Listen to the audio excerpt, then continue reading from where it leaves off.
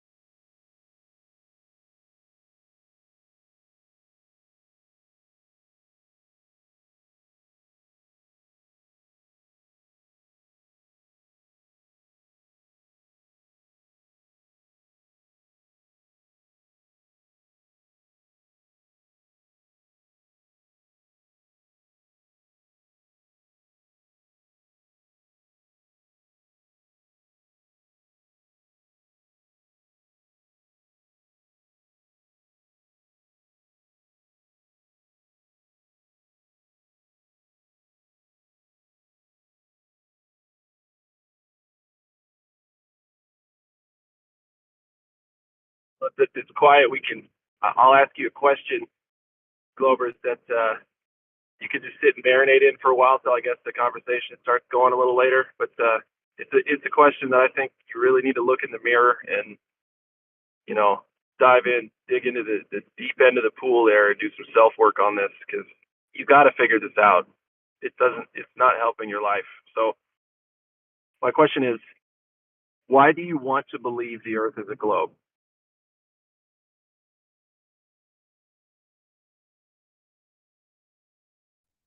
You asked it wrong. They don't want to believe. They have to believe. They have to believe. And the answer is, you know what the answer to that is?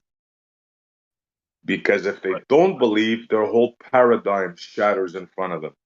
Everything falls like a brick, like dominoes. Well, that's kind of what I meant. Yeah, like why do you like? Okay, so Glovers, why do you choose to act like you have to believe it? Like it's a choice, right? I want to know. I want to know what the motivation is, like first off where the confidence comes from in their attitudes and their gaits, their demeanors. Because since it's not a globe, you got to wonder where their confidence is really coming from. Like how are they justifying that? But anyway, that's a personal thing. The other thing I just want to know is what's the, like when you're hungry, you eat because you're hungry, right? It's like a 2 + 2 is 4 kind of deal. I can't figure out why someone would want to believe the opposite of the reality within which they live.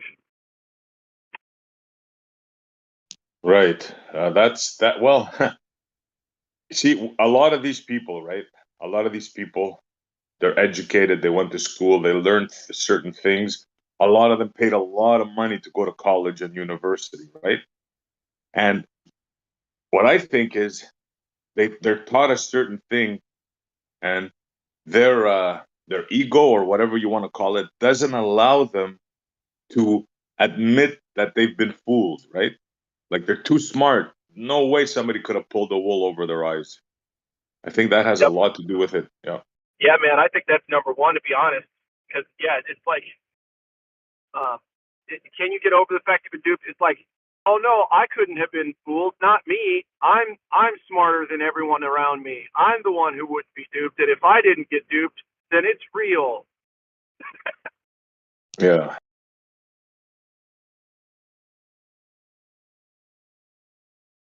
Because some of the things you hear lately, it's just nonsensical. I mean, you're going against reality, you know? Like example, the latest thing, right? The baby galaxy paradox, right? You show them something in their face that their own people found. This is what I like doing, because if if you say somebody else said it, it kind of diminishes in their minds. But when one of their own says it, they go into like brain lock, you know? They don't know what to make out of it. The only avenue they have is to say, well, wait, I'm sure there's an explanation. There's somebody out there smarter than me working on it right now. And as soon as that opinion is given, they're going to latch onto it and call you stupid, right? Without them even putting an ounce of effort thinking of it themselves. So it's truly fascinating. Yeah. Yep.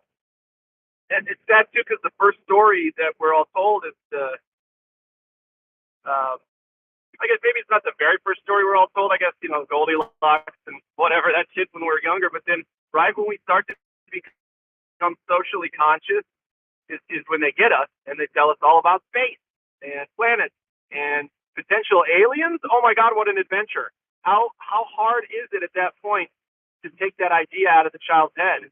Right? The child's gonna want to think about big adventures in space after that. And it's gonna be a shame if you have to tell them, actually, you know what, honey? Santa Claus isn't real. You know what, honey? The tooth fairy doesn't walk around with money in its pocket, stealing people's teeth like a weirdo. It doesn't happen. It's never happened. And to tell a child that, once it's already convinced that that's a reality, that's unfair. So you might as well just let the lie roll, baby. Oh, yeah. Bro, you should see the stuff they've done in history. Like right now, we're doing a thing. We're doing a thing with Bev on philosophy, right? We're doing like Hillsdale courses on philosophy, bro. If you read the stuff, for example, has anybody ever heard of Sir Francis Bacon? Yeah, but I forget how.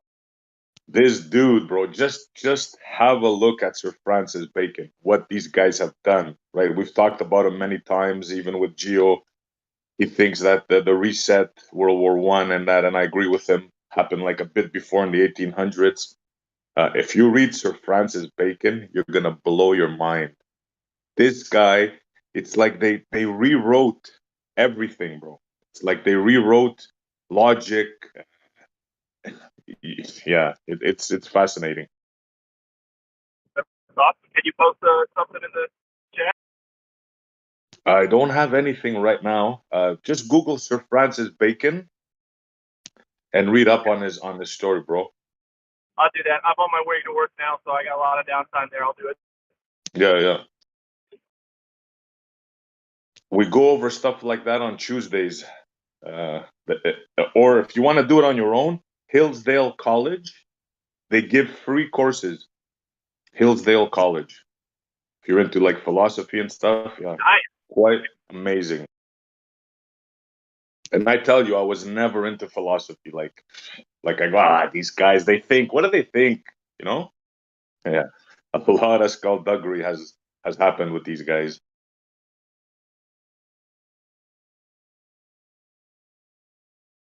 They literally changed everything, bro. Logic, all kinds of things, like the way of thought, uh, the religious, the religious system being taken over by scientists. It's like, man, it's yeah. It's a thriller movie, to be sure.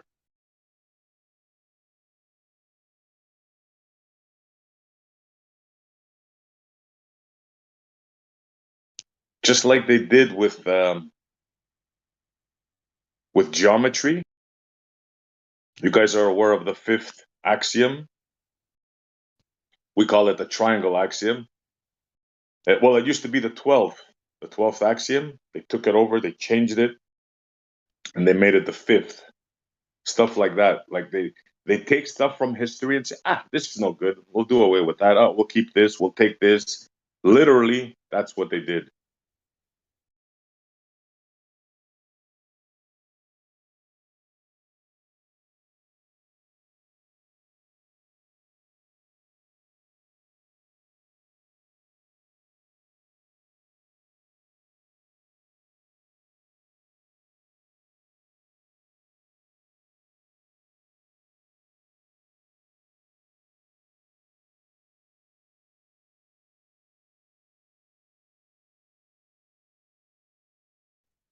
Here, I got a good one for you guys. Hold on.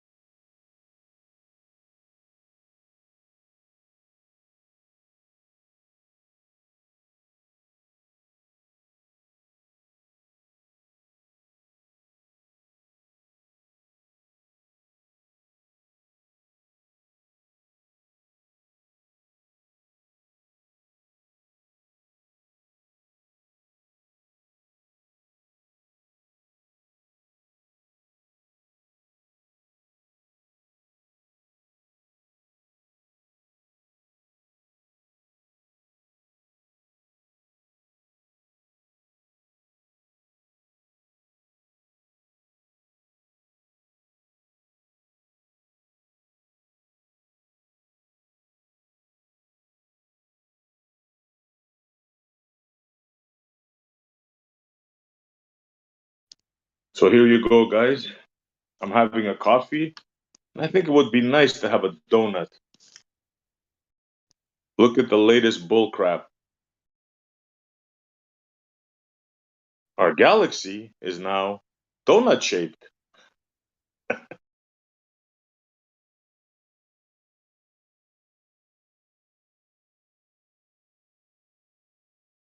Oh, Homer Simpson's gonna be happy.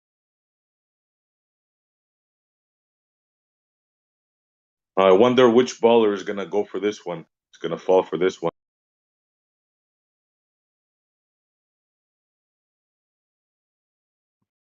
It's funny because, like, I imagine most Globers are going to be like, yeah, I don't really care about that. But there might be one that latches on, like, dude, that's what you think the Earth is flat because the universe is actually a donut and it makes things flat sometimes. And it looks this, there's space time, and Yeah. Like how many lies can you accept before you say, wait a minute, man?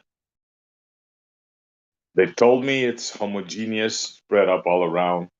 Then they do two tests. They come up with the axis of evil. It's flat, disc shaped. Then the James W. Webb telescope finds 5, 6 things like early gas formation in stars, baby galaxies.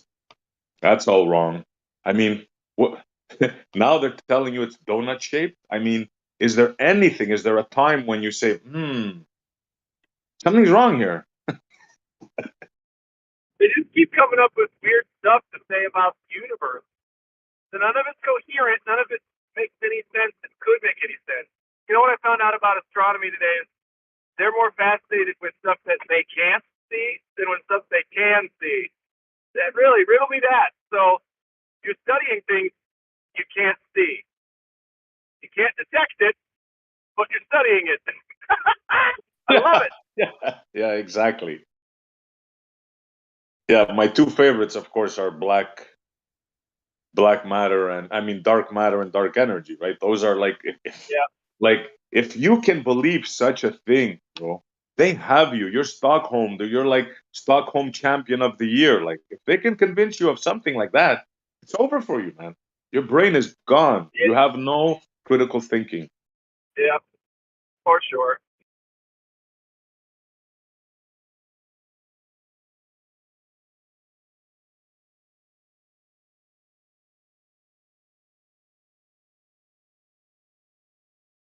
So you have a big bang.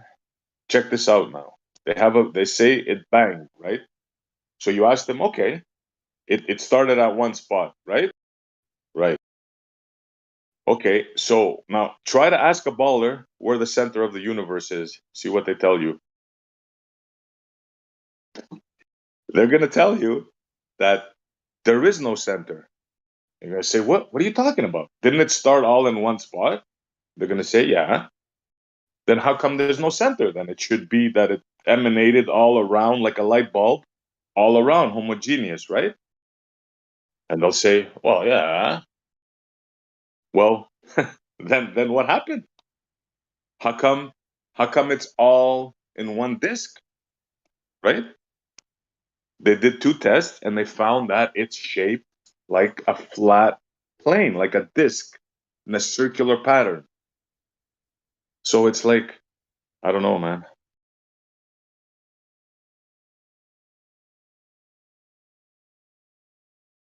So You you tell remember them, how long? okay, You remember how long it took them to get the current distance to the sun, right? Wasn't it like 350 years or something? How long did it take? yeah, something like that. It started from 3 million miles and it went to 93 million miles. Yeah. Yeah, yeah. We just added a cool 90 million in there. But they're like, we made a little calculation error. No big deal.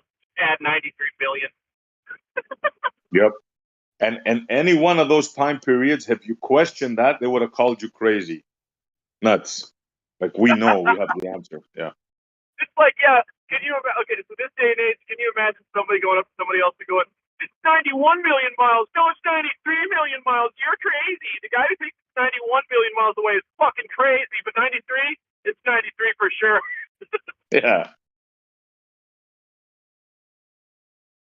But the crazy thing is, like, listen to how their brain, listen how you can fool somebody. Like, if I was to tell you this, you'd probably think I was nuts, right? So back to the Big Bang. One spot, infinitesimally small, boom, it bangs and it spreads out evenly. Then you ask him, okay, so that must be the center, right?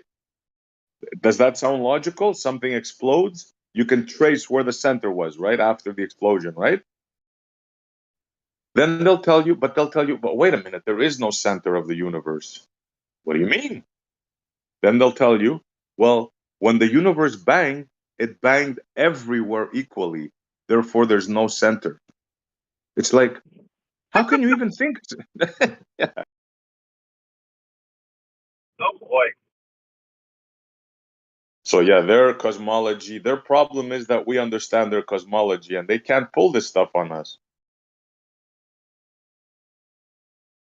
Another thing about you're absolutely right. And another thing about astronomy that was funny to me is that it says it's the study of things outside of our atmosphere.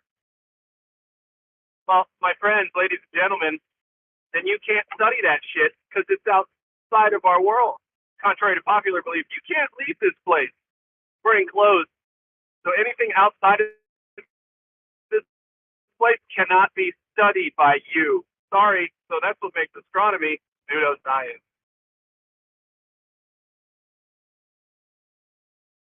It wasn't a bang. What was it, True Earther? It wasn't a bang. Was It was a it a, boom. was it a slow burn? What was it? A slow burn?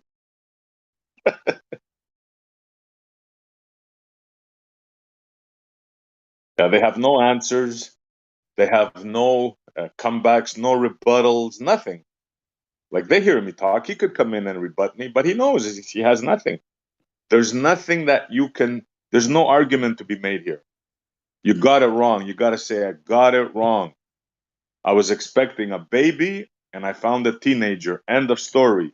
You were wrong. That's it. Now that's okay to be wrong. I mean, everyone's wrong, but just admit it. Don't keep pretending that you know what's out there, because you don't.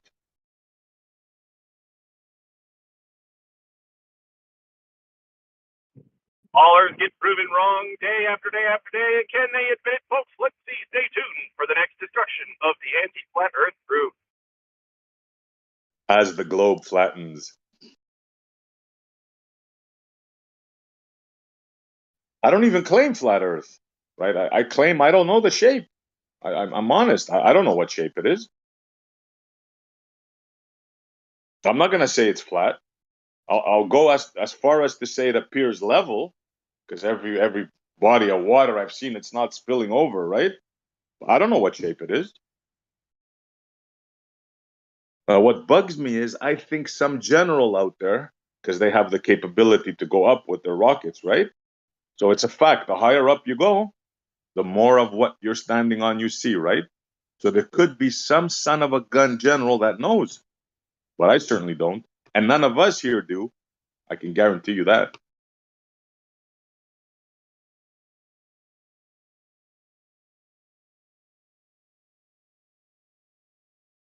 For all you know, you can have a flat surface and a triangle on top, on the bottom.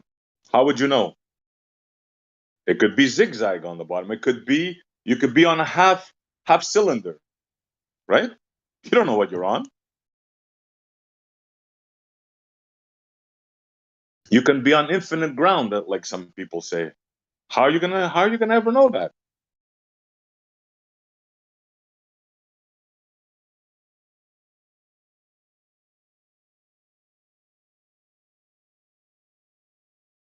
That's why I think the term flat earther was given to the community for ridicule. Because we're searching for truth. We're not just I don't just care what shape the earth is. Honestly, I couldn't care less because I know probably never gonna find out. But how about the rest of the stuff? It's not just about a shape. We got all kinds of other stuff. Cosmology, water, geometry. We got so many things that,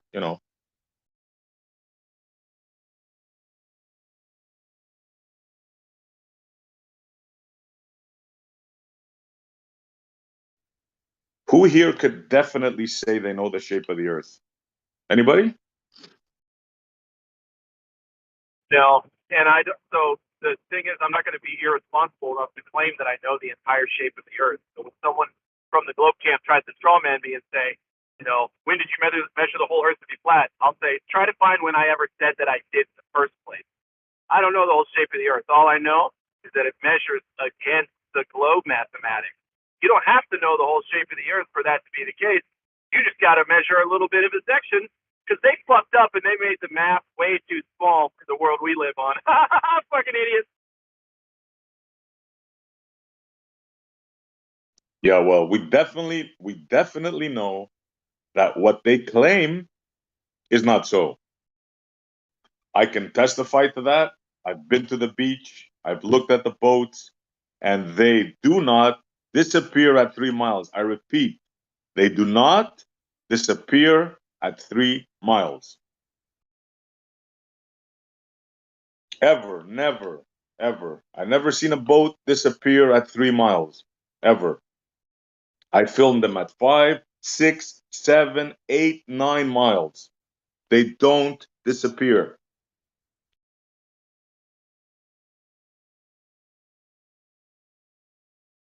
Nope, they don't.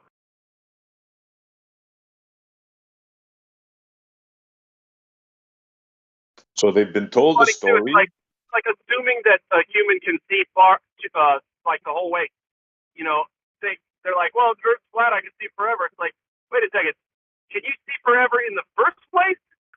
No. So why the fuck would you think if the Earth is flat, you can see forever that way? Just making shit up. Yep. You know that story that Rumpus used to tell on a clear enough day? You can see your backside of your butt if you look forward. You heard Rumpus say that? Well, I read that somewhere in a scientific paper. I think I saved it. They actually believe this stuff, bro. It's unbelievable. Oh God, I want to see if I got these dips on my ass. Give me a telescope. Yeah, there's his boat disappearing. He actually thinks there's a curve of water there.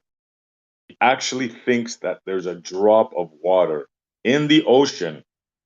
It's amazing, man. It's amazing. So we got trillions, countless drops. Let's say a drop is what, like, I don't know, like an eighth of an ounce of water, whatever. Small little bit of water. Say that same little bit is hanging off a leaf, right? Well, why is that leaf? Why is it still sticking to that leaf and not going straight down like violently, like the ocean would be pulled to the ground, right? So do I have to have more than what? 10 trillion gallons for gravity to start pulling the water down to the earth? I just don't get it. I don't understand, when does gravity kick in to make bodies of water comport to the outside of a sphere? Yeah, they're delusional, bro. The amount of fun I've had with the hump and drop over the years, I don't know how many hours of laughter, how many tapes. Like it's it's too good, man. I love water. Yeah, I used to feel bad. Now I just like my breakfast, my bread and butter when I wake up, you know. And it sucks sometimes because I don't like to look down on people a lot. I used to. I got looked down upon a lot, tons when I was growing up. But you know, I try not to do that anymore. But every once in a while, I get a little chuckle to myself, and I say, "Thank God I'll never be that stupid." Yeah. See, they'll fight for gravity till the end of the world. It's the weakest quote unquote force. A fly can beat it, right? Oh yeah, but it has wings. Yeah, okay, sure. Okay. Yeah, come in, Mark, and we'll see who's confused. Come on, I challenge you. Me and you, Mark. Mark Taylor. One on one. Let's see who's confused. Me or you, Mark? True Earther. Let's go. I'll start the popcorn up. Me and you, water and the effects of gravity. Right now. Let's do it. Or you want to be a text troll. Your choice.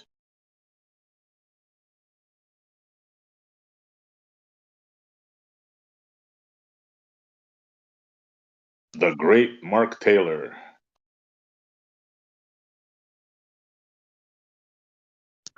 Honestly, I've never heard of that. I don't know who that is. Oh, there's a few people that know who he is.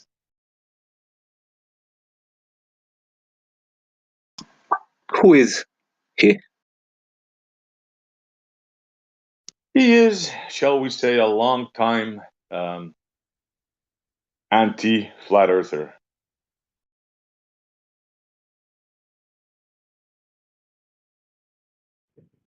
You know, and listen, I don't want to come down on anybody's job or their efficacy at their job, but why is flat Earth still growing if anti-flat earthers were doing their job? Yeah. You know what I'm saying? Have you guys heard of the Pinkertons? Yeah, what are they? I kind of heard of them. There were a bunch of trolls, and the Queen. I thought the Queen was well, the Queen is one of the leaders.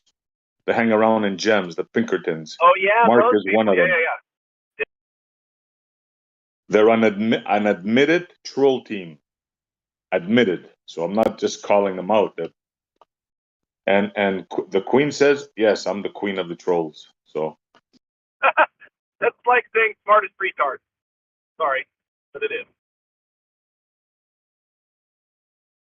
yeah, they're a proud community of trolls. Am I correct, Mark? I'm not bad mouthing you or anything. Oh, I'll badmouth them all day. Shit, come over to my place. We'll talk.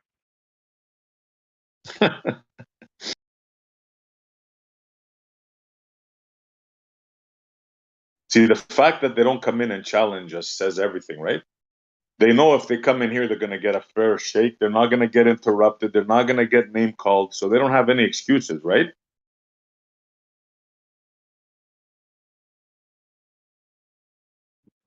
No, that will be their excuse, though. They'll say, I don't want to get talked over, and that's this, that, and the other, and say they have the balls enough to get past that worry of theirs.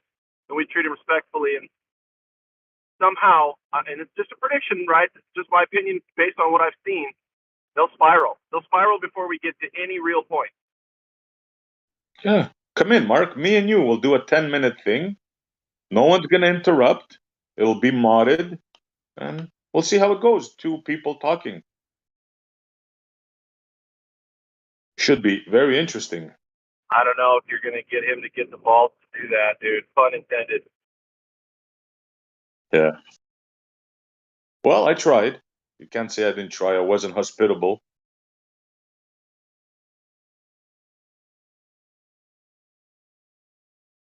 It's funny, too, because we give them a platform, right? Flat Earth's existence gives them a platform to come and get their frustrations out. It's a cathartic release, therapeutic little moment for them. Well, yeah, we were talking about why they come and this and that.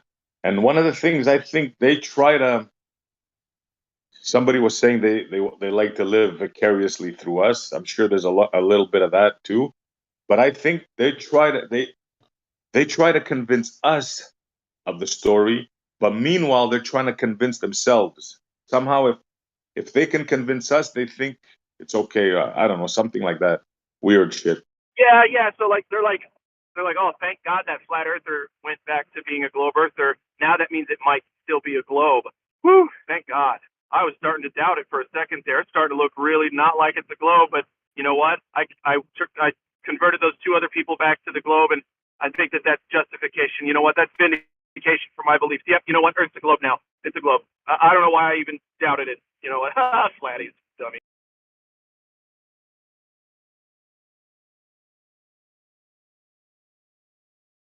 Yeah, they're only going to come in if we start talking Coriolis or lights in the sky. Then they're going to come in with their angles and with their this and with their that. But when it comes to stuff like water, solid stuff, they won't. They won't dare. They want to point to the lights in the sky. Look. Yeah. The reason I know the Earth's a globe is because the sky. Yeah. Wait, no, So, that's not how okay. she. You are correct, sir. That is 100% correct and scientifically proven. What's that, bro? What's proven? Scientifically proven that because sky Earth is globe. Yeah. This globe. Yes. Earth is globe because I look sky. Yeah, that's their starting point. Everything. This is weird, right? Every thought they have. Let's say we're talking about geometry, and we just say a straight line. Automatically, they put a globe in their head. Automatically. Yeah, for sure. Even Man. if you're not talking about it. Yeah.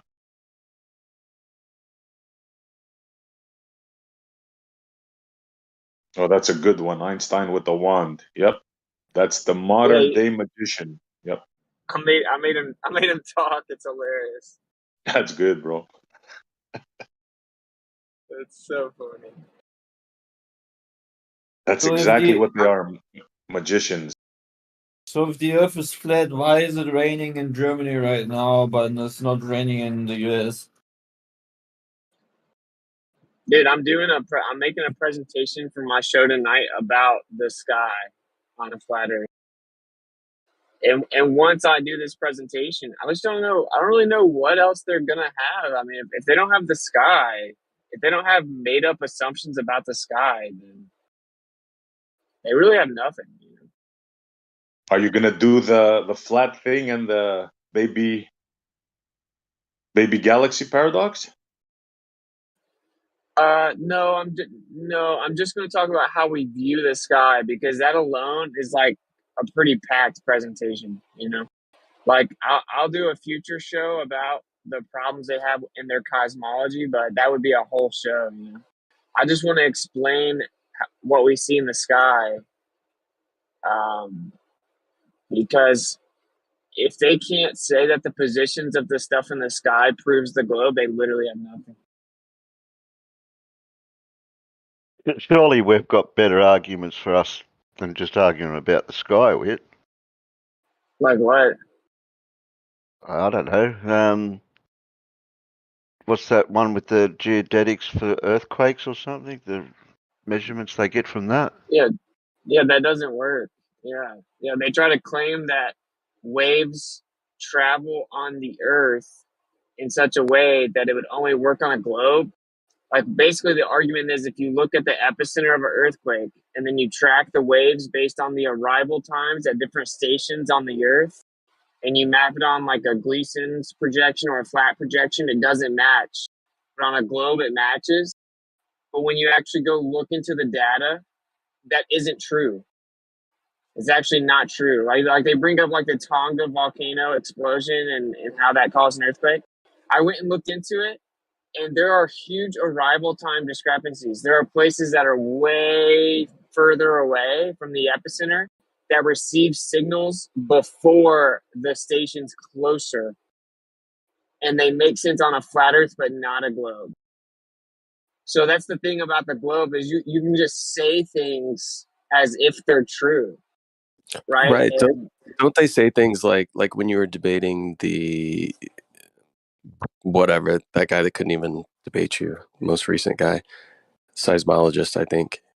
Don't they just say things basically like Antarctica's continental shelf is blah blah blah because we get the waves this way, right? So it's like they take the wave patterns and then use the wave patterns to say how the geology is below certain areas so that it perfectly describes what they would expect on a globe, instead of saying, here's what's taking place. These are anomalous for the globe. We need to figure out what the geology is here. It's the geology must be this so that it fits the model. And then when they model it out, it's like, oh, now the geology perfectly describes exactly what we would expect on a globe. Yeah, yep. But like an honest person will find out that the waves wrap around every single continent and landmass on the Earth except for Antarctica, and they're gonna think that's weird. Only like someone that's really desperate to believe the globe is gonna be like, yeah, but Antarctica is special.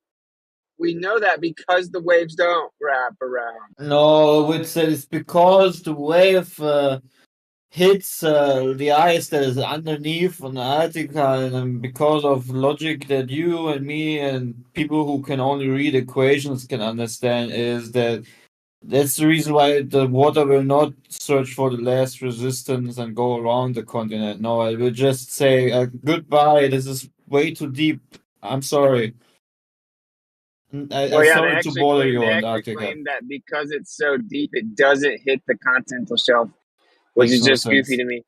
But you know what's even funnier is the main argument for the globe with seismology is, again, that they claim that there are something called Rayleigh waves, Rayliegh, Rayleigh waves. And they claim that these waves travel along the surface of the Earth out from the epicenter, which is just this, where the earthquake happens.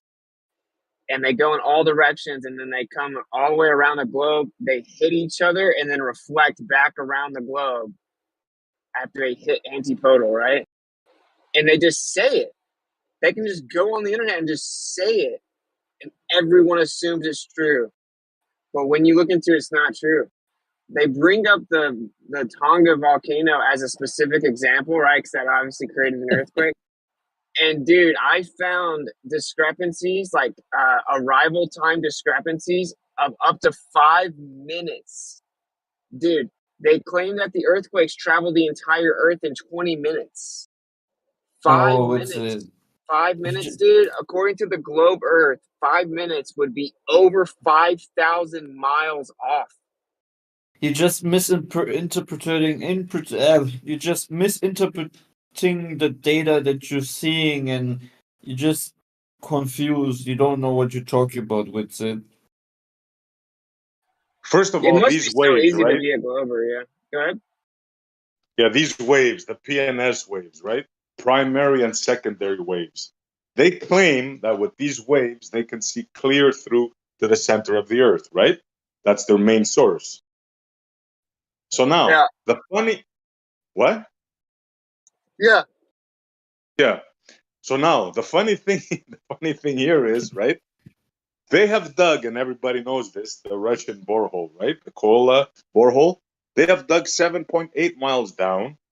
And if their technology was so good, right, they'd be able to know what's down there, right? But the funny thing is they got every bit of it wrong. Every depth, every level, whatever they expected to be there was all wrong. Everything. So you got, let's get this straight. You got 7.8 miles wrong, but you're telling us what's 4,000 miles down? Yeah, I got a bridge to sell you, buddy. Well, what's even funnier is so they have their look. You have stuff like what Chucky says here, right? Tonga wasn't an earthquake; it was a volcano eruption. For fuck's sake! So I just said it was a volcano that caused an earthquake. You know, but anyway. So like, what's even funnier, Essie, is they have so they have like these primary and secondary waves in their model. And what happens is sometimes in their own model, because they have like a calculation based on their model and they run it through a simulation, right? And so they track these waves, assuming a globe, assuming distances, blah, blah, blah. And rarely are they even actually making observations. But long story short, in their own model, what they end up having to claim happens because there are anomalies. They claim that the primary waves go all the way down to the core and then turn into secondary waves because they're not Yeah. supposed to get to go through the core. They're not supposed to go through the core in their model, but they do.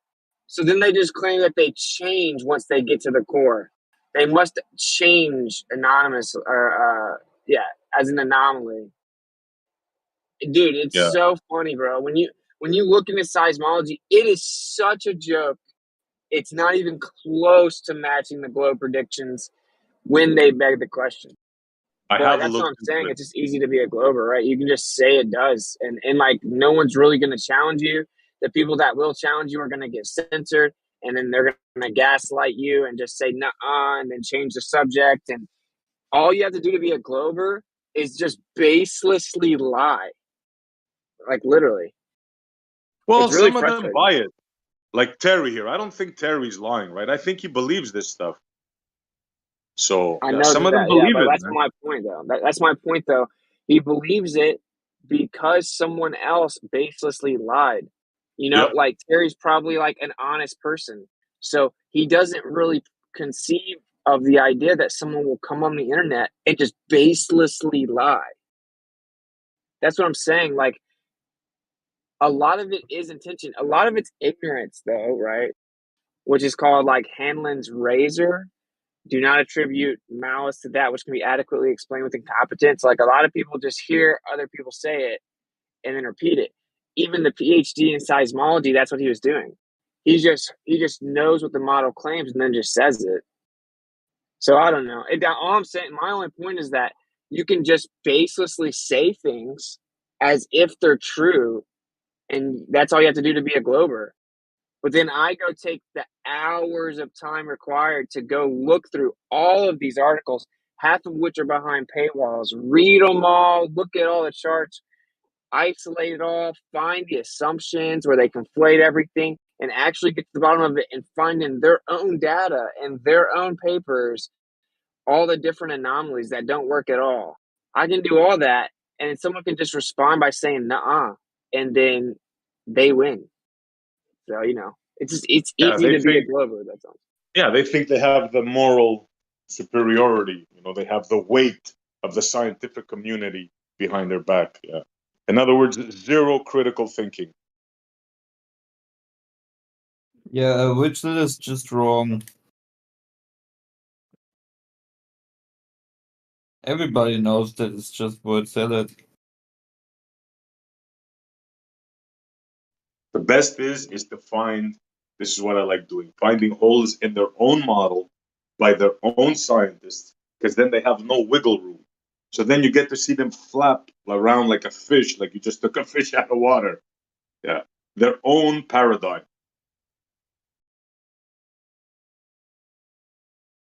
Like the baby galaxy paradox, or the axis of evil, or the dark matter, dark energy. I could go on and on. It's like so easy, man. Well, you guys can talk so much, but my flat Earth projection of a globe works in reality. Everybody uses it for navigation. So my flat Earth projection of a globe proves to you that you don't have a map, so you're a noob.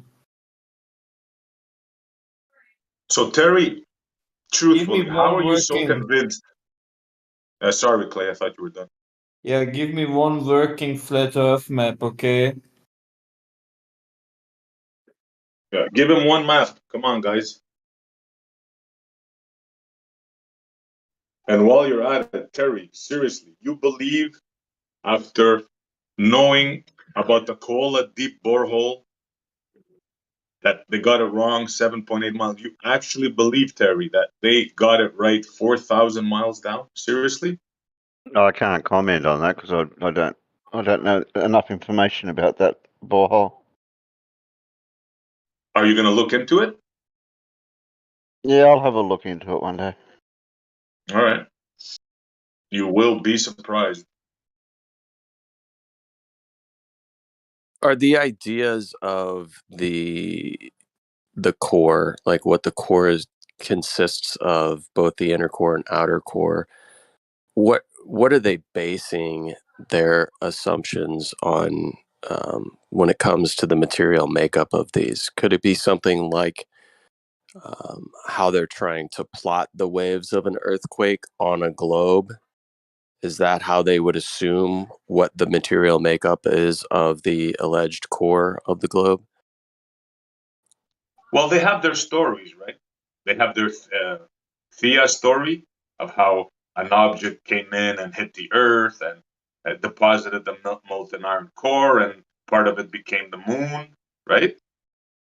That's part of Yeah, their I'm belief. familiar with the story. I just don't know how they substantiate the claims of the material makeup of the specific layers of the earth. Like what are they using as their alleged empirical evidence of the material makeup?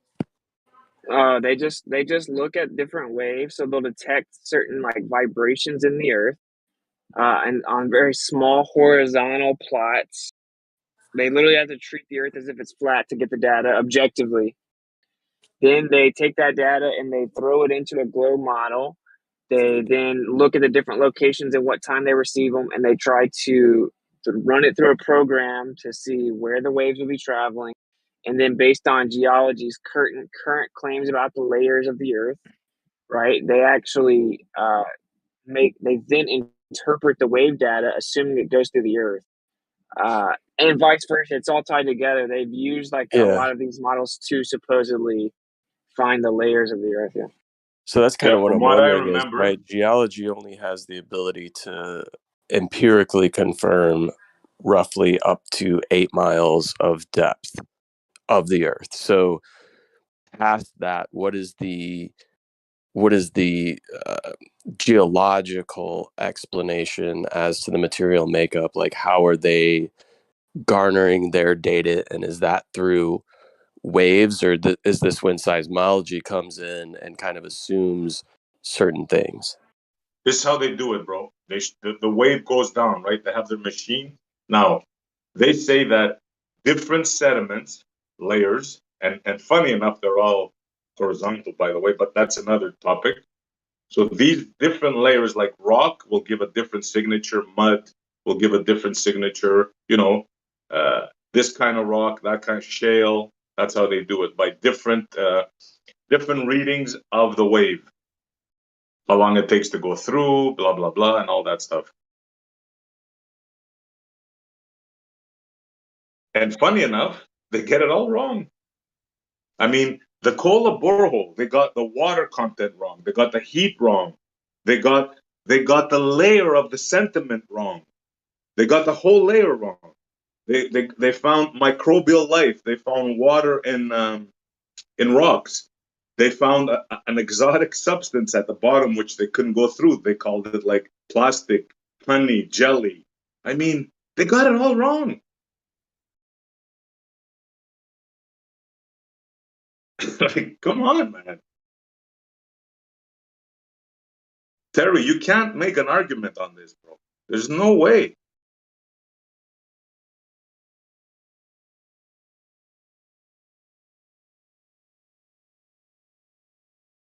I think all flat earthers are wrong. Just don't know how to do the math, and yeah. You really think that you can destroy 2,000 years of scientific evidence? You must be stupid. Hey, there's me breaking, or there's a screenshot I just dropped breaking down the Panama Canal and how it should have been built. So yeah. Oh yeah. See? I knew. Yeah, right. Uh-huh. This is the curvature I just posted beforehand. Mine just shows also curved, but the water is so slightly curved you just can't tell. Like in real life. The water is so slightly curving around the sphere and it maintains its level and it's actually horizontal, but it's just a visual illusion. But actually, the water is level as and slightly curving around the globe. That's not what Stanley says. This guy reached out to the Isthmian Canal Commission asking for allowance for curvature, like accountants of curvature, when building the canal, and they responded in reply to allowances for curvature of the earth and working the canal, no allowance was made. Well, that's because the earth is just too big, man. It says correspondence between the officials of the Panama Canal and myself relative to the feature of convexity of the earth reveals their admissions that, quote, such convexity cannot be shown by or in any way through the construction plans and projections of the Panama Canal.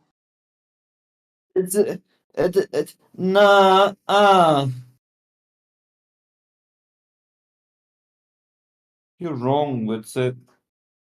It's funny because back in the day, people were bringing this up because the Panama Canal was a big deal. So all kinds of publications were publishing their blueprints and their schematics, their projections and their plans. So people were asking why, how it was built just like a flat earth. And then different professors and stuff were coming out rebutting it, saying that's absolutely false. The Panama Canal 100% did account for the curvature of the earth. So then this guy investigated and went and contacted the Panama Canal Commission and asked for the plans, and the plans all show just a completely horizontal flat earth, and they responded saying we did not take into account any convexity and no plans can be shown using the assumption of convexity. Oh, my So head hurts. just like now, back then, you have a glober just spaciously say they did account for the curvature of the earth, and then you go look at the blueprints and they objectively did it. It's My just the head same hurts. thing. Well, it has to curve because I see the hull of a boat disappear into a mirage at 3 miles, okay? Oh, So stop. it has to be curved. Please. Or 5 miles or 7 miles or sometimes 9 miles. No, stop, Hey, you're wrong. Earth My head breathes hurts. in and out, okay? Yeah. The earth is doing yoga. You guys have no clue what you're talking about. Like, you want to tell me that the people who constructed this and the mathematicians and the scientists and this is all lies. It's so easy to be a glober. Maybe I should just be a glober today. What is today, Friday? I'll just have glober Fridays. Yeah, but no, yes. It's hard to be a glober. Word salad. Yeah. You're lying. You're Exactly. lying. Those are just words, Witsit. You're just using Yeah, words. destroy him. Finish You him. con man grifter. You You're just homeless using con man words. grifter. You need to get a real job. Well, that's such a loser. It is. Has no clue what you're talking about. Not even a science. Do you think he has any degree? He's not even a professor. Everyone in the Earth knows the Earth's a globe. All the science. You think you're smarter than all the scientists? We've known the Earth was a globe for thousands of years. Hey guys, I'm going to go to another Discord today and tell them that Woodson stated that they didn't use the calculations for the curve for building the Panama Canal, but everyone knows they did. How stupid. Everyone knows they did. They just left it on the blueprints. Duh. Yeah, it's because they want to troll you, Woodson, you idiot. They're just trolling you. They just knew it, that you're gonna come up someday and just do this. So they're just trolling you, man. I bet if you ask the constructor, he will smile and laugh, and that's you knowing that he's trolling you, you know? Everyone You're not that says Not qualified even to look consider at that blueprints. possibility. yeah. Or with all the pilots and the astronauts that said the Earth is flat, they're smirking and laughing. That's showing you that they're trolling you, making fun of you. Then you just don't get it. You guys admit You though, don't- like it's super easy to be a glober, right? It's hard work, man. You don't have the proper qualifications to review blueprints. You think you're smarter than all the experts? Exactly. Yeah. Where's You your don't have- Nobel Prize? But you Yeah, you go don't get your have any Nobel Prize. title. You can't read blueprints just like that. You have no title, man. Look what Rakia posted. The Earth is a globe. You wouldn't even. The Earth is so big, you can just treat it like it's flat. The fact that you think that since we treat the Earth like it's flat to build all technology, that's somehow evidence for flat Earth, you're retarded. Yeah, exactly. You must be wrong because I found this one picture of this one object over water and at a location I've never been to at a snapshot in time that looks as though the Earth is curved. What are you, Well, my retarded? daddy McToon said that's proof of curvature. McToon is such a cool dude. I love Yeah, his he's my background. dad. He wouldn't lie. I love his background. Like, have you seen his cool rocket toys in the back? I just liked it so much, man. Yes, I You just aspire think to the be Earth like is him. flat so that you can feel special. Yeah, you Yeah, just have a hero exactly. complex. You're a grifter. I'm just inspired by McToon, man. Dude, I would be the best Glober too because I could like actually if I wanted to be dishonest in debate, I could do it pretty well. Like I could make it sound decently convincing. So I would be their best Glober, like hands down. Like the best one they have at doing that is MC Toon, and he's just okay. I mean, he's not terrible at it, I guess, but By the way, Mr. Fight Flat Earth, he got banned yesterday from Tataria, which is just a shame. That just shows how Flat Earthers are suppressing the truth. Yeah, He what got- happened with that? I heard it got booted. Yeah, What by for? the I owner. can't imagine why. dude, I they're also breaking can't down, imagine. dude. You guys know all about Ruhif? So like Ruhif, he jumped in a server last night, dude. He's talking about, yeah, we have proof the Earth's a globe. Weight changes with that latitude. So you agree that the prediction of the globe would be that because of centrifugal force based on the rotation of the Earth, it would counter gravity and there would be weight differences at different latitudes, right? So that's what we see. We actually see that, right? And I'm like, no one's gonna call you out for that. I'm like, okay, I'll do it. So no, actually, you made that up. So can you provide a university or some type of like reliable documentation where this has been replicated at each latitude, showing a consistent change based on precision measurements? Yeah, we have people that have done it. Yeah, do you have any like actual organization with very precise measurements that have been replicated and done at every latitude, showing consistent change from the north to the equator to the south? Like, can I get some type of organizations with precision? Oh no. but there's a dude on YouTube who did it. So all you have is an anti-flat earther who claims to have done it. I have a YouTuber that claims that he went to different latitude, or he went to the same latitude at different places and got different weights. Oh no, that doesn't count. Just some random person on YouTube. You just invoked that. Did you know that pressure? I'm just helping break down this argument. It seems flat earthers don't know how to respond to this argument for some reason. Did you know that pressure actually is relative to latitude? That we've actually measured on the Earth that pressure is greater at the North Pole than at the equator. Air pressure is different, and humidity is also greater. It directly correlates, and that pressure directly affects measurements on scales. Oh, did you account for that? He showed that there was no correlation between pressure and weight. You're saying that air pressure doesn't affect measurement of weights? No, I'm not saying that. So it does?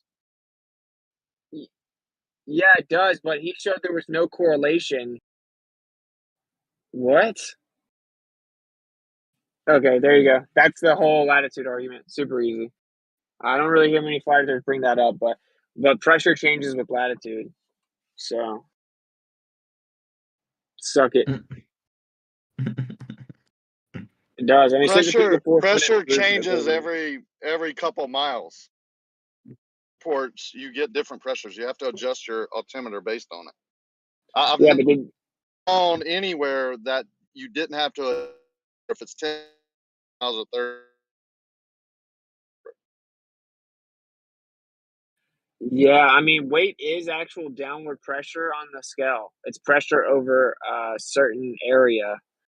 Yeah, exactly. That's how they came up with 14 point. That's how they come up with the pressure anyway. It's a downward force of mercury, the weight of mercury, not the weight of the air.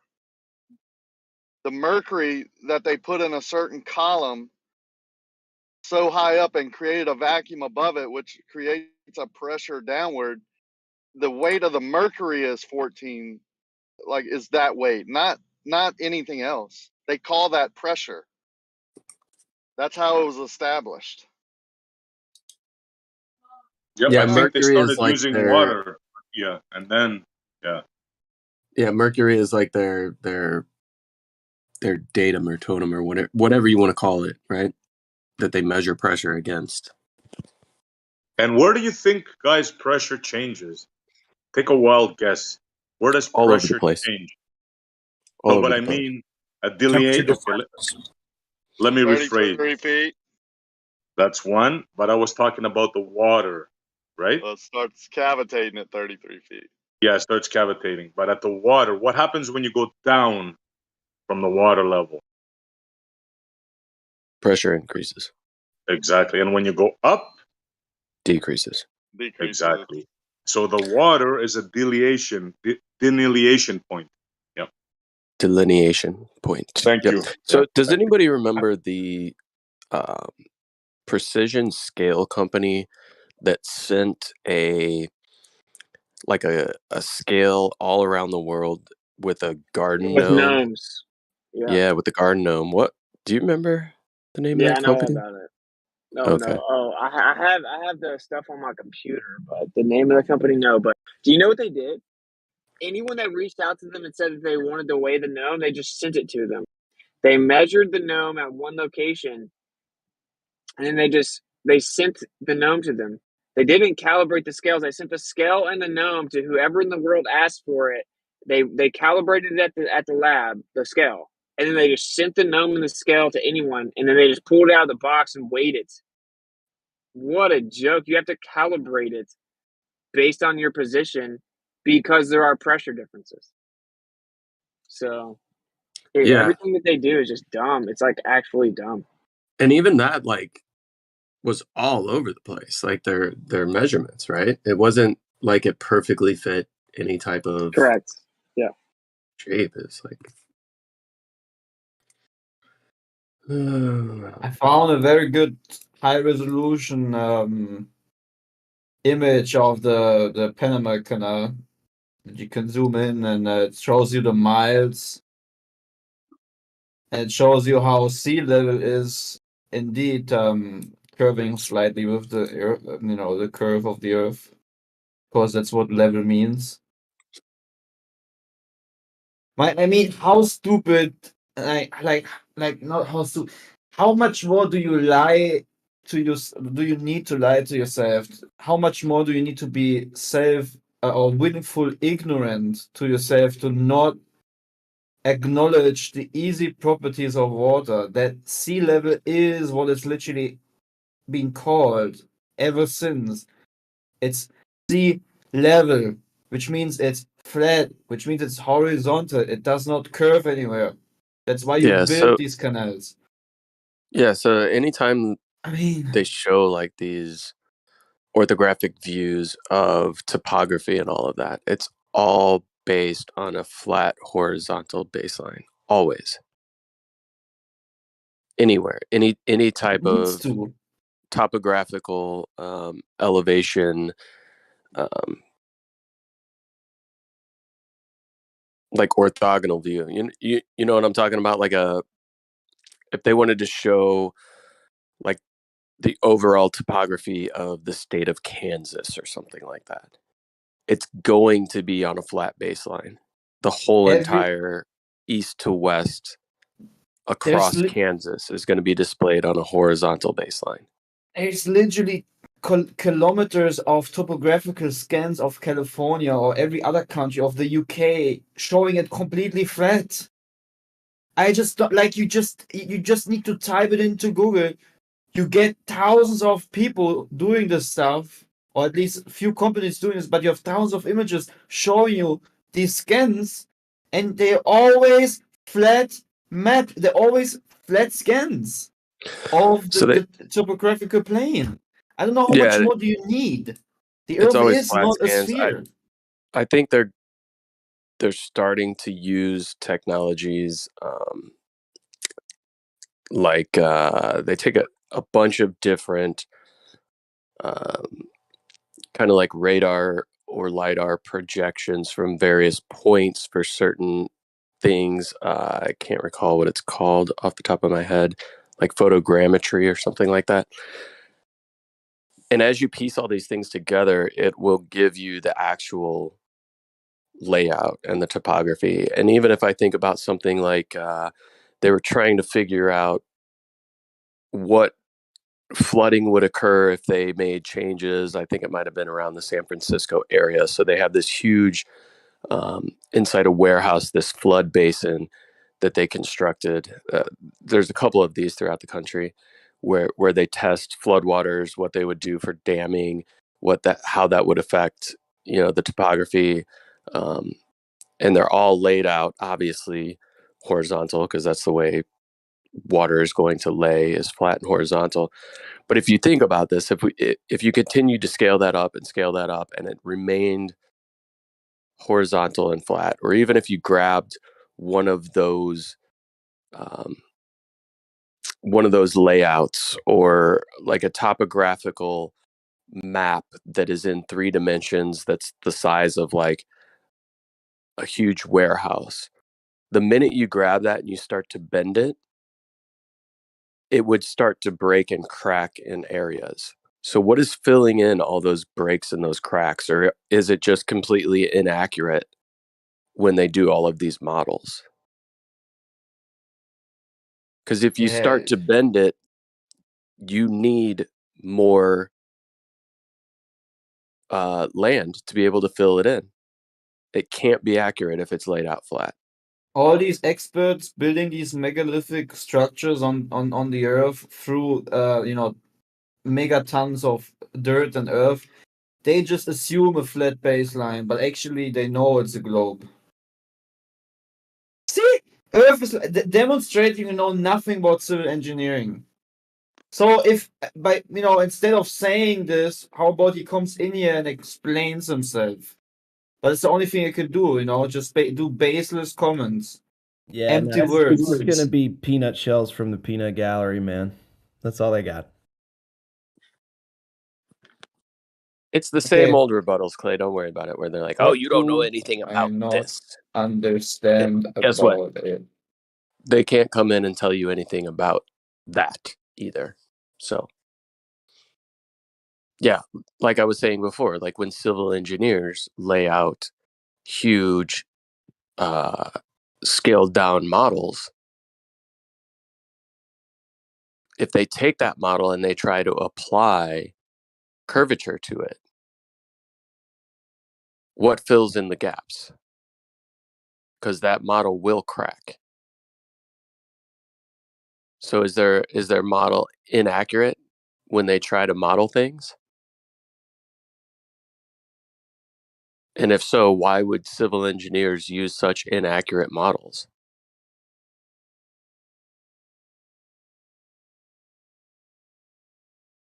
Or I don't know. All my civil engineer friends don't even contemplate the curvature of the Earth. So I ask him, what do I not understand about it? And he just replies, just post another meme. Okay, let me write this. Just post another baseless sentence Yo, this is funny. Think exposing about, you have no idea. let me lay this out real fast. So we got Chucky in the chat. Let's use him as a perfect example. So I say, yeah, the Glovers are claiming that based on the seismic activity from the volcano, obviously there's a Tonga volcano that eruption creates an earthquake and seismic activity in the earth. He says it didn't have anything to do with that. That's a volcano, not an earthquake. I said, yeah, it's a volcano. It caused an earthquake with seismic activity. No, it didn't. You couldn't even detect it. I'm like, so all the ballers are lying. No baller said that. Who said that? The person I talked to said they were too sensitive to even detect it. I dropped the sources from his own paradigm, claiming that there were seismic waves and earthquake waves coming from the volcano. Dunked on, just completely dunked on. Then he jumps in. So he gets quiet. Once he gets dunked on with all the sources, he just stops responding for 5 minutes. Then he hears us talking about the scales. So he can't help himself. He has to jump back in, pretend that the previous situation never happened, right? Obviously never admitted he was wrong or anything. Jumps back in to act like he's going to school us again. Because I said it's just pressure over area. And he said, pressure over area is a force. Oh my gosh, ha ha ha, like learn something. I'm like, yeah, don't you claim that weight is a force? No response, gets completely dunked on again. Then we move on. Then we're talking about how the scales actually are directly affected by pressure and that you have to calibrate them relative to the environment with the pressure accounted for, or you get inaccurate measurements. He says they do not have to do that at all. They only calibrate based on gravity. Read a book. So then I drop all these high-level companies and manufacturers that make the most precise scales in the entire world, specifically saying that the environmental conditions, predominantly pressure, will directly need to be accounted for. There will have to be calibration relative to each position and their environment because the way that pressure affects the scale. And then I dropped another link showing that there's a pressure correlation with latitude. And of course, gravity is considered to be way stronger of an effect than the weight change from the pressure. And they claim to be completely different, or vice versa. More so that the latitude's centrifugal force is different than the gravitational variations from position to position. So it just gets completely dunked on every time he says something. Just dunked on, like it's bad. Then he just gets quiet, waits 5 minutes till we're talking about something else, jumps in as if everyone doesn't know he just got dunked on, and then does it again. So that's What they the always do. psychology of a Glover. Yeah, it's like it doesn't matter if you prove them wrong 500 times. They're just looking for that one time they can claim that they got you. That's how they think. Yes. They are actually imprisoned in their own pride of indoctrination. They can't escape it because probably some things in their life that they actually also earn money with, or things they have been educated by and put a lot of lifetime into it. If they would need to let that go, just imagine they would need to let go so much. It's almost if it's their life essence.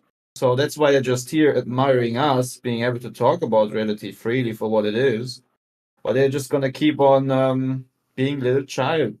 Let me give you an analogy, man. So, Can I get clarification on something? No, Bacon, you cannot. Damn. Just joking. Go ahead. Oh, I didn't know you're joking. Yeah, no, I just want to see if I understood it correctly. Are you guys saying that the difference in pressure would be greater in measurement of a scale than the difference in local gravity? Like if It you're can traveling be along different way latitudes? great. First of all, bro, it's that they're supposedly measuring the centrifugal force's effect on the measured weight. Yeah, I Okay. understand. Yeah, the pressure could make way greater of a change than that. Like this is I well known. That's why I don't think so. I I just remember linked- doing the math I for just this, and linked it's it. way I less just linked significant. it. Oh, so I'll believe you and Chucky over the No, I'm not world asking you. the I'm not world's asking you to most believe me. successful, prestigious manufacturers of scales in the world with the most precision. Wait, I'm not asking you to believe me. Go get Can your you Nobel just Prize award, babe. can I get I loved how you said wait, can I get Bacon. like Wait, a sentence finished? Go ahead. Right. Yeah, I would just like to know where this information come from. It's in the freaking chat, dude. I just told you it came from the world's biggest manufacturers of the most precise scales in the world. Okay, so according to them, if I go from the equator to the poles, that wouldn't give me a bigger difference from the weight as it would if I changed the pressure on the surface. What it says right there is that, first of all, I cited that the pressure is greater at the poles, quote unquote, than at the equator. The air pressure is greater. Secondly, I cited them pointing out that environmental conditions is the primary thing that causes fluctuations and discrepancies in the measurement, and that if you don't properly calibrate for the pressure in the surrounding environment, you can get drastically wrong results. Do you know what are the internal? Do you know what the supposed weight difference is for the Let me just centrifugal try to force? parse what you're saying first before you start asking He said other it's questions. insignificant. God, dude. Who said it's insignificant? Okay, you made a claim. I'm trying to parse that. I said it's less significant. Right. So let me try to parse the first claim you made, and before you start asking me other You questions. slow things down so much. Yeah, exactly. Because I don't want to follow like gish galloping arguments. So I want to get to one thing. I was making the once we're done with that, we can move forward. If you keep switching between points, then you're never gonna get down to the bottom of anything. You don't understand. What do you think the actual percentage change is based on the centrifugal force? Answer the question. What's the percentage change? It depends on the change in latitude. Okay, give me a range of the change. Okay, I'll give you the change of the way I measured it. It was 0.1%. It's actually 0.03%. So this goes to show how this is a perfect example of how. Wait, where are you getting this from? Where are you getting this from? From your own side's highest level sources. Where? Show it. 0.03%. Right, so I'll show you that as well. And are you going to read the other articles I dropped? Go get your Nobel Prize No, award, show that it's 0.03%. Yeah, I'm going to, Bacon. And you're not going to even read the other ones. So you come in here like you're teaching us, but you make up math in your own head. You don't even use your own paradigm correctly. No, I'm trying to drop the math. I'm trying to get your claims backed up. That's it. Drop the math you claim to have done that the centrifugal force will cause a 0.1% change of weight. Drop the source. Drop the math. Oh, I have to do it again. I can drop the measurement. It went. It was around 500 kilograms, and you lost half a gram. So this is so funny. Where did you get that source? Where did you get that information? I measured it. I'm talking about what I measured. So what I measured was 0.1% difference. Did you take into account the pressure before measuring this? No. Oh, there you go. No, yeah. We'll get your But Global that's the Prize whole award. point. Well, 1 second, Isel. That is the whole point. Is what I'm trying to get is how significant is the change in pressure? Richard saying it's very significant. I don't believe so, because I remember doing the math for the most extreme difference in pressures, temperature, and humidity, because what matters is actually the density of the air, not just the pressure alone, which gives you what the buoyancy force is going to be. And I remember that the most extreme differences, 1 second, I remember the most extreme differences couldn't account for a fifth of what I measured. What's the difference between relative humidity and humidity? Humidity is usually how we refer to relative humidity. Which one did you account for? Relative humidity. It's not that I accounted for. What I'm telling you is that You're lost. no, I'm answering the ice law. What I'm telling you is that what I accounted for was what would be the difference given the most extreme Counters the differences in temp. 1 second, dude. Given the most extreme differences in temperature and pressure, what would be the change in the scale? And that was less than a fifth of what I measured. Do you understand that the centrifugal force supposedly counters gravity? And did you also account for the vapor pressure density? Yeah. Oh, you say yeah. For what? You say yeah, but then you're vapor actually pressure density. You're taking Well, the I net difference. can't respond to two people at once. All You guys have to take I'm not turns. gonna lie, Bacon. You make the conversation suck, dude. Do you think that we all have to bow down? Taislo and you were asking me things at the same time, dude.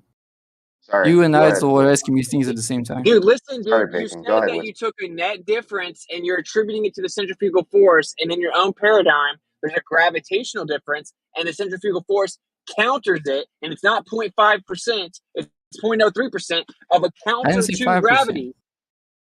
Hey, did you understand what I just said? That the centrifugal force counters gravity? That's obvious. Like, why are you telling me that? Okay, my so point. did you measure the centrifugal force or gravity? I measured the net force. Oh, so when we were talking about centrifugal force and the claim that Ruth brought up that they can measure the difference in centrifugal force, and then you brought up not accounting for centrifugal force, that's you somehow rebutting what I said? I'm not trying to rebut what you said. I'm just giving you an example of the difference in percentage. Yeah, because you said asked it was for less negligible, but then when pressed, you didn't really account for the things that you thought you should have. Well, I told you that when I did the math for how much pressure and temperature could make a difference, it couldn't account for a fifth of what I measured, and which it's saying it's more significant than the centrifugal forces would be. But when I did the math for centrifugal force, I got exactly what I measured. So how can the prediction of centrifugal force, when I did it, was half a gram, with the prediction for temperature and pressure was less than a tenth of a gram, right? And it's saying that the difference in pressure should be a lot greater than the difference in centrifugal force. So he's contradicting what I found when I calculated it. So I need to see a better source than myself, and I'm waiting for him to back that up. That's it. I'm not sure if that's clear for everybody, but that's what just happened.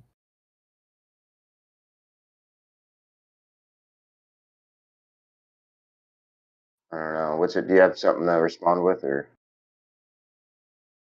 I think he might be looking for the citation that he said he had. Yeah. Hope so. Well, he does have a kid and a wife, so let's give him some time. Sure. Yeah. No.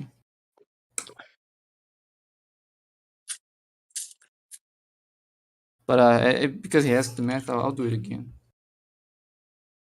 It's not that difficult. Hey, Bacon, I don't want to be like mean or anything, but listening to you makes me very sleepy. That's fair. Yeah, I don't think I try to be as entertaining as I can. Try to be. No, it's just because you talk very slow. Right. Are you disputing the fact that? Sorry. Bacon, are you disputing the fact that in your model, gravity is counterbalanced by the centrifugal force? No. That's my point, actually. That's what I think it's happening. I'm not sure why he was saying like. Hold on. Okay. What is your point, Bacon? You think that the centrifugal force is countering gravity's force? Yeah, not exactly. Like don't point in exactly opposite directions unless you're the equator. But yeah, it makes local gravity weaker, closer to the equator.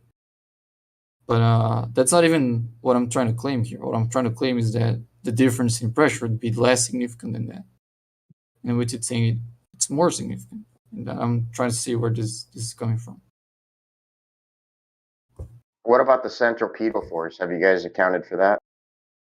Centripetal force would be part of gravity, like the inward acceleration of the rotation is being worked out by the gravity.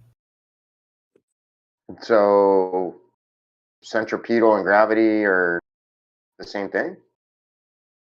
Well, in this case, kind of, because all you need to make a circular path is an inward acceleration. And you have an inward acceleration from gravity. So gravity is playing their role in this scenario. So shouldn't we see extreme differences between the centrifugal effects and the centripetal effects in conjunction with gravity?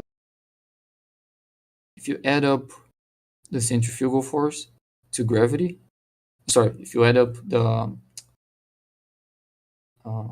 local gravity to the centripetal force, you get the actual force of gravity. Like they all add up. It's So how you you don't- get for. You don't What do see you a mean connection local? there? He said local gravity. What do you mean Yeah. local gravity? Right. So if you're the equator, you're lighter than if you're, say, closer to the poles. So we have a different gravity at each location. So Because call of it what? local gravity. Due to what? Due to what? Due to lots of things, the most significant factor would be the rotation of the Earth. The rotation. Okay. Mm-hmm. Like gravity was like space-time bending. Yeah. So Well, a it doesn't spinning change that. object affects the bending and warping of space-time, or is it just the mass? Not really. It's not affecting the mass. It's affecting your measurement of mass. Because to measure mass, you're using the weight, but you don't measure the weight directly. You can only measure net force. But what the claim is the bending and warping of space-time due to the mass of an object is what causes what we call gravity, right? Right. Yeah. So how does the spinning of that mass affect the bending and warping of space-time? No, it doesn't. But what we call local gravity. Does. No, what we call local gravity would be the warping of and bending of space-time, plus the non-inertial forces you get from the rotation. So you end up with a smaller downward acceleration. So when we say smaller gravity, it's not smaller bending of space-time. It's smaller net acceleration. So you're falling less quicker. You're lighter. That's because you have the bending of space at the same one, plus some forces you get because of the rotation. So the So that you're changing the rotational forces are affecting the weight of the mass. It depends on how you define weight. I've seen two different definitions. I'm not going to get into semantical arguments or whatever. So local gravity is different than regular gravity because it's adding on to the bending and warping of space-time with a mass that is rotating. You're pretty much adding everything, getting the net result of everything. That's what we call local gravity. It's simply how quickly things fall at a specific location. That's what we call local gravity. I thought it was always 9.8 meters per second squared. Oh, that's like the average. Oh, okay. So it's never consistent across the surface. Now the ballers are adopting that's the an average. You guys used to say that it's. Yeah, you guys used to claim that is what it is.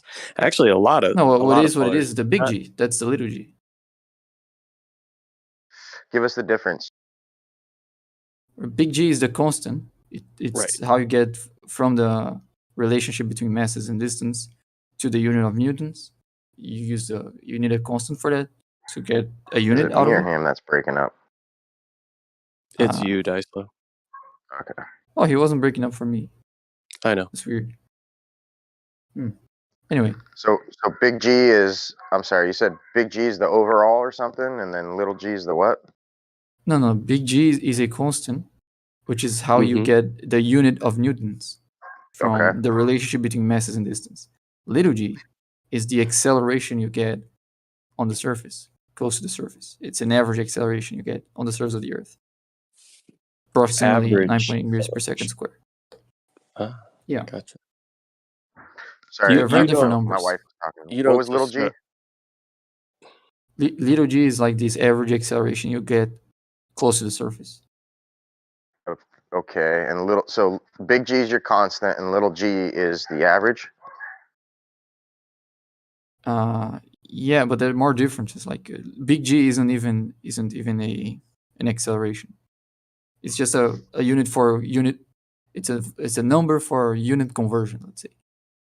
And little g is a specific acceleration that you get on the surface, given where you are. Okay, so it sounds like big G is just kind of like an assumption based on maybe some potential past information, where little g is the variable you use to kind of test things or something. Well, I get what you're saying. Yeah, something like that. Okay. In other words, all speculation based on watching something fall. It's amazing. No, that's not how you measure G. That's how you could measure little g. That's not how you measure big G. What else? What else other than like kinetic energy causes a force? Like if we were to leave kinetic and potential aside, like what else do we know causes this like accelerative mass? Apparently. Is it just mass on its own? Apparently. No, there has to be is another object. But again, what I'm hinting at, Bacon, is that we know the magnetism has an acceleration to it, right? When things are attracted, they tend to accelerate towards one another. Yeah. You agree with that? When you have like opposing charges. Not necessarily. I don't know much about electromagnetism. I understand electrostatics easier. No, I'm not even invoking electro anything. Just two magnets. So you are. Just two so magnets, you are then. right? Okay, just two magnets. Ahead, yeah. Two magnets attract each other, do they not? Yeah, depending on how they're oriented, yeah. Right. So, do we have anything else quite like that? Well, beyond things falling, I think those are the two main examples. Okay, so if we've got the two main examples, one's falling based on gravity, your gravity assumption, and then the other is magnetism. It just seems like there's some connection between those two things that you can never necessarily iron out unless you understand both of those two things. And it sounds like you understand gravity from the mainstream perspective, but I feel like you've never even dived into magnetism, which should be something that you should be interested in if you're going to talk about these things. Yeah, but it's very complicated. And when I want to learn something, I usually want to like really get it, not just a rough, but the point is, view of it. The point is how can you put the label of gravity on things when you haven't even worked out this other potential factor, being magnetism, having the same similar effects, but and here we are telling you that this is magnetism.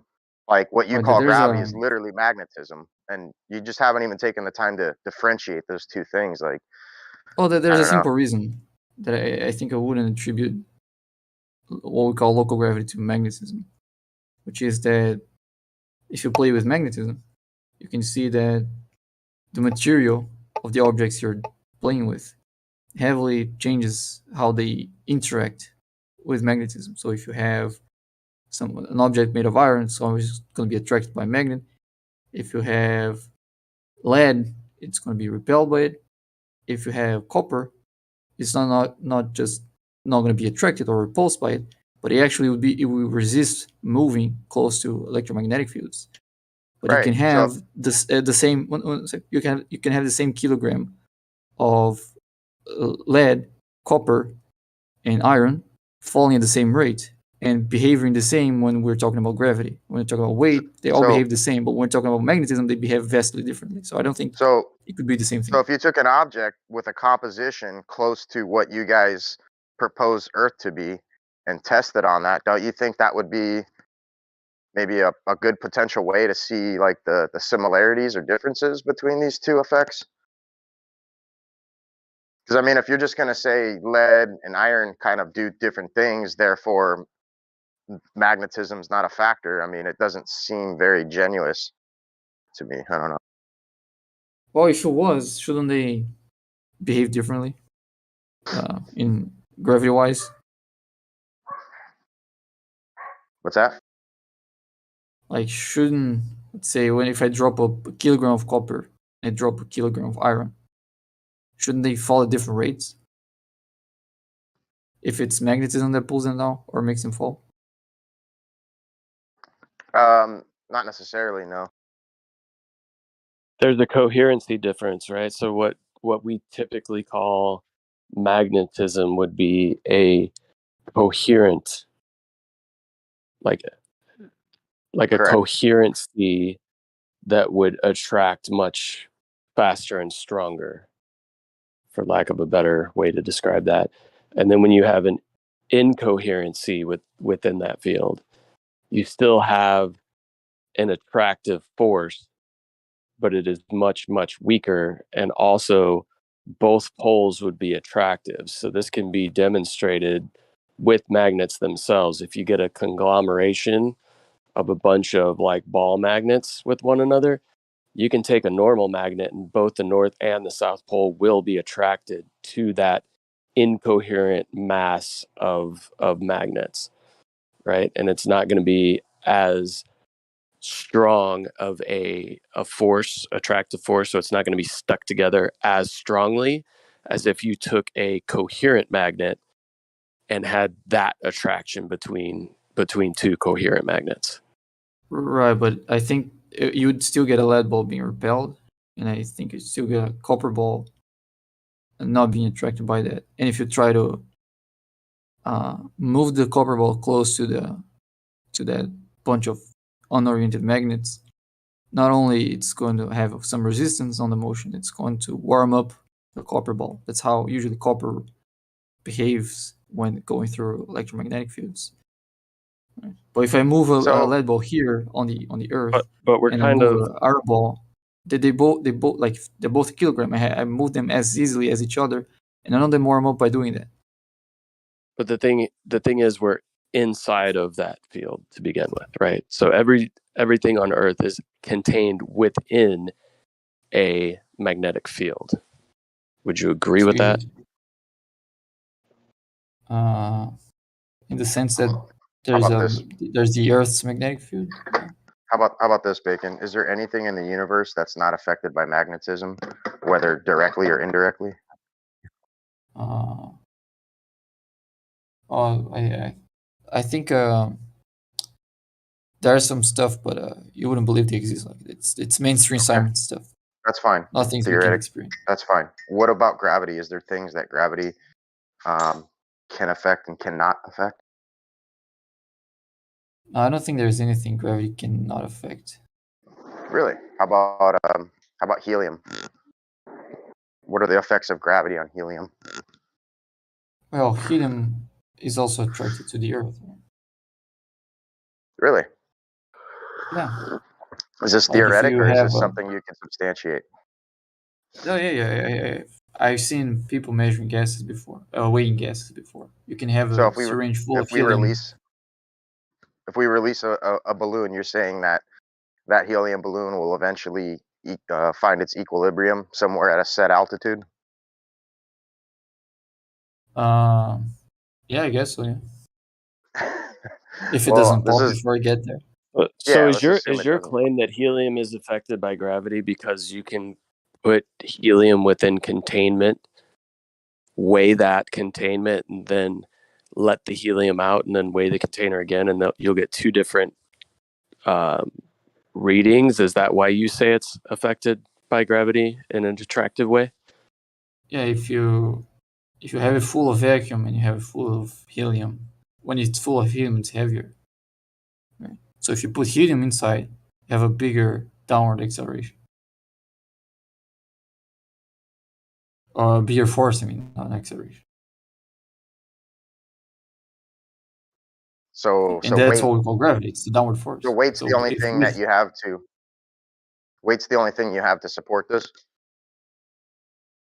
Yeah, it's what we call gravity. That is what gravity is, right? It's this. So this so if force I were to of take what we call weight. if I were to take Gravity a is 60, weight. Yeah, gravitas. so if I were to Sorry, take a go ahead. 60-pound weight that I could probably not pick up with one hand, being that it's attached to a 4 to 6 foot pole, right? Now we've got leverage to contend with. And if I were to put a gyroscope on the end of that pole, a 60-pound gyroscope instead of a weight, and I were to spin that gyroscope, why is it all of a sudden that the weight's not 60 pounds anymore, and all of a sudden I can lift that thing up over my head? What's going on there? If 60 pounds is 60 pounds, where do the 60 pounds go?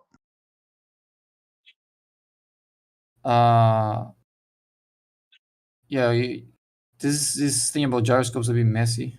I don't understand much about how it works, how gyroscopes work. Yeah. Well, I'm just trying to say that the weight isn't always specific. Well, it is hyper specific, but you have to understand the variables to account for it. Well, Yeah. you saying the weight of something changes if it's spinning or not? Actually, there's many variables that changes the weight of something, but yes, this is one of them. If you apply a rotation to it, yeah, there's plenty of videos you can watch. I can even post one for you. The exact, that'd be nice. Yeah, the exact thing I'm talking about. So he just basically takes a 60-pound gyroscope attached to a 4-foot pole. Like, He-Man himself would struggle picking that up. But the second you apply rotation to the gyroscope, all of a sudden it becomes merely weightless to where you can pick it up and move it around over your head. So something's happening. I didn't just lose weight, right? The weight's there. I think I know. Well, what they'll know tell what you you're is referring angular to. rotation, but that's like not even half the story at all.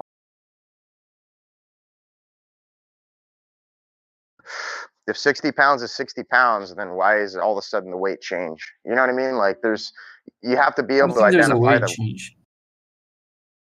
Well, yeah, he stood on a scale. He weighed X amount with the weight plus his own weight. He applied the rotation of the gyroscope, stood on the scale, and he weighed significantly less. Therefore, the weight was directly affected. Yeah, the net force was. That's what the scales measure. Well, we're trying to identify weight, what weight is. It's the downward force you get from the mass of an object. So again, there's another variable you said yourself. It's vector specific. How do you imagine the spinning change the force or the weight, Bacon? Oh, a spin requires acceleration. I think there's a whole Vsauce video explaining these kind of things. It's very complicated. I didn't go and watch it. Maybe you should Did the spinning give it a try. Did the spinning somehow unbend the fabric of space-time? Did it like somehow make You gotta look into. I don't You think gotta that's look in. related to it. You gotta look You're into not the changing. tennis racket theorem, Bacon. You can easily Google that. No, A lot I of good think I saw math the involved. one. Yeah, I know you like math, so there's plenty of that for you in there, and which leads you to the Zhibinnikov effect, which then leads you to gyromagnetic precession, which then leads you to ether hysteresis, and there's all of these things that are connected to one specific thing, right? And it all I has think the to theorem do. you mentioned. Huh? Go ahead. No, go ahead. Yeah, it all has to do with this this rotational thing, like things rotating, right? And having these bizarre effects, like in zero gravity conditions. This is where you could type it in T handle in space, and you can see like when they spin this T handle, it orients itself it orients itself in such a way to where if you were to put a pen on the end of that T handle, it would literally extrapolate out a It's a T-handle. three-dimensional toroidal force vector, essentially a toroid, right? It gets pretty deep, but there's just a few things for you to dive into if you're really interested on the topic. This is interesting. What these? Okay, let me just answer. Let me just answer one of the SE's question. So this changes in weight. They're not related to changing the bending of warpings of space-time. That's the change in net force. The bending and warping of space-time is the same. The difference you're adding up more forces. And when you're weighing something with a scale, those forces affect the measurement of the scale. But the weight is still the same. The gravity is still the same. You're just having more stuff affecting it beyond gravity. Oh, what do you mean? Like if you're weighing yourself and someone grab you and try to lift you up the scale, the scale is going to register lesser weight, right? A smaller weight. That's not because you're lighter. That's because there's a force being applied to you against the force of gravity. So the scale is going to measure less. Hold on, you're kind of double speaking here now, because you're saying gravity is a force, right? But the current model, I didn't say that. And even if I give you that it's a force, right? The I didn't say model. it's a force. Sure, you did. No, I said the scale is measuring net force. I didn't say gravity is a force. You said against the force of gravity specifically. Yeah.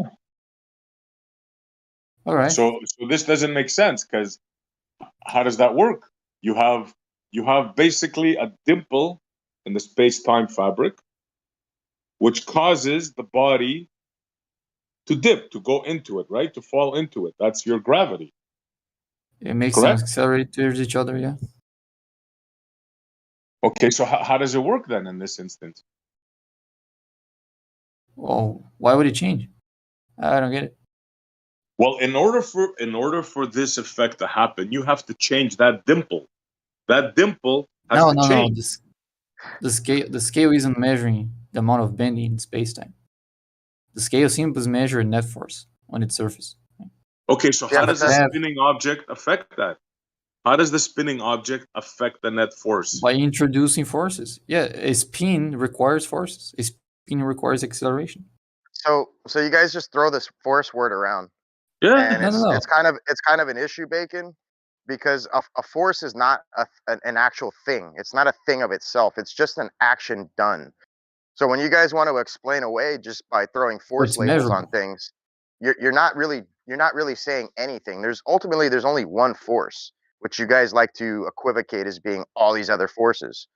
And if a force is required to counter weight, right, then weight itself cannot be a force. It's just illogical. And furthermore, you have to understand the variables associated with weight to identify weight. Yeah. Well, for anyone else listening, unless you can identify the variables associated with weight, you can't say with certainty what weight is. And I assure you, Bacon cannot identify all of the variables associated with weight. Therefore, just prematurely slapping a label of force or attraction or acceleration to something doesn't necessarily explain the phenomena accurately, at least. So just wanted to say that. I'm back. So I said, Bacon, unless you can identify the variables associated with weight, you can't necessarily accurately conclude what weight is. Simply saying a force or acceleration doesn't answer the question. Oh, it's a phenomenon we observe. Like if you have an object and you drop it, it falls towards the ground. So we can observe that things accelerate towards the ground naturally. There's this natural tendency for objects to accelerate towards the Earth. We name that gravity, right? And you can measure what is the force required for that acceleration. And that's what we call the force. So what is a force? Is a force a thing, Bacon, or is a force just an action done? No, it's an interaction that creates this tendency of acceleration. So if force is an action, right? And it's not an interaction, interaction. then it's not necessarily a specific thing, right? We're just identifying a change in conditions, whether it be vector specific or phase or however you want to attribute that. A force is not a thing, it's just an interaction, simply put. So to say that Oh, if I say weight, the same way I can say there's a force there, I can say there's an interaction there, and vice versa. Like if I say I'm interacting with, like, as he's trying to weigh himself, so he's stepping on the scale, and then I grab him and try to lift him up. I can't because he's too heavy, but the scale starts to measure a smaller value. So But by if you- saying I added him a force is the same thing you say, like I interacted with him, causing a tendency of upward acceleration on him. It's the same Yeah, thing. but It's if just you a different way to phrase it. if you change the variables, all of a sudden you can pick them up. That's what I'm trying to tell you. Like Yeah, you have to and What do you mean if identify. I change the variables? Well, you you're have to not measuring identify. the force of gravity. You're not picking him up and making gravity less. You're making the Yeah, that's my pressure on the point. scale less. Exactly. That's my point. Yeah, exactly. Pressure. Force, actually. The scale Pressure. doesn't. The scale can't measure pressure. The scale doesn't know what's the surface area, or you're applying a certain force. You just only know the amount of force you're applying to it. But again, Like if you move that scale, right? If you put it on the top of the ceiling, all of a sudden it's not working due to the fact you change its vector. If you put the scale in the water, all of a sudden the scale's not working right because now it's medium specific. If you change the phase of the object you're measuring, all of a sudden you're not getting an accurate result because it's phase specific. If you change No, you're just adding stuff. magnitude, if you change the magnitude of the mass, all of a sudden your scale doesn't work because it's magnitude specific. I'm saying, Bacon, there's a ton of variables that you have to account for, and unless you're going to do that honestly, you can't give us an honest answer. You can't even give yourself an honest answer. What am I not giving an honest answer to? Because I'm so far as I saying understand, I'm saying you're slapping labels on things that you haven't substantiated through empirical validation. You haven't identified all the associated variables with weight, but yet you're just going to say force of acceleration downward. I mean, it makes no sense, Bacon. It's like you're stuck in a time. I'm describing to you what's the idea of what weight would mean, right? So you can say that idea is wrong, or it doesn't work, or there are more variables. But I'm just describing to you what the idea is. Is weight a force? Yeah, I think that's usually how it's defined. Is a force required to counterweight? What do you mean? You mean stopping it from falling? Yeah, then yes. So if a weight is force, yet a force is required to counterweight, and a force isn't a thing specifically, it's only an interaction, then what are you really saying, Bacon? I'm really saying that you need to interact with it to prevent it from following the weight force. You need to add an opposing force. Saying that's an interaction. I tried, but there's not infinite amounts of forces, Bacon. I understand you want to believe that, but that's not valid. There's not infinite amounts of forces. Well, yeah, I mean, this is part of your model. Like even Zanuck will wave the infinite flag of energies and forces just to hand wave away reality, and that's what you guys do. That's a problem. Like the words you use, this infinite thing you're talking about. The words you use, you have to be understood and confounded on the words you use, not just throw words around to like act as if you know, have an answer. That's not honest. Yep. You see, Bacon, you're throwing forces everywhere. Weight's a force. A force is required to counter it. Force isn't necessarily a thing. It's only an action done. You're not really saying anything, Bacon. Oh, I said force is an interaction. I understand. And we have a lot of interactions. The descriptions that I'm giving you of those concepts is what people use in physics when they're dealing with those concepts. Like if you ask an engineer, you're gonna get the same answers, and they use these kind of concepts when they're working with it. You're never gonna have a force where magnetism is not going to be a factor within it. All right, and this is all I due to the understand what you simple mean by fact.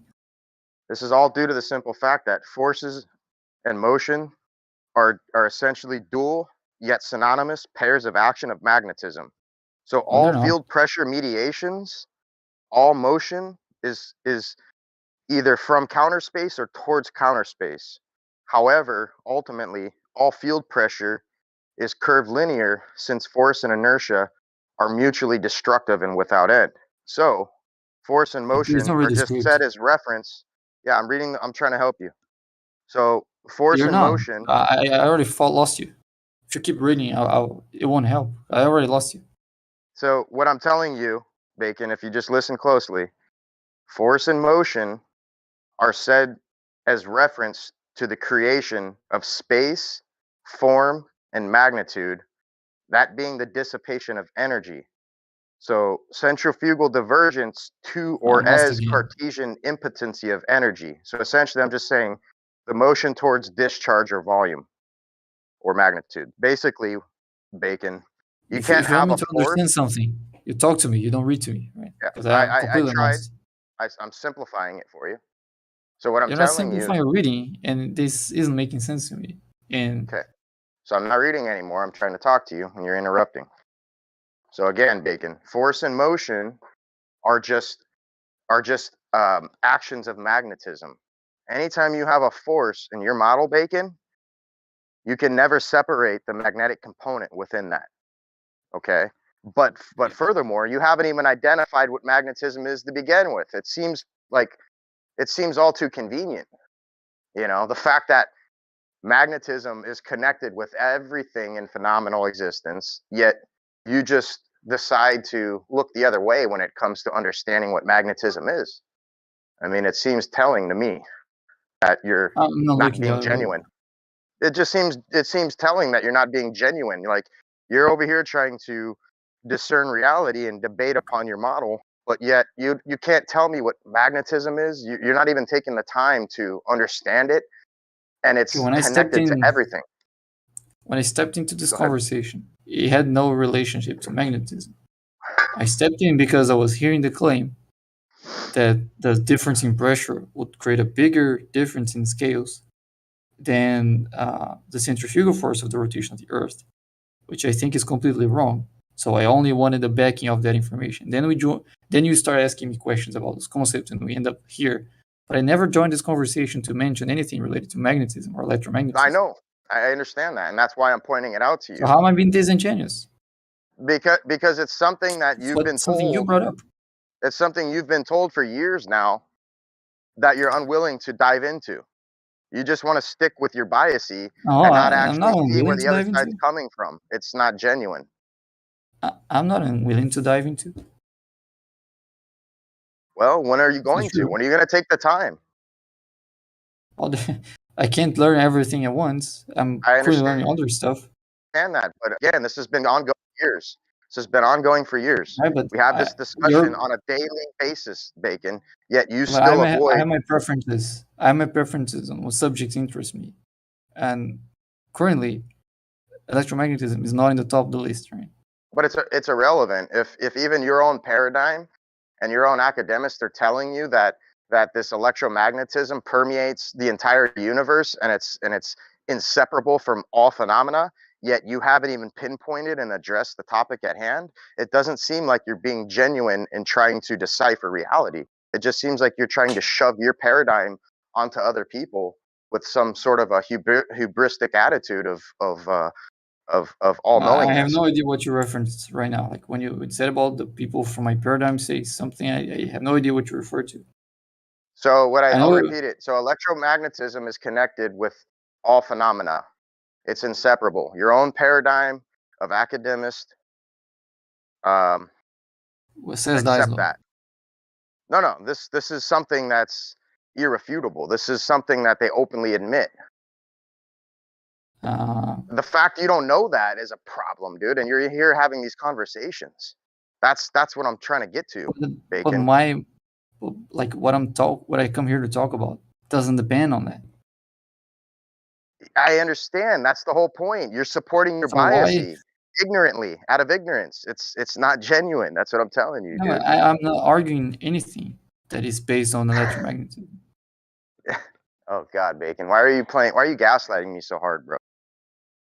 Because you're trying to put me into a position of defending something I don't know anything about, and I immediately say I don't know anything about, and now you're kind of blaming me for not knowing about it, as if if I'm honest, I should know about it. Ignorance. You're appealing to ignorance willingly instead of accepting the fact that there's this one thing that's connected to everything that you haven't identified or accepted or even came to the table on trying to discern. That's a problem, Bacon. Or if I see any relevance on that, I might look at. Go ask your professor. Go ask your professor. Say, ask him this. Ask him this. Sure. Ask him this. Say, is there one thing in the universe that's not magnetic, ferromagnetic, or diamagnetic affected? Ask him that. So ask him if there's anything in the universe that's not magnetoreactive. See what he tells you. And when he says no, there's nothing in the universe that's not magnetoreactive, is that going to be enough for you to want to understand further on the topic so that you can better discern reality instead of just imposing your worldviews onto other people ignorantly? You got to think about these things, Bacon. Right. Yeah, you show when it's relevant, and then I'll go ask your professor, because I already know it's relevant. Anybody can Google this. I mean, this isn't some fucking hidden information. Okay. Like what is also not hidden information is the examples I gave you. EMR permeates all of your paradigm. Okay? And you don't know what it is, but yet you want to listen to tell yourself us. or want to talk to me? All right, sorry. Go ahead, Bacon. Yeah, no, I kind of lost track of what I was going to say. My bad. I get a little excited, bro. Yeah. That's the thing. That's your subject. Talking about this stuff is your subject. You like to talk about it. And it would be very nice for you if everything was related to it. So you can always bring up to the subject you want to talk about, right? But if you're mentioning something that isn't related to that, unless you demonstrate that this is actually something important in the subject that I was talking about, then you're not gonna get me to learn about electromagnetism just to get Witty to back up his claim. That's not gonna happen. All right. Well, sorry for trying to force it on you. He's inside. But yeah, I do apologize. I guess I was being a little bit of a dick there, but I'm just trying to get you to see. Go ahead, Jeremy. No, go ahead. I just wanted to say, Bacon, I was just trying to get you to see that there is a connection. And unless you touch on that connection that connects everything, like, what are we really saying, man? Like, we have to be understood on the things that affect things in order to identify how things are being affected completely. That's all I'm saying, dude. I'll just leave it at that. Go ahead, Jerry. What's the topic? Yeah, I don't know. I fucking screwed up the conversation. You fucked it all up. These guys get a little antsy and pantsy. So they were talking about gravity. Okay, I'll summarize. Yeah, go ahead. You know, when I joined VC, I heard Witty saying that like scales would be more affected by difference in pressure than difference in centrifugal force of Earth's rotation. And that goes against what I previously calculated. So I asked him to back this up, and somehow we ended up talking about electromagnetism. Hold on, he said what? He said the pressure would affect it more than the Earth's rotation. Yeah. What was the claim? I missed it. 0.03. Yeah, Bacon claimed 0.101, and then they went off. 0.1%, which is 0.001.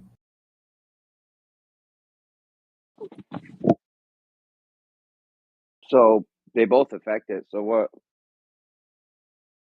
Yeah, well, he said that the difference in pressure is much more significant, and well, as far as I've tried to calculate for it, it should be the opposite. Like in my example, at least, the difference in local gravity would be at least 5 times greater. So you're saying the spin of the Earth has more of an effect on weight than pressure? Depends on how much it's changing, but yeah.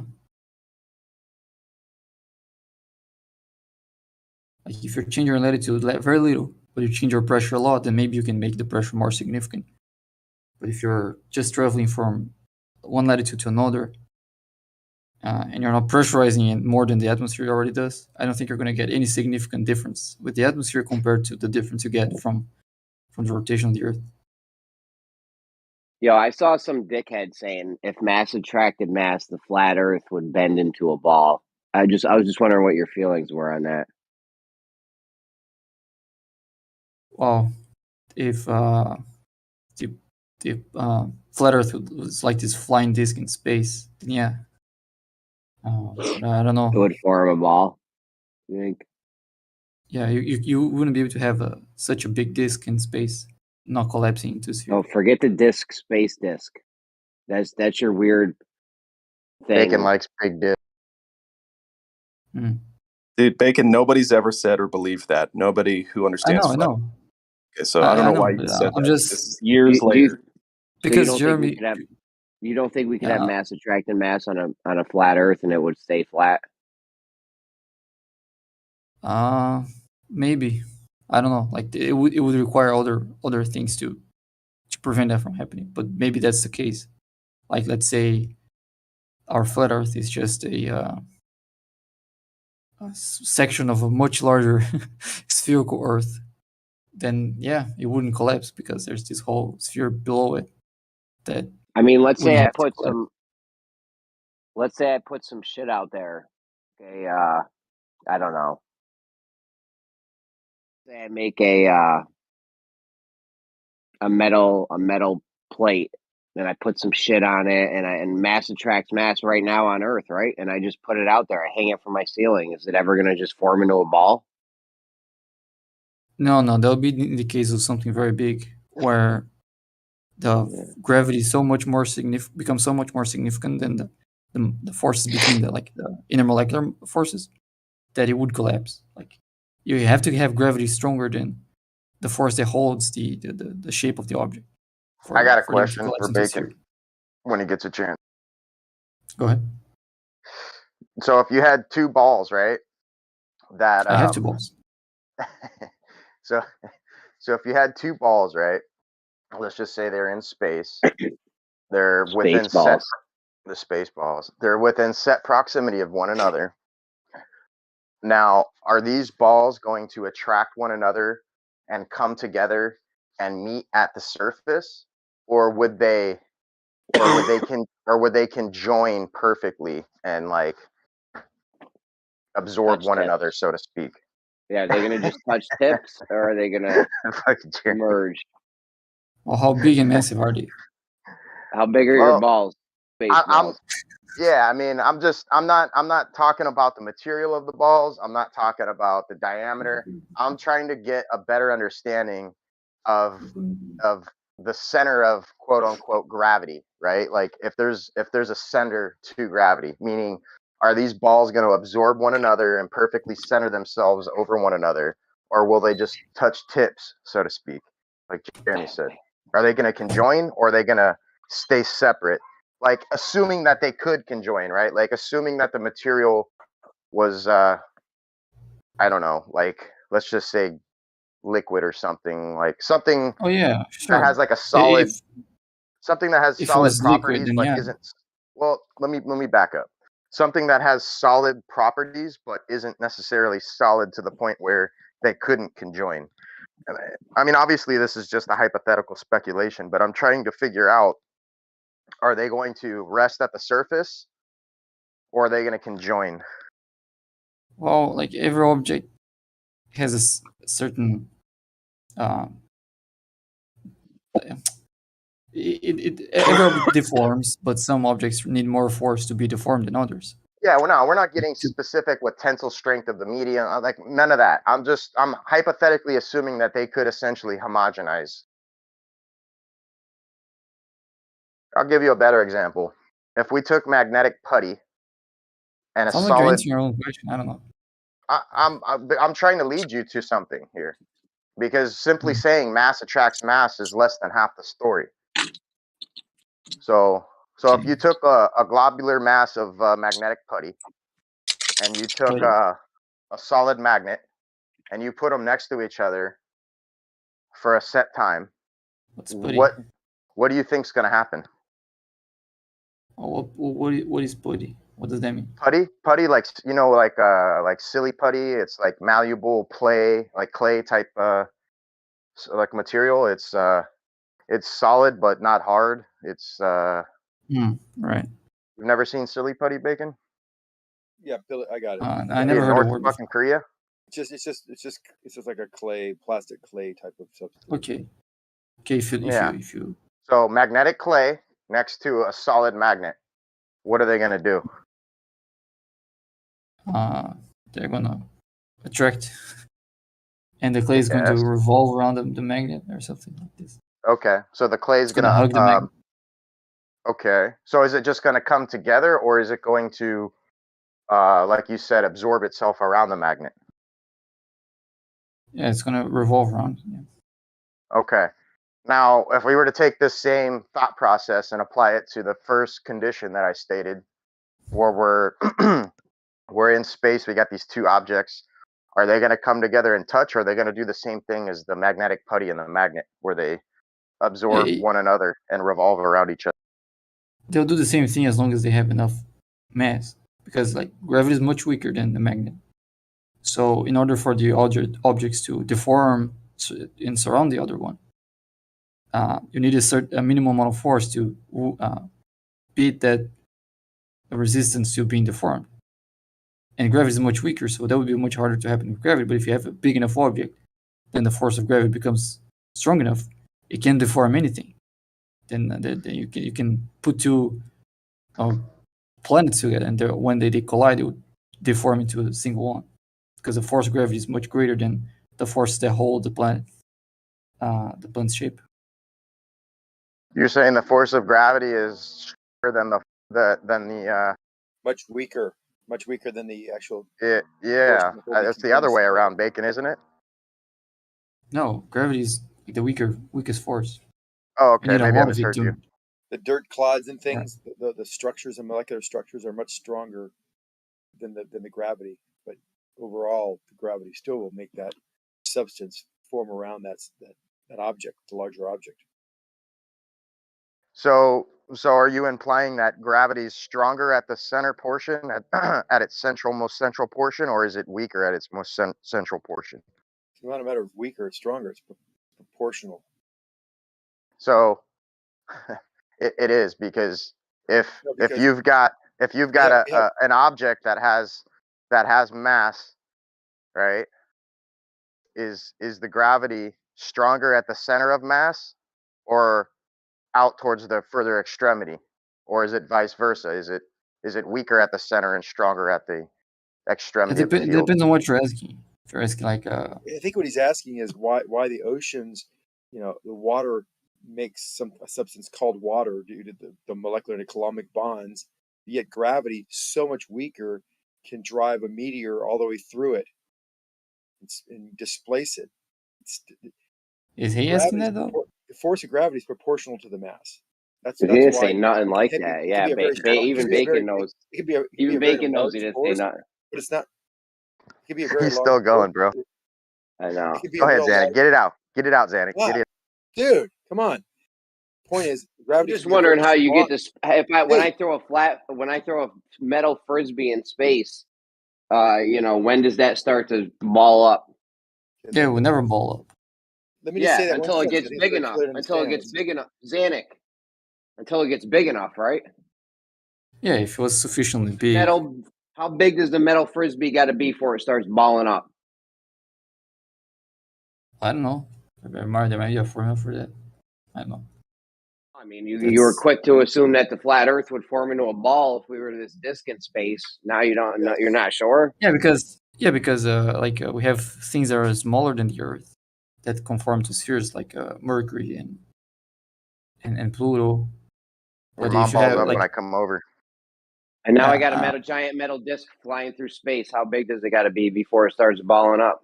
Really big. I'd wonder what that. I'd also be curious to see what that transformation looked like. Mm-hmm. Oh, as Oh, it starts rolling up you into can itself. you can look at the example of asteroids. Like if you go to asteroids, the bigger they are, the rounder they are. So Yeah, an there's asteroid isn't somewhat of a a big metal disc. An asteroid isn't a big metal disc that fucking balled up over time. yeah, but Is it? no, but that's the thing. You're trying to figure out what's the limit, right? Where how big it would have to be to conform to a sphere. Well, we can just go to asteroids and see what's the smaller asteroid that looks like a sphere. That's probably the limit. If you go below that, then it's probably the limit in which you can have a different shape without collapsing to a sphere. Yeah. So okay, let's say we made a giant metal disc and threw it in. Let's say we made it as big as the moon. You're telling me it would just ball up into a sphere over time? It's just floating through space, and does it start I like think so. curling up from the bottom and top like that? What would this look like to you?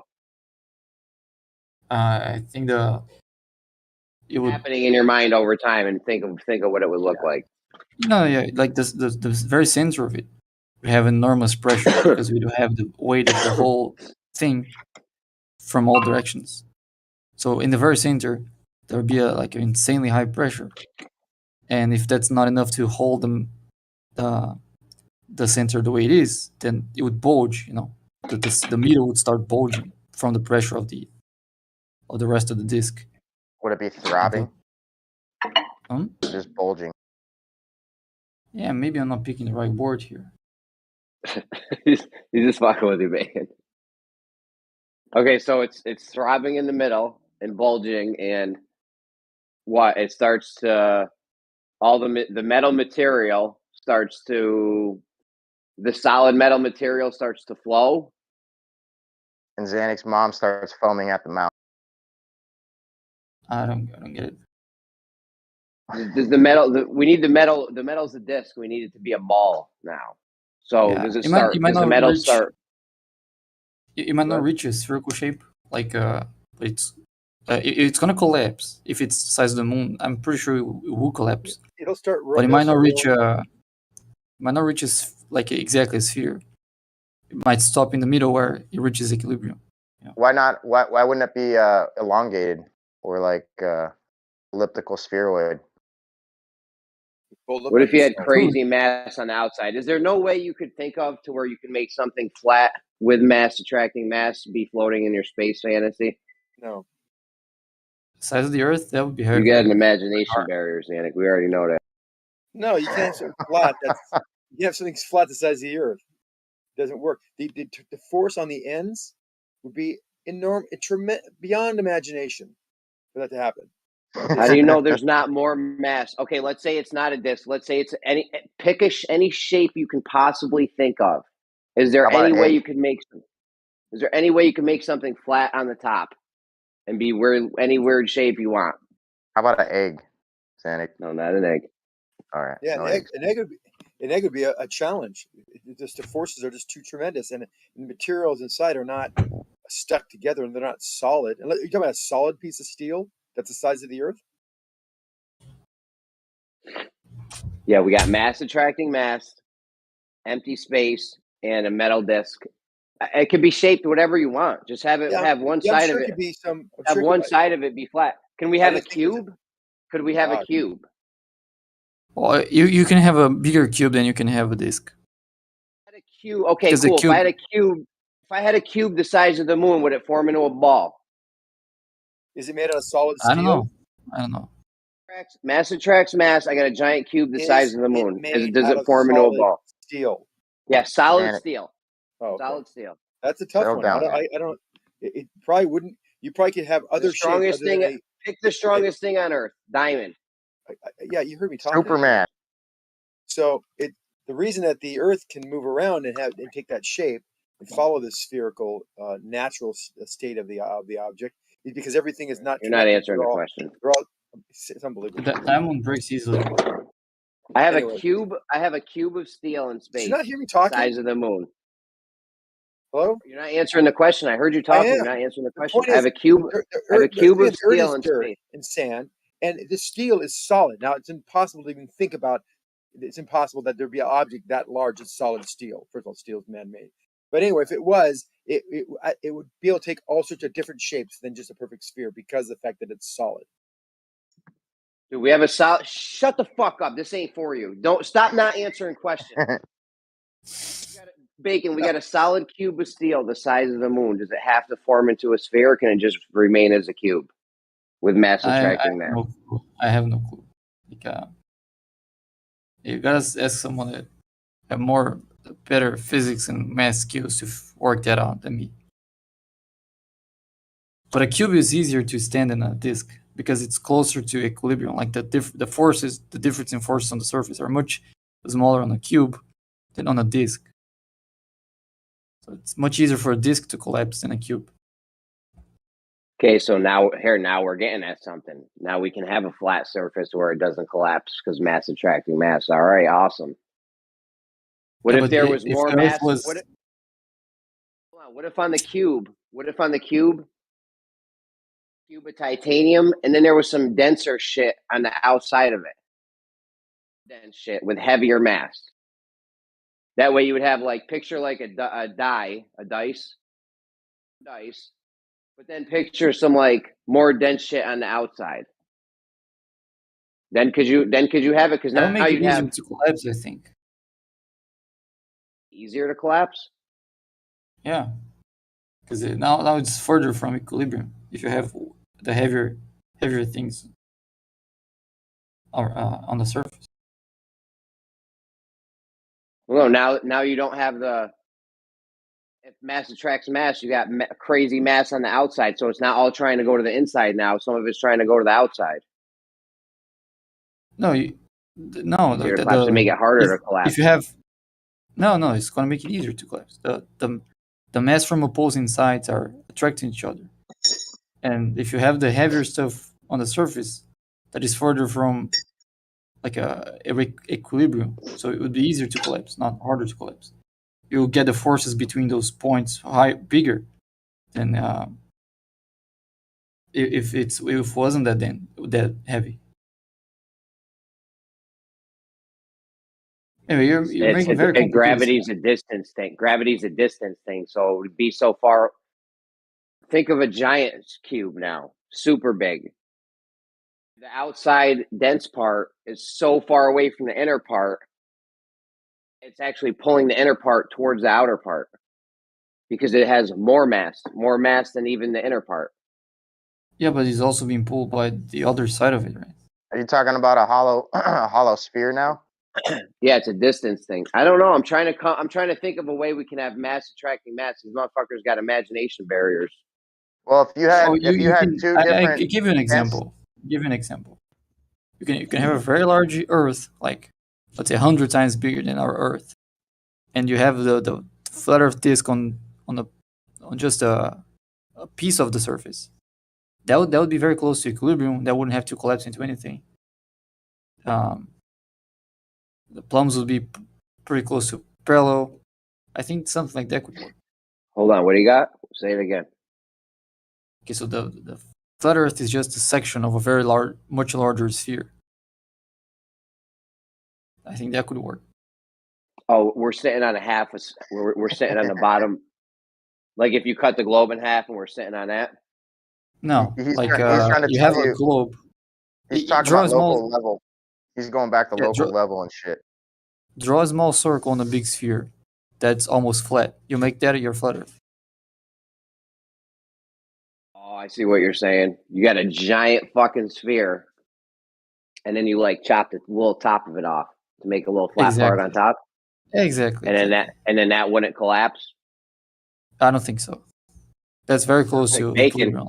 There we go. See, we got somewhere with Bacon. If Xanet kept mumbling on, we would have got nowhere. Perfect. So hey, did you guys mass attracting mass? Very good. Very good. Go ahead.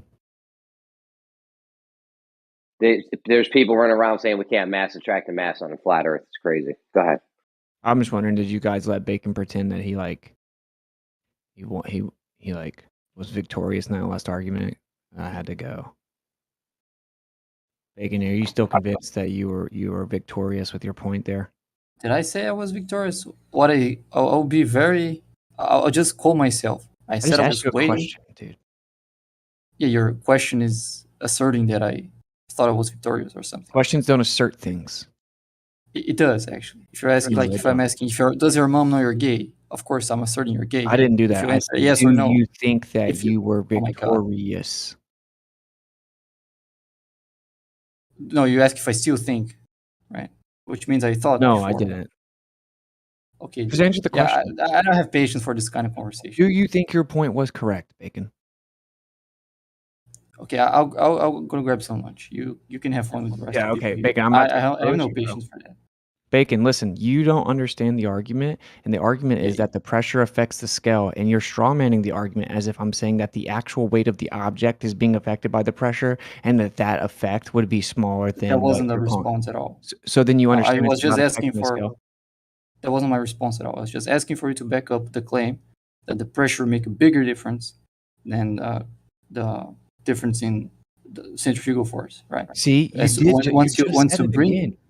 once you bring citation or anything to back that up, I'll look at it and then we can continue the conversation. So See, now so I'm you're gonna grab saying some it lunch, again. and No, see, you can yeah, claim victory if you want to. run away, Right? run away. You said it again. You Thank said it you. again. That's You you said I claiming wasn't. victory. You Right. said I wasn't strawmanning it to say that it was. See, he had to leave, and this is the point. They can't argue this, dude. You guys should not let them run away with it. The flat earthers keep letting the Glovers run away with this claim. I don't understand it. This whole like the weight changes with latitude thing is just a joke. What You know? about it? So they say that of I course missed it earlier. there's centrifugal force on a ball relative to latitude that counteracts gravity, and that you can measure this weight different. And then I said, no, actually, it's well known that pressure is the strongest is greatest at the poles, quote unquote, and then weaker at the equator, right? And it Pressure, air changes as pressure? you go. What kind of pressure? Can you please stop interrupting? Do you want to ask questions along the way or no? No, I don't want you to ask No. questions while you Just hold pretend on, to teach Zanuck. it. Hold So, on, you can go next. so the pressure changes relative to latitude. It's a well-known fact, okay? And it's a well-known fact that pressure greatly affects scales. And then Bacon's response is show that the pressure would make more of a change than centrifugal force. So he means he doesn't understand the argument, right? Which is that the scale itself is affected by the pressure, not the object, the scale. The scale. And so if you buy a scale and it's calibrated in a certain environment, and then you take it to a different pressure environment, and then you make a measurement, it's automatically going to have a base reading that's different based on latitude because of the pressure. No. Okay. So even if you're saying even if you put this thing in a vacuum, like even if the scale was like in a vacuum, it would still do it. Where have you seen anyone do that? I would love to see it. I would love to see them do that. Yeah, pressure scales and vacuums do not read any different than pressure. Cite it. Cite it. I'm the citation. Fuck. I See, can't figure that so out by now. this is what You Glovers do. They idiot, just come on. lie. They just make It's stuff not up. lying. Pressure is scalar. It has no direction. You're implying a direction by your long-winded wordsmithing description of what you. Oh, we don't have downward pressure on the Earth? I'm talking now. You can talk after I'm finished. We don't have downward pressure on the Earth? No. Atmospheric pressure is omnidirectional. It pushes on the top and sides and bottom all the way around. And the meaning Okay, of does it scale. affect scales? Meaning. No. Does it affect scales? Downward. Okay, do you guys want to both bet $1,000 independent of each other? So I'll put $2,000 up. You want to bet on it? Yes. You better be careful throwing that money up. Okay, no, I want you to sign your name on a piece of paper right now, Zanuck. I'll No, type. I want your lawyer to call my lawyer. Let's lay this shit down and make it happen. Okay, so I'm serious. I'm dead serious. Bro, you do not want to do that. You know what? I don't want to take your money. I don't like taking. Oh, you're backing out immediately. See how easy it is to call these people? Fool and his money are soon parted. Now let me just. Zanuck, you're just broke. You're just hold on. old broke man. Witsit, why do you think, and give us me your most intelligent response that you possibly can give me, why do you think air pressure will push downward on a scale? It's not about pushing down. It's about the overall air pressure changes the reading of the scale, and that it varies with latitude. There's the actual people that make the scales with some of the most accuracy in the entire world saying that air pressure does affect the scale. So when you said you were going to bet me $1,000, I guess you're not going to bet me $1,000. Put your money up, Zanuck. Put your money up. He's talking about buoyancy. With your most intelligent response, how do you think the mechanisms of air pressure would affect? Don't answer it. Just give Don't me answer it. a Put your money up, Zanuck. high level answer. No, it doesn't affect it. Buoyancy. Zanuck, are you gonna put the money up or no? No. He already owes me 11,000. He already owes me 11,000. I thought Zanuck was rich. Buoyancy's the answer. Buoyancy's the answer. But that's not what he was But saying. you had money, Zanuck. I have money. Well, what's up, dude? Put your money where your mouth is, bro. I said a fool and his money are soon parted. I don't want to take Witset's Stop money. assuming you're taking anything. I'm You ain't taking taking because shit. I am the citation. I have the knowledge here. This is only high school physics, and nothing's out of my realm here. Okay? All right, so here is a well-known scale manufacturer. It's one of the most precise scales that you can get. It goes to 4 decimal places. And here is what they say on their website. Differences in air pressure. Scales can provide inaccurate measurements if the air pressure from the calibration environment is different than the operating environment. We already told you there is a force called buoyancy, and that force of buoyancy is going to make the scale less accurate in certain spots. Differences in air pressure. Scales can provide inaccurate measurements if the air pressure from the calibration environment is different than the operating environment. A fool and his Say what money. did it pay? He's going to A fool and his 2015. money just got He's going to dissed. Buoyancy. He's going to 2015 flat Earth arguments, dude, and invoking Hold on. buoyancy. It's funny All as right. shit. Seems like the fool There's and his two money ways. are Why all with the same? What's it? Why with the same pressure will both scales weigh the exact same object, whether they be at the equator and at anywhere else on the Earth, differently? Why will they be No, different can you first weights one with step the at a time? same Can pressure? you admit you were wrong when you said that air No, pressure doesn't affect the scales? first thing we said, in fact, Left Lane jumped in and said the buoyancy. Buoyancy is a factor that'll affect fail. That's based on air pressure.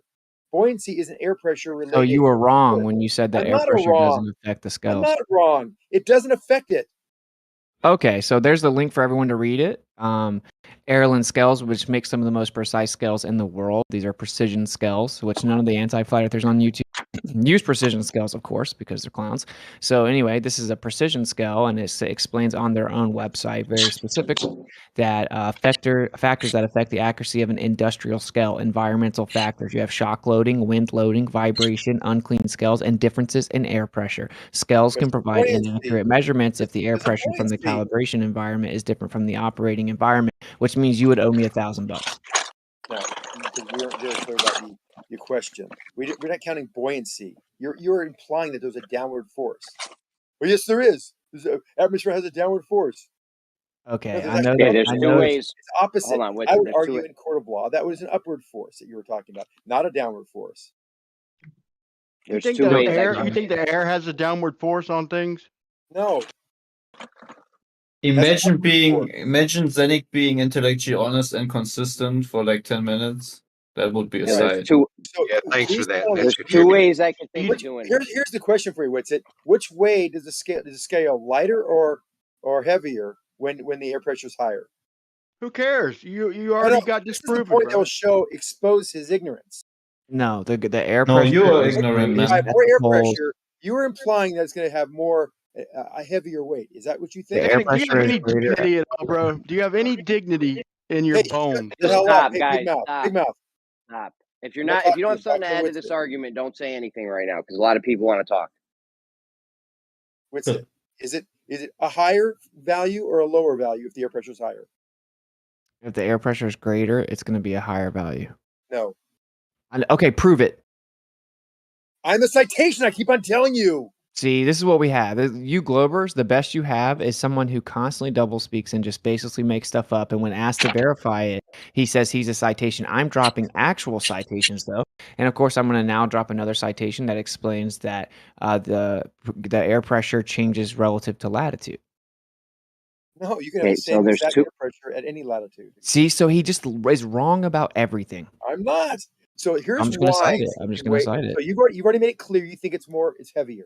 When air pressure is higher, there is more buoyancy. That buoyancy will make the object you're weighing weigh less. Buoyancy is a 6th grade value and understanding. You don't possess that. See, now you have an at-home. So, the higher pressure does not make it weigh more. okay, so here is a I'm an citation. idiot. Come on. Here's a citation. This dude just said that that air pressure doesn't change with latitude. What a joke. So the atmosphere exerts a pressure of 1,034 grams per square centimeter at sea level. This amount of pressure is exerted by the atmosphere at sea level on all animals, plants, rocks, etc.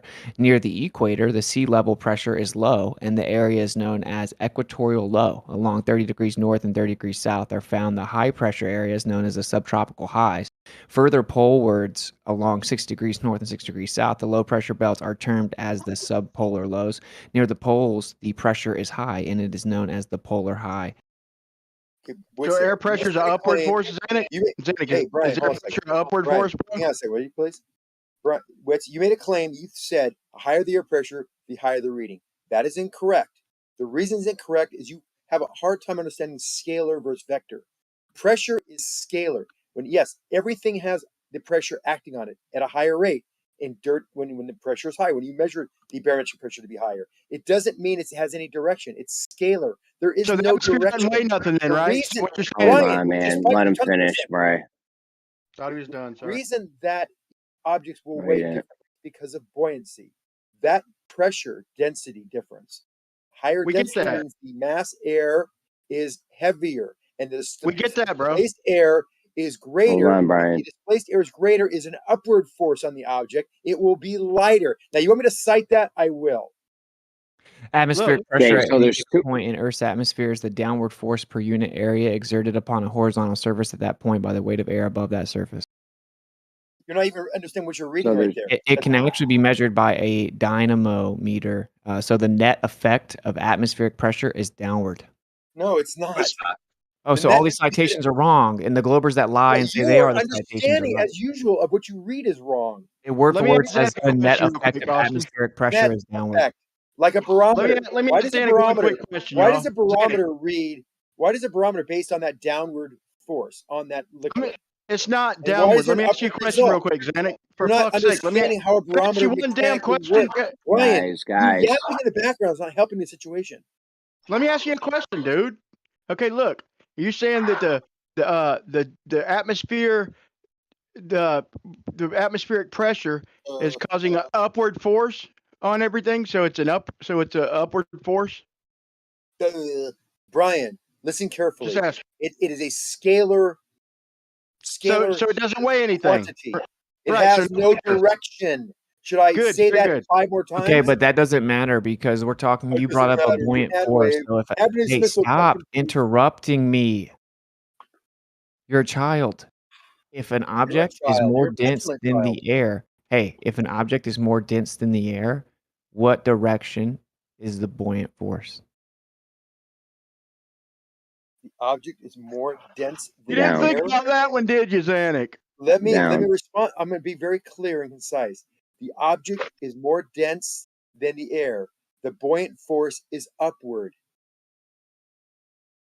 Are you kidding me? What was the question? Say the Dude, question again. are you brain dead? Seriously, we've gone over this for years. You not understand buoyant force? So you're saying that if an object is more dense than the medium, the buoyant force is pushing the object up. Of course. So there's two ways you could do. There's two ways you could do this, right? You could have the right now. object you're weighing. Jesus Notice how Christ, he man. laughed.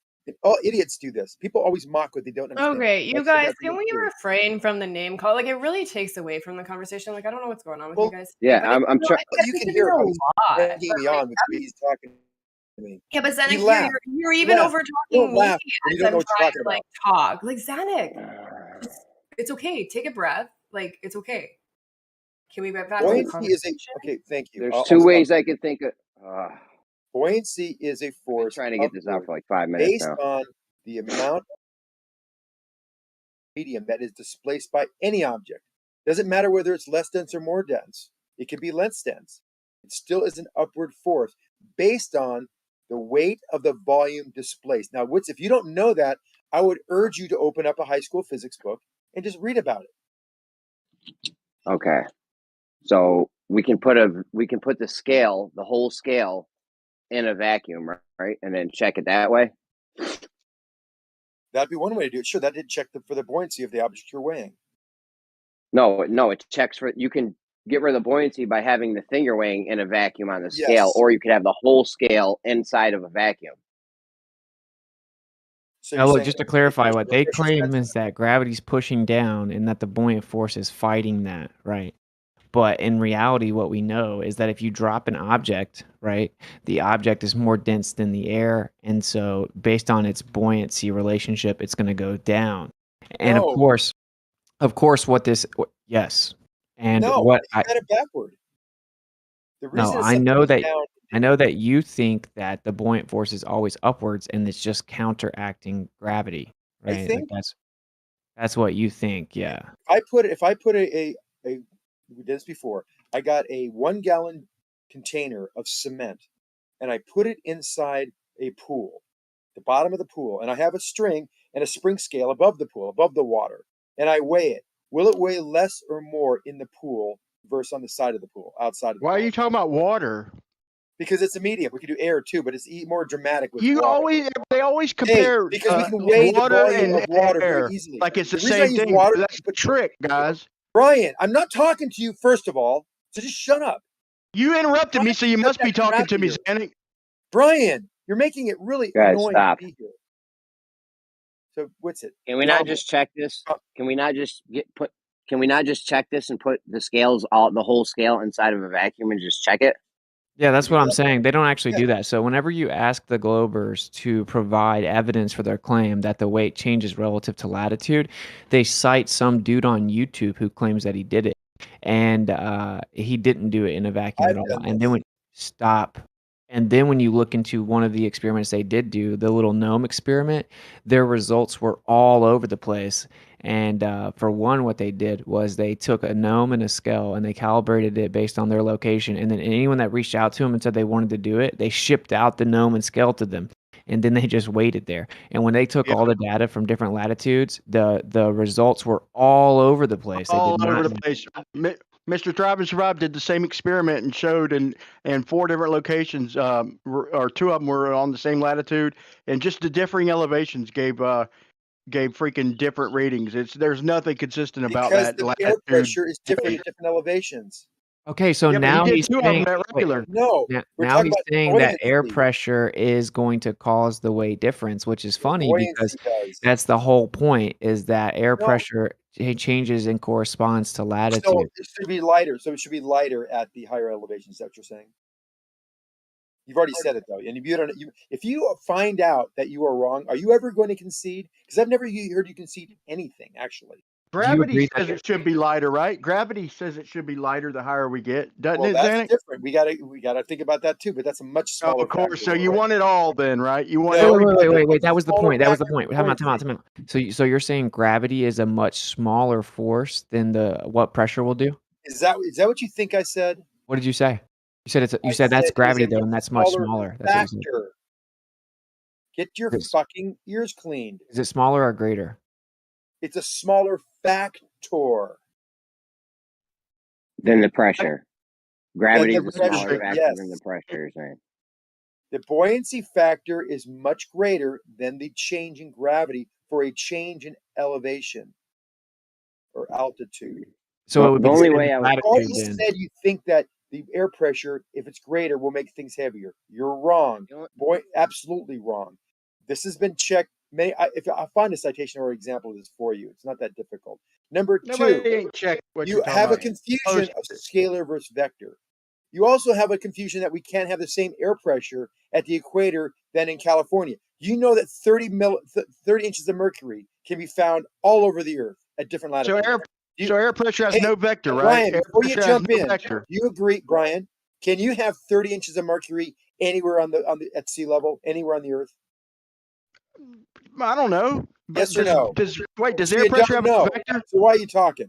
Don't know, but does air pressure have a vector? You're saying air pressure. No. So air right. pressure So does not have a vector. air is not pressing downward then, right? No, it's scalar.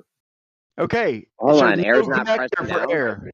It's in all directions. You're saying It air's has not no pressing direction. down, Panic? It has all directions equally. Get him, Jeremy. It's mostly pressing down because that's why we have air pressure, the weight from the air above it. Remember, you guys told us this for years. The velocity is greater down, not that the pressure is any different. Okay, so can I clarify? Because he always just muddies the water. So, in your paradigm, the atmospheric pressure doesn't actually change the weight, right? But we're talking about it changing the scale's readings. Do you understand? Yeah, the only way I would even take this serious is if they put the whole scale inside of a fucking vacuum and then started weighing shit, and then let's see the fucking difference. Got it. But you already are still dying on the hill of the greater the pressure, the greater the weight reading on the scale. An increase in atmospheric pressure will cause the scale to read slightly more weight. Who said? Okay, you want to bet $1,000? That's a fact. What do you mean? Who said? I don't know the You don't know that? Zanuck, put the money up. You don't know that? Stop. Just stop, man. Jesus Put up Christ. 100. You don't Higher know that pressure the will read fucking a lighter reading on the scale. Let Jeremy go. Zanuck, you don't know that the greater the pressure, the higher the reading you'll have on the scale? No, the lighter the scale, the lighter the reading. You think if we have more air pressure, What's the conditions? What's it? Jeremy, he's thinking about a swimming pool, bro. I don't know what you're looking at. If you have a if you have a scale, a standard scale, and you have a higher pressure, air density, you will weigh less. That is a fact. Okay, see, what you keep doing is conflating the two. You've been incredibly exposed. really? So I asked you if you want to bet $1,000, put your money where your mouth is. If there's more atmospheric pressure, the scale will read slightly more weight. Do you want to bet $1,000? No. A normal scale, I want to know the conditions you're talking about. Because I know if I say what I'm telling you and you're saying what you're telling you, you've got some special condition that I haven't been able to evaluate. Tell me what you're talking about. Why would it weigh more? Put $100 down with the mechanism. If you want to win this argument, Witsit, tell me why you think a scale will weigh an object to be more weight than anywhere else if the pressure is less or greater. Grow a Because set. the atmospheric pressure- Ryan, please stop. That's enough. Yeah, come on, man. The atmospheric pressure exerts a force on the object being weighed, and it can cause the scale to read a different outcome. And this is well known. I just now cited people that make the most precise scales in the world, and then you respond by saying, "I am the citation." Yes. A digital scale, All you I have to can do is see tell this me the happening mechanism with, in but which if you have a triple you beam, said Zanuck, hold clearly on a that second. it I will know you weigh can hear me more. talking, That and you're isn't not correct. stopping. You're just not going to stop. I know. If you had a triple beam scale or some kind of lady adjusted scales, and I could see the I could see the pressure not affecting it. But if you just have a regular like digital scale or something, then yeah, the more pressure you have, the more air pressure, the higher the weight's going to be, right? All the scales. No, the You less think even like it? the weight, the Yeah, I have object will weigh citations for less. all of them. The object Yeah, will but no, weigh even less. like one of those balance beam scales though, because then it's got the same pressure on each side. Correct. I have citations for precision scales, standard scales, industrial scales, and bathroom scales. They taught him in school that fluids, like, so he's thinking about water. He's thinking about, when they talk about air, he automatically thinks fluids and starts thinking about water. But everything doesn't work like that. Then they have bullshit explanations like the gravity. You see how he just had it out? So the higher we 2 years get. of fluid dynamics, you think the classes of fluid dynamics I took, whatever, how many years ago it was, you think they were all wrong? Everything I learned was complete bullshit. explanations Because are Witsit went on a horseshit, bro. Google search and found I a don't know. scale company that said that this does happen, and it does happen. Air pressure will change the reading. It doesn't change the weight of the object. Will change the reading based on buoyancy. Yeah, but you're certain that it's making things way less.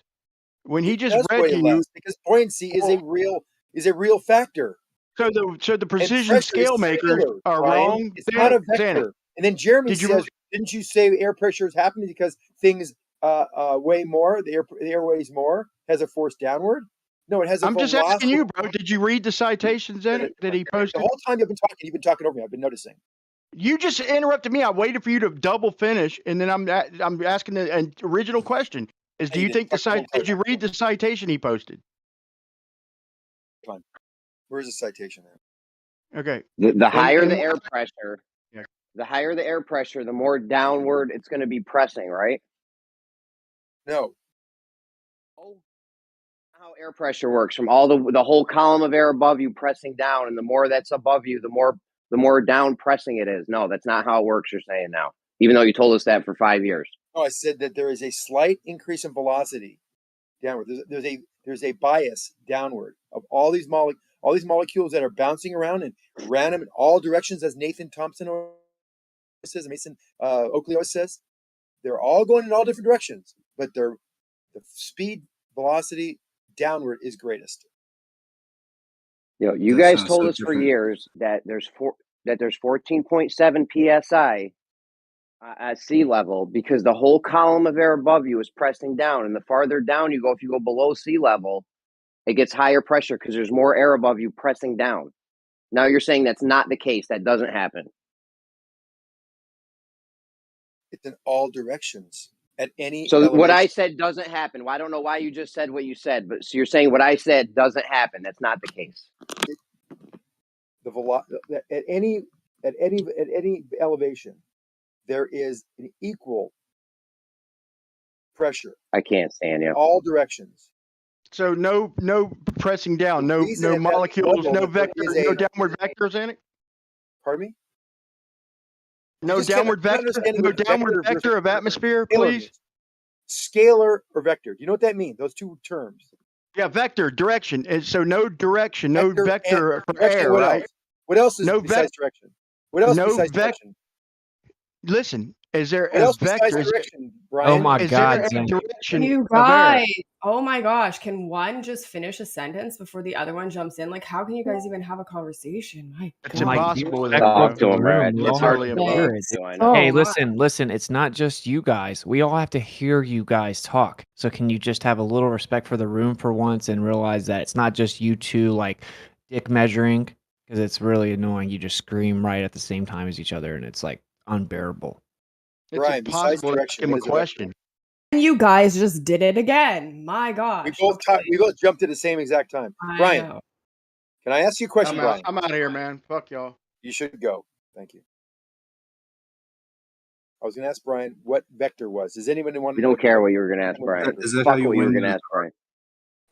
Listen, How you about guys this? have Let been me telling us for years that the more air above you, the more down pressing it's going to be. That's why you have different PSIs at different elevations because of what I just said. I don't know Then why you're why tap would I dancing weigh- around it, trying to act like that's not the case now. Then why would I weigh less or more at sea level versus on top of Mount Everest? Can you But acknowledge what I Danik, said that's about not the the air question, though. He's It is asking. Can you the acknowledge what I said, No, please? you're not. You're not. You keep obfuscating to something else and saying vectors in all directions, blah blah blah. So can you just Every answer time, the right? question? I didn't Yeah. say the vectors in all directions. I said scalar is a force in sorry. all directions. Well, There's no directionality for scalar. That's one but of the Jeremy's primary saying- definitions. okay, but And Jeremy's pressure saying is scalar. Oh Can I my finish God, this? I'm about to mute you. Zanuck. You're even Please. interrupting a female, bro. You you have no self-control whatsoever. Listen, I the don't know Globers have been. Go ahead, Red. No, you go for it, Jeremy. It's all good. The Globers have been telling us for years. Air has weight. You can measure it with a fucking barometer. The lower you go, the more pressure there's going to be. The more downward pressing it's going to be because there's more air on top of you. Xanax acting like that shit don't happen now all of a sudden.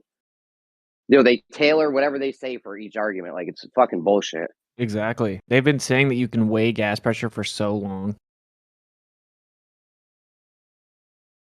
See, the thing is, this is just a death blow to their talking point. That what most people don't know is that there is actually a humidity, temperature, and pressure correlation with latitude. That's reality. Well, it would probably get deeper into vapor pressure density as well. But I just wanted to say, like, these Globers love to invoke weight, not even knowing the associated variables and even how to identify weight. They just want to say weight is a force, a downward force, and it's Yes, just it is. it's not accurate. It's not accurate unless you can identify the variables. And you can't Let me just go back to get what off Barrett and said. say that. Redford, you had a question that I'm sorry for the rip. I didn't Zanuck, hear why you. you just talk through me, dude? I thought you were done. You Go finished. ahead, Hey, whatever. Zang, I'm going to tell you this right now. You do it again, and you're getting a warning. Temperature makes things fall. Electromagnetism makes things fall. Density and matter makes things fall. How do you categorize it just one claim there, Zach? I was going back to Redford's question before I got muted. Redford, you had a question. Can I answer it for you? No. Well, actually, I was just trying to get Jeremy's answer because he had asked you the same question a few times, and I agree with him that I don't think you gave a proper You won't answer. answer it.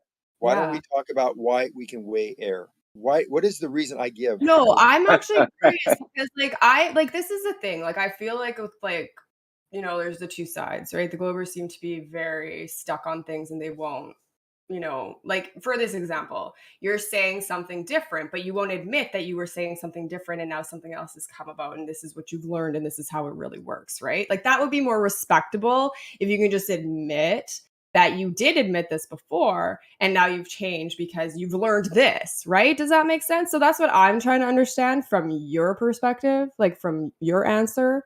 Like, are you just being dishonest or have you learned something else, but you just don't want to say that you've changed your mind, right? Does that make sense? You keep on asking questions. You asked me 4 questions. You didn't stop. So it's hard for me to not interrupt you when you ask these questions, right? But you Welcome to our world. I want to answer you, but you don't stop asking the multiple questions. No, I did say that air has weight, but I'm still saying that air pressure is scalar. It has forces in all directions. It has no directionality. That's what scalar means. When someone says vector and says, "Oh, it has direction," it's not only direction; it's magnitude. A vector has a direction and a magnitude. There's a difference, and I'm being very clear about this. And then you're mixing the words up and being a little wordsmithing like Witz is as well. Okay. That's something, or even Jeremy. Man, Yes, oh man. air can have weight, but pressure can still be Unbearable. scalar. That seems like Just a try paradox. to address It's what not. I say, Zanuck. Zanuck, just try to address what I say, please. This is the last time I'm even going to attempt this. I don't know why I'm attempting it again, but the more air that's on top of you, the more downward force there will be. Is that correct? It's a very sketchy, loose, sloppy question. Hydrostatics is based on the fact that air does have weight, but the air's weight that you can measure, the mass, is because the movement of the molecules in all directions all have a velocity slightly greater downward. So those Okay, what's kinetic a change in barometer momentum do? when it hits the bottom of a container is greater than any other spot on that container. That's what gives it. That's how you can measure the weight of air. There you Doesn't go. mean That's it's his not scalar. concession. Thanks for playing. Okay, so you agree with it's correct that this will affect weight. Not in the way he said it would. It will make things weigh less. I want to ask Zanuck a question. Hold on. You're saying the more weight, the more air you have on top of you, the less it's going to weigh? The more pressure you have, which is scalar, the less an object will weigh on a scale. Yes. What Yeah, the so they're, fuck? dude, they're Oh saying my he's saying God. that you can weigh Buoyancy. gas pressure. You can weigh gas pressure, and that it has a greater net velocity down. That's why we're able to weigh it because there's more pressure being pressed down by the gas than any other direction. That's how they can weigh it. So then, if you have more gas pressure that's pressing more down, it's actually going to make you weigh less. Yes. Zanuck, You're confused while you're saying it because I The can sense idea it. you're adding buoyancy, right, Nick? By adding more weight to the air, you're creating more buoyancy to the matter, right? Come on, guys. What's the direction of buoyancy? Is up, so right? so this The this thing. is kind of They what So I'm think getting at. obviously, it's going to weigh less. This is think what I'm It's getting opposing at. the force. So Zanuck, I want to ask you about the vector. Is it 2-dimensional? What vector? Your downward vector, your downward bias.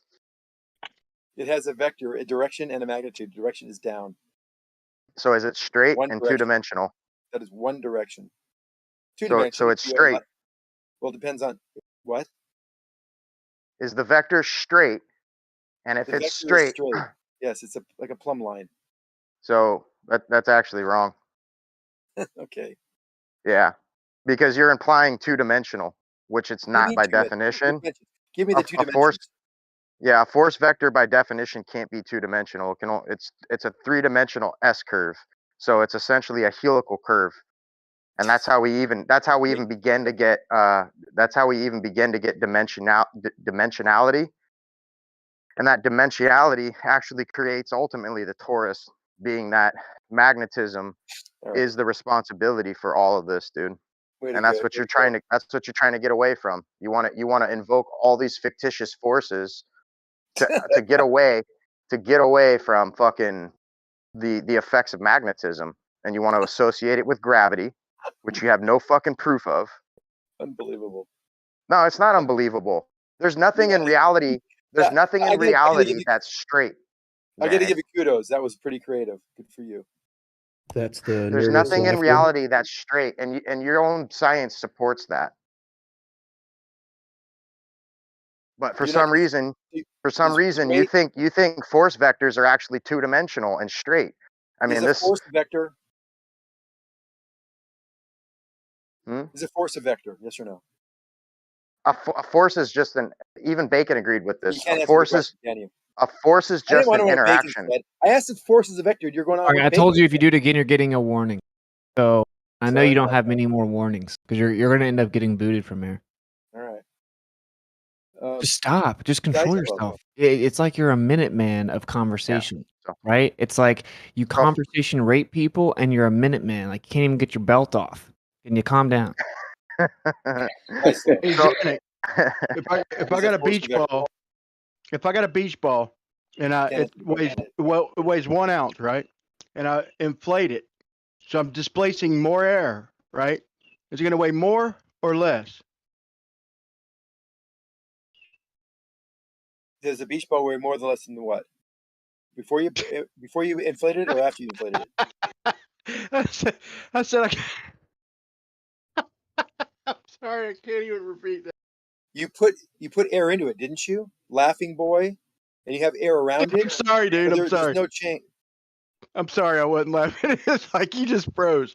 Okay, so I've got a 1 ounce beach ball. You realize you're out of your weight class. Just so you know. I'm just asking questions, dude. You're not asking questions. You're being silly. That was funny. Don't get me What's mad. the question, Brian? Okay, I got a 1 ounce beach ball. Okay, it's plastic weighs 1 ounce. It's bundled up. Okay, I unbundle it. It weighs 1 ounce. I blow it up with air. I put 2 grams of air in there and fill it up. And now it's displacing more air. How much Does air it weigh did it displace, more Brian? or less? Brian, how much air did it displace? 1 cubic foot. Brian, if you put 2 grams into it and it displaced 2 grams, does it have any pressure in it? It's gonna have to have some pressure. I'm only asking a question about the weight. Well, does it weigh more? You're giving me when a loaded. I blow it up, does it weigh more or less? Brian, you're giving me. You're not giving me all the information.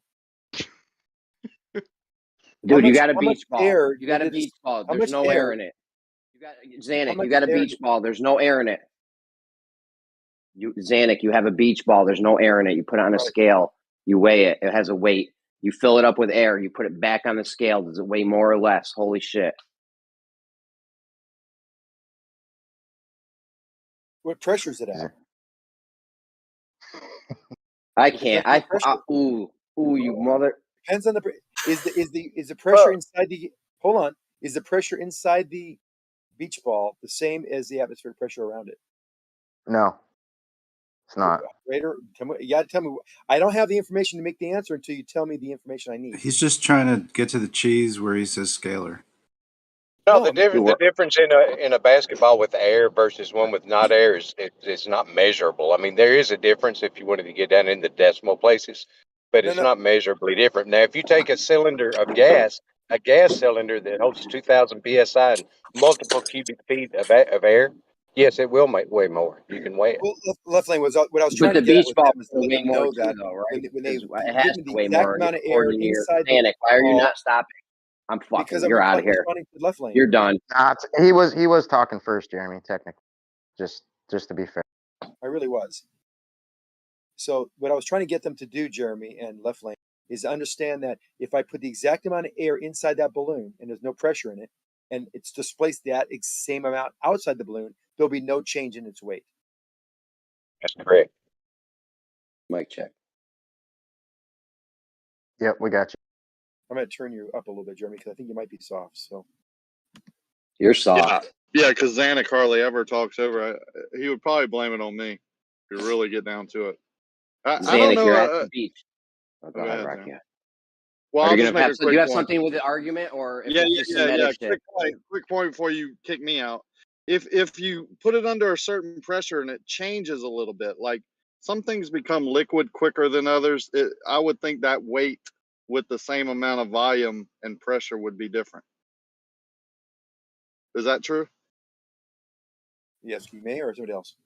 It doesn't add more material or take away, depending I on didn't say whether that. it's in a Yeah, gas or liquid same state. exact volume, same exact pressure. It's just certain gases change into a liquid quicker or into a different state, so their weight Right. might be different.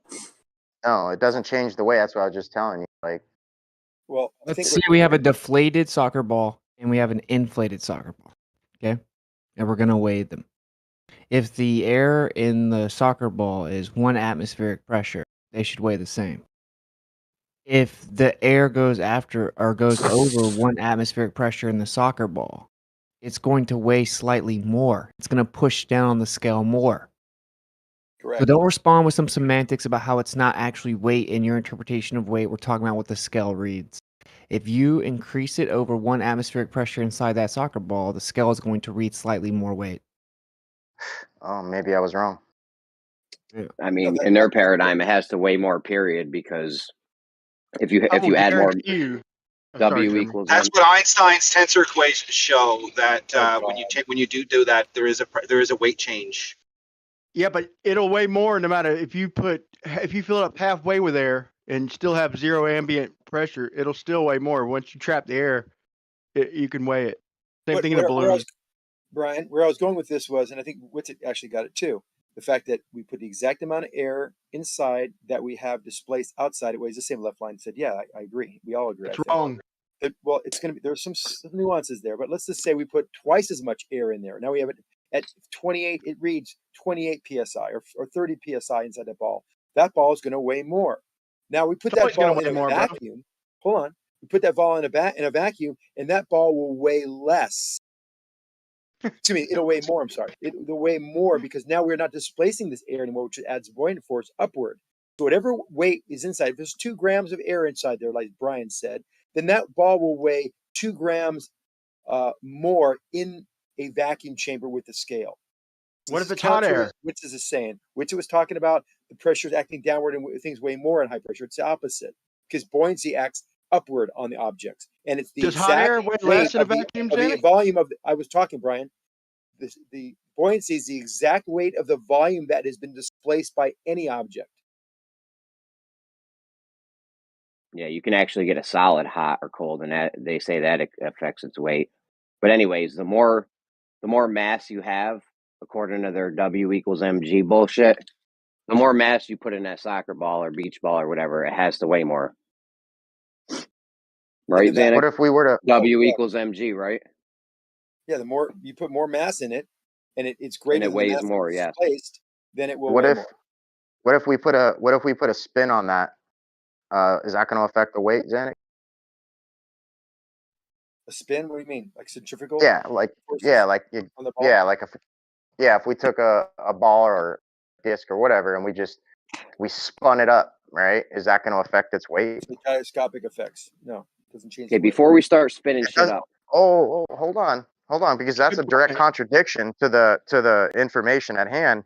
I've got a video here where a guy steps on a scale, right, with a gyroscope, and weighs himself with the gyroscope, and then applies a spin of the gyroscope, and there's a noticeable weight change.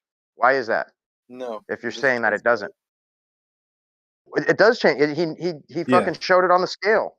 It does because it's really not going down; it's going out. Spin space-time. We can all agree that that space-time bending has nothing to do with anything we're discussing, right? It's the force vector of the weight that's going outwards, not downwards, with the gyroscope. So does it change the weight measured on the scale or not? No. It do. Well, why is there a noticeable difference in the experiment? It's not on a scale. He makes it look like it's lighter weight, but it's not. He's standing on the scale. He measures himself with the gyroscope at rest. Then he fucking spins the gyroscope, and there's a noticeable change on the fucking numbers on the scale, implying there's a weight fucking difference. Yes, Zanuck, it's been shown, buddy. Put it in the chat. Go ahead, put it in the chat. We'll talk. We'll analyze what he did. It's been shown, Zanuck. No, This it's is not called the tennis. confirmed. This is called the tennis racket theorem, I Zanuck. know If the you're not tennis racket aware of it, theorem. and it's also called the Zhibinnikov effect. Yes, I know the tennis racket. I'm glad I could educate you a little, Zanuck, and I'll go ahead and post the video for you. Posted.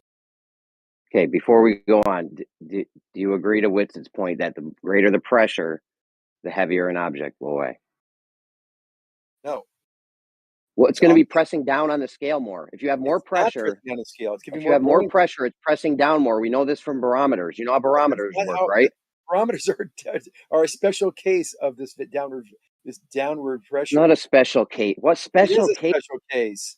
Wait, Because Zanuck, are you you only saying have that if one- I increase the air pressure inside the soccer ball to above 1 atmospheric pressure, it won't weigh more? Yes, it will anymore. Oh. Because the Dude, they've been telling us for volume- literally years. The I volume got the of video. I got the video. video? They're calling it. Yeah, they're calling it the anti-gravity. So I'm gonna share my screen. I'll pause it as soon as you find the discrepancy, and let's see how I was wrong in asserting that what I Alright. said. Okay. So I'm sharing my screen right now. Dude, I can't believe you're saying that the more air pressure, the more pressing down, it wouldn't make things be. Like that's what air pressure does. You increase the it's pressure, not. it's pushing Keep down on- more. Because you keep on confusing scalar and vector quantities here. Are you?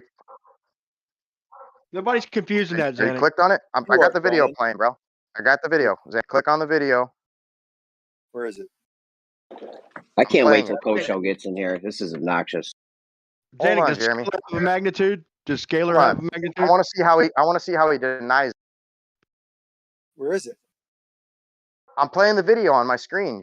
Click on screen share. The guy can barely pick it up, dude.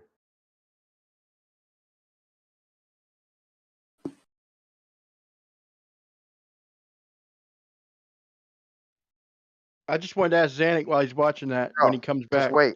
Yeah, just wait. Yeah, I'll wait. I'll wait.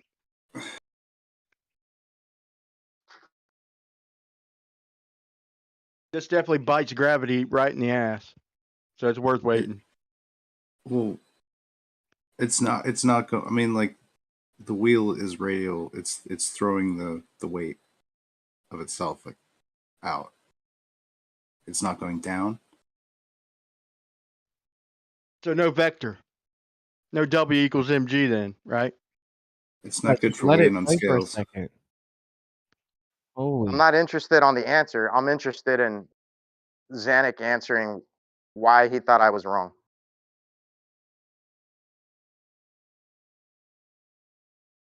He's going to do it on a scale in a minute.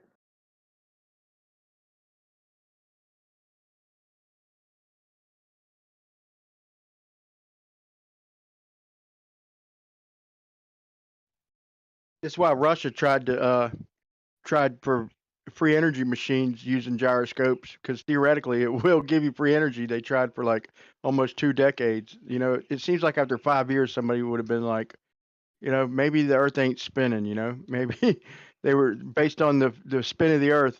The precession should give free energy because you get the other energy killing back the video, to Brian. one, right? I'm just waiting on Killing him. the video. Oh, I'm sorry. Fuck, dude.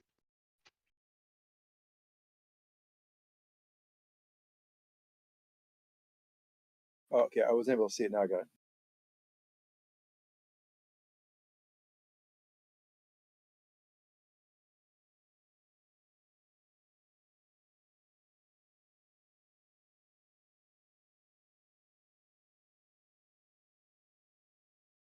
Why does he waste 20 seconds explaining something you already know is going to happen? That's retarded. Well, we have to go through it this way because these guys try to wiggle out of shit. No, why the guy in the video is wasting 20 seconds explaining something he already explained beforehand that he's going to do it? Could you let us watch it, It's please? television, bro. They have No, I to don't know suspend why it. it's so hard for people just to chill for a second.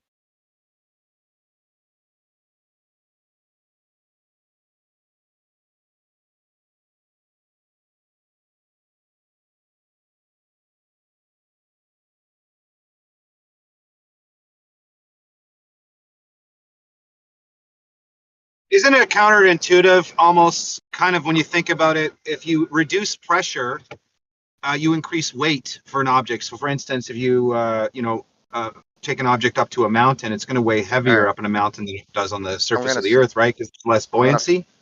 I'm gonna fast forward it to the Correct. part where he gets on the scale. So let's just get to this part because this is the main part that I want to go over with Zanuck.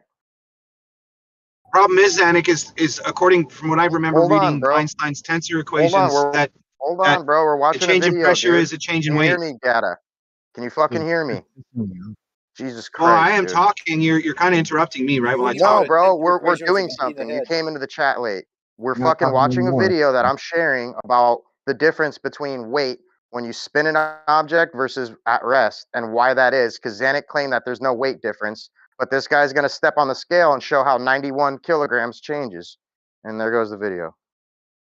Anyhow, that was I've seen that video. Yeah. all right. Well, I'm just trying to ask Zanuck why he would assume anything different than what the video. What? Because you didn't show me anything you said you're going to show. Oh, Yeah, look well, at It's wait, it's not replay it, bro. lighter. And in Data's Not behalf, lighter. bro. In It Data's doesn't behalf, I didn't lighter. know. Why do you think you holding a gyroscope will make it lighter? Well, replay it. Replay the end of it, because in Data's behalf, I didn't know I was interrupting either until I hit your stream, and Y'all then were I could hear interrupting, it. and then freaking Bendy Light gets in there. Well, we freaking didn't know, bro. Now that we all know, let's Doing rewatch the end of tensor it when he equation gets with on him the in the head. scale. God, Zanuck, you can't. Dude. Bro, Zanuck, you make this thing really dramatic, which some people probably like, but for the most part, you suck. And so please change that or stop it. I don't know, man. You got a lot of self work to do. Yeah, when I was in the middle of debunking W equals mg, these guys said, "Oh, you got to put it in a vacuum to get rid of the air." And then when I fill it, when I have a balloon and it has a weight, hold on, man. When I have a balloon and it has a weight, and then I add some amount of mass to it in the form of helium, it weighs less until you put it in a vacuum. So when you decrease the air pressure, things weigh more, right, Zanuck? Did you see the video I was playing, Jeremy? Because I was Let's go going back over to your something example. specific. So Jeremy was talking, and then you just jumped in. Fuck what I was No, saying. I wasn't. Zanuck, dude, Well, go if ahead you if you have do a it point. again, I didn't know you were promise. still watching the video. Zanuck, I promise, dude. I'm gonna give you a warning, dude. You just don't stop, no matter what. Yeah. You've already That was been given bad, more Jeremy. leeway than anyone else in this server, or you would obviously not be here anymore. Stop abusing it. It's annoying. Yeah, you knew I was going over the video. You tried wiggling out saying that he didn't show what I said he was going to show. I go back to the video to show it, and then you use Jeremy as your wiggle way out. So do you want me to show the part where he weighs himself Go ahead. with and without? Go ahead, Dice. Or not, Zanuck? Just to be clear, Jeremy asked me a question, and Diaslo jumped in. That's all I was responding to. You heard Dyslo Nah, talking. Dyslo was doing his thing. Dyslo was doing his thing first. Go ahead. Go over Dyslo's thing with him.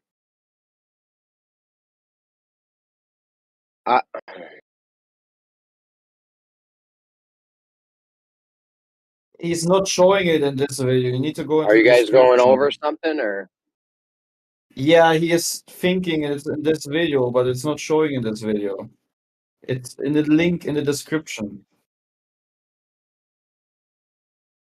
Ugh, dude. Can you guys hear me? Yeah, we hear you. I don't Yeah, know if it's they're a watching a link. video or what. Like, I don't know if we want to Yeah. stop the whole live No, stream to watch video. dude, it is. He's showing the wrong It was video. He it wants. was a small portion. But yeah, I guess Clay says I'm showing the wrong video. You want to share your No, screen, you ain't. Clay? He's showing No, the right video. Dyslo, you just need to go into the description of the video you're showing. There he will show himself being on the weight. No, That's you gotta all. hit. I'm just You trying gotta to hit help. join stream, bro. You gotta hit join stream, and you'll be able to hear it. Otherwise, you won't hear it. He's going right to the point where the guy steps on the scale with the freaking thing. So just hit join stream. Yeah, what's the deal, man? Y'all start talking every time the guy steps on the scale. You're going, why don't you show him stepping on the scale? I know I'm it's sitting there insane. watching dude. it, but I can't hear what he's saying. Okay, so where do you want me to push, Clay? There, just one of these links, more or less, and whatever. There's the conclusion because he's not showing it in that video. I'm just trying to help, So guys. that's fine, Clay. Golly. I'm taking your Yeah, advice. people So don't understanding should I? me. No Yeah, worries, buddy. it So doesn't matter which one you click. More or less, then it all goes to the same video.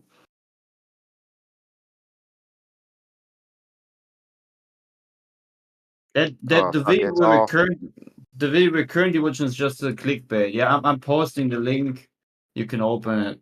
See, I don't know what video scene because this is not a new experiment. Do you know what RPMs the spin of the wheel is? Oh.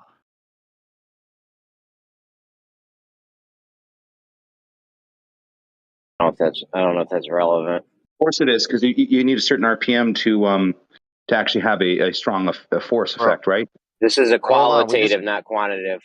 we just got to the point of the video.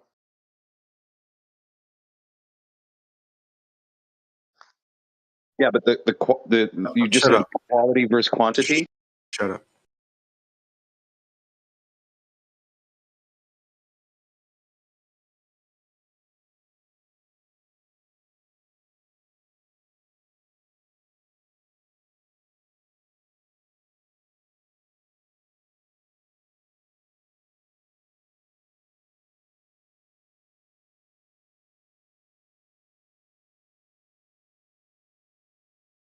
See, you understand now? Now you get it, Dyslow. Please apologize to me. Hold on, Zanuck. I'll give you credit.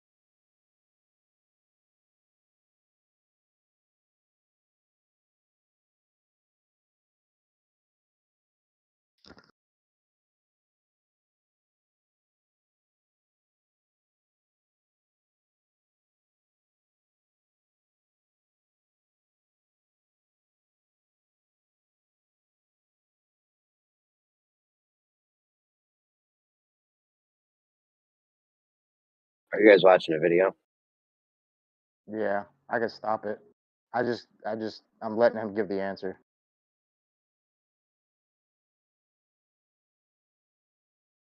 I don't know if we want to be stopping the live stream all the time for videos. That's all. My bad. All right, you're right. So,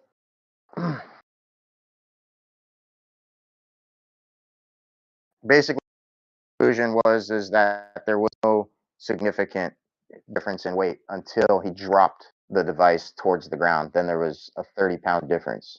It went from 90 to 70 kilograms. Right, Zanuck? Boo. All right. Yeah. Boo. What about the weight going outwards? I mean, that doesn't count for anything in any model. I mean, the weight going outwards, the force Yeah, so going outward should counteract, right? you asked me a question. Let Zanuck address this weight change. Go ahead, Zanuck. So there was no weight change. So you were wrong. It's okay. I don't want to. Well, there was. Story. No, only when he drops it. You drop anything, your weight will change. Well, he didn't drop it. He just lowered it towards the ground. Lower anything, dude. Well, it's decelerating. That was the point. Okay, so It's you're decelerating. wrong. It's okay. It's a common misconception because things feel lighter. They're weird because you got all these alternate forces going on while you pull a gyro, but it's not lighter. It doesn't bend physics. So you're All wrong. right. Well, I'll give you that, Zanuck. Thank you. You know, no worries. You're a good man. No worries, cool. man. I can be humble. Are you done, Di, or? Yeah, sorry, and thank you for letting me do that, Jeremy. And I apologize for fucking up the. No, it's a great example. Well, I just don't know if we want to be stopping the live stream all the time for videos because then it's awkward. People don't know what's going on. Some people can't watch. If it fluctuates in weight, then it does change weight, right? Due to the counteracting force. No, only it's when he lowered visible. it. And the only way that you can actually do that effect, one-armed weight in that manner, is to have an acting force that, counteracts it, which again, it's technically is lighter for the moment that you're moving it, because without that No. without that lighter without it being lighter, you wouldn't be able to do that action. And Right? it You wouldn't just show wouldn't be able to difference do it. on the scale. That's why Yeah. Those exactly, and that's forces why is exactly what makes the scale go up or down. We should Guys, put so all those you on guys have to show- planes. We Yeah, should put when them on weight planes. and changes, the weight should be changes. lighter. One more time. When weight changes, weight changes. Well, the weight Well, if it's doesn't a change. noticeable, measurable change in force, then there's going to be a reaction to that change in force. And the reaction We is have it gyros. becomes physically lighter to us. We have gyros on boats, big spinning balls. They counteract the. If a boat is forced to go one way by a wave, it counteracts it, so it keeps it stable. It's called a gyro. It's on a boat. Big ball of concrete usually. Spin it up. All about dead reckoning, right? Yeah, I mean, it's just opposite in reaction. Like it reacts hydraulically to a force of a side, like a wave pushing it sideways and making it tilt one way. It goes the opposite way and counteracts it. Keeps the boat stable. It doesn't rock as much as a boat without a gyro. In other words, a gyro keeps its rigidity in space, and everything else is based on that. The hydraulics work around It that. has to. Well, Yeah, it has to, but or it kind of fly doesn't apart. though. Yes, It doesn't give a It shit. kind of The doesn't shape though, of the because earth. it flips its orientation. Like this gets back to the T handle in space. Like if you guys ever saw that video where they spin up a T handle in zero gravity environment and the thing dances back and forth. Can you explain that, Zanuck? Because this is what it's implying, right? This is the fact that weight has vector. It's vector specific, as you identified. It's a downward bias, downward force. So why is it in this zero G environment, as you love to talk about, this free fall environment, why is it that when you spin something and it precesses, that it flips its vector back and forth? Can you explain it? Yeah, it's conditionally unstable. So that contradicts. No. That contradicts contradiction what they were whatsoever. claiming.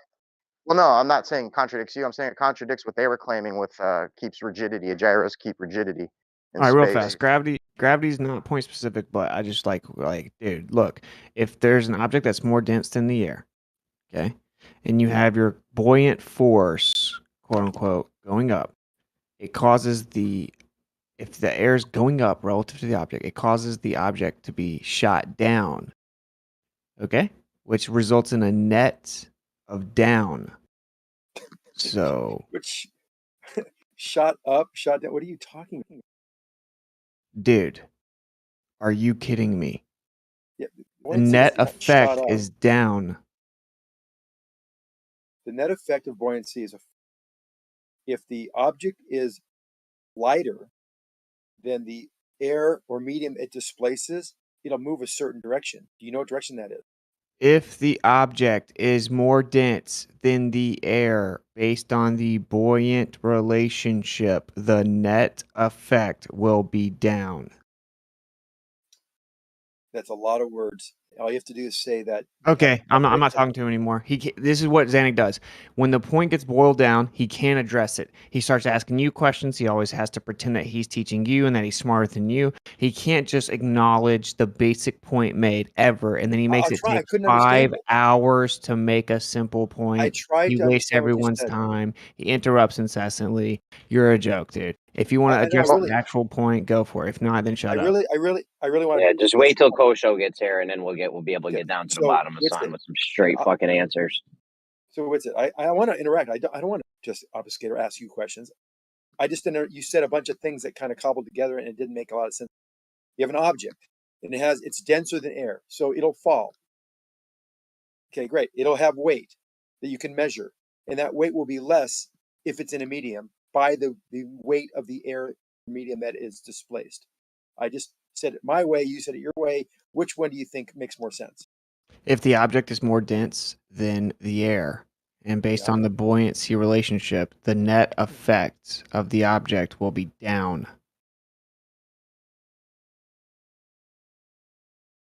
I don't know. Xanac, do gyroscopes keep rigidity in space?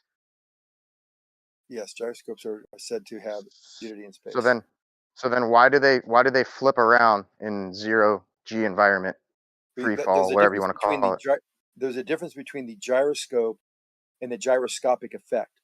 What you're witnessing is a gyroscopic effect of the spinning tennis racket, and it has a effect that it is conditionally unstable, and that's why it will slowly get out of phase with this rotation and flip to another more stable position, and that will be unstable and it'll flip back again. That's what happens in this effect. What about, just out of curiosity, why don't you ever to discuss I just want to finish my point. Gyros don't do that though. Gyros. I just want to finish my point. How do gyros not do that in space? Because in a 0G environment? because they're not conditionally unstable. They're very stable because they're balanced. So you're saying a gyroscope will not appear to flip back and forth like no. other things? No. Okay, go ahead, Dan.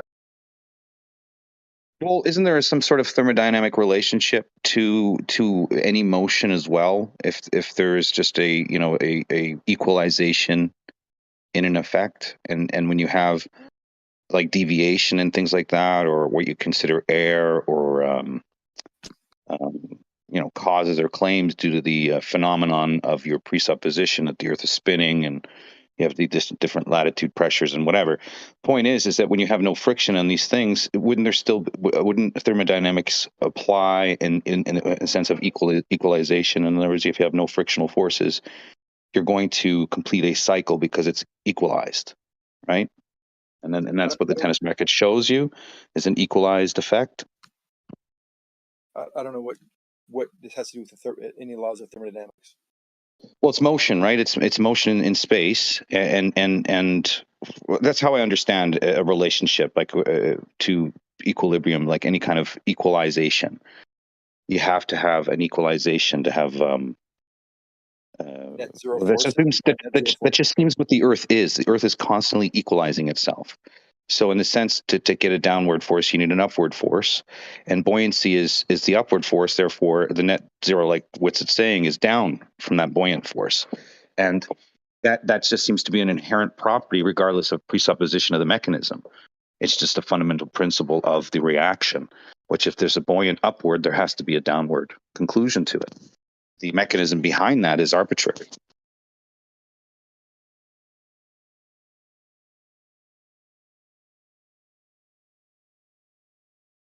I don't know how to answer that.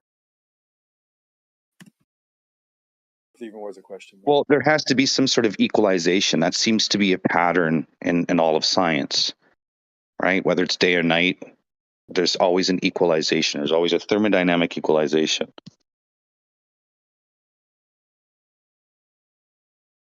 Or, sorry, thermodynamic equilibrium.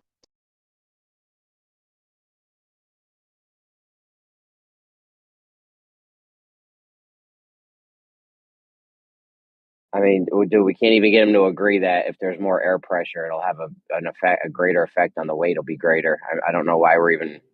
Because Jeremy will have he can't do anything more complicated than that for now. Well, but we got obfuscated by a lot of people that interjected between our conversation. If we're talking about it, we've already gone over the fact of why objects will weigh less if the air is denser, if there's higher pressure. Higher pressure will make things weigh less because the buoyant force is greater. Now Witz is talking about springs, balance, suspended weights, which are going to be if the standard weights are taken to different latitudes, the balance will show increased readings for the same weight in passing from the equator to the pole because of the centrifugal force. That's not air pressure. Okay, you're saying the greater the pressure, the less something will weigh. So I have a balloon. We're gonna be in a vacuum. I have a balloon, right? It's gonna have a weight. I'm gonna fill it with a certain amount of grams of helium.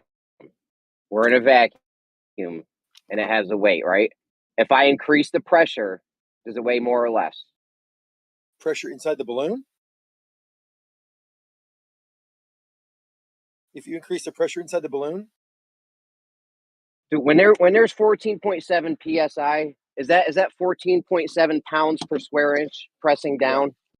no, in all directions. Is that what psi means? It means that pressure is a force in all directions. There's no vector. One of the directions is down, right? All of the them directions is down, right? They're all equal. And there's many directions. Yes, every direction, and one of them is down, right? Yes, one of them is down. So 14.7 pounds per square inch pressing down. If I increase the pressure, more pressure pressing down. That one This is remedial. It's kind of it's not the correct way to look at scalar forces. It's not a force. It's just a pressure. It's a quantity that has no direction, and it's implied that all the forces are in all directions equal. That's why This is why it debunks gravity, Zanuck. It doesn't. That scalar property of gases that you just described going in all directions. Yeah, that Pressure debunks goes in all directions. No, its pressure is not gravity. the dissociated mass of the molecule. Blue, here we go. It's not, Somebody reasonables here. Hold on, Data. Blue, if I'm at sea level and it's 14.7 psi, that means there's 14.7 pounds per square inch pressing down, right? Well, pressing in all directions, yes. Okay, and one of the directions is down, right? Yes. And one of the directions Okay, and is if I up, increase the pressure, there's more force pressing down, right? That's right. Go to 15 pounds, and you got 15 pounds per square inch pressing down. But you also got now 15 pounds per square inch pressing up. Well, you guys told us that there's a net that's down. Net volt. For something to have weight, air to have weight in a container, there's a velocity that's going to create a velocity. So it's greater down than any other direction. Velocity is also a vector, right? So it's greater down than any other direction. Yes. So it goes in all directions, but faster down. Okay, so it's greater down than any other direction. Velocity. Okay. Average velocity of all the molecules. Okay, so it's going to press down greater than any other direction. In a container. I thought you could think of the Earth as being a container because of gravity. It's being contained by virtue of its weight. Okay, so it presses down more than any other direction? Yes. Oh, so it's not equal in all directions, it's greater down. It has a velocity, it's greater going down. Is it going to press down more? Because it's hitting the walls of the container? It's Oh not my God. There's also a gradient. So the lower you go, the more pressure you have. You're making my point. The pressure is still a scalar value. This is why they have to censor flat Earth, right? Because if conversations like this were seen by millions of people, like on national television, there would be so many flat earthers because you guys just double speak and contradict yourself. The only surface that is stopping the air from further to the center of the Earth is the surface of the Earth. This is awesome, though, Jeremy. We should just start bringing this up. Hold on. That's where it ends. It doesn't mean that everything has a downward force on it. It's scalar. It's going in all directions. Hey, this is awesome, though, Jeremy, right? Because we've been telling them that gas expands in all directions equally and fills the available space. Downward. Stop interrupting me. And for years, they've been saying, no, gravity holds it down and that there's a bias down and that it pushes the gas down. It doesn't go in all directions equally. It's stronger pressing down over and over for years. For years. Now when we start to refute their nonsense about claiming that weight changes relative to latitude due to centrifugal force, which has been debunked in many ways because it's not even consistent. It doesn't actually directly correspond to latitude based on the prediction. In fact, back in the day, they actually saw that the predictions didn't match at all and they had to flatten the poles. That's where you get the flattening the poles theory for your model because the predictions didn't match. And then when you go measure them, they don't match the latitudes at all. It's all over the place. You can look at the GNOME experiment and they don't recalibrate based on the environment. And their own manual will say the air pressure will change the weight, and then we see, of course, that air pressure is different relative to latitudes on the Earth. So then when we factor all this together, you guys have no claim. So now you have to start double speaking and going back on your original No double 5-year speak. parroted claim about how it doesn't disperse in all directions equally, because now all of a sudden it does do it equally in all directions. Do you want to learn something about this real quick? I can give you a quick, easy to understand idea that you can take No, to I the just bank. exposed it. I exposed No, the you whole didn't. thing. If I have rocks falling on me, those rocks would have weight and they would have a vector, and they would hit you in the head and it hurt. And if they hit scales, they'd make the scale. That is called a vector because it has weight. But air has weight too. But hydrostatics is different than rocks falling on your head. So if you really, and I hear you listening, which is, I appreciate that. The scalar quantity pressure is different than those rocks falling. They're acting in blue said. You have a vector going down. He agreed. But he also said, and you cut him off when he said, hey, he finished. He said there's also a vector or a force going up equal to that force going down. So there's no net force on that Okay, object. awesome. Okay, Hold on, so but you gas. got to realize just because we have a surface of the Earth, Oh my the air God. piles, this isn't hydrostatics. Is not a simple. You got Okay, to take answer a yes class on or this. no. Answer this yes or no. Is the pressure equal in all directions? Yes. So it's not greater down. No, not at a certain altitude or point in that gradient. So the gas pressure is equal in all directions. Yes. That's what. So it's not greater down. Scalar, no, not greater down. Okay. So when we've been saying gas pressure will equalize and disperse equally in all directions, and you guys have consistently and religiously rebutted it by saying no, it has a bias down and there's a greater pressure down, you're now Right. retracting that. No, you're not listening. And Blue's probably laughing right now too. By the way, are you Blue? Are you laughing? He doesn't want to say anything because he Well, no, but here's the thing. Yes, equal at that altitude, but hydrostatics doesn't work that way. We have a velocity that's going greater downward than any other direction. you keep on trying to separate them. Every time we say I'm that not. the pressure is equal in all directions, you guys say no, it's greater down. If I That's how have an you can weigh the gas. Okay, if I have an object, Zanuck, I was honest with you, bro. Just come on, man. Be honest. I'm being honest. It's not an easy concept, but it's not that hard. I'm trying to let you understand that at any point in the atmosphere, we'll have equal pressure in all directions.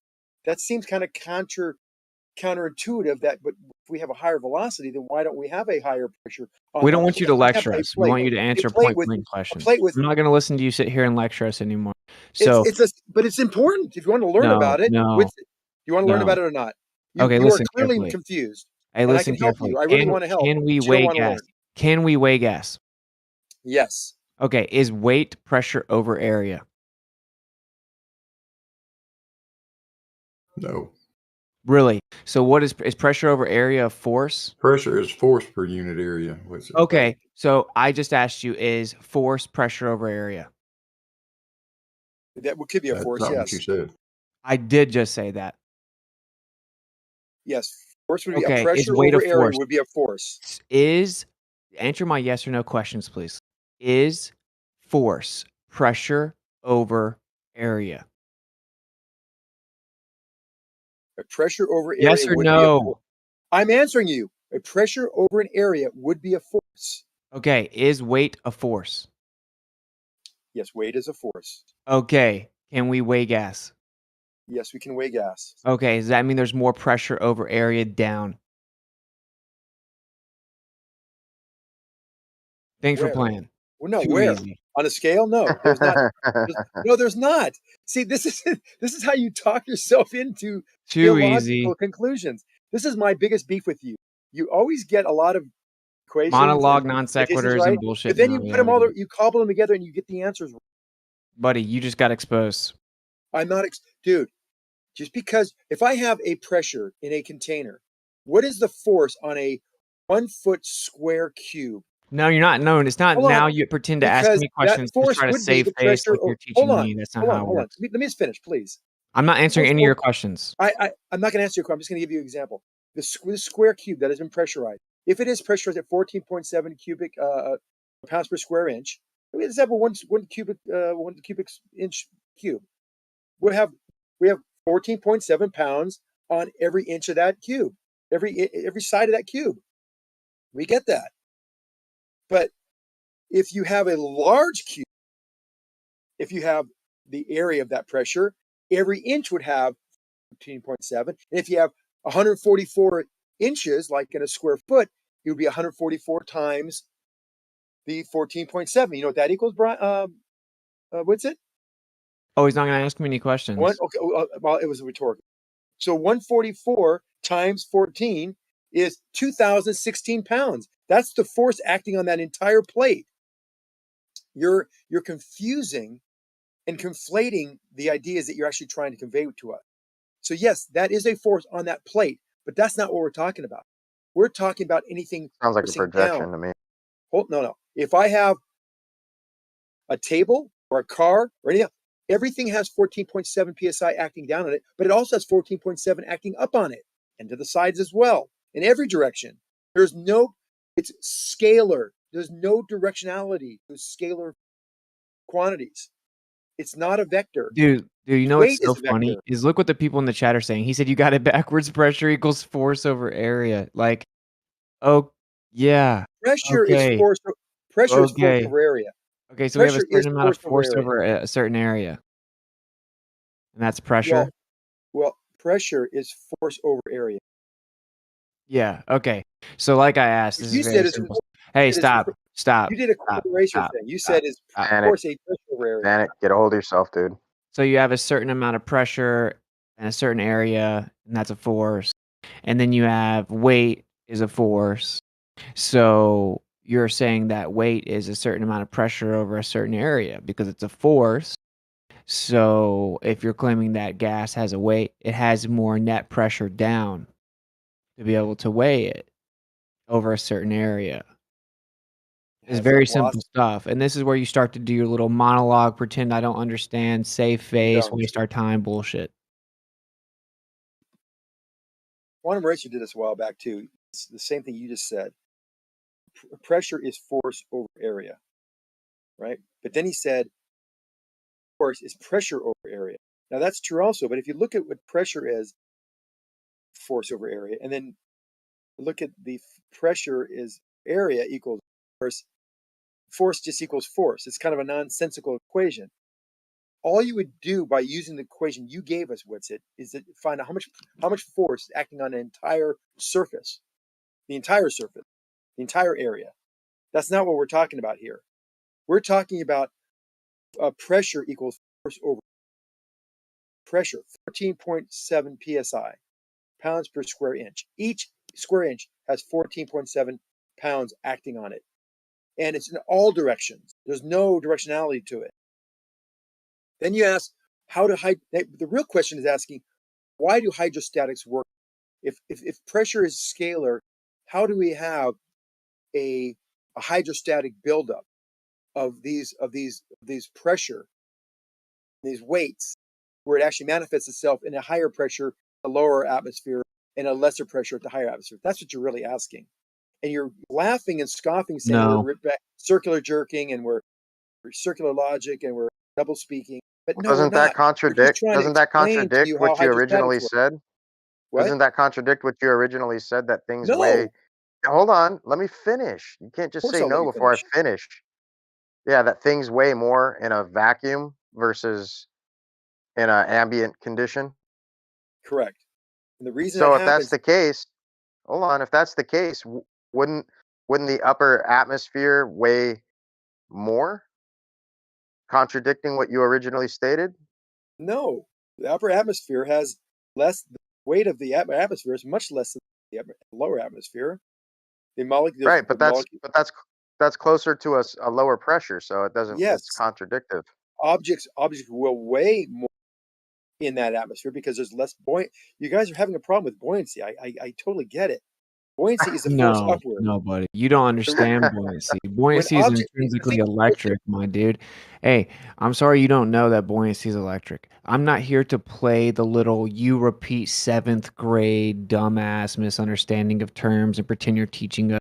You like you guys say mass attracts mass because they gave you a dumbed down explanation of gravity for the dumbed down masses.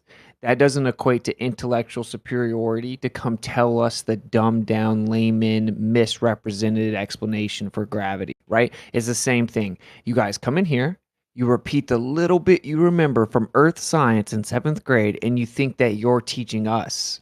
But in reality, we are running circles around you. We know that your definitions are wrong, and we don't care if you can pull up some 7th grade textbook that says it's right. Okay? I'm explaining to you, you have a contradictory position. You're trying to claim that there is a net pressure down, there's a greater pressure down, right? And simultaneously claim that they're equal in all directions, right? You're contradicting yourself. That's not my problem. You gaslighting us about how we don't understand terms isn't reality. Archimedes' principle long predates the idea of you putting the little g in there. You hijacked electrostatics. No one cares. No one cares at all. Okay? So the truth is, and the whole reason I brought this up, is this is the summary of what's going on with this argument from Globers. They claim that the Earth is a ball, and since it's spinning, there's centrifugal force on the Earth, and that this counteracts gravity. So objects weigh less the closer you get to the equator because there's more centrifugal force, because it's wider, it's a bulge at the equator. You have a greater centrifugal force at the equator, so that objects weigh less because it counteracts gravity, right? Then you guys No, turn not right. around. Not Then right. you guys turn around and claim centrifugal force isn't real, it's just fictitious, and you don't have to account for it for orbital mechanics. Your entire paradigm is a joke, okay? So then we test your claim, and in reality, when we take objects to different latitudes, they don't directly correspond to the globe prediction. They actually change at the same latitude, and at different latitudes, they change in the wrong direction. And this has been shown many times, even with the GNOME experiment. In addition, we know that there is a direct correlation between latitude and pressure, a direct correlation between latitude and temperature, and a direct correlation between latitude and humidity. All three of these factors are known to affect the way that scales are able to give you readings. So in conclusion, you guys hijack environmental causes, ignore all the evidence that shows it doesn't correlate and match your prediction. After flattening the poles because it didn't match the first prediction, then you guys run onto the internet and claim that some anti-flat earther on YouTube proved it. Okay, so now the flat earthers know how to rebut that argument because it's dumb. That's the reason it was brought up. Okay. You even posted something regarding scales weighing different higher as they go to lower latitudes. You actually wrote that. You actually posted it, which is making our point. Everything you're saying is making our point, not only about what you're posting, but how confused you are. You're making the point that you Oh, are you just confused. don't even understand it. Like I understand. I Buoyancy is not posted it to electric. clarify the Okay, globe's now, you went position on for because 5 you minutes. guys Can lie. I have a sentence? No, no one You cares. can't be muting people because you don't like what they I say, didn't mute anyone. or interrupting me because you don't like what I'm saying. Just let me Well, finish my then piece. You went on for a stop long that. time. That was a Yeah, serious but I monologue, wrapped it up. We can move on now. and you're still moving, and you're still interrupting. Okay, look, I explained very in detail. There is, in your mind, I understand those inconsistencies that you can have air to have weight, and how we measure weight of air in a container, and how the atmosphere has pressure that's higher at the surface than as you go up because of the gradient. The gradient is hydrostatics. If you just do a search on hydrostatics, it might make it all clear because there's really good Google searches on that. I'm sure it'll pop up a really good description of it. It doesn't change the fact that when we have a pressure that is a scalar quantity, that means there is no preferential direction of this. It's in all directions evenly. And just because we have a higher velocity of these molecules when they're bouncing around, that the velocity preference is going to be downward or higher downward. That's what gives things weight. If you put that air in a container, that bottom will have the highest pressure, and anywhere above the bottom will be lower pressure because of this velocity differential. And that is why we have a gradient inside a container as well as in our atmosphere. It's not that complicated. Buoyancy is not electric. Buoyancy is just the weight of this. Whatever you move out of the way, why that object will weigh less because you've pushed that weight of the same volume out of the way. And so now there's a bias, just no different than when the example I try to show you about this cement jug of water being weighed in a pool, why it will weigh exactly the weight of the water that has been displaced less. It'll weigh 8.8 pounds less at the bottom of the pool because you displaced 8.8 pounds of water. You put that cement jug on top, it could weigh 40 pounds. Put it down in the water, it weighs 8.8 pounds less because that's how buoyancy works. And there's no difference between fluid dynamics, water, or the atmosphere. They're both fluids. So if that's the case and you're so understood on that, then can you explain why an anvil can rest on top of a mercury? Yes, very easily. Go Because ahead. the anvil's material is less dense than the mercury. So now we have a buoyancy force of the mercury actually pushing up on the anvil because it wants to go down, saying, hey guys, out of my way. I'm stronger than you. Look out. It pushes the anvil up. The anvil floats And on the how is mercury denser than an anvil? Welcome to flat Earth. How is mercury denser than anvil? Because its molecular composition is closer together. That So means it's there's more mass per unit volume than the anvil. Now that may seem counterintuitive No gravity, right? because it's a liquid. Brian, please. No gravity, right, Zanuck? Brian, please. There is gravity. Shut up. The anvil is made out of a metal that is much less dense than the mercury. More dense. doesn't Even though that it's a seem Brian, doesn't that seem I counterintuitive? slow. If Yeah, I but have a doesn't that cup seem of mercury, counterintuitive, being that the anvil's a solid and the mercury's a liquid? it is such a dense liquid that you have a cup of mercury and a I cup of the understand you're anvil. saying that. I You can understand weigh that's it. what you're Go saying. weigh it. You know what? Go get two things, same exact size of mercury and a solid ball of whatever the anvil's made out of, and you weigh them. The mercury will weigh more. It's that simple. So Why by don't you? cubic You're going to lose this cubic argument too. You're going to volume, be 2 for 2 today. Zanuck, I'm not here to win, bro. That's the Hey, point you're not You're getting. arguing for no hey, reason. hey, can we I'm not can we arguing, move Zanuck. on? You guys got exposed. Like we can just move on. Like We didn't can any of the expose Globers tell me, hey, how do wells send sonar waves 10,000 miles underwater if the Earth's a globe? You're scattergunning. No, I'm I changing this. wanted Besides to. that, the iron weighs more than the mercury, You've bro. The lost iron Thank weighs you, Brian. more than the mercury. Oh Let me know wow. when it's my So turn. there we go. Like I wasn't having a bias here, Zanuck. I'm trying to get answers, and that's it. I'm not trying to win. So you're saying that the mercury weighs more by cubic volume than the anvil, and Brian's saying there's a discrepancy there. Mercury's How is there a specific gravity discrepancy? is something like 12, and steel is something like 7. Yes, it's Mercury's a lot more dense, but don't fool yourself into believing that you just sit an anvil on a pool of mercury and it sits on top of it. It does not. Mercury is actually electric. It will It most certainly displace. does too, and the mercury is lighter Brian, weight. could I just finish what I was saying? Would that I'm be sorry, too I much to cut you off, ask? Luke. Sorry. I'll tell you what. Fuck off. Goodbye. Oh, come on, dude. No need for that. Brian's acting like a mosquito. He just won't stop. All right, but hey, I don't know about you guys, but I'm just curious. Can any of the Globers tell me why can wells send sonar waves 10,000 miles in the ocean? Horizontal propagation of sonar waves 10,000 miles. How's that work? ENS Well, whale doesn't wave. that do they go off into space? I mean, that sounds like a contradiction. Well, see, they tried to come up with some paradigm to save their little stupid fairy tale religion when it comes to radio wave, right?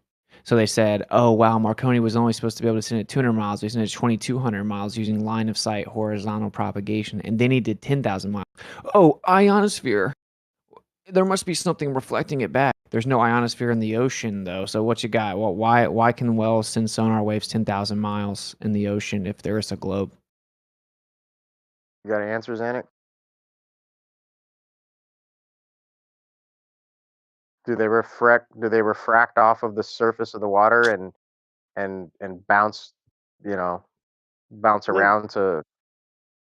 Go ahead, bro. Closing statements on the last thing is if the mercury weighed less than the iron, then that would be, who would care about that demonstration? It would mean nothing. The iron weighs way more than the mercury. It's in liquid form, so they're going to try and say something about the form of it. But the per unit, the iron weighs more, but the mercury is more dense. I mean, most everything follows order, but there's an example. All it takes is one. That's a black swan of where their bending of space time falls apart.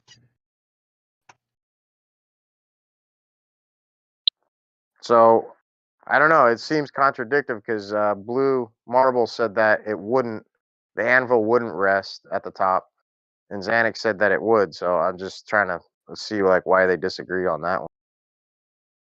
It totally does. Well, I don't Anything will float in understand. liquid mercury. Yeah, I don't understand why Blue Marble said that. Then, like, I don't know. So all the ballers agree that 10,000 mile sonar propagation debunks the globe. That's awesome. Zanuck went on mute again real fast. They got nothing to I want say. to mute 'cause I don't want to be. I don't want to be muted. You got nothing to say, do you? What are you such a jerk for? I Answer the question. didn't even respond. Yeah, do you have an answer, You Xanax? said I'm three just curious. things. You want to know why the anvil floated on the mercury. Then it went to Sonar waves. why sonar No. propagates Yeah, 10,000 miles. go. So you're gonna talk to me while I'm talking? Answer Okay, wits great. it. Answer wits it, dude. We don't need to get all jumbled up here. Yeah. Sonar waves. Yeah, sonar waves can travel long. I don't know they can travel. It doesn't. How can a debunk it. well shoot a sonar wave 10,000 miles in the ocean and it be received by another well if the Earth's a ball?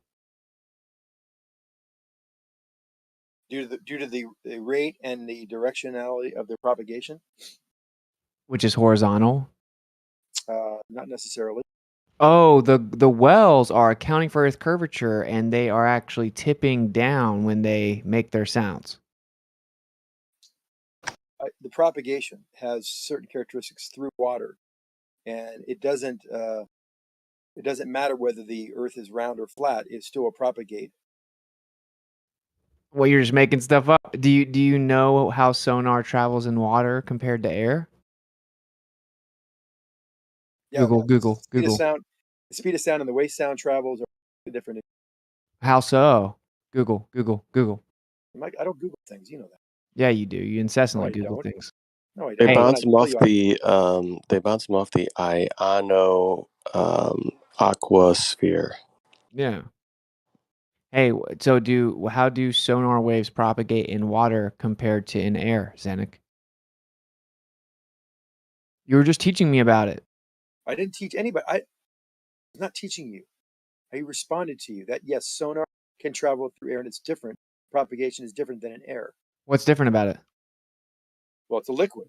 Yeah, so what's the difference? Sound waves move differently through water How because so? of the coulombic bonds of the water. No, but how so? Like, what's different? Well, there's Like, actually how does the propagation compare from water to air?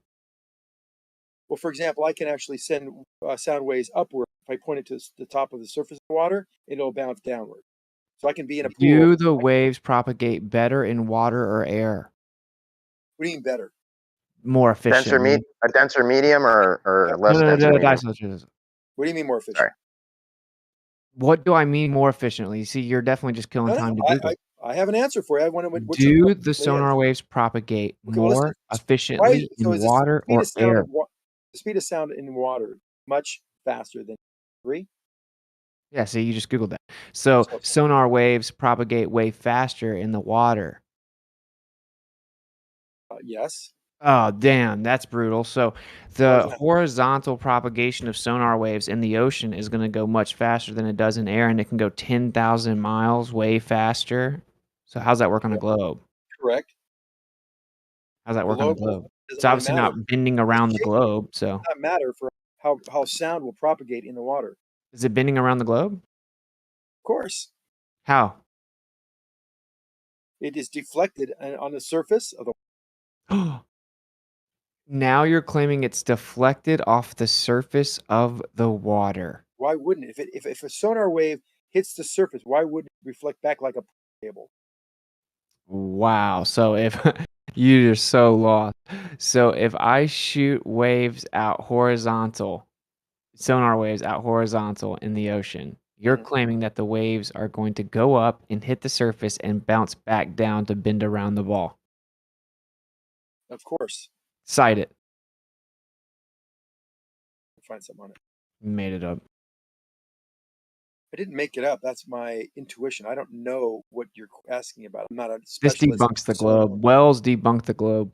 They don't debunk nothing debunks the globe. The only thing that debunks the globe is flat earthers thinking they debunk the globe. Just so you guys know, Wells debunked the globe.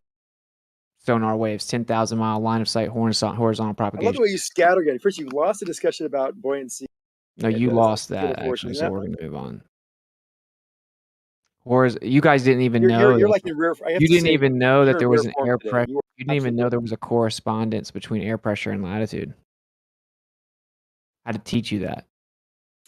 I'm actually surprised. There was much there's better. there's not 30. Dude, Static, you had access to a much better pseudoscientific reverse engineered explanation. I'm surprised you didn't go for this one. You know how sound waves will bend relative to the density of a medium?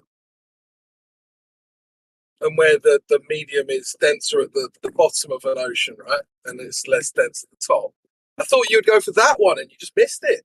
You just went for the deflect off the top reverse engineered explanation. That's quite interesting. I was certain you'd go for the other one.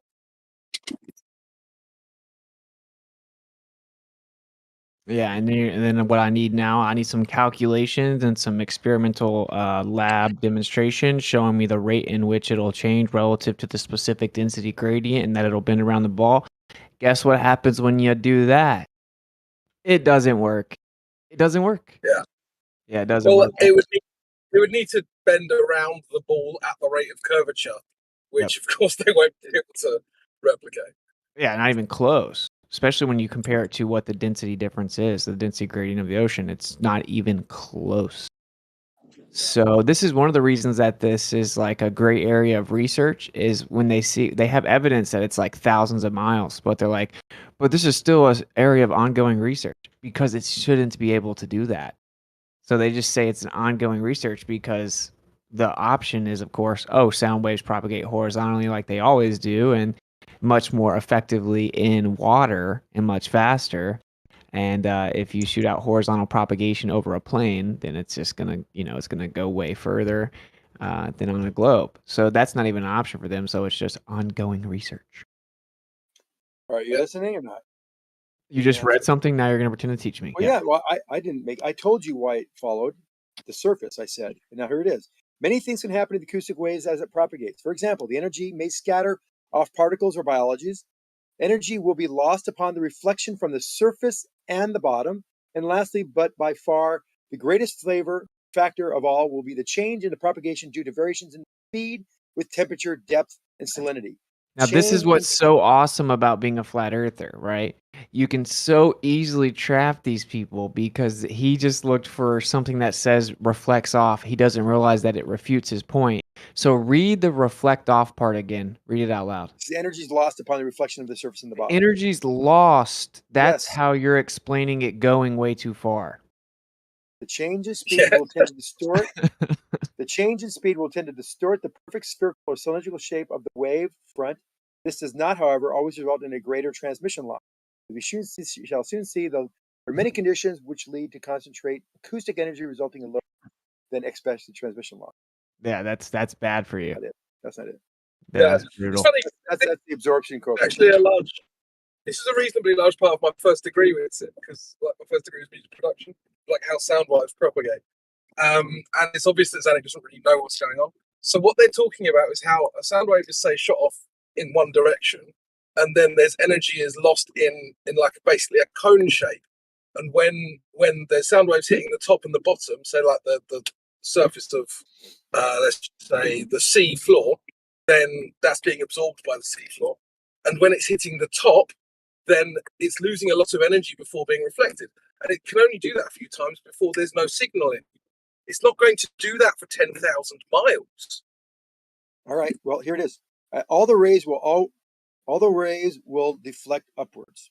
When the rays reach the surface, they will be reflected back downwards, and the same process begins again. Naturally, some of the energy is lost in the reflections, but the overall effect is to trap the sound in a relatively small layer below the surface. The sound does not reach the deeper regions, so transmission less than you would expect for a cylindrical spreading. The effect is called surface duct.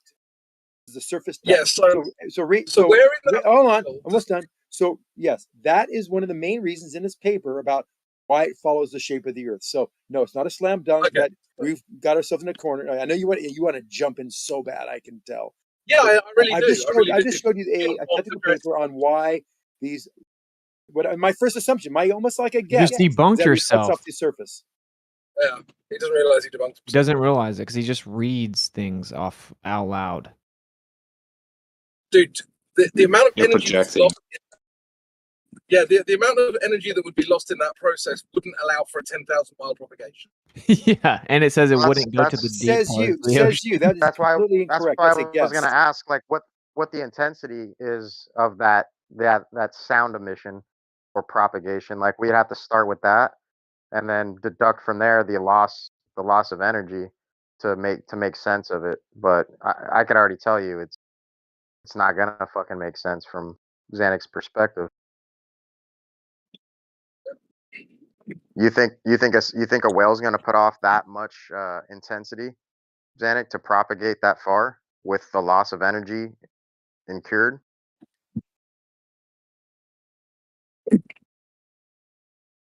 Xanax, you there? We don't know. You're being incredulous. We don't know what the intensity is. We don't know what the losses are. It says it becomes less efficient when it bounces up. That No, efficiency you get like might go down. 230 What does it mean? decibels. That's why it doesn't go forever. Maybe that's 230 why it only. decibels. That's why maybe it only lasts for 10,000. The fact that it You does just is because it Only reflects. 10,000. Okay, so you guys don't want to talk about it. I think you're right and move on. Yeah, Well, he acting like just gave you 10,000 miles is small. It's like a small area for sound propagation. Come on, dude. 230 decibels. I mean, that's something to go off of, isn't it? Yeah, it's like maximum 230 decibels. And they're different per species, right? And I think that I think it's the humpback that shoots the furthest. What about the elephant? Because I know that they do something similar with low tone frequencies through the ground to communicate. Like, I forgot what the distances are, but I know it's like super far. I know it's irrelevant to the point you're addressing, but I was just curious because it's interesting. It's not necessarily irrelevant because obviously there's an issue with wavelength as well. The lower the wavelength, the more energy that would be lost in that reflection process. So it's not irrelevant actually. Yeah, it's very similar. Yeah, it's going to be horizontal propagation for all of this. And that's what's so funny. Look, dude, radio waves propagate horizontally, right? Everyone knows that. So we shoot radio waves out. They go way too far for the globe. They invent something called the ionosphere to save the globe.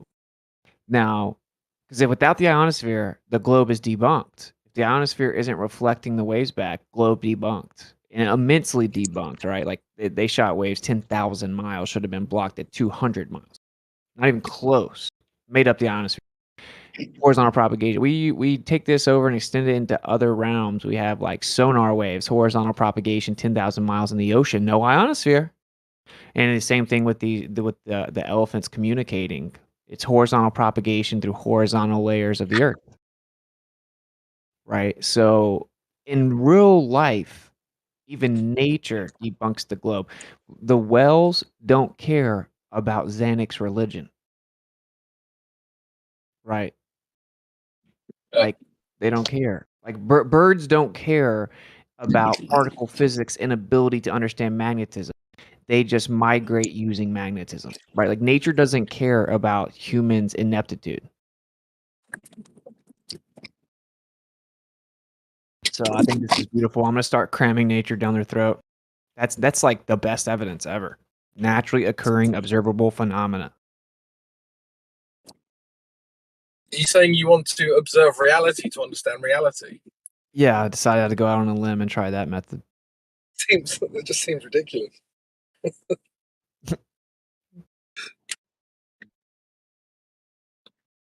It is funny. It's funny. I was looking into this and they're like, it's a perplexing phenomena. It's a subject of ongoing research. Yeah, I bet it is. I bet it is, bro. Until they come up with a semi-believable sophistry, sophisticated argument. Yeah, we've discovered that the top 100 meters of the ocean is actually oceanic ionospheric layer. Globers will just believe. They'll just be like, yeah, that's true. They'll Yeah, just dude. read it all. Yeah. Popular science said so.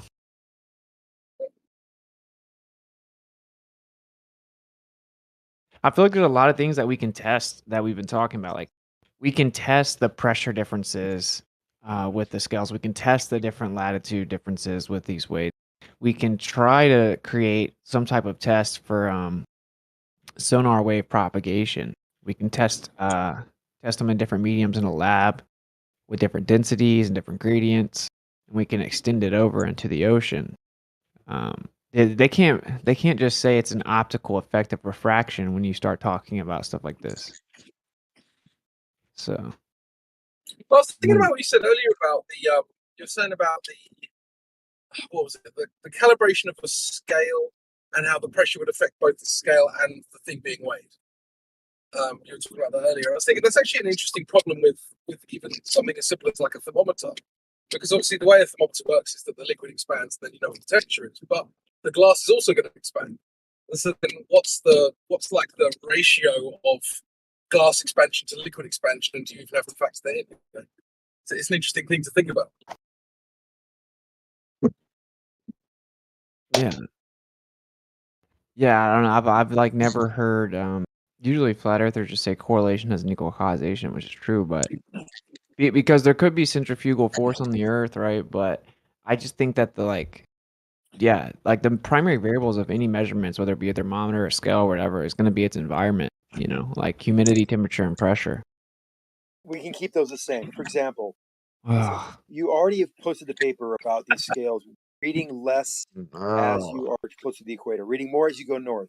We have airplanes that are going west and east. The ones we go east can measure with a very sensitive scale a lighter weight of the same object, same pressure in the plane, yet it's lighter going east versus west. We have all this information. You still don't, I'm convinced you don't understand the difference between pressure and weight. And you're proving that by telling me there's an argument that I'm making circular logic about air having weight, but then forces of pressure not acting down on things.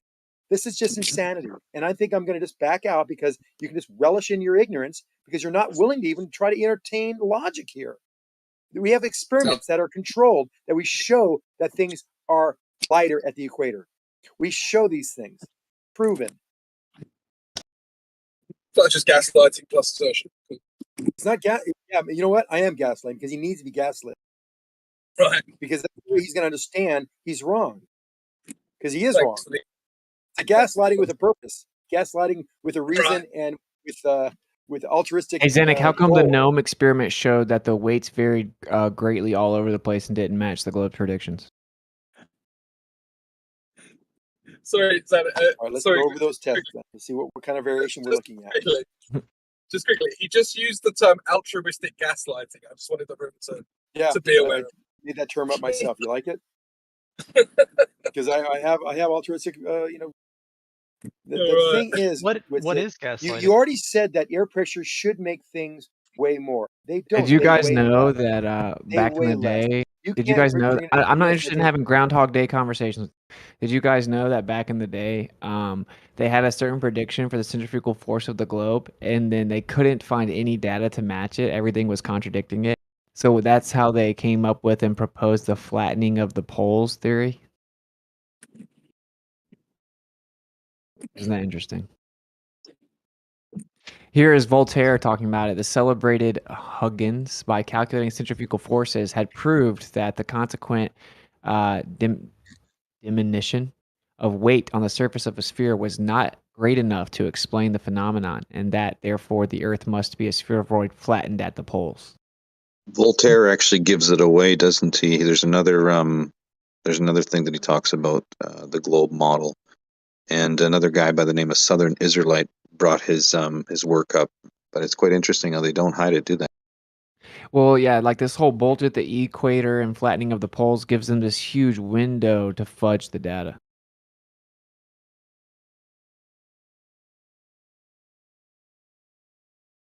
It's funny. It's funny.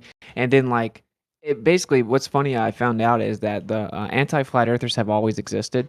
So if you go back to, like, or not always, but like in the last couple hundred years, if you go back to like the early 1900s, there were people that were like, "Whoa, this globular theory is stupid. These globularists are insane." And like, look, yeah, when we build canals, we built them horizontally. Like in 700 BC, the Chinese built an 1,100-mile long canal, completely assuming everything is a plane and building it horizontal. Never even heard of the globe, and successfully built 1,100-mile long canal. People in newspapers and stuff would combat some of these arguments, talking about like the Suez and Panama Canal, and they're like, they most definitely did account for the Earth's curvature when building the Panama Canal. Like this was in publications, like famous publications in the early 1900s, because it was an ongoing debate. Like, according to these guys, no one's even dared question it for hundreds of years or thousands of years. That's not even close to true. 1920s, 1930s, you can go read publications and newspapers that are specifically addressing the debate about the Earth being flat or not. Anyway, so they come out, this guy's like responding to this critique of the Panama Canal being built horizontal, assuming a plane. And he says, we definitely had to account for the Earth's convexity when we built the Panama Canal. So then they went and contacted the Canal Coalition or whatever, and asked if they had to account for any convexity of the Earth when building the canal. And it says, no, we specifically did not account for any convexity of the Earth whenever we built Panama Canal. And then they actually show the blueprints and the plans and the projections showing that it's completely straight lines everywhere. Everything is horizontal. That's how they built the entire blueprint. So my point is that, like, Holy monologues, Batman. Even back then, they had people that just blatantly lied, just like they do now. Just blatantly lie and just say things that are provably wrong. And if they say them convincingly enough, then they think it's legit. So it's nothing new. You're projecting, what's it? Hey, did they account for the convexity of the Earth in the Panama Canal? Cool story, bro. Does it matter? What's it matter? What's it matter, he says. I said, does it matter? Yeah, why would it not matter? It's the same as the Three Gorge Dam in China as well. They didn't account for curvature building that thing. Hilarious. People built huge canals way before they even heard of this globulous pseudosign.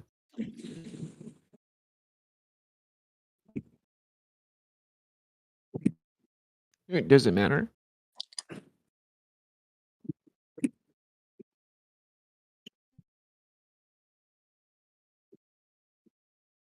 Crickets.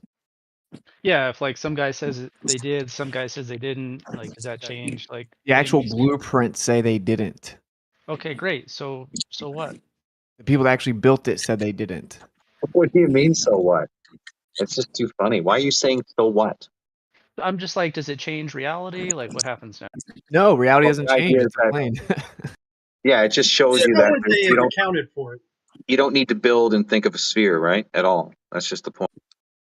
You don't understand what's going on here. Like, they're telling you that they didn't account for Earth curvature while building it, and then someone comes along afterwards and said, "Well, they must have done." Like, you don't see why that's an issue. Okay, if someone says they did and someone says they didn't, like, if someone's confused, like, Okay. they both can't be But- right? No, the people who built it were doing it to spec. They would have known what their process was. But you can't just say that these are two random people who weren't involved, like you just implied.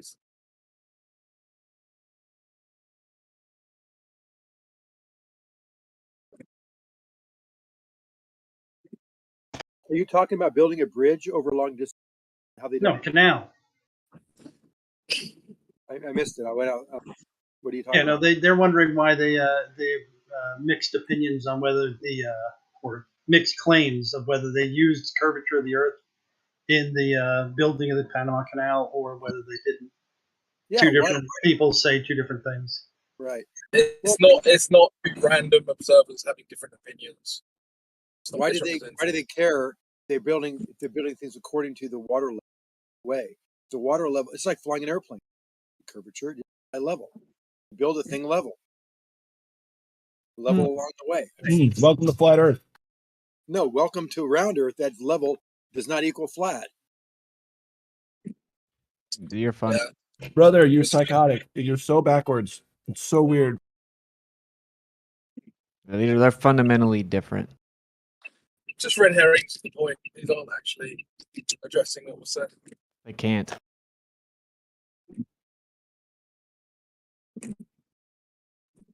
I'm sorry, Crypto. Are you not fed up with this? Am I not fed up with what? Never mind, dude. It's all good. So I legit didn't hear what you said. So I don't want to able to start a drama. I'm just saying, when are we going to get some evidence here? Nobody's getting sick of the lack of evidence here. Nobody.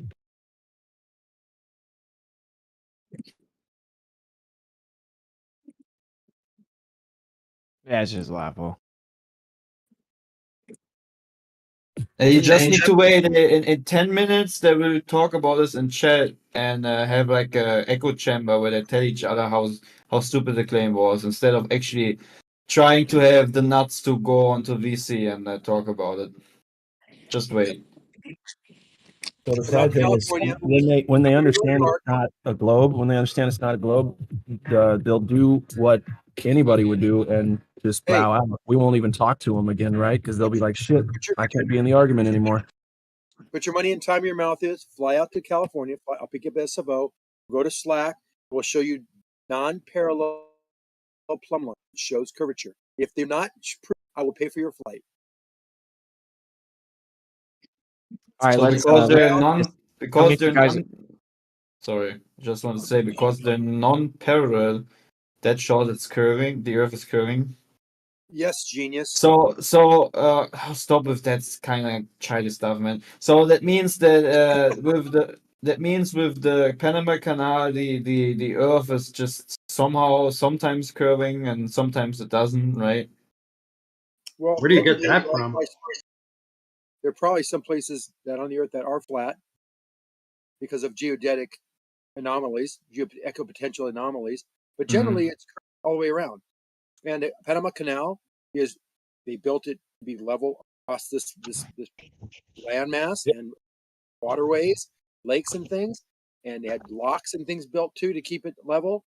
And So what's wrong with that? Why wouldn't it follow the curve? Just like a plane flying in the air would fly level and flying over. So a level water just means as in slightly curving around the globe, right? Level oceans are as in slightly curving around the globe. Is that right? That's what you need to believe, right? Perfect. Yes. Good job. Except the Wow. Indian Ocean. There's big places in the Indian Ocean that are flat, right, Zanuck? I would tend to think so. Yes. All right, let me read this real fast. It's funny. So, see if the Globers agree with this. Canals have to be constructed in strict accordance with the rotundity of the Earth. Great engineering works could not endure for a day if they were constructed on the theory that the Earth is a plane. As a matter of fact, the apparent level at any point is continually corrected at successive points as the survey advances, so that it shall correspond with the curvature of the Earth. And the Panama and Suez canals were constructed exactly in accord with the theory that the Earth is round, and distinctly in disaccord with the theory that the Earth is flat. So that the proponents of the flat Earth theory assert, either with colossal impudence or colossal ignorance, that the engineer's datum level indicates an absolute horizontal plane extending the whole length of the work from Colin to Panama. This is the analysis of Professor Garrett P. Service, published in the Boston American in 1922. What's up, Globers? Do you guys agree or disagree with him? I thought you had a problem with people reading from something. Hey, do you agree or disagree with him? Agreed. Okay, so he's agreeing. Okay, so now you've just double spoke and you disagree with what you previously said, that you don't have to worry at all about the curvature of the Earth and is exactly the same as the flat Earth. Well, the surveying was done, or the geodetic surveying that was done across the continent was done with the Oh, let's urban change line. the subject. After that, Let's change the subject. I'm sorry. Was I interfering with your conversation? You're changing the subject. Fuck off. Let's stay on subject, fellas. Triggered. How about you just shut the fuck up and let me speak? Go have a coffee and a cake, bud. Why you guys keep changing the subject, though? It's weird. You don't need the defense. I'm just taking the piss out of them too. So there you go. Like Zanuck said, he agrees, which means he disagrees with what he just said. See, I know this is how they operate. If they doesn't. hear No, someone it doesn't. defending their side, they just No. agree. Remember I told you about the analogy of the airplane and mountains in the distance, and look like they're at your eye level, but they're really not because it's curved. You don't have to really worry about that for the most part, but yeah, there's certain things. For example, Panama Canal, building it level, but knowing that if you looked out and used survey equipment, that things would drop over distances. Now you're not using that to build things generally because you're doing things at a much smaller scale based on level. So then you don't disagree have with to them. really you don't have to really worry about it, but it is something that is totally in disconnect with a flat Earth model. And So you disagree with him then? no, he says that. No, he flat says Earth. specifically that the Panama and Suez canals were constructed in accord with the theory that the Earth is round and distinctly in disaccord with the theory that the Earth is flat. Correct. In other words, Because they have to correct at successive points as it advances, so that it shall correspond with the curvature of the Earth. Topic again. I think we had Zanuck explaining something, and then you had to go and try and overtalk him in order to squash him. He No, was talking about the it's wonderful actually amazing. world of how geodetic surveying, you had to survey them in order to find out where sea level was, and in order to make all your measurements. Okay, so then what we did was we went and looked at the actual blueprints and the actual projections and the actual plan and contacted the people that actually built it and constructed it. And then they did not say anything like what that guy just said. Well, Or that what guy you just just said that that's where the surveying came in. They don't have to put that in the blueprints. They just say keep it this high above sea level. You contacted the people who built the Panama Canal 100 years ago? Yeah, they you're pretty good at did, that. buddy. Try and keep up. One more time? The people at the time did. Hoyak, which sea level did they use? No, this is what's so funny. They're saying that you can construct it just ignoring the curvature of the Earth. But then when I read off this guy who says specifically you have to construct it accounting for the convexity, updating relative to the curvature at each point along it, or it wouldn't work. Now you guys say that you agree with him, even though what he's saying is exactly the opposite of what you just previously said. Yeah. What's it? Remember what we were talking about? The weird difference between Pacific and Atlantic Ocean? You remember what you and Jaron were talking about? Yeah. So I'm asking Moyak, if they're doing it by sea level, which sea? The Pacific or the Atlantic when it comes to Panama Canal, Moyak? Let's see. Wouldn't you use both of them in order to come to a final resolution of how to do it? How so? Well, you How do just you do said that? you follow it. You follow sea level for the construction. So which one are you looking at? I'm not sure. You know they're different? If you take, I would say that if you found that there was a difference, then you would take it from either one. You would look at the difference between them. Oh, you just do an average and hope it works? Not an average. You would account for the fact that it's only a few feet at most. That's a lot. Yes, No, it's a not. lot. Moyak. They have lots. How It's a much good is it? amount, dude. I thought it was only a few feet. Is it? It's not like 10 Yeah, feet. I know it's a that. lot. What's a lot? It's like 18 inches, if I'm not mistaken. Yeah, I think that's Yes, about I right. agree. I'm saying that's a lot, though. It's not a lot. It's got locks. How is No, building it's a got huge locks. canal off by 2 feet not a big deal? You don't build it off by 2 feet. You use the 2 feet. But it's different sea levels. Okay. I measure one, and then I find the other one is 18 inches higher. Now I incorporate that into my project, and that's what I work with. But they didn't. And by the way, what's so funny is So the people who agreed later, the ones that you said that they went back and researched and asked if they did this, yeah. those people say that the sea levels are the same on both sides. No, this is what you need to understand. You guys said that you can just ignore the curvature of the Earth and build it like the Earth is flat, just using sea level.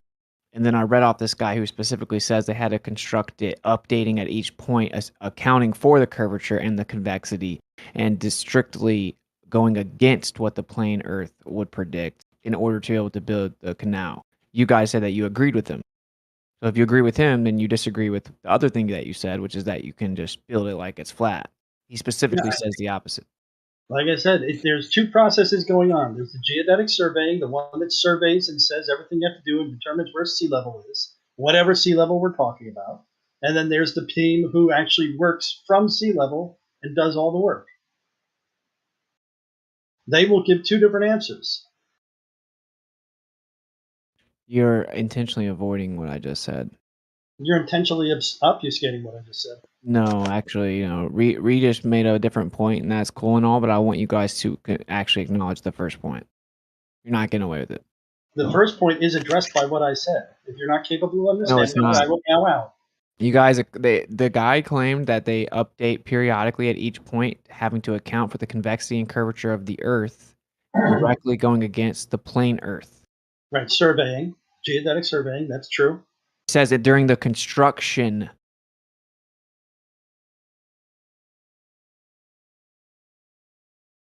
And from a geodetic surveyor standpoint, is that not a true statement? Construction. Yes. Now the construction people, who is speaking when they say when they say that they need to adjust for curvature of every step along the way? Professor something Service in the Boston American, January 21st, 1922. Garrett P. Service. And was he involved with the construction of it? No, he was just a prominent globularist professor. Oh, okay. That's Can I what ask you a guys. question? So now you guys disagree with him because I didn't say anything other than do you agree or disagree with him, and Zenik said he agrees. Oh no. I'm just saying that he's looking at it from the outside. He's saying that in order to do it, you have to take into account the curvature of the Earth. That Are is you here true in defending that the the globe? surveying was done, and the surveying takes it into account. I'm confused. Do Of you course, know Boyack anything makes a about great, this, or are you great just here point. I hope you defending the take that globe? to Like, Witsit.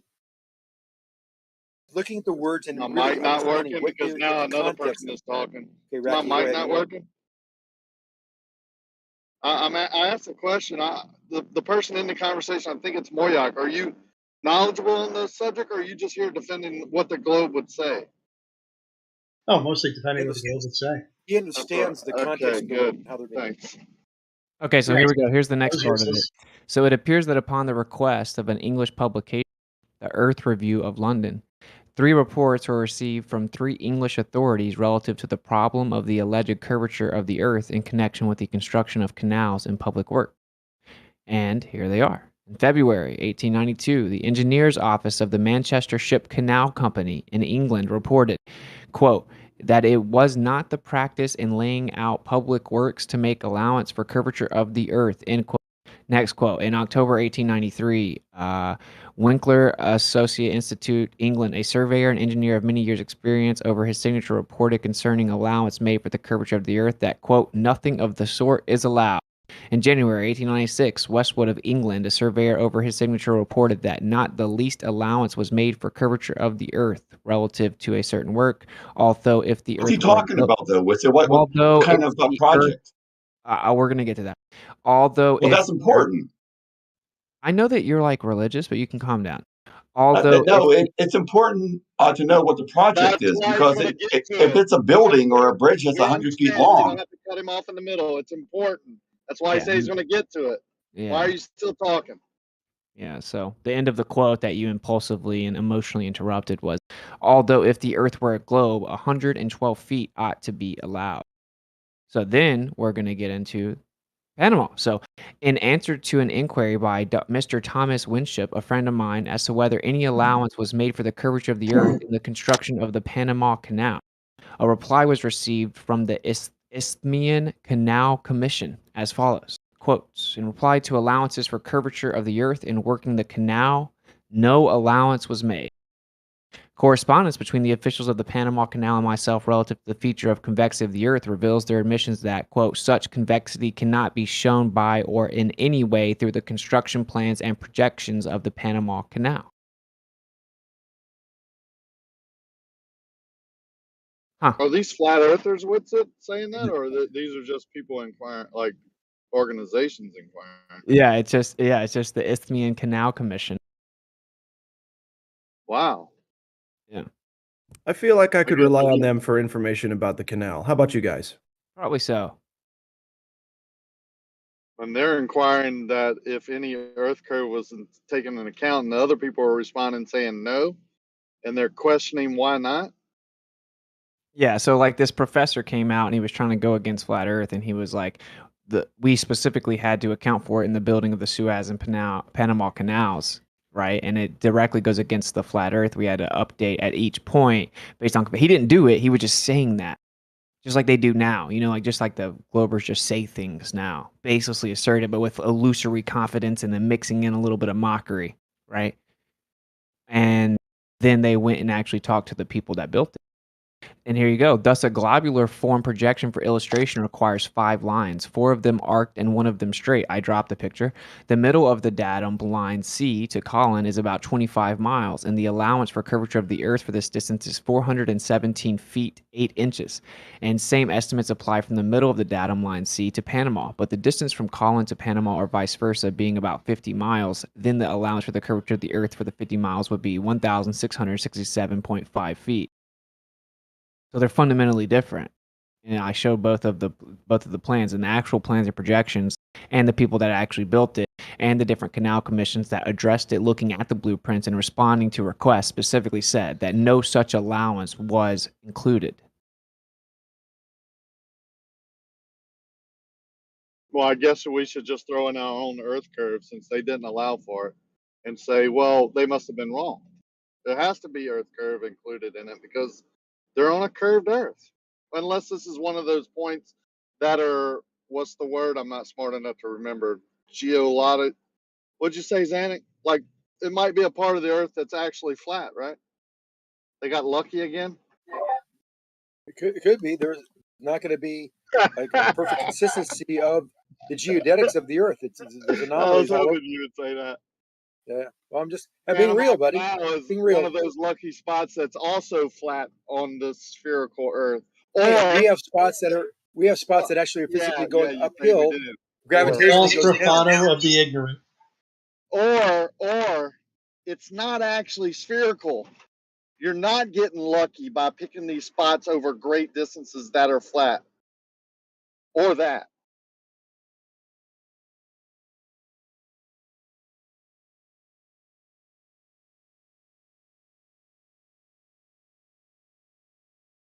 Yeah, this is brutal, man.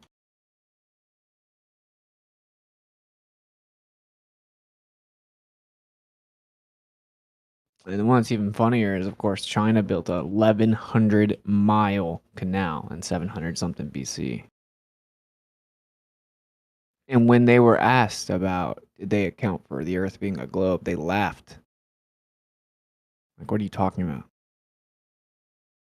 When they went and looked at it and then answered the question. So funny stuff to me, but whatever. They laugh. Well, That's written down in a document somewhere. Yeah, I mean, they didn't like literally say ha ha ha in the document, but Is this another one of your documents that you haven't even looked at? what are you talking about? I just now read off That's another tactic. just read off exact quotes from the Panama Canal. Then you guys. Oh no. asked me I'm what- the talking about the China one. Yeah, I'll Are have you to the find same it. guy that was going to bow out a while ago if Whitsitt didn't understand what you were talking about? Like that was a tactic too? Is that all you have, man?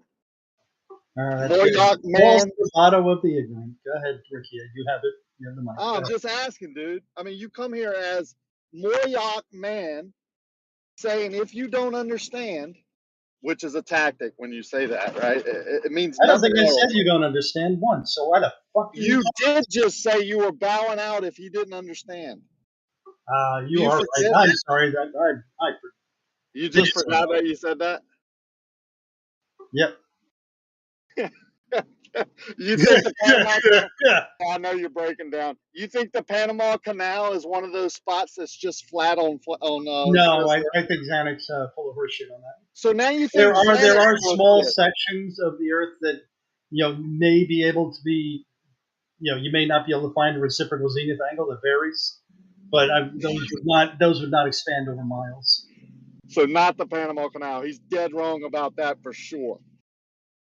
He was trying to steelman you with that. So he's wrong about that for sure. Go ahead. It's okay to say it. We all know he is. Go Yes, ahead. it's Say it. curved. He's dead wrong. Okay. So it's definitely curving, but it's just not measured to curve, and it wasn't taken into account that it was on a curved surface when they actually dug it or built it, right?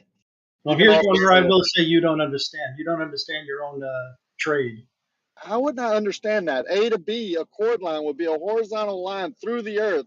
The center part would have to be higher. You could easily measure that from A to B. You measure the center would have to be higher. Yeah, but you Easily still don't measured. understand how to use the tools, so you keep on coming up with the wrong answers. Yeah, set up in the middle, and both ends would be lower. And they are. Typical stuff, right? They are from the chord They line. were- they are. From the horizontal established, you almost always see lower. Show You that seem to measurement. be a little bit Show it. confused by that, but Don't yeah, say it's it. okay. Don't- And I am don't saying you're tell me. confused. Yeah, but you're telling me that it is lower. You're not showing No, me. I've You're not observed telling it. me. You've observed it? I thought Yes, you couldn't I've see it. observed it. I thought you couldn't see it. Don't break down in front of everybody, bro. It's ridiculous. Oh, don't break down. Let's try and get a little bit of anger going. You Yeah, just keep on made saying a claim. it, man. I'm not angry. That's another one of your tactics. That's You another just one of said your tactics. Yeah, okay. I'll wait till you're done. Go ahead. Yeah, I'll start again. So this is your time not to start. You said you observed it. I'm fine with that. Show it. Which one do you want to see again? The horizontal one you horizon dropping. observed. I'm sorry. Was I not? I was talking. I'm sorry. Go ahead. Finish what I was going to say. You asked me which one there, genius. I answered. In the middle of what I was asking, so you couldn't have answered. Oh, what more can you ask over which one do I want? The one you were talking about when you said you observed it. Oh, horizon dropping below eye level, below horizontal. The measurement of the Panama Canal. Oh my God. Are you off topic again? No, I didn't observe the Panama Canal being constructed. Did you? I never claimed I did, but when we're talking about the Panama Canal not being on a flat part of the earth, Zanuck being wrong, and I said A to B, you could get in the middle and both A and B would be lower. You said you observed it. Yes, I have observed that everywhere we look, every day, that from horizontal, shit drops down below horizontal. You ever seen anything be above the horizontal? A couple of freak conditions, yes. Why the hell you think that would happen? They have that very well described.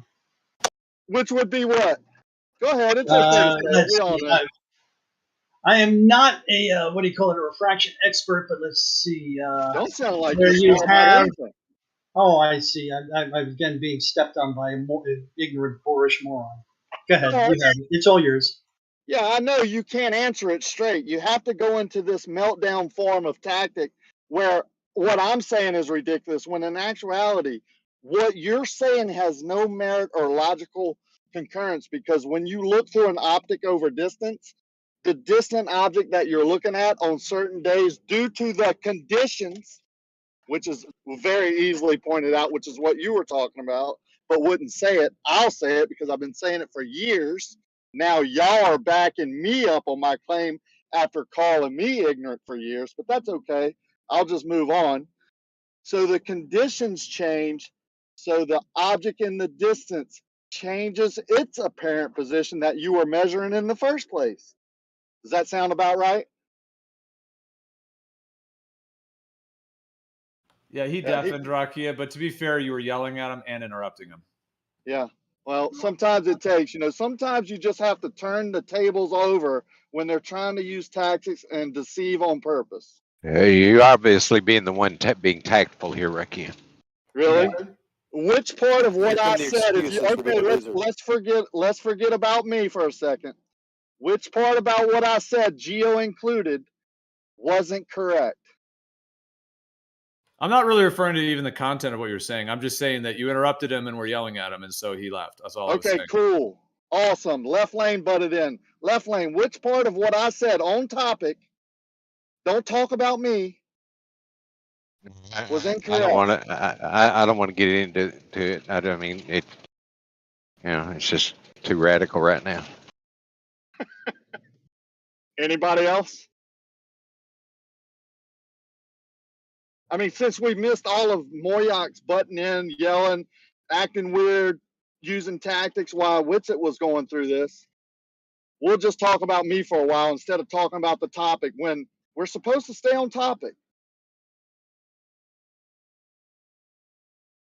How things appear in the distance. He brought it up. Said he had proof that things in the distance are lower than the crosshairs horizontal line because of Earth curve. I just pointed out how things can be above the horizontal line as calmly as I can say it for the 1000th time because they never bring it up. Because of conditions. Now, if the conditions can make it above the crosshair, you damn well be able to believe in a low tone voice that the conditions can make it appear below the crosshair. And if you don't agree with that, me, my monotone voice, or my yelling voice can't help you. And if you don't want to address the topic, what are you doing here? Do you know what a false dichotomy is?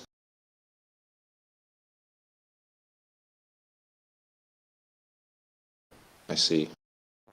It would be a topic change in this case, since we're talking about long distance observations viewed through a optical with a horizontal line. It would be a topic change. Is that what you want to do? Well, you know what? As far as the Panama Canal, we don't care if there are flat spots. They would Zanuck, use geodetic survey. Zanuck, They your use mic water. sounds horrible. Please fix. Yeah, it Your does. mic sounds horrible. Please fix. I got a question for Globers. Okay, so if we have a station like a toll station or whatever on the or any kind of building on the side of the Panama Canal, and we know that it was built level, but if we take an auto level and we look at it over and try and look through it and try and make some Bob the Science Guy observation like over 12 or 15 miles, and it looks lower and over that distance. That should be enough to prove that all of that shit's optical when it does happen. And I would like to say that they considered Earth curve for the California aqueduct, and a guy went out there with a theodolite. Shout out to Jay Toller Media. He went out there with the theodolite, and the water didn't care. The water over 2 miles, over a mile, it was a mile and a half or 2 miles dropped. I thought you had a question, Brian. You started this off by saying you have a question for Globers, but there's no question. Yeah, there is. All right, can you get to it? Does that prove a flat Earth? That we know that the Panama Canal was built level. So if we look at something built right beside it in the distance, and it appears lower, then ain't that proof it's optical? Well, it depends on what you're talking about, because you're saying the Panama Canal is built level. Well, that's an adjective, so it's built level to what exactly? Yeah, see, you keep on forgetting, Brian, level is in a direction. If we build something level, and then we look at an object in the distance 2-3 miles away, and it's lower, no, it doesn't mean it's flat. It means it's curved, because Zanuck, what do you build level? Level to below level in a distance. That's the point, and it's almost like you think you're asking logical questions, if you're not.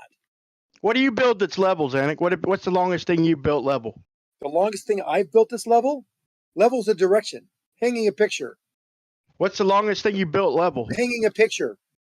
Okay. All right. Now, I've done miles of freaking curb along highways, okay? I've done a seawall, okay? I do mostly small jobs, but I deal in level. I deal with these instruments. So does Rakia. What does level mean? We don't consider Earth curve. What does it mean when we're out in the world? What does level mean to you, Brian? Not curved.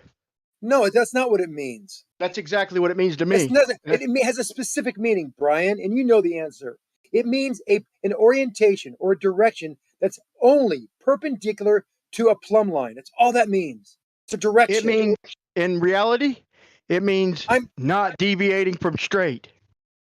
No, it doesn't mean that at all. You're making shit up. No, it means You're not curved. You are making shit up from an ignorant point of Okay, view. fair enough. Then give me an antonym of level, please. Oh my God. Just If you've not been paying I'm calm. attention, Brian, Yeah, I just will give me an I need antonym you to of pay level, attention please. and remember this forever. For the rest of your life, remember this statement by Zanuck. Level is a direction. Level is an orientation. Level is with respect to the plumb line to be exactly 90 degrees. Perpendicular from the plumb line is a direction called level. I hear you, but give me an Okay, antonym don't for forget level. Can you give me an antonym for that definition of level? Give me an antonym. What I answer? just posted one for you in the chat, actually, Brian. I can't Not look at it even right 1 this minute second. ago. Just look in I the can't chat. look at it right this second. If you could verbally say an antonym to that definition of All level. right. Well, I'll just read it out then. Having no part higher than another, conforming No. to the curvature of the liquid parts of Earth's surface. Okay, give me That's an the antonym. context in meaning- which you were using level. That's the correct definition for the context in which you used level. You can't even I spell heard. it. I'm with all that. Y'all are just repeating yourself. I'm asking for an antonym means the opposite. So give me an antonym to that definition of level. Something not a slope. I need a one-word antonym. Slope. So sloped means not level. Sloped, yes, non-zero. Okay. Now, okay, so that doesn't work with your definition. Your definition is it pretty much is you say sloped, okay? So I can hang a picture. Hold on a second, man. He's tricking me. I'm not tricking. You're not hard to trick. If I wanted to trick you, I'd easily do that. So if I slope the line, hold on. Brian. Every I'm trying to straight help line. because I feel like you're crying for help right now. No, you've never done this shit in reality. It ain't every Yes, straight I've done line. this shit Oh, in reality. dude, I don't let me build roads. respond. I don't need to build God. roads because these are easy concepts for any normal, educated human being to understand. Can I respond? Super tough right now, Zanuck. Ain't every straight line on Earth, okay? Every flat surface, ain't it sloped, Zanuck? Every flat surface on Earth, every straight line on Earth, ain't it sloped? With respect to what? Period. With respect to level. Period. What does slope mean? With respect, you tell me. You just said sloped is the antonym, so I asked you: is a straight line on in your world, is that sloped? On my world, on a round surface with equipotentials as we know about, yes, a straight line on the surface would be a tangent, and a tangent at any point other than the tangential connection point would be sloped. Yes. So sloped, you just use as an antonym. So sloped, so straight. So an antonym to level is straight. No, don't interrupt me, bro. Please don't interrupt me. I'm trying to have a calm conversation with you. So an antonym to level is straight. No, level can be straight. What do you mean no? You just said straight is no. You sloped. Don't put words in my mouth, Brian. Level can be straight. Certainly can be straight. All it has to be is what? What is my definition, Brian? Let's see if you were paying attention. What is my definition of level? Perpendicular to plumb. What? Equidistant to water. Equidistant fucking radials to the water. So you didn't. I just answered. Dude, don't interrupt me right when I'm trying to answer, Zanuck. You got the worst habit, bro. You ask me a question, I start answering it, and you start interrupting me, dude. I'm trying to keep you from wasting your mouth. Okay, listen. I heard what you told me. I know exactly what you're talking about. What I know is how it? it works on a globe. Listen, I just answered it, but listen, please. You didn't answer it. I asked you a question Zanuck, before why that. do you have such an attitude, bro? Because Chill. you won't answer the question. Chill means out. Calm yourself down, dude. All right, equidistant from the Earth's center, Zanuck, okay? Equidistant from the Earth's center, but he said perpendicular to plumb, okay? But listen, Zanuck, I didn't say that. That's not what I said. No, Ed read that. Okay, now I asked you a question. You just no one said read that. No one said that. You're just making it up told me again. that. Zanuck, why do you keep interrupting? You just Because told me you're that not answering straight. the question. You just told me straight is sloped, right? Straight can be sloped. Doesn't have to be. Okay, so I can draw a straight line in your world and it not be sloped. A straight line in our world will be sloped. Okay, so straight. Give me the definition of a level. Remember, you didn't do it. You thought you did. You said perpendicular to plumb. That's not what I said. What is level, Brian? I gave you the answer. Equidistant from the fucking center of the earth. How about that? What is my definition? I want to know if you were paying attention. What did I say defined level? Equidistant. No, I from didn't the say center that. of earth. I didn't Is say that not a good definition, bro? No, I said, are you paying attention? You said, yes, you were. I said, I know what your definition is. You okay? Tell me. And you couldn't tell me. So, Brian, one more time. Last time. What is my definition that I told you 3 times already? What is my definition of level? And don't say perpendicular to plumb. No parts higher or lower. That's not what I said. Listen, equidistant Brian, from this their is why I know center. you're dumb as a freaking box of rocks. Bro, you are squirming. You keep interrupting me. Every time I go to answer, okay, equidistant from their center should be a good definition of level on a circle or a sphere. But quit squirming. You just agreed. That's so not now level, by the way. So you completely agree that straight is sloped. Brian, we'll do it one more time. I'm going to give you the last time. Let's see what he's doing. Because you're not answering my question. I asked what my definition was. I gave you a specific definition that was very accurate. Is very specific. The answer is level equals an orientation that is Not higher or perpendicular lower than the to other. plumb. I know. An orientation, Brian. A direction, in other words. That's what I That is said. Perpendicular to All plumb, it is. dick. It's a direction. It's not a line. It's nothing. It's just a direction perpendicular to plumb. That's what I said, bro. If it is of perpendicular to non-specificity. if it is perpendicular to plumb, that's a straight line. The orientation would be a straight line. Yes, it'd be a direction. It is a straight line. Yes. I told him from perpendicular to from plumb. What a jerk. Plumb. Perpendicular from plumb is a straight line. Correct. Yeah, and you said. So you think that's what it is? Level is an orientation perpendicular to plumb. That's what I said, Xanax. So a straight line. It's not exactly right either, Xanax. Jeremy, he's squirming out, bro. Jeremy, he's trying to squirm. Now not go squirming. back. You said I'm that trying straight. to be specific so you understand what these words mean in the context for which we're using them. No, you're trying to dodge my point, bro. I'm not. You You said don't have over a and point, over. Brian. You said over and over that straight is sloped. Okay, so straight can't mean level, right? Yes. If Okay, I have so a give me straight, an answer. So if give me I an make a answer straight level for line, level, please. If I have, Brian, if I have a straight level line, straight level, level meaning perpendicular to plumb, and level meaning a direction. That line, which has a direction, will be straight. Is it sloped? Yes, a sloped level line. Why when I said perpendicular to plumb, you started ragging me, Because dude. it's not perpendicular. The orientation is perpendicular to plumb. Just saying perpendicular to plumb doesn't give you the answer.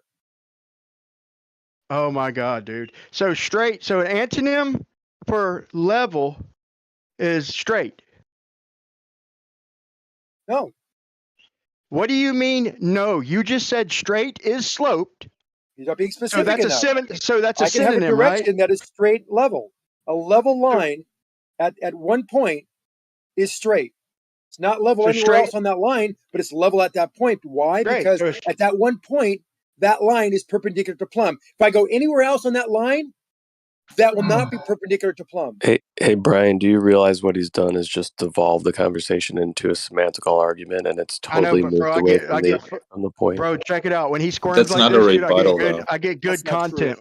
When he Not a squirms semantic like this, bro, I get good content very because confused. anybody normal who hears this is gonna think he's freaking like off the rocker, bro. Because he's sitting here saying that straight is sloped, then he's calling an antonym to level sloped. So that he's saying the antonym to sloped is straight. To level is straight. That's The literally line what is he's not saying. level at all points.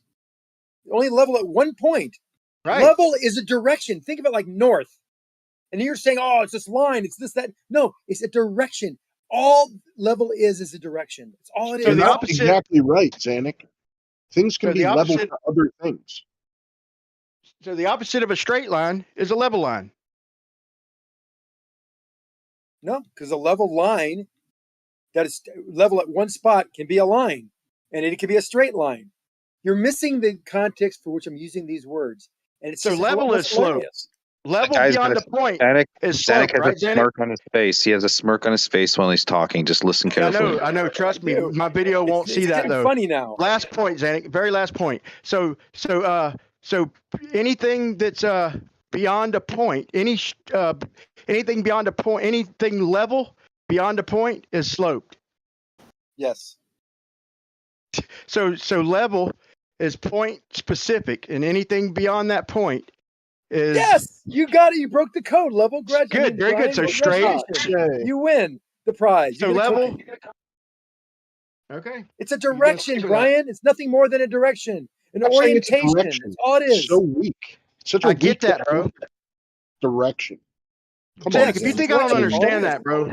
Zanik, if you think I don't understand that, you're fooling yourself. I understand that radial from the center is. Understand all that. I'm trying to talk into telling you how we build things in the real world. In the real world, by the way, when we build things, bro, when we build miles of curb and slope it, we know water's going to fall that way. We know that's not Earth's curvature, bro. It's not perpendicular to gravity, bro. It's sloping and water is Really? going to fall that way. Okay, so let me just give you a quick data point, Brian, who built roads and dams. If you were to use the definition, which is colloquial, that it's the equal distant level is equal distant points, a succession of equal distant points from the center. That'd be incorrect also, because level is not that. Level changes Zanik. based on the equipotential of the Earth. The equipotential of the Earth is Zanik, not you can't say, consistent. Zanik, you can't say level is perpendicular from plumb and then say it's only level at a point, because if it's only level at a point, then it's not perpendicular from plumb, because you can't be perpendicular. You need more than a point to have something perpendicular. You're not paying attention either. The Hey, point, the point at which the direction begins. There's a direction. That orientation is perpendicular to plumb. That is a direction. A direction has It's to not a start from somewhere. direction. You're It so starts weak. from the plumb line. Hey, So all three of you so are synonym stop to it. level is slope, Stop and it. an antonym to It's level a is slope. direction. It's a direction perpendicular to plumb, and it's only level at that one point. Zanik, Stop can you getting it judge? wrong. Zanik, can you judge if I've been paying attention? I've been here very briefly, but I'm going to make an analogy, okay? Would you say that from what you're saying, it sounds like you're saying that east, let me see. No, yeah, like east is to do east as horizontal is to level. Would that make sense? That makes sense in your work. Hold on. Zanik, does that make sense to what you're saying? Because you're comparing, you're saying level is a direction, right? If you follow that exact direction forever, then that would be horizontal. However, if you correct and as you move, you're moving your position, you're constantly correcting for level, then you're going to remain level, right? Same Just thing like east, right. like east and due east, right? Like you can go That's east the and same go thing I due said east. over at Bev. Right. I told Bev I'm a If you one went circle east, kind of guy. That's a good analogy. Very good, Koshio. So what he says is, east to due east is level is to plumb. That's what I was trying to describe to Bev. I said level is to I was horizontal. going by. Listen, level Coach, to horizontal. check this out. Y'all might get a kick out of this, Zanik. I was over at Bev's and I was trying to explain to him east on a AE map, and I was just, dude, I sounded just like a baller. I caught myself. I was like, dude, it's only east at one point, bro. And I caught myself. So I told Bev I'm a one circle kind of guy. So you got two circle kind of guys, like the globe. They think it's circling the ground and east to west.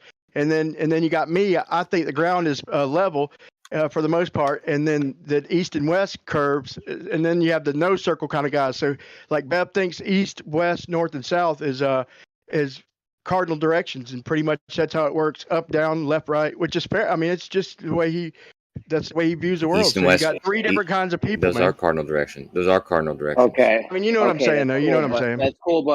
That's cool. But if you can't say something's perpendicular, and then say you can't say level's perpendicular from plumb, and then say it's only level at a point, because if it's only a point, there's no perpendicularity to it. How'd you like my analogy, dude? Your analogy sucks, as per usual. No, I don't. Yeah, okay. I think you're just saying that, asshole. It's actually good. Zanik said it was good. I got what you're saying, bro. I don't like it, but I got. I also agree with Jim. Weird, you guys. It's so weird. Globers are agreeing with each other. But listen, Brian agrees with me. East The only reason east is perpendicular to a point is that's because we're going from circles out from the center point of the North Pole. That's the only reason that east is only east at one point, because, like I said, there's a central point. And you can't prove there's a center point at the core of any damn thing we live on. That's crazy. Well, I know that doesn't matter though, because it doesn't matter what Earth you're on. On your Earth, I guess you can never travel east and stay east, and on my Earth, you can never do that unless you're on the equator. So we're consistent unless you're on the equator. Then there's a distinction between mine and yours. Fair enough. Fair enough. But we really do have three types of people. There are people in their heads, like flat earthers, who look at it like Bev. A lot of them do, that east is just east, north is north, and west west. And then some. Yeah, and then there's people that think you can have something, and then there's people that think you can have something perpendicular at a point. That doesn't even make sense in anyone's geometry. A path can be. A path can be perpendicular from that point for sure. Yeah. Or direction can be, yeah. Direction.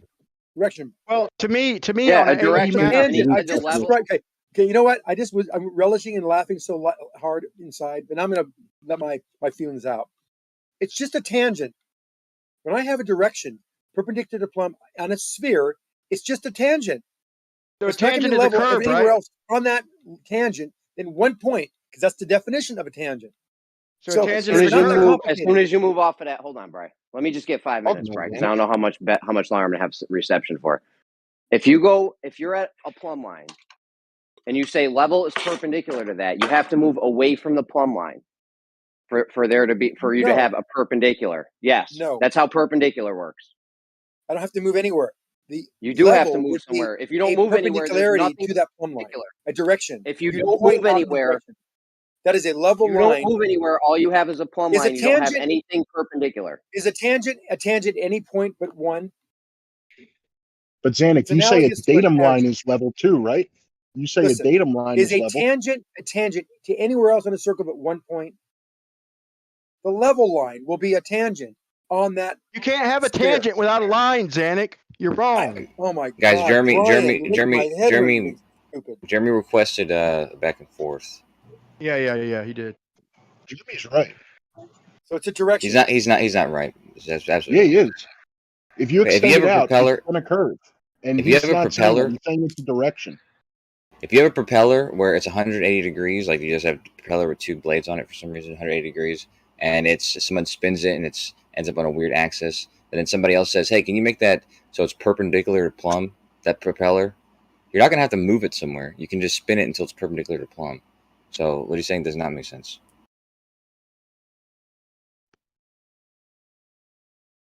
That's crazy. The point I think is, Jeremy, that's I think we crazy. lost Jeremy, man. Let me stick up for Jeremy. Can't handle multiple thoughts or multiple dimensions. Yeah, but hold on. You never answered Jeremy's question. I think he'll be back in a second. Until he does, can you please answer his question? Because he specified that if all you have is a point, then you don't have perpendicular. You have a dot over a dot, basically. Oh my God, Brian! Did you not hear my definition? Yes. What is my You definition? said tangent. Brian? Let's see if You you're paying said attention. tangent, I bro. think your recall memory is just so bad. You're forgetting things. What is my definition? You said, hold on. You said your response to Jeremy was a tangent point, and I told you can't have a tangent point I didn't without say a line. tangent point. I didn't say a tangent point. You said a tangent. I said a tangent. The level line is a tangent, not a tangent point. A tangent ain't a point point. at which it's tangent. No, it's not, That Zanuck. point with respect to the line. Tangent is straight. The tangent Level is can be a straight. curved line, right? That is a level line. Level can be a curved line, right, Zanuck? Like a datum Level can be a curved in line your too. world. Okay, so stop saying that it's a direction and it's perpendicular and you can extend it like a tangent. The direction a around a tangent curve. is straight. So you don't The believe it's second you extend it, I can have, you have to a follow line the that is plumbs. curved. Can I? Are there such a thing as curved lines? Sung by Robin Your Thicke. definition of So level lines can be curved. has so lines two can be different curved. meanings, So and lines you're can be, I'm ignoring talking. one to So state lines the can be other. curved. If I have a curved line, that can be a level line. I can have a straight line that is a level line. The straight But that's line not what you're on saying. a curve. You're hold on, ignoring one. Hold on. The straight line on a curve can be a level line. A curved line on a curve can be a level line. Shit. They A both can be curved curved. But line you're ignoring is that. called a curve. You don't call a You curved guys, line it's called a curve. you guys are so You keep twisted ignoring around that the and talking axle. about tangents It's and hilarious. directions. Like you just ran over. You're in your car going 100 miles an hour. You ran over a fucking. When You're you weak bend a at line, it's defining. called an angle, Zanuck. When you bend a line, it's called an angle. When you slope a line or Really? curve a line, it's called a curve. It's no longer When you called a bend the line, line. it's called an It's angle. called a curve. When you bend the line, it's called a Slope is curve. straight. If you bend a line, it's called a curve. Is it? Not a Okay. line. Yeah, but it's Yeah, still a line. that's antonym to a line is a curve. No, it's still a line. No, it's still a line. Math. No, it's not. Yeah. It is too. Yes, it You is. think there's no thing as It's curved not a lines? tangent, is it? It's It not a could What be. tangent. university taught you that? Any straight line could be a Yeah, tangent. it could be, Zanuck. You keep ignoring that. You're pointing out one You're facet being of so level and silly. ignoring the other one. No, Bro, it's y'all not need to silly. go You're back to weak at y'all need to go defining back to words. You're geometry, bro. terrible at I'm it. not weak. You're A just line being is the shortest stupid. distance between 2 points, bro. A line is the shortest distance between 2 points. Once you bend it, it's called a No, curve. the shortest distance between 2 points is a line. Doesn't mean a line. Define a curve. Dude, Zanuck, you define listen a to curve. yourselves. Come on. Zanuck, You can't be this define a stupid. curve, please. Define a curve, please. A curve is a line that isn't straight, Right. That's the easy way to put it. but it's still a line. That could be an So angle. you There's give a reason equations that's for a not the curve, definition because that give could you be mathematical that could also be an No. angle. That could also be an angle the way you defined it, and you No. don't have No, an you don't angle. have An angle is a contradictory vertical. definitions Angle- in Euclidean geometry. Brian, listen, and you might learn. An angle is at the intersection of two lines, whether they're curved or straight. No, that could define an angle too. Once you bend a line, No, it's called a that is an curve. angle. Brian, An come angle on, is man. We know you're not this angle is stupid. at the Come on. point of intersection of two lines. Hold on a sec. A line can be straight or curved. In geometry, the word line means a straight line. In geometry, no. we- No. A in word geometry, line Curve is means still the a shortest line distance that between 2 deviates from points. straight. you Jesus. didn't let Is a me line. finish. You didn't let me finish. A straight line is the shortest distance between 2 points. A straight line is the line traced by a point moving in a direction that does not change. A curved line is sometimes called a curve. Okay, just man, can we move on past this? Wow. Yes, a curved line. This is actually a line. trickier. Yeah. It's actually Deviating trickier from than that. straight. Not straight. It's curved. The only reason you know you have a curved line is if you take a straight line next to it and compare it, basically, or you can measure from a straight line. That's the whole point. You're actually right, Rakia. It is still a line. It is a curved line. Yep, curve. Deviating from what? Straight. Yeah, we weren't arguing whether a curved line was curved or not. Somebody I guess tried we to could say have a curved line was segments a too, line. right? Yeah, is it So is we a can Did sine you hear the wave end of my a sentence? line? So are there Yeah. curved Sine line wave that segments is a also line. in Euclidean geometry, or curved line segments too? Is a sine wave a line, Brian? Yeah, a curved line segment is called an arc. No. No, that's not true. Yes. It's not? I've never heard of that. No, an arc, as far as I understand, the arc is a section of a circle. Not every curve is going to be an arc. Yes, because every curve will have a radius. It might be a changing radius.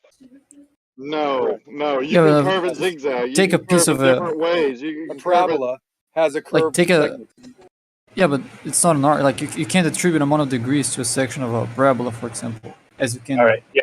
Sorry. That's true. You're right. That's true. Yeah, he's right. Yeah, he is right. I agree. Defer to But bacon, guys. an arc is a line segment, though. But yes, not only line segments are all arcs. All hail bacon.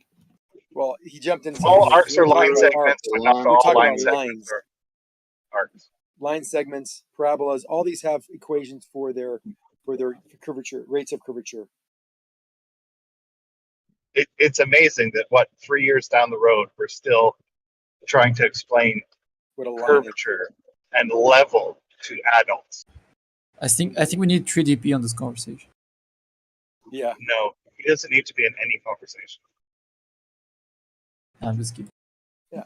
That's why I brought up this term, a direction. If you just think of level being a direction, it solves all the problems because it applies in all applications of the word level. Because even your picture that you're holding level will technically only be level at one point. Well, most people take a level and they know it's a straight line, not a curved line. But curved level, it has that's been made into a sphere model. So I don't see if why you were to people measure it just- accurately, Rakia, you hang your frame and you put a level on the center and it's level, technically the ends won't be level, What? even though it's a straight line. Now you're No, that's saying you wrong. can't make level because level is always curved. Now that is Correct. ridiculous. Yes, No, I not think correct. Rocky's the first one in No the country one got it. listened to Good that. job. Don't You listen get to it. You that. get a cookie also. You can have curved level over a spherical surface, even distance from the center point. That's what y'all deemed it to be, curved level. That's fine, but it doesn't The only way mean you're going to have level it doesn't mean as you interrupt. It doesn't mean that you're gonna you don't have straight lines that don't curve, which are No, you also have level. straight lines that don't curve. They're not level. That You is only ridiculous. have on the Earth That's what I was curved just lines pointing that are out level. to you, Zanuck, Only and lines, you the were only lines actually on the Earth, wrong. the only lines on the Earth that are level are curved lines. It's the So only you- lines yeah. on the Earth that are level. That's what That's I wanted not you what to you were say over and saying over again. 5 minutes You're ago, not paying Zanuck. attention. I'm Hilarious. trying to be very deliberate with my words. You're not paying lines are attention. curved. That's what you're saying.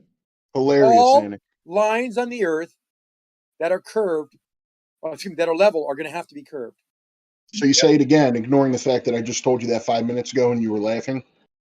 No, Good call. you misunderstood what I said. I talked about No, a line, nope. straight line that is level I at a point. said that Is you said that a tangent perpendicular to plumb was level. I said, no, level. it's not. Yes. The second you It's a extend level. it It's a out, it's level. not level. Yes, it's a level It's line at one horizontal. point. We all remember that, right? So we can I laugh just at said, Janik now that he hey, laughed at don't all mince us. my words. It's level at one point only. It's a level line. You said It's level extend at out one a point. tangent. Did you not say that? It's a Did you tangent. not say Level lines extend are out a tangent. tangent? Yes. No, they're not. Whoever, Tangent whoever straight, See, guy. you're not understanding the context. A The tangent same is words are having straight, different meanings. Zanuck. Okay, No. listen.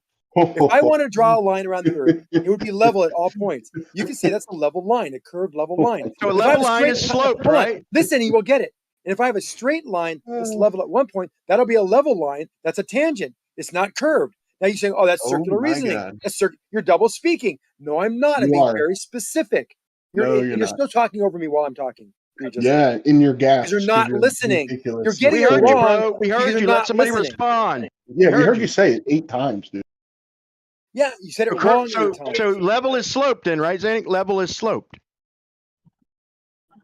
A level tangent line would be sloped.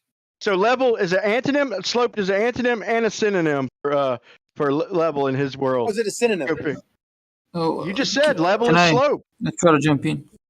Good. Like the word level clearly can be used in different ways. So to me, you're just conflating one usage with against another usage, as if Correct. that was a contradiction. When in Yeah, fact, say it's next to me, just. Zanuck. Well, let me just That's finish. that's the flat Earth way, Bacon.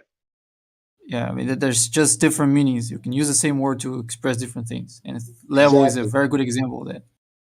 Zanuck Yeah, wanted but to we like ignore listening to the other reason. Zanuck squirm and try and I fumble did his way out actually. of it, bro. I Level does did not actually. mean assure you I'm curve, not bro. squirming, just so you know. Trust Are me, in you real flopping? world, our whole world is built around level being straight. No, it's not. Brian, you asked earlier. You said, "How do we build things in real life?" Do you not build based off the IFC drawings? I'm just saying our whole world is built off level being straight. Everything I've ever I heard built. you. Yeah, I do go off the drawing. Yeah, absolutely. Okay, so the drawings are generated by an engineering company or an architect or landscape architect. Yeah, architects. Yeah. Okay, so as long as they understand if they reference mean sea level and know it's a curve, they've accounted for the curve. Whether you know it or not is irrelevant because you just do. It's least squares out in the field. It's least squares. Yeah. So we're gonna go off of what we know. That's basically saying, you average the squares, all that shit. That's basically a way of saying make it fucking work. Yeah, and the tolerance is allowable. Yeah, it is. That's when I hear least squares, I hear average. When I hear least squares, I hear standard deviation. Yeah, when I hear least squares, I hear the minimization of the difference of the square differences. Right, so an average, right, Bacon? So an average, right, Bacon? No, not an average. Really? It will minimize the square of the differences. It's statistics. So you're going off the You least. taking statistics, Brian? Have you ever taken a class I'm in just telling you. statistics? Yes or no? Yeah, I've Really? What does I've R done square value statistics. mean? What does R square value mean? It means 1 over R, man. No, it doesn't. You didn't take statistics. That's God the dang, basic dude. element of statistics you ever Bro, have. you change the subject R every does not chance mean you no. get. You say things. You just say dumb things. R No, I square know. has You nothing to do ask with the dumb radius. questions, bro. R square has Statistics. nothing to do with the radius. I Zanuck, didn't I say didn't take it. What radius. did you mean? It's how well the data will.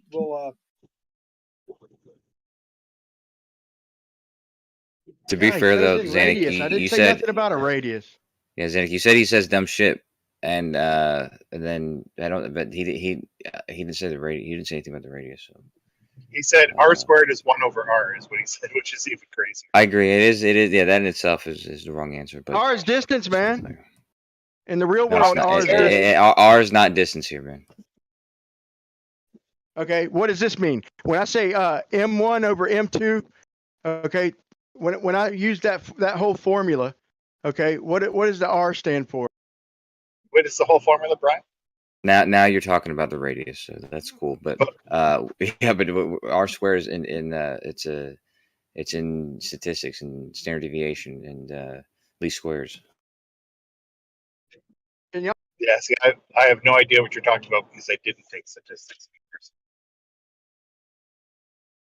Least squares is basically the same thing as determining the standard deviation, comparing it and stuff. There's two different methods to do the same thing.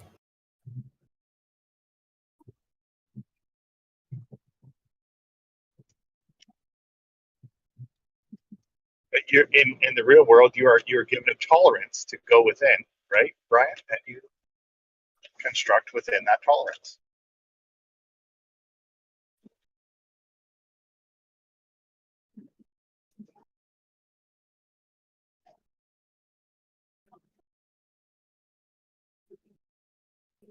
Hey man, damn dude, somebody fucking called me. Okay, in the gravity or the Coulomb's law equation, so M1 times M2 over R squared. So what is that? What does the R stand for? And Coulomb's radius, law Brian. and Brian, I was gravity. not talking about anything with the radius. Hold on. I'm almost done asking the question. And centripetal force and centripetal. What does R stand for? It's And not all R of squared, that. by the way. That stands for radius. But what about It stands dV for the equals distance. nRT? He asked for different formulas. In the formulas of centripetal and centrifugal, it means radius. In the formula of gravity means distance. Well, And it is R squared, Zanuck. Divided by radius, not radius. Zanuck just throws out it ain't R squared. He's so It's full not of R shit, squared. y'all. It is R squared. You know what Zanuck said yesterday when we were talking about the stars? He said Brian acts like the stars do circles, like they're just doing the same circles. Like, dude, he just blurts shit out. I don't think it's R squared in centripetal formula, man. It's not. Why do you keep on saying it's R squared? When I said M1 times, I never said R squared except for when I said M1 times M2 over R squared. And Zanuck said it's not R squared. You're stupid, dude. He just blurts shit out. You said R squared. I know, Play the tape back. I heard you. It's Brian, the point is velocity squared divided by R. Is it R squared? And with the gravity, Zanuck, is it M1 times M2 over R squared, Zanuck? That is R squared, yes. Okay, well then why did you say it's not squared? I didn't You square gave anything You were else. given a centrifugal before that. That's the only thing I squared, though, Zanuck. You're lying. You didn't say centrifugal force.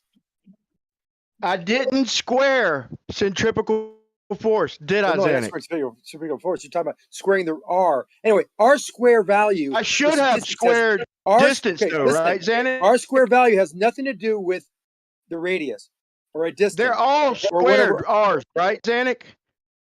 Brian, are you listening to me? And the R square value in statistics has nothing to do with the distance. I'm asking you a question. Everything I mentioned is not the R squared in all them equations, Zanuck? No, one's R, the other one's R squared. Okay, well then teach me something. Okay, so centrifugal force and centripetal force is going to be the mass times velocity squared divided by R. Divided by R. Okay, now, did I say anything about that being squared? Did I mention anything I else thought I heard besides you the say gravity being centrifugal squared? force and you had R squared No, you in the didn't. denominator. Why can't you ever humble yourself, bro? M1, M2 divided by R squared, that's also valid. That's a valid equation. But when I talked, this is off the beaten path, dude. Statistics, R squared value. You said you took statistics. I gave you the most basic element of statistics, the R squared value. And you couldn't tell me what it was. You said, oh, it has to do with the radius. No, it's just a basic, it tells you if a line drawn best represents the data. The closer all that data is to the line, the closer that number R squared will be to 1. That's the best. That means that everything is perfectly represented by that line. Okay, I'll be So satisfied you if you didn't just take admit. statistics. You lied to us. Admit, dude. You Who lied to didn't us. take statistics? Shut up. You're the. I'm gonna You let said you you off your took lie. statistics. You lied. Why would you lie to me? Quit over talking me, please. Please quit over talking me. Okay, now.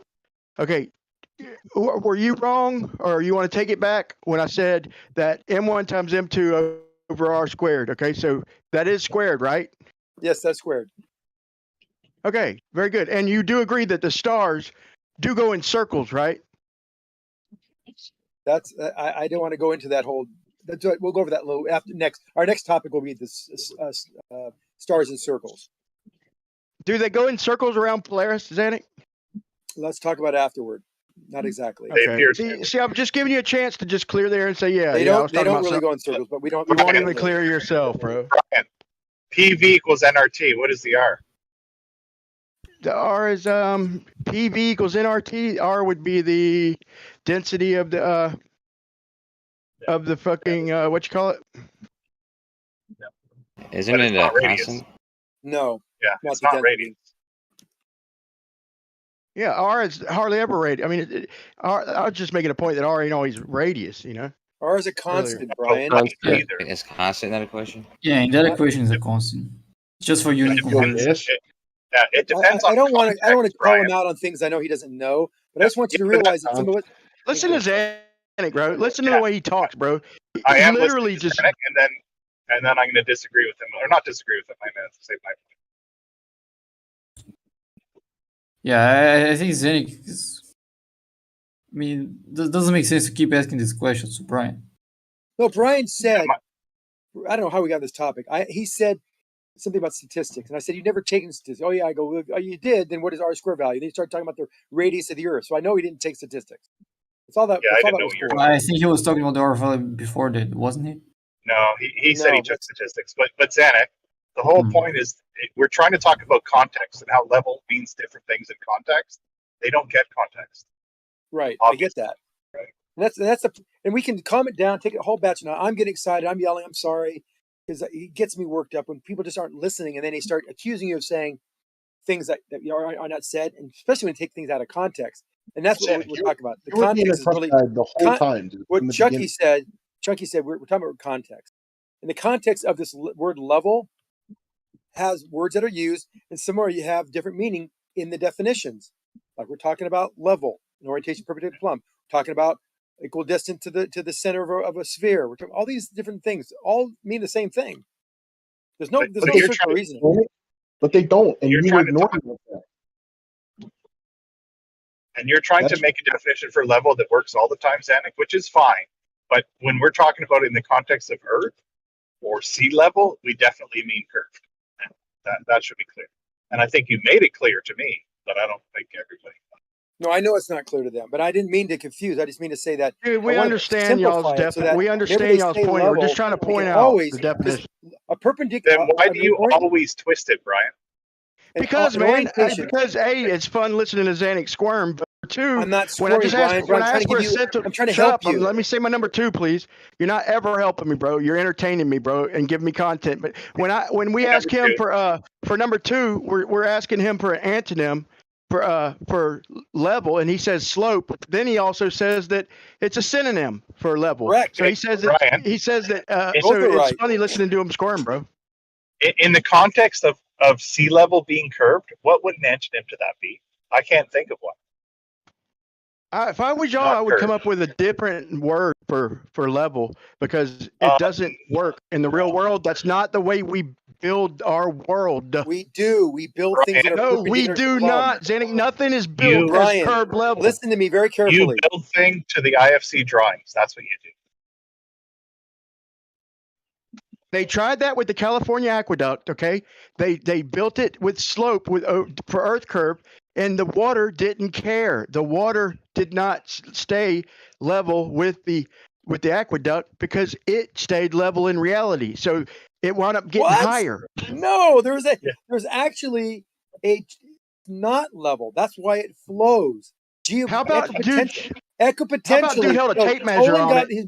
his I watched the Tolan video. He's screwed up more than anybody here. He's a mess. Did his Let's not even tape go measure there. screw up, Zanuck? Did his tape measure screw He up? sees Russia from Alaska. Come on, he's done. Did his tape, Zanuck? Did his tape measure You can screw easily up, bro? see Russia from Alaska, Cabo from Zanuck. Texas.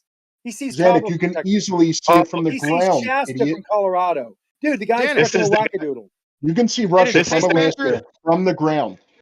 You moron. Yo, Forget about blueberry that. I was pancake. trying to be You funny. guys are talking about You can't see Cabo from Texas. You cannot see Mount Shasta from What about Russia Colorado. from Alaska, Zanuck? Genius. Well, because everyone knows this You're thing annoying. Have you You're tried this, frustrating Zanuck? right now. Have you Hold tried on, this? is this Hold on. I asked trying to get a question. Have you tried this? Oh, absolutely. Have you? With an infrared camera? Have you tried this? Have you? I'm asking Zanuck. He's the Not with one an claiming infrared you camera. can't do it, right? No, this I is have data Okay. points of objects. Okay. The farthest So thing you can see, the farthest thing you see is a blinking light 200 miles away at 15, 20,000 so feet. you Colorado, haven't which I tried have it. done. And so you can't see things that are 3,000 miles away. So you haven't How do you know done it that? with. Have Oh, you? forget So it. you I- haven't done it. So How you do you know have. that? Infrared doesn't Oh my change. I god. see lights. Lights are How much do you better know than that? you see in infrared. So you haven't tried it with an infrared camera, saying you're saying that somebody's a wacko that tried it with an infrared camera and showed it on the camera? Yes, because we showed the Yes. picture and then showed what he was seeing, but via a peak finder to show all he was seeing is deserts in Texas. Ironically, all he was seeing was a state he was fucking in. Was it What state about all in his the other Gulf? videos, Or Zanuck? he What thinks about he's all Zanuck, the in why other couldn't it videos? just Gulf be Show? refraction? of Mexico. He was Brian? an Why idiot. couldn't it just be refraction like everything one else? thing? He's an idiot. What Why about can't the it just time be he refraction? mistook? What about the time he mistook Lake Simcoe for Hudson's Bay? Exactly. No, Yeah, it was that's the one labeled. How about I've this? No, seen he that never. one. He didn't. No, You guys that's went up and bullshit. checked. You guys went up He and didn't checked. mistake it. Label. He didn't mistake it, bro. Y'all Oh, are so lying. intentional. Really? You go up and Yeah, check. he labeled it. He labeled it and said and projected. He said that he needed to double check the shit. But he clearly showed the other two lakes. What was it, Erie and Michigan? Okay, so Zanuck just said from 15,000 feet we can only see 200 miles. Okay, so how long is? Hold on. How long is Lake Michigan, So dumb, Zanuck? Zanuck. 1,000 Lake miles. Michigan is not near Lake Ontario. 200 miles from that high. Y'all are stuck on one video. Yes. How about when he was in the Gulf Coast and he could see the Atlantic Ocean? So where he was looking across Florida, yeah, where he was looking across Florida. Okay, This is like somebody from Florida. Why are y'all Zanuck, you don't interrupting, think you bro? could see The across Bahamas is Florida? south of him. Why are y'all interrupting, man? I'm just trying to make a point. When he was clear off the coast, about an hour off the coast of Florida, he looked back at Florida with an infrared camera and seen Florida, and then he seen across Florida, and he's seen a good portion of the Atlantic Ocean. So where he looked across Florida was 200 miles alone, just that tiny bit of the picture, Zanuck. So you want to retract that He was statement, bro? seeing cloud that he thought was the water. Oh my He's looking at God! No, the clouds. He clouds said, "Oh, aren't there's black, the Zanuck, Atlantic." with He just infrared. puts arrows. He just puts arrows Water in his videos is and says, "Here, black. this is what this." Holy shit, Zanuck. Zanuck, He water just is puts black arrows. and Here, infrared, pal. Okay, post that picture Guys, and then stop. post the picture of Hudson's Oh, Bay. we're going into no interrupt. Can you guys hear me? Yeah, go ahead. Yeah, sorry. Okay, if anyone interrupts, I'm just going to mute you till the whole room calms down. Okay, so don't be surprised. Blueberry All right, pancake style. My last point, Coach Joe, was that in infrared, water is black and clouds are white. So there's no mistake in the Atlantic Ocean for clouds, Zanuck. Just more blurting shit out. Good. Please. Do we have this photo to look at? You're talking about from Brian's photo? I don't know about that. Yeah, But Brian's talking about the, you've one- seen Jade. Oh, go ahead. One taken from like near Mississippi and looking out east or something. Oh well, yeah, those just the ones from Jay Tolan's videos, specifically the Canadian one. That's the one I looked at. And I looked at the Atlantic Ocean one too. I mean, he's very consistent. I mean, you know this. He's very consistent with his incorrect labeling. Well, yeah, if he's put Lake Michigan near Lake Ontario, he's way off. I'm not sure it was Lake Michigan, bro. Okay, but I know that it was a few lakes. It wasn't just a lake. Brian, do you And- think you can see Cabo from Texas? As soon as you answer me, I don't know where Cabo is, but answer me, please. Is Mexico. water the same color as clouds and infrareds in it? No, infrared will be black. Then why did you say that he seed the clouds, not the Because the Atlantic clouds Ocean? were dark. They sometimes can look dark, especially dark clouds can look dark. Can they look like a black ocean? Sometimes, yes, the clouds can look like a dark ocean. So the infrared. cloud extended to the whole horizon. Can a black Brian, cloud? an hour. Let me just tell you something. An hour out of Florida is roughly about 1,000 miles. I'm just okay. Gonna attack. I got. You're roboting. Well said, dude. And mute Roboting German you guys can't do it. You're roboting, dude. You sound like a bender. So I can't remember seeing the Atlantic in one of Jake Tolan's media's videos. Anybody got a link to it? Yeah, he claims he does. I think it's one. It might be titled Florida. I forget what it's called, but I remember Debbie's the one who showed me that one. I don't go to his channel, so I can't tell you. He's pretty reliably wrong in stuff he says. Yeah. Yes. When I saw him mistake Lake Simcoe for Hudson's Bay, I stopped. Right. Yeah. That's all y'all got. He said that he's projected that what it was. He didn't say for sure that was the end of the lake. He didn't say. He said. Does that negate the what, fact? He said what it. He said Hold what on, it looked like. Dude, okay. does that So y'all negate the taking fact that something you he can didn't even see explain and hundreds of miles, using it against him like all of his footage is worthless. hundreds of miles. Yeah, hundreds of miles. You can see for hundreds of miles in all of his footage. So the one mistake he makes negates all of that. You guys are crazy. Oh, we said several mistakes. Yeah. Okay, people make mistakes, dude. It doesn't negate the fact that he could handfuls of times show you where you could see far, far, far too far for your math to work. It's Not over. yet. Not yet. Post the picture. Show me two mistakes he made, please. Baja and no, show them. Oh shit! I gotta show you again. Brian, if you post two pictures, we'll show you two mistakes. I'm working on it. It'll be up in about 10 seconds. Guess how many mistakes we'll show you if you post 3 pictures. None. I'm posting one of the Atlantic Ocean that Zanuck said is a big black cloud stretching the whole horizon. Zanuck's you post the one of, Does anybody else agree with Zanuck that the Atlantic Ocean is a cloud? We have to go and verify that he's where he says he is. We gotta go look and see his GPS coordinates that he put up, and then we gotta go and verify. All these things have to be verified to see. Well, he leaves where Florida. his lie is. Brian, I put the Gulf of Mexico and Cabo picture in the chat, so you can see that for your perusal, and we can actually make that with Peak Finder to show you why you're wrong. I'm very good. So he leaves Florida. Let me respond to that, please. Please, I'm getting off here. Are y'all now denying that we see too far sometimes? Because what happened to the looming? No. So it's all mistakes then. We're not seeing too far ever. No. It's all mistakes then. It's all mistakes. We never see too far. That's a complete. We see exactly as far as we should. I'm talking about the infrared that y'all are saying is always a mistake. So now we can't see too far. No, we're not saying that. Moyoc just answered your question perfectly if you would have listened. Yeah, I listened, but before y'all said all of his posts, just post any pictures of his and we'll show you how it's a mistake. Yes. So he's not seeing too far. He's seeing looming. He's seeing refraction. No, he doesn't know how to label pictures. He made mistakes. He admitted it. But the ones that aren't mistakes, y'all are saying are mistakes. We don't see too far because of refraction. Everything he does. Moyoc answered your question. What did he say? Everything he did is garbage because of that. No. What did Moyoc say? You were listening, Rakia. What did he say?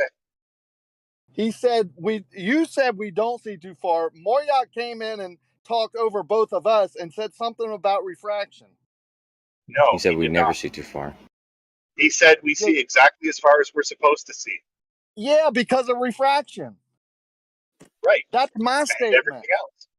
And everything else because of refraction. That's what I taught y'all. We don't see too far. We see exactly under the conditions, and with the lens that we're using, that's exactly how far we see at that particular moment. That he learned that from me. Oh, okay. I have not learned a single thing from you, Ricky.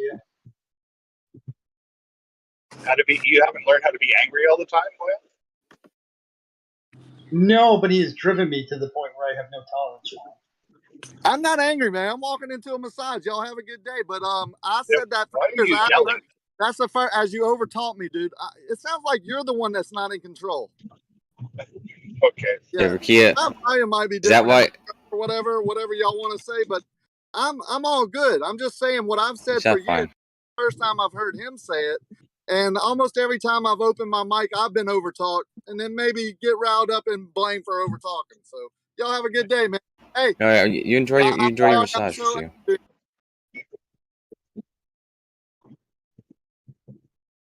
Yeah, it all makes sense. I thought I heard him say he was getting off. But yeah, of course, if he's going to a massage parlor, he's definitely getting off. That kind of massage. Yeah.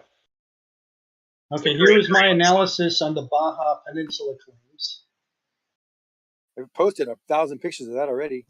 Oh, yeah. Well, this is my own, so fuck off. Oh, you have your own? Oh, cool. Right on. He has his analysis of the. Oh, yeah, I even posted yours, I think. Oh, did you? Did you put?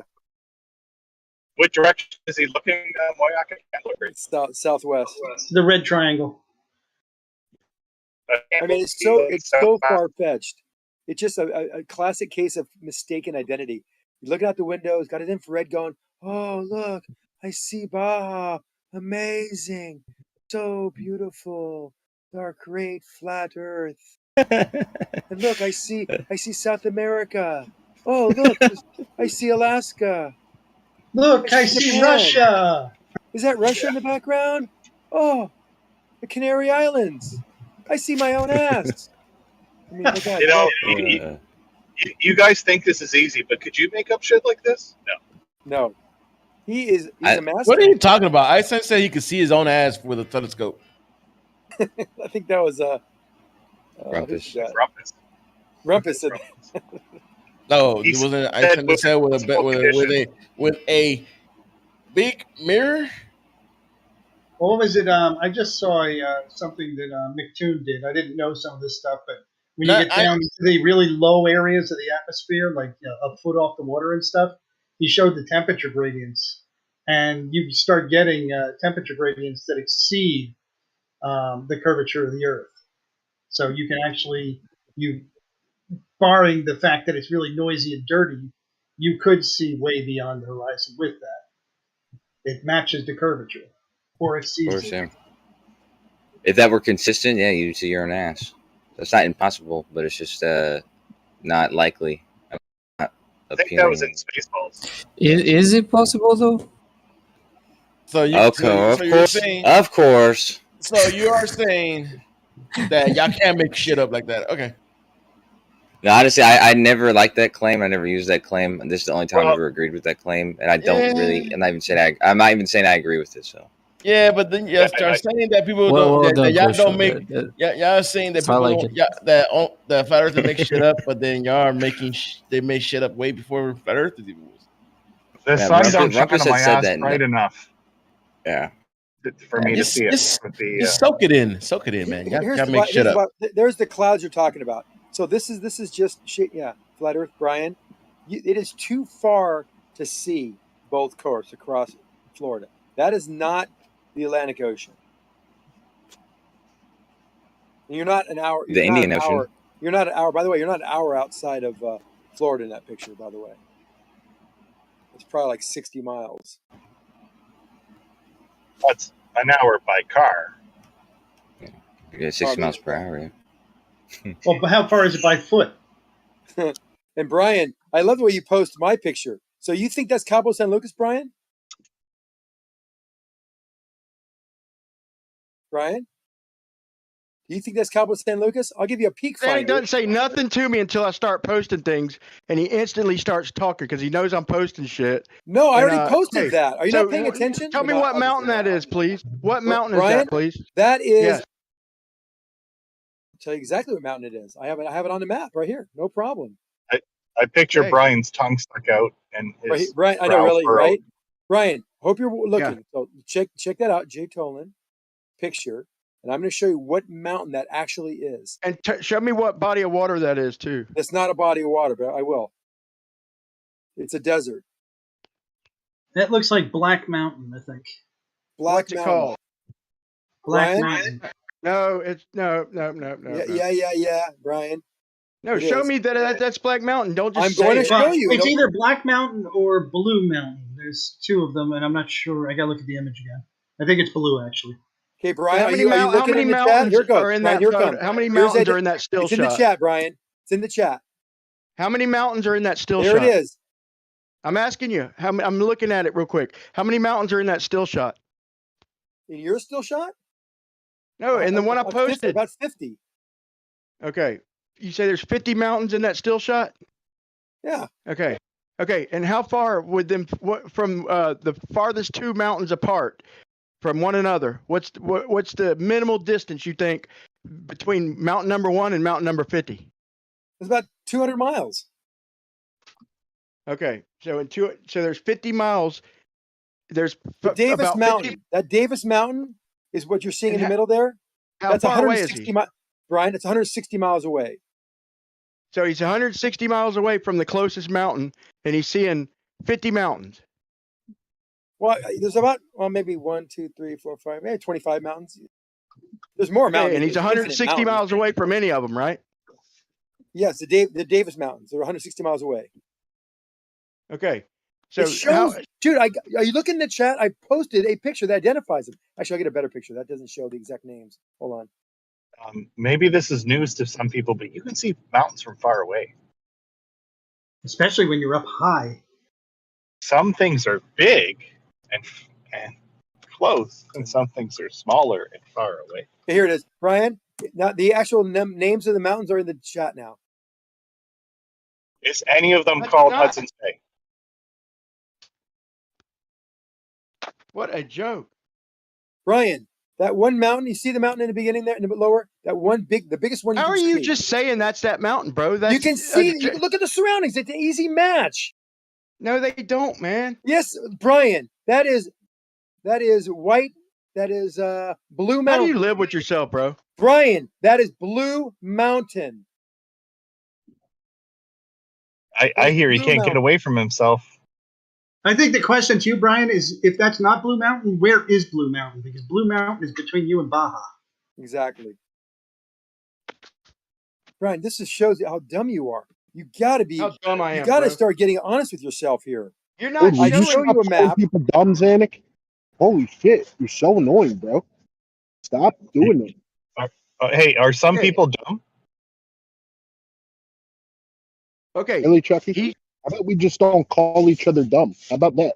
That's so The hard. mountain in the, mountain in the background, okay? What I want to see is the mountain in the background, okay? The mountain in the foreground, you say that's 160 miles away. The one in the background, whatever you want to call it, okay? You haven't showed me anything that matches sufficiently to me, but I'll review it some more. But that's got to be another few hundred miles, dude.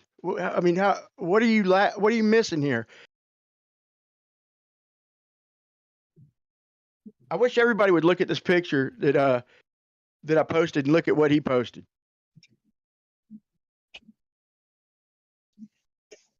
Well, it sounds like Moyak already looked at it and agrees.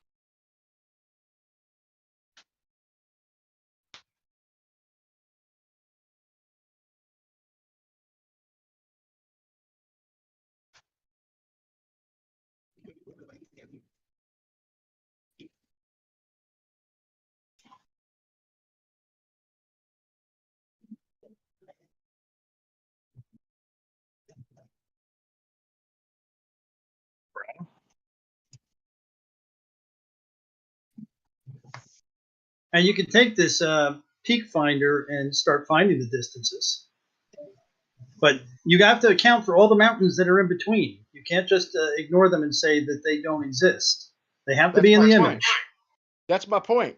There's so much room between. I mean, you could see there's mountains underneath him, for one, like not directly underneath. You can't see directly underneath, but at the bottom of the photo, before that big mountain, you could see mountains, and then you see that one big one, and then to tell them apart, man. I won't side with either person, but you could tell that one in the back is so far, dude. It's so far away, man. And his videos, he lines them up as best as he can in a couple of them, but in a few of them, like the ones he's certain about, I mean, that's the ones he claims certainty. He's a very humble person. He doesn't claim anything for certainty. If he's not sure, he states that he lines it up as best he can. But there's a few of them that there can be nothing else, like the one from Texas, where there is no other mountains for him to shoot. So it can't be another mountain. But let me find that. Are you showing the best ones, Brian, or the worst ones? I just pulled a couple of them out that y'all were talking about. They're all bad. Yeah, can you show us one where he's sure of something? Yeah, I've never heard him actually beat around the bush. He says, "Oh, look at that mountain. That's that mountain, and that's this mountain." He always seems very confident. He's very seldomly like 100% about anything. He's very, like I said, he's very humble. He's very, So did he? Why is this shit not worthless? Yeah. Did he say that might be Hudson's Bay and it might be Lake Simcoe? I don't think he did. Y'all are so full of shit. So you didn't watch him? No, I didn't watch him. That's how I came up with my fucking analysis. What lakes are they? Wait. What lakes are they? As I recall, they're not lakes. They're not even lakes. Oh, As I recall, I mean, it's going back a long time. He says about Hudson Bay. Okay, he says he's not sure if that's the other side of Hudson Bay. He wasn't sure, bro. Y'all are not being honest. Oh, bro. that one he did hedge, but on the Baja one, it was all the affirmative as far as I was concerned. The other side of Hudson's Bay is it would be like Baffin Island. But no, it was Barrie, Ontario. Or maybe it's Ellesmere Island.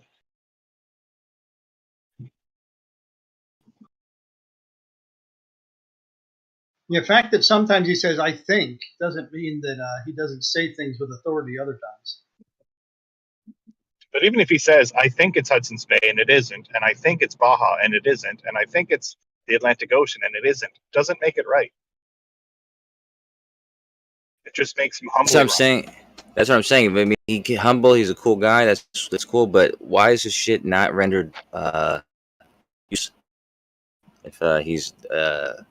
he's either A, wrong all the time and asserting the wrong thing, or B, he's saying that he's not sure all the time, and when he says he's not sure, he's wrong. So either way, what's the point? Yeah, A, he's wrong. He seems like a nice guy. He's a cool guy, but he's wrong all the time. Yeah. When he's not wrong, he's also not right. Zanuck, in your analysis here, or in your view here, does it give any distances? I don't think so. He doesn't. But in the thumbnails, I'm not sure. Did you speak up? Forever hold your peace. But in the thumbnails, he always puts like the distance in the title, right? In the title and in the thumbnails, he would always do that.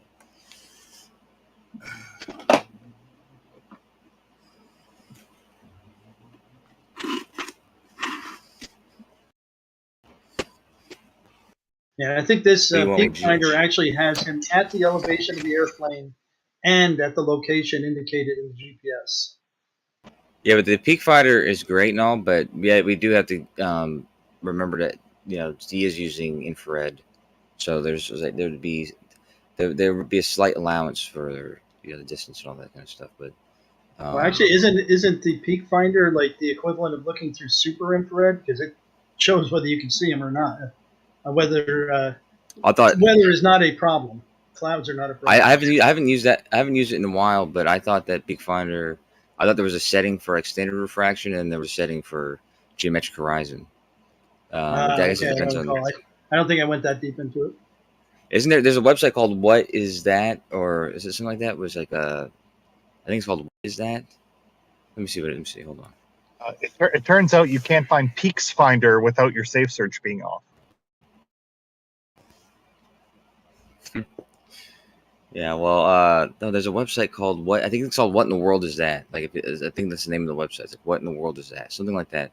And it's a website that lets you choose any location, and then it'll show you, and you just give your altitude, and it'll show you what you can see. Like, it has a map, and it has like lines in all 360 degrees, and the lines are representing the thing you can see. So if there's like a mountain in the distance, that would be like a longer line. But let me see if I can find it.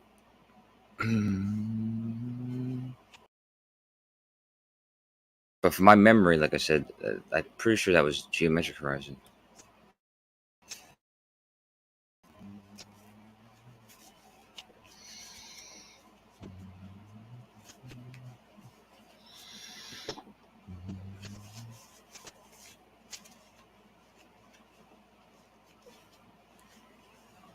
Is somebody humming to themselves while they work?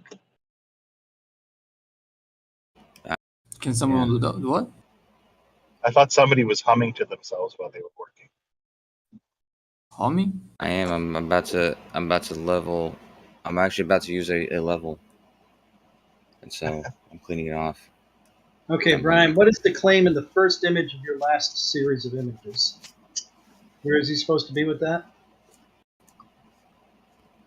Okay, what I was showing is that I showed where he was like just only about 50 miles off the coast of Florida. How you can obviously see the Atlantic Ocean across. Okay, which is a couple hundred miles. Then I showed him further away, and I showed the first two where he zoomed in, and you could still see across Florida plain as day, and a good ways out to the Atlantic Ocean. Then I showed one where he's way away, and I showed it before he zooms in. So even before he zooms in, he's actually zoomed in a little bit there, but not much. And you could see Florida way off in the distance, pretty much. Maybe I'm churching that up a little bit, but Florida's a good little ways away, and you could still see the Atlantic Ocean before he zooms in as that little. But once he zooms in, you see it. It can't be a cloud. That's ridiculous. I can't even believe Zanuck even said that. But Can you Brian, can you do me a favor? Can you post the one of Ontario? That's the one I'm most familiar with. Hold on, man. Thank you. But Zanuck made the claim that you could only see, from about, I guess, from a few miles up, you can only see about 200 miles. And I call bullshit on that. Like this right here, just across Florida is 200 miles. I think he's a little higher than that, but not a lot. I think he's like 20,000 feet up. But I have to verify that. But he's probably a couple hundred miles from Florida, but I'd say at least 100 miles. I think he's lined up with Mississippi. It depends on what part of Florida you're talking about, but Florida's a good little ways away. And then a couple hundred miles to cross Florida, then you're seeing out in the Atlantic Ocean. And when he zooms in, like I said, see it even better. So we're talking, no matter what, it's further than should be seen on a globe, man, without some type of explanation.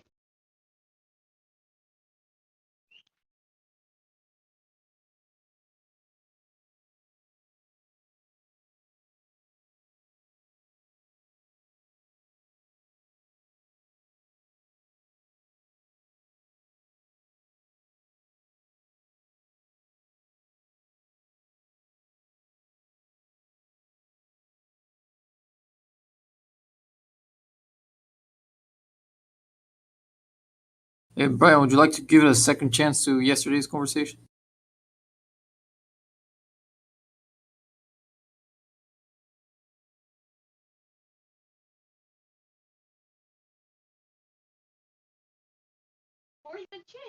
No, I'm gonna I'm making a video series of cell nav on a flat Earth, and I'll just show you. I just posted the introduction, and then I'm gonna first I'm gonna do like probably about 5 episodes. But the first episode is just going to be introduction to the AE map and all that stuff. But yeah, I will probably go over it with you, but probably just one-on-one, me and you talking, man, because I do have a few questions that I wanted to ask you and everything, and I wanted to run that to me should be common knowledge, but are not. But yeah, I'd rather do that alone. I was trying to get to a point, man, yesterday. Sorry about leaving like that, but Kosha was, maybe he wasn't doing it on purpose, maybe it was me, but I was just trying to convey something specific, a specific method, and that's what I was going to show you, my method, and see what you thought. And I couldn't get past the first step, dude. So I got aggravated. Plus, I didn't have a lot of time anyway, so left in dramatic form. I had to leave anyway, bro. Not far from that time anyway. But yeah, we'll discuss it, man. Maybe even today. Give me a minute. All right. Not a problem. Hey, you gave me an idea, which might not be what you have in mind, but might work. It should work. Do Not you only very have the accurate. photos, or do you have the original links? Because I don't know if you're pulling these out of the video or what, Brian.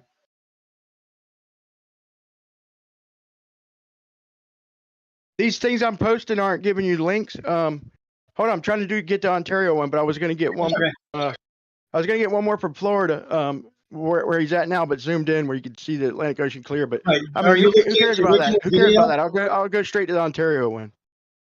Right, but can you post the videos associated with these instead of just the photos? Oh, okay. I see what you're saying. Yeah. In other words, I'm just giving screenshots. Yeah. You want a video of the of that one, Florida, or do you want Florida and Ontario? Okay, I'll post them both.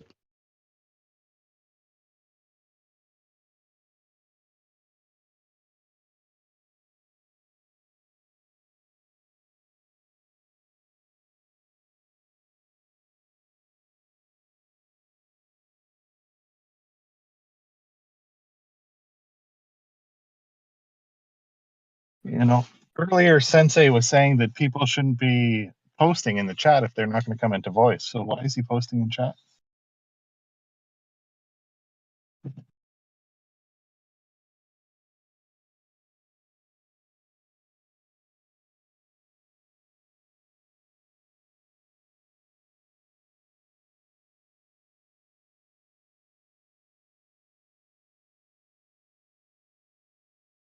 Thank you.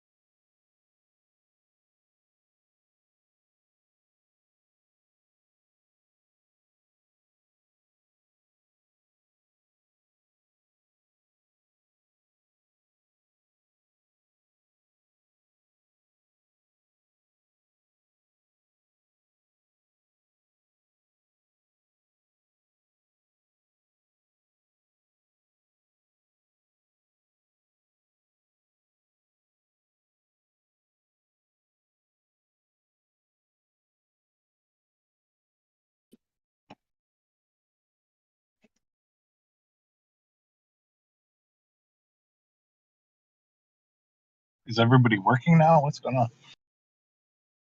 I'm looking at his video, the Florida one. I'm adding a feature to my Discord bot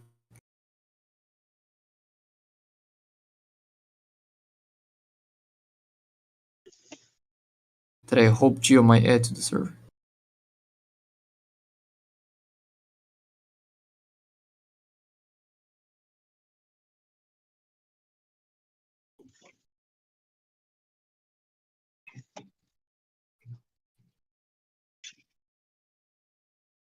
And Brian's posting more videos, is he?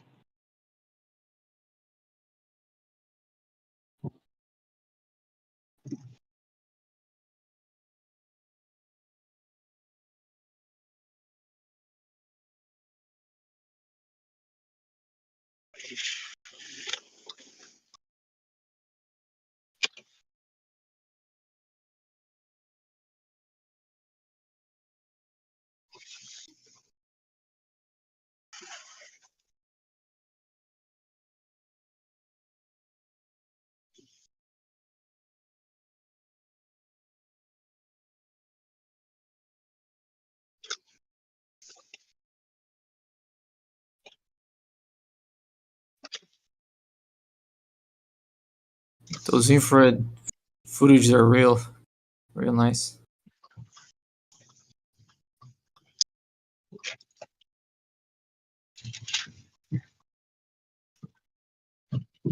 Yeah, I'm not doing exact measurements, but on Google Earth, it seems like it is possible to see the Atlantic Ocean from some of those places in the globe model.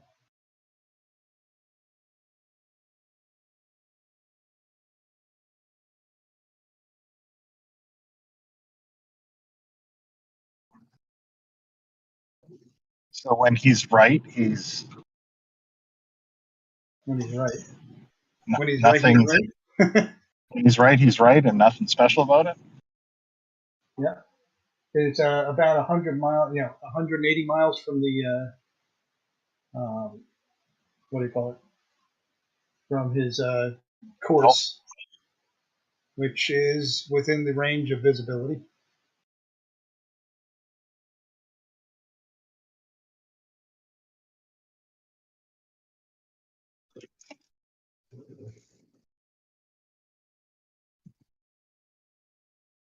You got to go to the curve calculator and find out. He says he's at 20,000.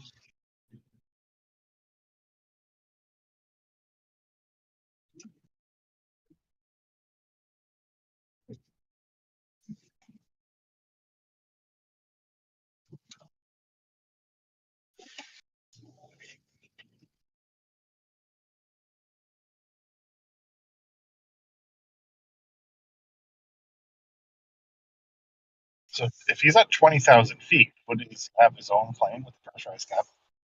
Yeah.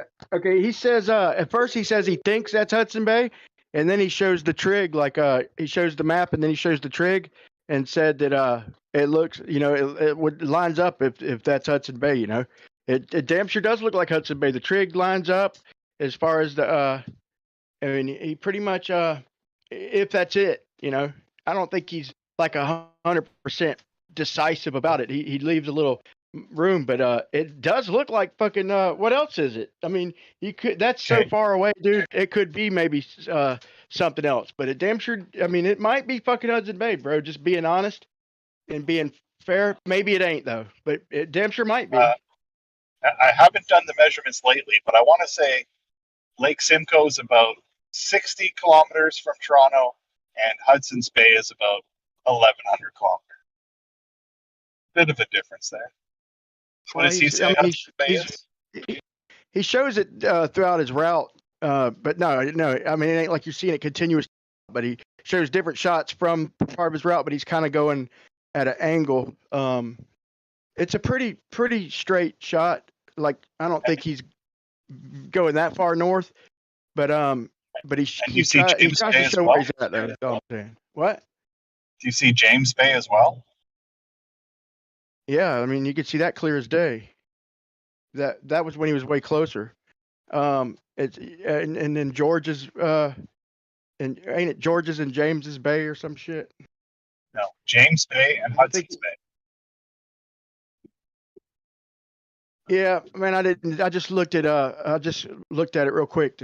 I was kind of listening to see how definitive he was about it, and he wasn't like 100%, but he, that's one of the claims where that's like man, damn sure looks like it. It lines up, but I don't think I don't think either one of us could prove whether it is or it isn't. In my opinion, I'll have you look at it and tell me. But it lines up, but that is a long fucking way, bro.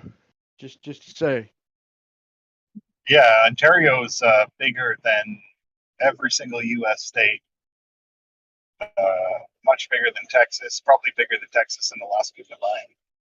Yeah, he's seeing clear across them lakes in the foreground. Like, man, that's a long way as it is. But yeah, I will say this, dude. In the middle of that video, he takes off his infrared filter, and it's like night and day, dude. I recommend everybody watch that one I posted about the Ontario. Just skip to about 7 or 8 minutes and watch when he takes that filter off and puts it back on.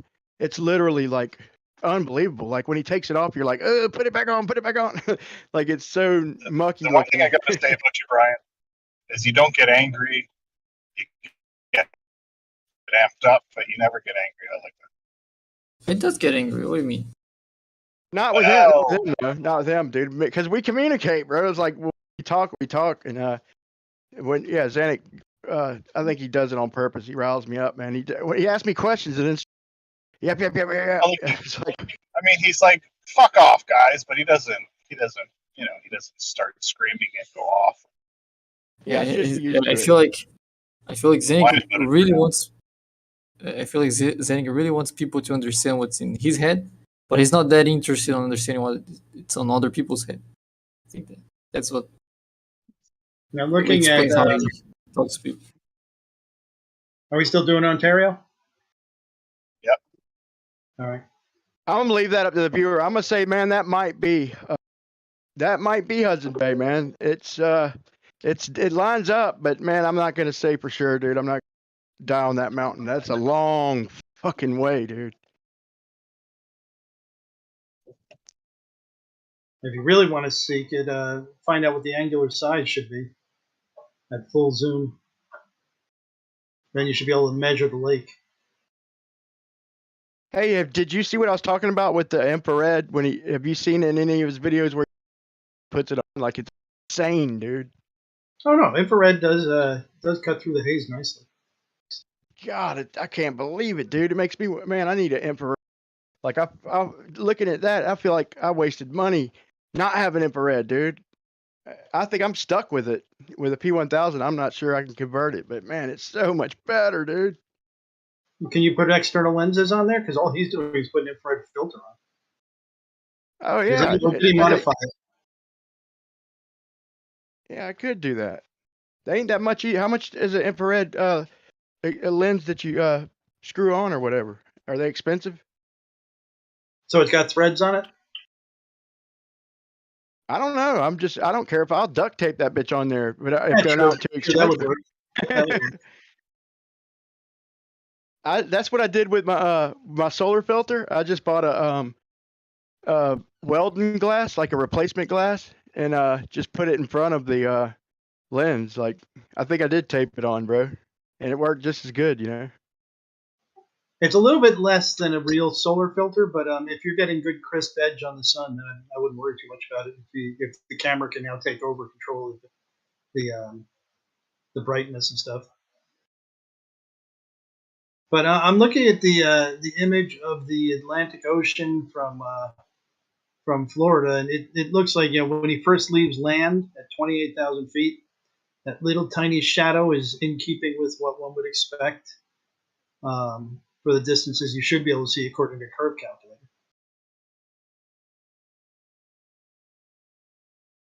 Did you? So you seen the video and you see like where I took the still shot and after he zooms in. I'm still not sure what timestamp you took that out. It's about 3/4 of the way. 3/4. Does he do a maybe 2/3? Does he do a view of the computer screen showing where he is again? Oh man, I'm not sure, bro. I've been looking at so much stuff, bro. I'm not sure. I think I see it.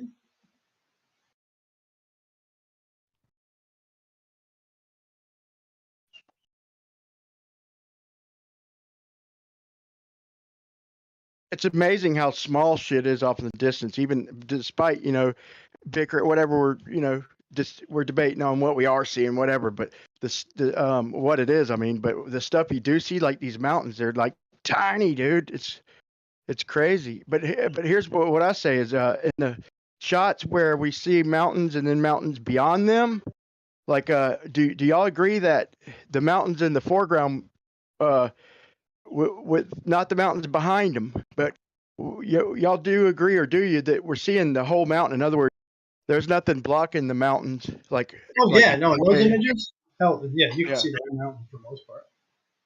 I can't. The ones in the background you can't because they're obscured.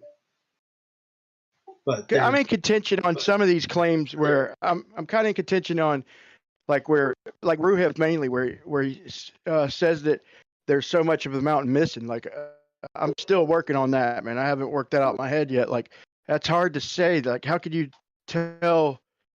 How can you really make a definitive claim that this much of the mountain's hidden without a definitive landmark? You know, I don't know. Well, like you can you look at the other mountains in the area. You look at the shape. Use a peak finder, whatever you want to use, and you look at the actual shape of the mountain, and you can see that it's only the top third that's showing, or the top quarter, or whatever.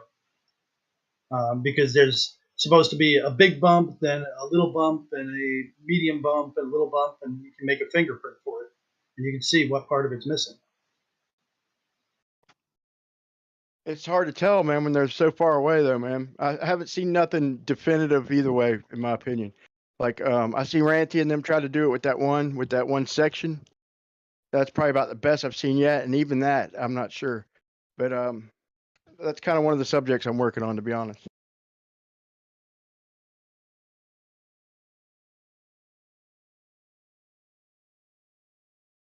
Because the last measurement I see him doing is 134 miles across Florida, which is well within the range of visibility.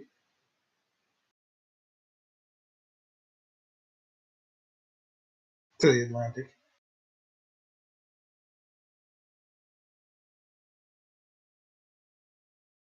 So would you agree that he's seeing, or if he's 130 miles off the coast of Florida? I'm still waiting for that part of the video. I don't see that He's yet. still seeing farther than 200 miles, though, isn't he? I don't know. I haven't gotten to that part of the video. I'm at 3/4, like where you said to look. I think that's the line of battle.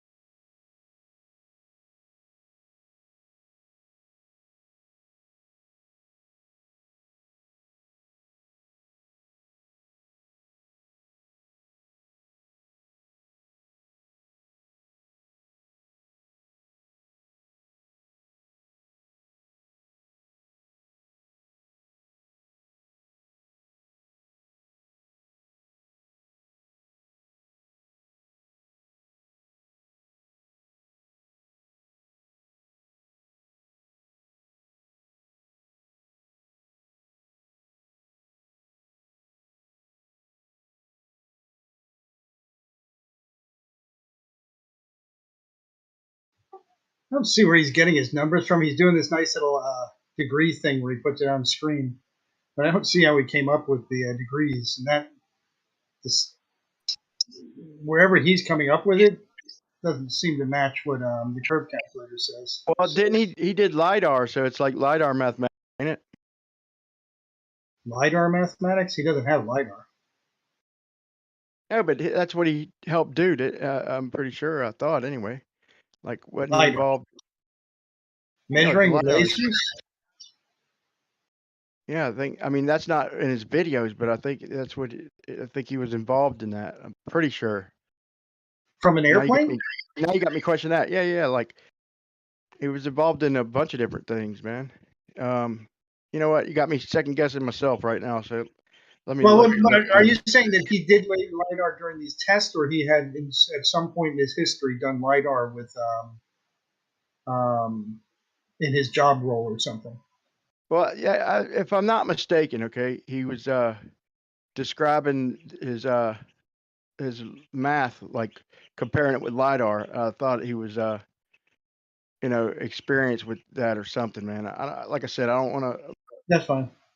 for sure claim, but I thought he was involved in something like that, like with modeling, like a program or something. But no, that's not what the videos are about. But I thought he was involved in something like that. But let me double check that. Yeah, but he's saying like that the lake that he's looking at, Lake George, is 3.05 degrees to the western side of the lake, and just don't know how he came up with that. That's a very he doesn't explain it. He just shows the image with the numbers on it. That's at 18 minutes and 50 seconds. Yeah, it's kind of like if that's this, then this kind of. Right. Yeah, some of his. I noticed a little bit of that. Now he could be doing something like knowing the optics of the camera. You see that he's at full zoom. He could make some inferences of where level is, or where the horizon is, and then start measuring from the horizon.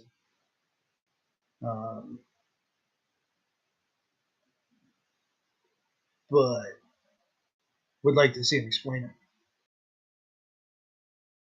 Yeah, I'll give you that on a couple videos. But to me, like the Mount or the San Jacinto and another one, like a couple of them are, man, I don't know how one would argue what they are because I don't know what else they possibly could be. But that's what I'm trying to find right now. One of them was a mountain or like Baja. Like what else could it be? Hold on, man. Let me look this up. Dude, I got a duck real quick. If anybody's ever had a duck, man, this duck is like imprinted on me. Like it won't even, if I leave its sight, it starts freaking out, dude. It's crazy. It's the craziest thing. Like it thinks I'm his mom or something, dude. This little duck.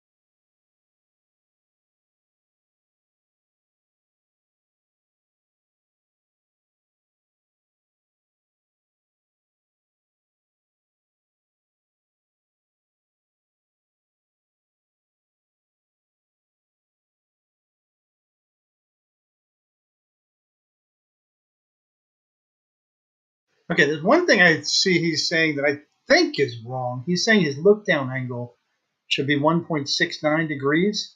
At 28,000 feet, I think your look down angle should be about 3 degrees.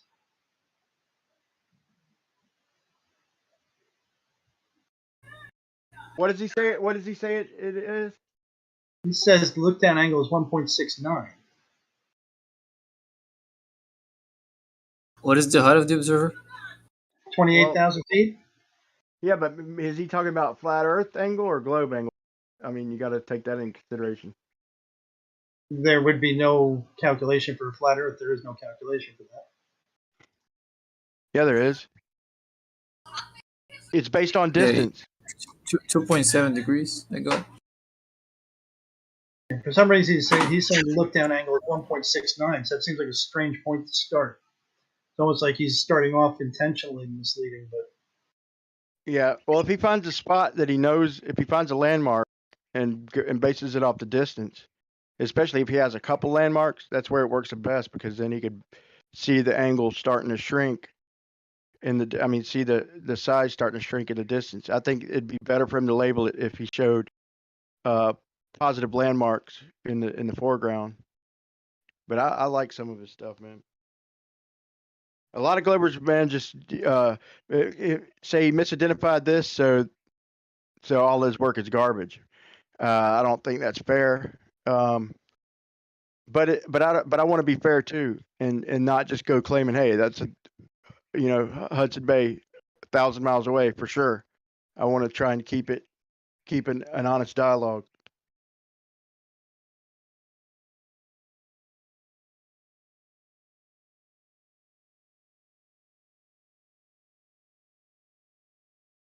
Yo, is it quiet in here or what? Now there's been constant conversation going on. You just caught 1 second of quiet. Oh shit. Dude, these conversations are like roller coaster rides, dude. Depending on the chemistry of the people in the conversation, dude, it goes from one extreme to another, bro, within minutes. Yeah, it's hard staying calm, dude, when shit gets edgy or exciting, but I don't know.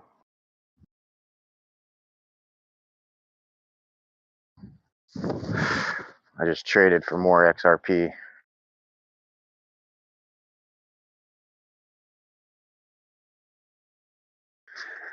Yep. Glenn Beck, fucking, I don't know if anybody saw that little interview he did, but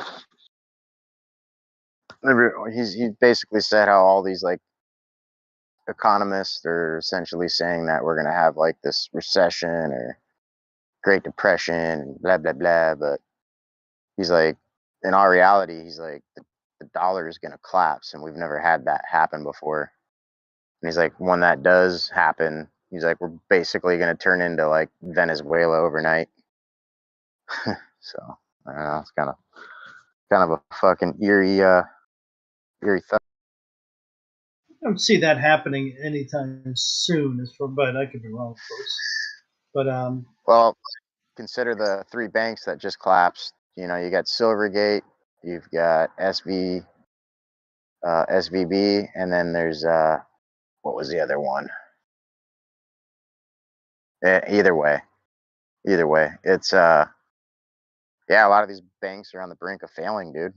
Yeah, but I think it has to do more. It has to do more with the was Arabia saying that they're not gonna just sell oil in dollars; they're also gonna take the Chinese yuan or whatever. Well, that's kind of a separate deal, but the reason why they're collapsing is due to the liquidity crisis that we're facing, which is a result of fractional reserve lending. What were you gonna say more? I forget. Yeah, but I feel that saying the Arabian company saying, well, we're not only going to accept dollars, because that's the whole thing. That one of the dollar was still a stronghold, because everybody just does business with the dollar, and now the oil was because the dollar is usually backed by the oil, not no longer by gold, right? So you're talking about the U.S. dollar being the standard reserve currency for the world, but this is more of like an internal struggle, which obviously spreads to an external struggle, but 2 separate things, but still simultaneously conjoined. Yeah, I mean, if the dollar collapses as the world reserve currency, then that means that these other countries are gonna now kind of figure out how they're gonna standardize their currencies between one another, and that's all bad for the U.S. economy, but that's insignificant, I feel, in comparison to the dollar itself collapsing. Like it's a way bigger deal. Yeah, I see the dollar collapsing and everything, the economy collapsing when they get to the point where people are no longer willing to lend us money at reasonable rates. Then we got to start figuring out how we're going to, then you just start printing money after money after money to try and stem the flow. And that's what happens in these hyperinflation periods. Yeah, I'm talking like real hyperinflation, like, a dollar becomes worth a millionth of a dollar. Right. Yeah, I mean that's where it's heading, dude. It's not good. It's not looking good at all. So if there's anything you want to buy or you need, I suggest getting it as soon as possible.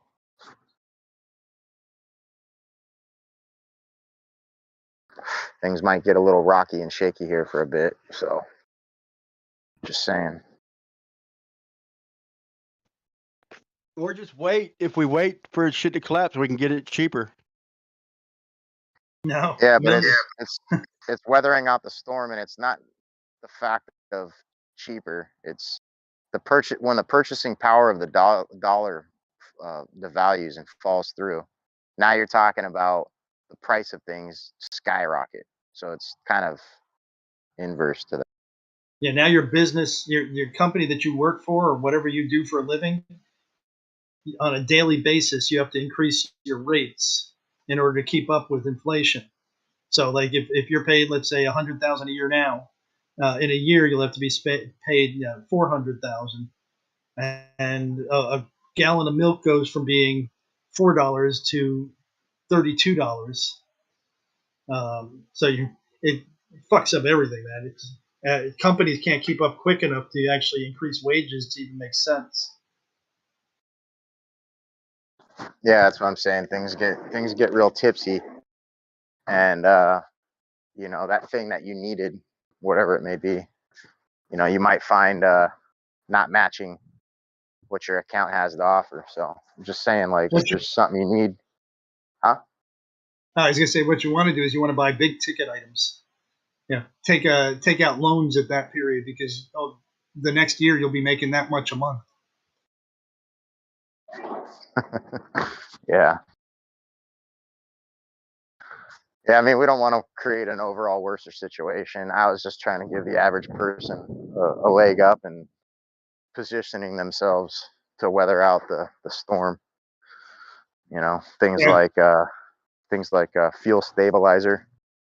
You know, so that if you do want to acquire some extra fuel on the side, you know, it's not going to degrade within a short period of time, and you know, things of this nature.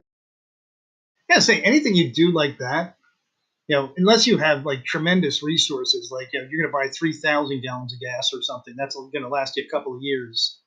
Unless you're going to do that, I don't know that fuel stabilizer helps you much. You know, 5 gallons, 10 gallons, 100 gallons is only going to last you a couple of months. Yeah, but you know, like let's just say this storm lasts 6 months to a year. You know, that might be enough for somebody to kind of sustain themselves with the bare necessities. You know, maybe a generator or something. I don't know. Just saying, man. Like thinking ahead sometimes is not a bad idea in the event of the circumstances we're talking about. I wonder how long my generator would last, running constant duty power in my house. So there's methods you can do. You can run a generator off of like the auxiliary smoke from a wood burning stove. It gets a little dirty, so there's kind of like things you have to do to kind of filter that to a degree. But yeah, you can run a generator off of the exhaust from a wood burning stove. Right, but how long does my Generac generator, my 10 kW Generac generator, run constant duty before it actually begins to wear out?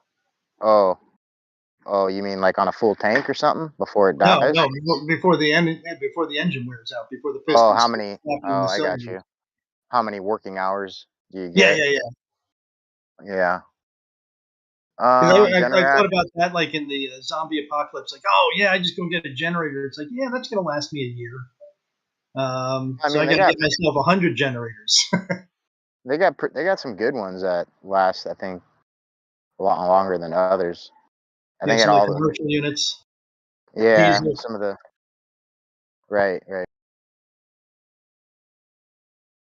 Diesel's a better choice anyway, because those engines just survive way longer.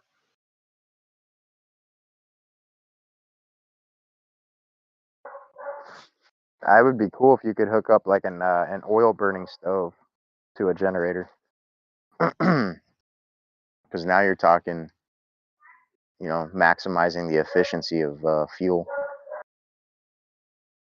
It expands the number of fuels you can use. Yeah.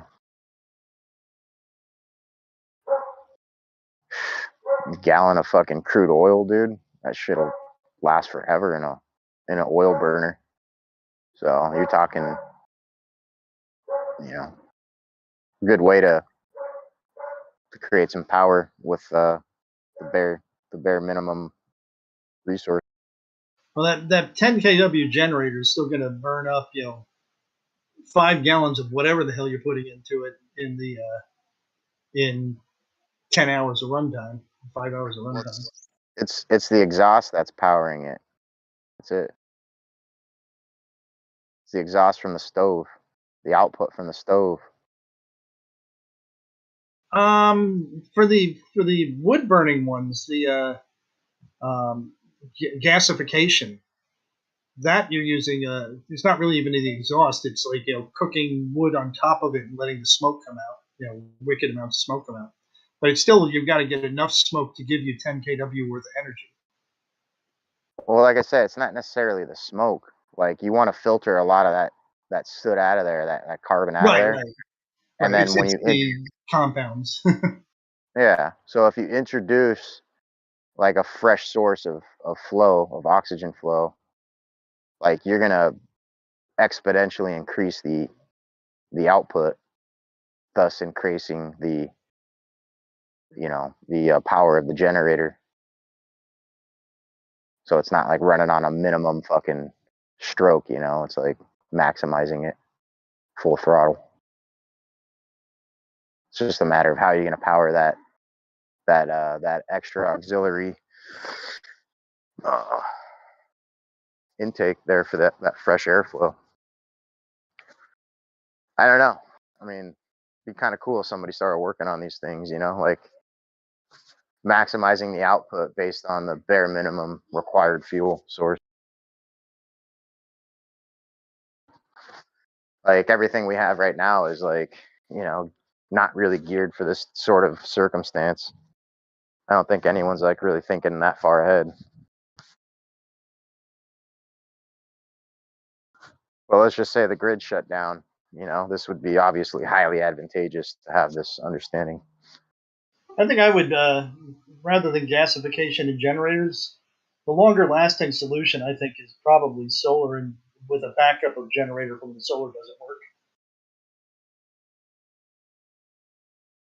I didn't catch it. What was it? Oh, I was saying that the better system would be to go over to Harbor Freight, pick yourself up some solar panels. Those are going to last you 10 years, and then you just run the generator during the times when you need power that the sun isn't shining.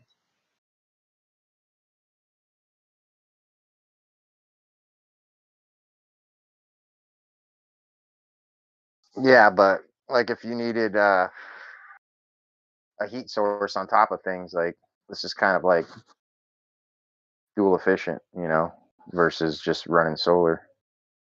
Right. Generators are cool because they generate a shitload of heat, so blow that heat into your house without the exhaust. Well, yeah, you got the heat from that plus the heat from the wood burning stove. Now you've got hot water. Now you've got a coil apparatus hooked up, so you got hot flowing water.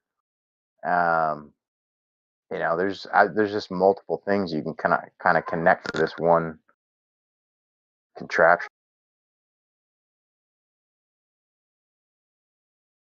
We used to heat with a wood burning stove with plumbing going through it, and it was when the power went out, it would do what do you call it? Convection. It would operate on convection.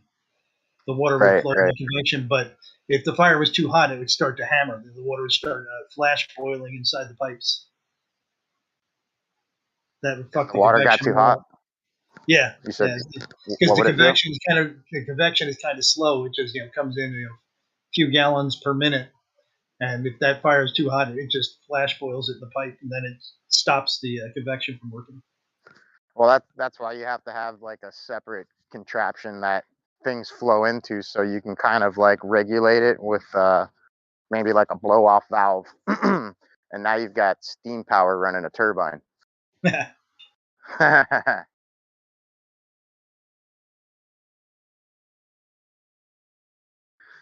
You know I'm what not I going to mean? rush Like, off for it. I got my guns. You've got your generator stuff. I'll just come over and blast you. or hopefully we could just work together, man. Yeah, Blast we through could this do that problem. too, I guess. Yeah. It's more fun to think about Make it blasting. party. We got to have a common enemy somewhere. I think that's the biggest problem. No matter what you do, no matter how you slice it, unless you're living out in Wyoming in the middle of nowhere, the cities just pour out, and there's just not enough resources to go around as they pour out into the countryside. So anywhere within 100 miles of a city is fucked. Yeah, that's true. That is an issue.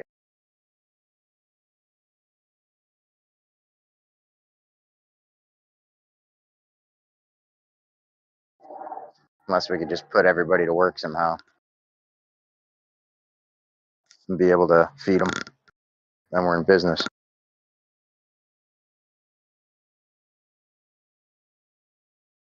Yeah, but I figure I got 2 million people, 2 to 3 million people within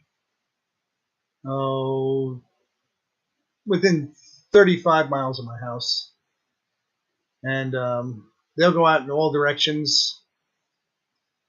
So I'm still going to have 400,000 or 500,000 people coming through here. They're going to wipe out the deer population in a matter of minutes. The fish and the streams will be empty. Yeah, that's true. Like everything will be decimated within a small proximal vicinity, but at the same rate, you got to understand, like, a large portion of those people are just going to die off. Like, Yeah, within they're gonna few bed down and weeks. wait for the government to come save them or something, and Right. they'll starve. A good portion of them will starve to death. But I think I'm too close though for that first week or month. I think I'm still too close for that. Hey man, Moyak, you believe in space aliens, right? Not particularly. Oh, but you believe in outer I space? believe in life forms probably living outside of the Earth. Okay, what if they come and say hi to us? What would you do then? Well, I'd ask if they started shooting at me. I'll do everything I can to defend myself. It'd probably be shooting. But And would if you they believe? say hi, how you doing? I'll say hi. So like if you saw some shit coming from the sky and the powers that be were like, yo, those are aliens, let's fight them. Would you believe all that? Oh man, if they said fight them, I would have to see some violence on their part before I'd think of fighting. Oh, you would probably. Oh, if there's violence, then I'll fight them. Okay. But would you be that like, yo, I'm fighting space aliens, or would you know better that you're not actually doing that? I don't know. Do these things have like 3 heads and are green and have tentacles? Then I'll Anything's go with they're probably aliens. Listen, because of 9/11, we know anything's visually possible. Okay. Sorry, it just got dark. Anyway, I just wanted to ask the question. Thank you. Yep. You know what was also visually possible? That an airplane crashed into the building. Would you rather have aliens come down, like, in a friendly manner, but yet, like, trying to exploit us for our resources? Bro, what if the Or would you- aliens come up? Bro, what if the aliens come up? Oh, Then I wouldn't okay, call them aliens. Okay. What would Never you thought of that call one. them? What would you call them, dude? Still aliens, but they could come in the up direction. Well, it depends on which direction you're facing at the time. I mean, what are you talking about, Moya? down. You're from America, right? Moya? Yeah. What do you call people that come from Mexico? Illegal aliens. Okay. So you would call them alien even if they come from the bottom then.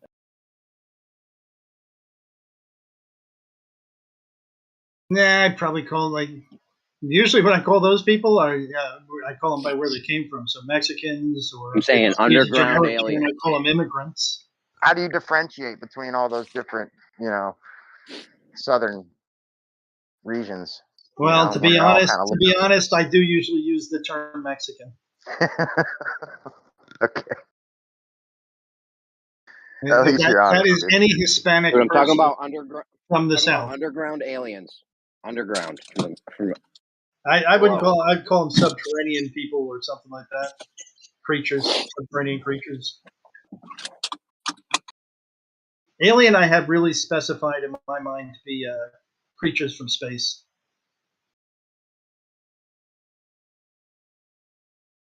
Yeah, man, me too. I miss those days. Right. So if the aliens came from underground and they were those little gray people, would you still not think they're aliens? Even if they were shaped like if they met my predefined definition of what an alien is. They got three boobies. Three boobies. Three boobies. I'm not shooting them then. What the fuck are you talking about? Total recall. Yeah, but they got a dog head. Oh fuck. That's well, is it cute? Is it a cute dog and three boobs or what? I don't know, because we got Mars Attacks with the Chihuahua head, and then we got the Egyptian shit with that long, nasty looking jackal head. So see, I hit the Chihuahua head chick. She was cute. She did have a nice rack, by the way. Yeah. Put a paper bag over the head, you're ready to go. You had a yappy Chihuahua. It was a good movie, by the way. I knew that music was a weapon. But yeah, a lot of these ancient civilizations claim that their ancestors came from and went to from within the earth. Yeah, I think if you see War of the Worlds, especially like the one with Tom Cruise, the latest one, they come from underground. And you can see it really well that like they're like, oh, they came down in lightning bolts and shit. So I don't know if that's people call it truth drops. I think that term's pathetic and played out at this point. But yeah, I'm always wondering like what parts of the sci-fi movies are gonna come true. That's my question. Yeah, I remember that part actually. Now that you mention that, and I kind of perceived it as the lightning bolts were charging up what was already there. Like I don't know if they like showed that or not, but that's kind of how it. No, dude. I think that's what they claimed. They claimed that those were underground. Laser. Or sorry, they beamed the people down. Yeah, I fucked that up. Sorry about that. It's all right. Yeah, as far as I recall, they claimed that the craft might have been underground the whole time. Although it's kind of funny that we never stumbled on one. Yeah, that's kind of. I mean, we'd find one, right? Wouldn't we? I don't know. If they were 10,000 feet under the ground, yeah, maybe we wouldn't have spotted them. But if they were just under the ground a few feet, like you kind of indicated, yeah, normal city works would have uncovered a few of them. Yeah, man. You couldn't build Manhattan if that shit's down there. Right.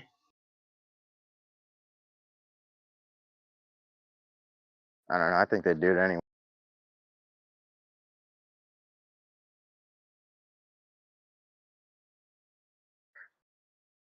What do you think about inner Earth inhabitants and the possibilities that there could have been some sort of hominoid type creature in your dinosaur paradigm that, you know, actually escaped the supposed asteroid that wiped everything out? Oh, like a smart dinosaur, an entire culture that supposedly went to space.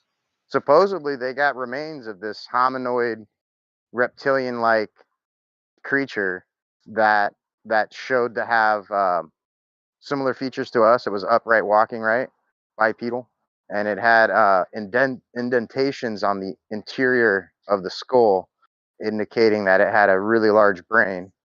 And given the time period at which it existed, if it had remained past that apocalyptic scenario, that it would have today been so highly advanced that we might not even believe its existence due to its, you know, technological advancements.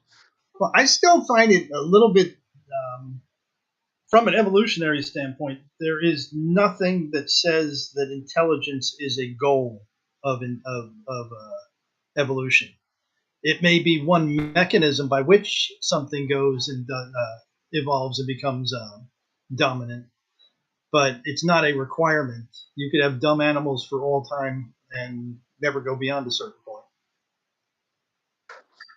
point. That's interesting. Just a bunch of complicated rocks. Yep.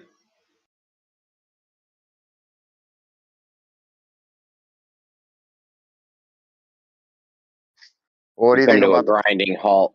Oh, go ahead, Well, Dyson. I'm going back to the original point. What do you think about the possibilities of this like inner Earth inhabitant? Oh, that? Unless they've got fireproof long johns, I'm not a big fan of that theory. Well, I mean, we do have like, what is it, like sea life that lives at those vents down below, where the Right. pressure and temperature is like ridiculous. Just saying. Something living down there, huh? Well, I'm not saying that it. I'm just giving an extreme situation where we do have life in extreme environments. Oh yeah. But there's certain Extremophile. extremes that they don't seem to go past, like 400 degrees Fahrenheit. No. I don't think that there's any examples of anything that lives in those kind of temperatures.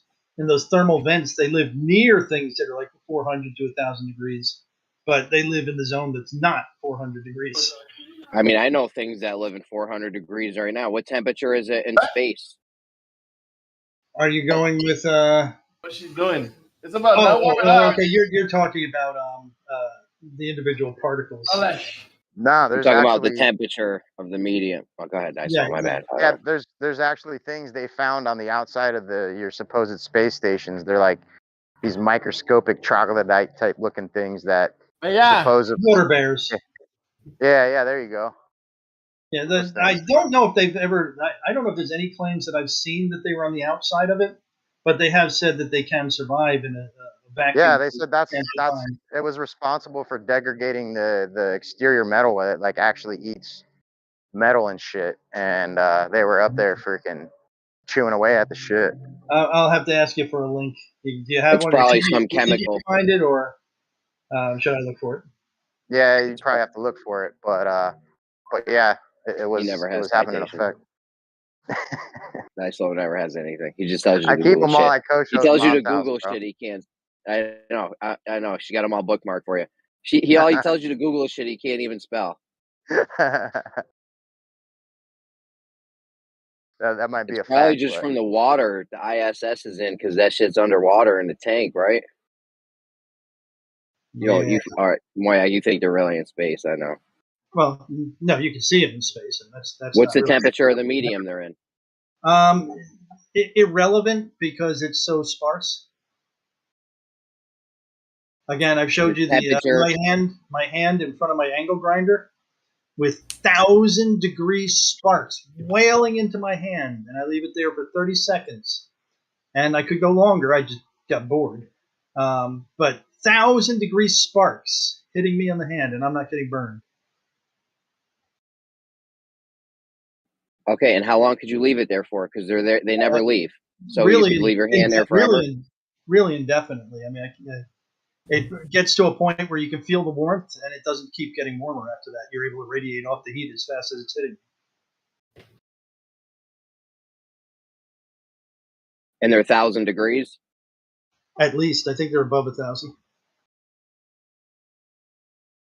Are you sure? Yeah, I'll go find it. There's a difference between temperature and heat. What about? The temperature might be high, and you still have not a lot of heat. Yeah, but if I put you in a medium, so could I put you in a whole medium and have the sparks hitting your whole body? Because that's what's like where you're talking about just one little isolated spot, and meanwhile the ISS is in this whole medium. So it would be the equivalent of just having those sparks hitting you everywhere around your whole body. I mean, I wouldn't want to get hit in the eye with it, but could it start building up heat? Possibly. I was able to radiate it off my hand, and my blood was able to carry it off to other parts of my body. So if I did it to my whole body, I might start to increase my temperature. But now let's go to that's thousands and millions of times more dense hitting me in that situation. Now let's go to space. Okay, my point stands though. Hold on, my point stands that if you were in that medium for long enough, you would eventually be 1,000 degrees. No. You also lose heat. There's sparks constantly at you from every angle at 1,000 degrees. Yeah. You don't think And at the same eventually it would get be 1,000 degrees? not necessarily, no.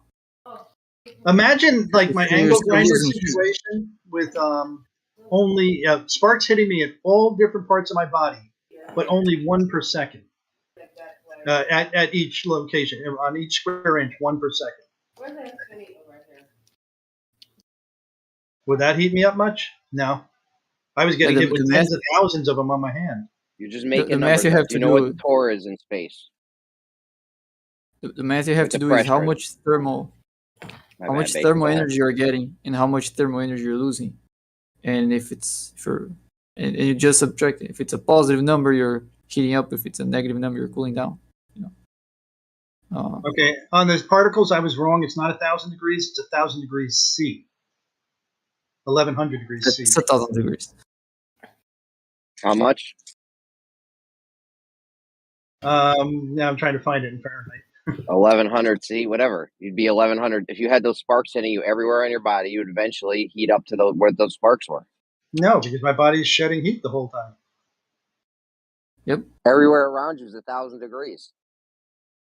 2,000 Fahrenheit is what they're hitting me with. So they're actually hitting me with temperatures similar to what's hitting the ISS. And I'm not made of aluminum. You got a hot mic, whoever just burped. Hot mic. Who was it? Sounds like bacon fart. That was an elbow burp. I recognize Elbow by his burp. What's up? I recognize you by your burp. I don't know why I'm unmuted. Hmm. That's weird. Yeah, I actually didn't see if you were unmuted or not. I swear Discord does that from your to me voice all the time. I know some of it's butt dialing, but yeah, it's like, damn it, I know I fucking muted myself 5 minutes ago. A carnivore finds the best gifts out of nowhere.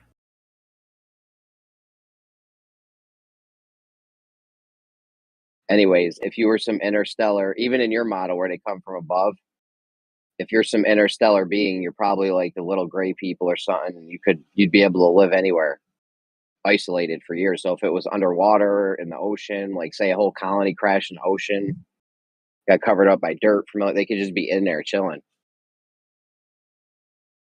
Yeah, they could. I mean, if they got enough tech, they can possibly adapt it to do that. But they kind of would have to be designed around it. What about those the shrimp that live in the forest, right? Like, how the fuck did they get there, bro? Like, there's no lakes and rivers and shit. They only spawn during the wet, rainy season in the right conditions. So what if it's something like that? You know, like what dude said with the lightning and shit. Like, what if they're adapted to kind of like go into this hibernation like state, right? And then just kind of come about throughout the, periodically, every century or whatever the fuck, or millennium. Sorry. I try and put that into perspective of, why would they do that? It's they could have just gone and kicked the monkey's ass when they got here, 2 million years ago, and just taken over. If anything, we've made Earth worse, unless of course they're waiting for us to terraform the environment to be shitty like theirs. Then maybe it's beneficial, but I don't know. It just seems strange to make a life form that would just bury itself in the ground, a smart life form, and just spend. You haven't seen the frogs? They found the toads and frogs and shit. They find encapsulated in solid fucking rock, meters fucking thick. Living, they're still living. There's no fucking reason for them to be there, or an answer as to how they even got there to begin with. I've never seen that. Never seen frogs in rock. I've seen it in hard packed clay and stuff. Yeah, they've found them encapsulated in solid fucking rock. I'm gonna guess you don't have a link for that either. All right, you want me to get a fucking link? I'll get a link.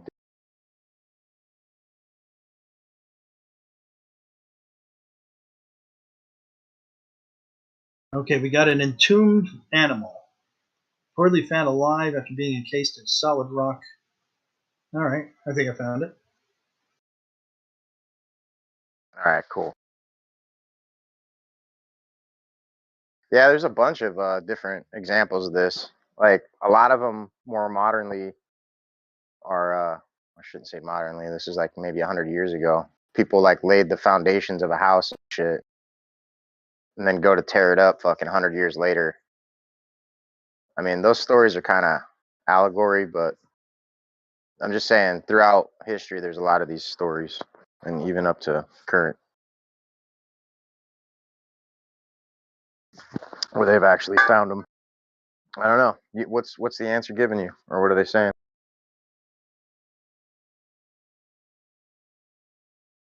Oh, you went on death.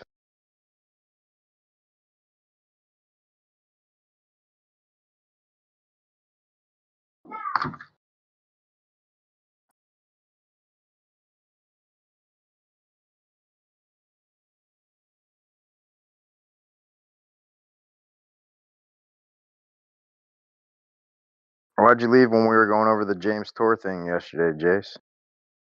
Fucking thought you wanted to talk about it.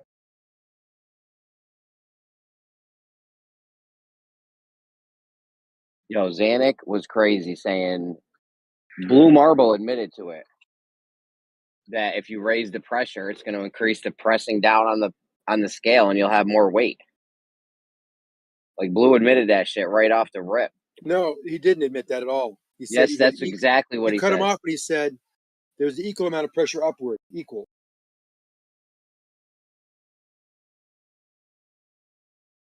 You missed that part, Jeremy. Okay, so we know air pressure affects weight, right? The pressing down, the amount of pressing down there is? Pressing up as well, so no net force. Zero net Dude, force. then how do we have air pressure then? Why is there 14.7 PSI? Hydrostatics. There's 14.7 pounds per square inch pressing down. If you increase that to 15, there'll be 15 pounds per square inch pressing down. And there'll be 15 pounds a square inch pressing up. No net force. Oh my God. You don't get it, do you? No, you don't get it. I get it. Dude, I'm the scientist. You're not. I am a scientist. Ask Extremistus if I'm a scientist. You're a pseudoscientist. You're a pseudoscientist. No, I'm not.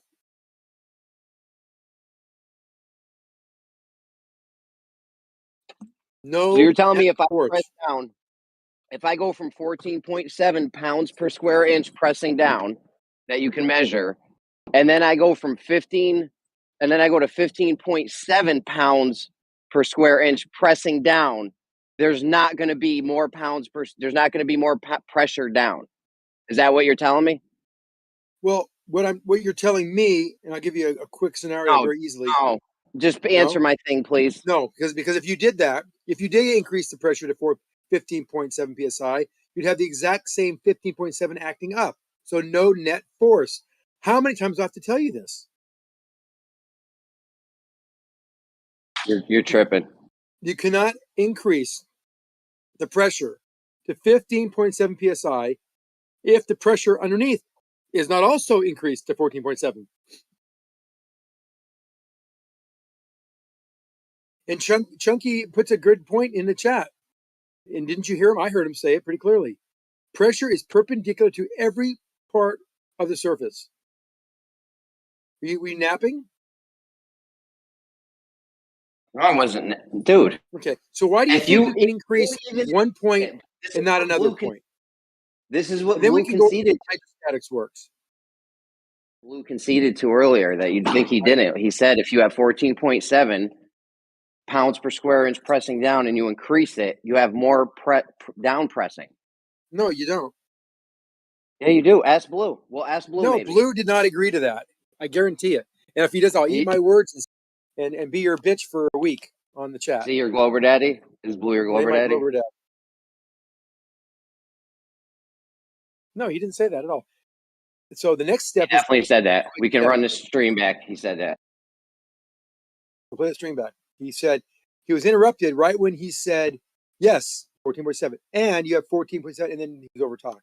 He was saying 14.7 acting up as well. So you have more pressing up, more pressing down, more pressing from the sides. No net change in any movement. The scale, Whitsitt is so wrong. Your leader Your fearless lion of a leader is wrong. Dicelo was wrong. Everybody is wrong today. And this is easy to, this is the easy stuff. What was I wrong about? Guys on are the more complex and more obtuse type topics. But these are table stakes for us. There is no question that you don't understand this. If you think that pressure is a vector, because pressure is scalar. There's no hope for you in physics class. You're gonna have to take it over again. Well, hold on now. Hold on now. How about the pressure gradient internally? Is that scalar or does that have a vector? Pressure, in any way you look at it, is there a vector scalar to it? Or is there a All right, vector? can you guys? Nonsense now.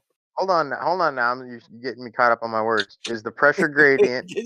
I hate when I do that. Does the pressure gradient have a vector? Yes or no?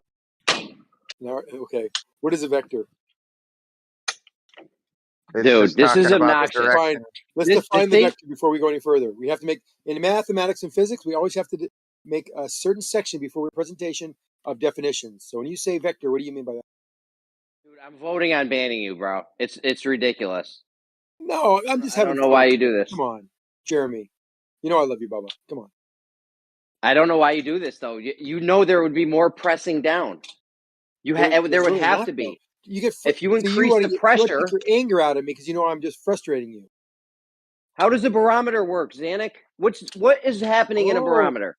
Glad you. So now we isolate a certain direction only to the surface. So yes, now there is a vector. This pressure now has been converted into a vector, a force, onto the surface, which pushes against the weight of the column of mercury or water. In the case of mercury, it's 29.92 inches on a 14.7 psi day. 33 Zanuck, the mental gymnastics. It's impressive. I'm not gonna lie, but I can't do it, bro. Appreciate that. I can't do it. You have to. No, I can't do it, dude. It's impressive. It's not. It's impressive. It's impressive. These word games you play, yeah. And I think that's what some of these people come for. The word play to make your brain sore. It does. You know what? I wear this gray sports shirt, and I got up after I was talking today. Fucking my armpits were freaking wet. I was sweating while we were talking today. You get so riled up in these conversations. It's kind of amazing. A lot of stress. It's probably not good. You guys are probably shaved about 10 years off my life. What's your purpose, Zanuck? He's got a dedication to education. My purpose is to convert all naive, ignorant flat earthers to be round earthers. Now, okay. Now, what about the ones that are monetarily motivated to never change their mind? Then I use the interaction to help convert the ones around them that aren't monetarily motivated to be converted. Dude, there's very, very little money being made by anybody discussing this topic, bro. If you think that's going on, you're completely incorrect. But are there people like in the sphere that like pay their bills solely on this? Dude, anyone who's creating content deserves to make money for their time. If somebody enjoys their content and wants to listen to them and YouTube wants to pay them through whatever they do, that's completely fair. Just like if somebody makes, funny cat videos or anything of the sort. Yeah, I don't disagree. I'm just saying, like, it's kind of like going out to a preacher and telling him, like, hey, God isn't real. The preacher's not really monetarily motivated into, he's paying his bills from preaching that God is real, right? Yes, I think so. Everybody pays their bills in the way they pay their bills. So, I mean, if you're trying to make some argument that a bunch of people are making billions of dollars off of discussing this, you're just absolutely wrong. The people making billions of dollars are NASA and everybody lying about the globe. They're the ones grifting. They are the ones grifting off of humanity. Period. They are the grifters. They're vilely grifting off of humanity in severe ways. So if you want to point a finger at grifters, point it at fucking NASA. You think NASA are grifters? Absolutely. Yes, they've built a fake empire by taking over the rest of humanity, and they're grifting off of humanity. Absolutely. Somebody right now talking about the truth of the earth making very little amount of money is not grifting off anyone. They're just trying to make a little bit of money for the content and time they're putting into the work. Yeah, nobody mentioned grifting. All he said was people don't want to change their mind, or at least pretend to, for money. That's not unrealistic. Yeah, my goal here, I was actually kind of joking. How do you pronounce your tag? Idolia? Yeah, sorry, I had my headphones No, off. I mean, I'm really here just because I love the discussion, and it helps you explain certain simple things in simple terms, which has always been a challenge for everyone. And it's fun to hear that. It's fun to debate it. It's fun just to kind of point counterpoints, and the flat earthers have great objections, even though they don't. We can always squish them by saying, "Look, just go out in a spaceship and see the Earth." Without doing that, I mean, kind of tie your hands around your back, and then go box. Mike Tyson. That's what we're boxing Mike Tyson without. We can kick, we can't use our fists, and it's kind of a challenge. I mean, it's mentally. I don't know. People call me crazy for doing this, but I think it's in some way it's enjoyable. He's Otherwise, I addicted. wouldn't come here. Xanix's addicted to losing. Can't win for losing. Just can't get enough of getting wrecked. When have I gotten wrecked? Today, even you saw today. Did I get wrecked? You got a couple shots today, dude, but it's like you live for those few shots that you get in. Right? It's funny. Yeah, we can't always win, but we got to focus on those small victories. Every little micro inch of progress we relish and cherish. For example, I've had this conversation with Jeremy. It's interesting because people think of pressure, its forces, and we start talking about scalar versus vector, hydrostatics. It's an interesting conversation because a lot of it isn't very intuitive. A lot of it is counterintuitive. So it's kind of fun to be able to have someone understand something in terms other than they're used to understanding them in. Maybe I'm just weird like that. Oh no, I totally understand. It's stimulating to face counter arguments and then have to defend your own beliefs. And yeah, I think about it, it's almost like you're in you overhear someone's conversation saying, this is the way it is. And you look at what? You perk up and go, no, what a knucklehead. Why do you think that? I don't know maybe it's human instinct to kind of challenge people that think it's something wrong versus how you understand. They, by the way, you might be wrong. They might be right. But you're convinced you're right. You hear something crazy, and you're always in.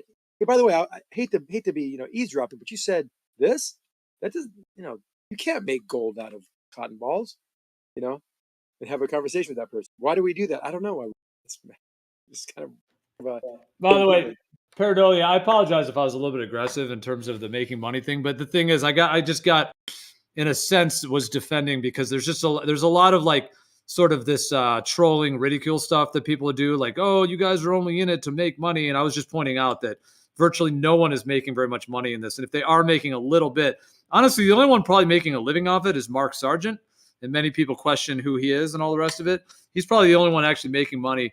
Nathan Oakley might make something, does make $1,000 a month or something to barely cover some bills, maybe. I mean, he doesn't get enough views to be making a lot of money. Isn't it Witchett's job? I mean, I'm just saying some people are making some money. I mean, yeah, Whitsitt and Jaron they do those summit things. So, I don't know how much they're making off that.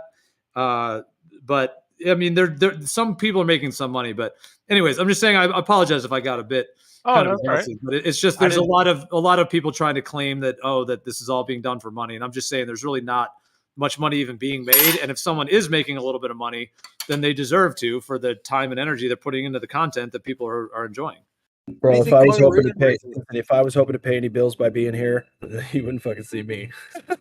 No way. Yeah, but you can understand my point of view, right? Like, you could say that someone probably isn't motivated to change if, like, let's say we're in search of what the truth is, right? But let's say you're getting paid, it wouldn't be like, hey, you're actually searching for the truth in that sense, right? That's just I'm not saying that I'm not trying to make an attack. I'm just saying from that angle, if you're really trying to find the truth, but you're How does it color it if you want to make a living from your work? When you put a lot of hard work in and you're dedicated and you're genuine to the topic? I'm not. I mean, to me, it sounds like you're describing the academic professors that claim to know truth and literally make money supporting their biases to uphold their position. Yeah, that's what I was going to say. There's a tremendous amount of that happens in medicine and science. You know, when you're being funded by some, source of money to do certain things, yeah, I mean, you're not going to. Oh yeah, yeah. So, yeah, there's a lot of that happens in the world in a lot of different sectors. They produce products. I mean, some of them don't. Some science doesn't really produce much in the way of products, at least not currently. Some of the more science for science sake shit, but most of it actually yields real products in the end.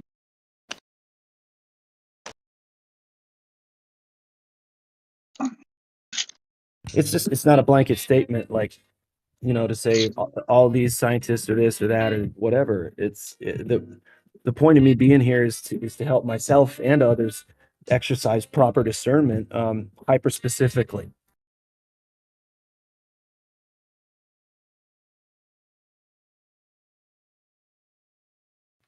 We've heard earlier, the people making the most money in this topic are the Globe Earth, Flat Earth hate channels, like your Fight the Flat Earth guy and the MC Tuners. Those are the ones actually making the most amount of money because they're not censored by YouTube, so they get all the algorithms going their way. They have enough people that just have a vile hatred for the idea that the Earth is not a globe, to the point where they have enough followers that are giving them all kinds of super chats.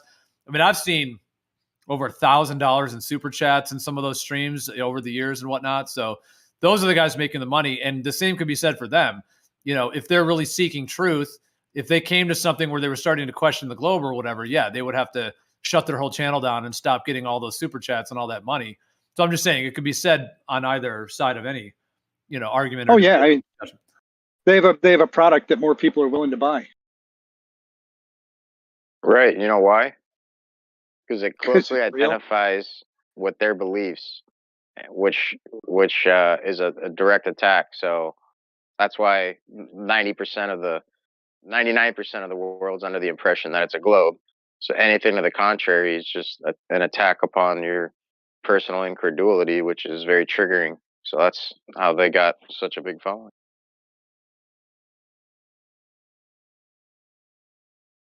And you got to agree, we're all,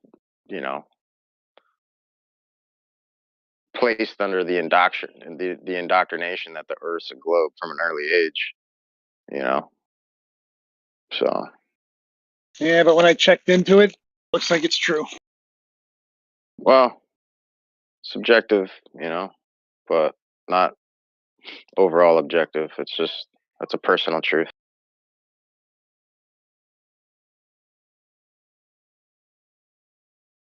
And, you're free to have that, but you got to be honest with yourself and, and ask yourself, how long were you under the impression that it was a globe before the flat Earth argument ever came up in your day of age? And it's going to be obvious you had far more years that you were under this assumption that it was a globe before you ever came to, the critical thought of trying to discern it. So automatically you have a bias. I will say that there is, of course, some bias there. However, I have looked into it. I've looked into it into a lot of arenas, and every one of them seems to still hold up. Right, close scrutiny. Not absolute. Right, but anytime you go into an experiment with perceiving the outcome, or having a biasy to kind of like lean how you're going to perceive the outcome, then automatically the results are skewed. So why would it be any different with your own personal worldview? Like, if you wouldn't go into an experiment doing that, you know what I mean? Like, probably wouldn't be best to go into your worldview that way.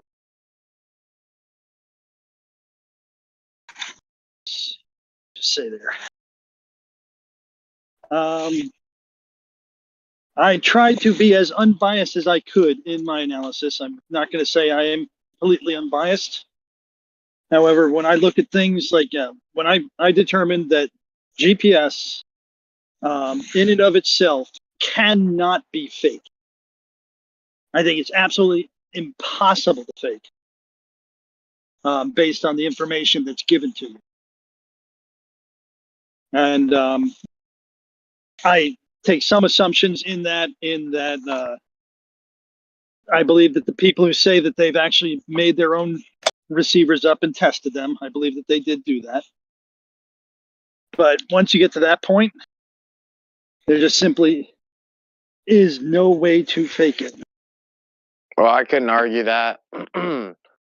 Partly because that it's non-tangible, like part of your variables, like not within proximity to even, begin to mess with. So I stay away from the whole GPS thing. But do you have any like natural observations that would indicate that at all? Everything just leans that way. Horizon, stuff like that. Mountains disappearing over the horizon. Shit like that is in keeping with my understanding of how optics work. And well, do they disappear geometry. over the horizon, or do they reappear due to refraction? I'm confused. I'm not going to be pedantic on that. There is refraction involved. So would that cause something past the horizon to appear like it wasn't, or is that pretty much like cut and dry? I did not validate. I did not test it in any way, shape, or form. But the description in how Snell's law works and temperature measurements done in the first meter or so off of the water, you can get temperature gradients that can give you greater than the curvature Earth. So you could see things relatively forever.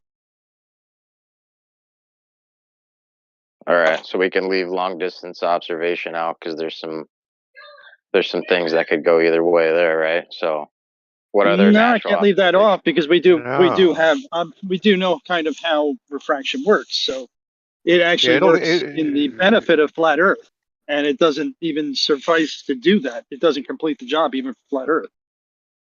I mean, you can accommodate or blame refraction for tens of feet, maybe even 50 feet. But when you're talking about thousands of feet, like 3,000 or 4,000 feet of mountain missing, we can't attribute that to refraction.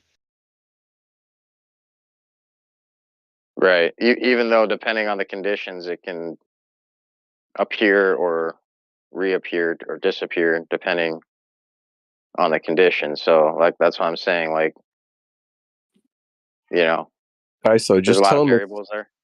Yeah, just tell them it's like, a slight degree of refraction just in the opposite way that they're thinking, right? Because they want to say 3,000 or 4,000 feet of a mountain is missing. It's like, it's just sinking refraction, just a slight 1.1%, like they say everything else Right. is. Well, that's what I'm saying. It can go either way depending on the conditions. So I'm just saying, like, making the discernment that your natural observations tell you the Earth's a sphere due to things disappearing past the horizon, I would say is arguable, dependent upon all these multitude of variables to contend with. So that's why I was trying to see if there was anything else you had. When you say that there are bounds for these things, like there's only so much that refraction can do. I don't know what the number is, but we know what tendency it is. We know what conditions typically happen on Earth, and to do what we're seeing on a flat Earth, I don't think that those conditions happen frequently enough to even make sense. To have reverse, or what do you call it? What's reverse refraction? The upward bending light. What do you mean light, tendency? Upward bending light. What is your baseline for what you're talking about? So if we're talking about, let's say, looking out over, like, across water to a landmass that's roughly 40 miles away, what is your expectation to an object over there, either based on a flat Earth or a round Earth, My expectation is first geometric, and then adding refraction onto that. So what is refraction going to do? Well, typically in that environment, and I'm going to say typically, it is going to be denser at the bottom and less dense at the top. So there may be momentary inversions of that. There may be special conditions that cause that, but they're not the norm.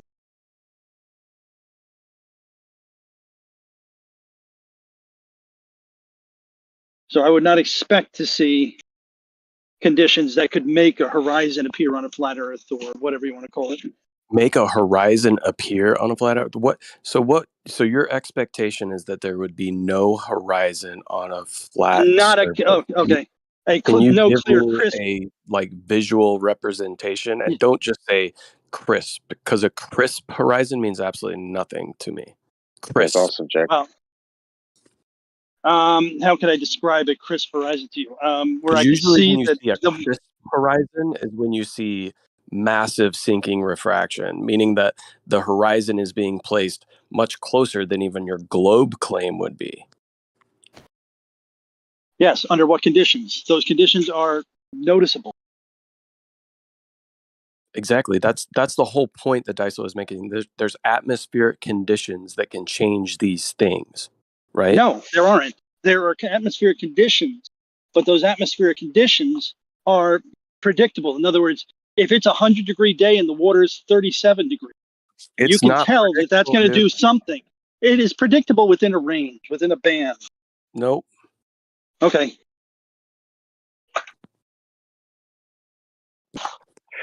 Not when you can have like super miraging and things stooping, looming, like where they're like floating fucking several feet above the surface. Like all under of these conditions that are predictable. I We're wouldn't just say getting an so, argument over whether it's predictable. I mean, those happen on days when the temperature of the water is cold and the atmosphere is hot. Would you take a monetary wager, a gentleman's bet of something reasonable to be able to put your money where your mouth is as far as predictability is concerned for an observation? Well, it depends on the specifications of that bet. Are you going to say, do I want the conditions where a ship is hovering, where the ship is hovering above the water? Clearly, I would say that those conditions are predictable. If you get into more of the fuzzy measurements, no. What's the It'd be hard to percentage of differentiate. ratio, or what's the ratio or the percentage difference between the temperatures of the medium? I'm not a refraction expert. Well, I'm just saying, like, if it's going to be predictable, then you would have to have that range to be able to make this discernment, right? Well, like I say, with the talking about the 1 foot observation above the water, where the temperature gradient is 2 degrees per meter,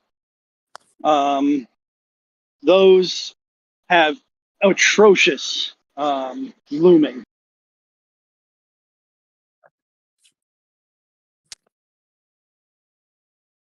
Now, if the water is the same temperature, you won't get near the same amount of it. So I could talk in broad sweeping terms, but not in couldn't tell you how much it's going to. Although that is specified. People in these arenas love to make just blanket statements like, "Oh, this is obviously it's predictable. We know how this is going to be." Blah blah blah. But when it actually comes down to brass tacks, they don't want to actually make the predictions. Because I can't give predictions at the level that you want. How good is a prediction anyway? Go ahead, Moyak. Well, I could tell you that there will be likely looming today because it's going to be a real warm day and the water is cold. That I could tell you. Now, I can't tell you whether the fog is going to roll in and going to block your vision from seeing it that day. That's all But subjective. The broad sweeping answers. There's got to be a number. You got to put a number on it, dude. Right. No, I don't. And you need to be able to make predictions like in both directions, right? Where I can give you all the parameters of what's taking place in a specific area, and you should be able to say, okay, this object in the distance is going to look X, Y, and Z, either the blocked by this amount or looming by this amount, right, based on the parameters, or you should be able to take an image of a specified distance and be able to give me the parameters that took place throughout the day that explain the image. And the thing Well, is, like, nobody can do this. Nobody do can I do have to this. tell you do I have to tell you to the foot how much it's going to change, or can I tell you that today it'll be lower than it was yesterday?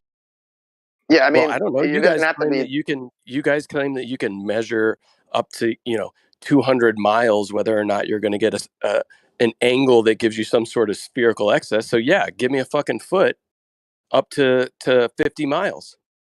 You guys have the equipment to do that, right? Yeah, they do. That they take into account refraction with standard adjustments.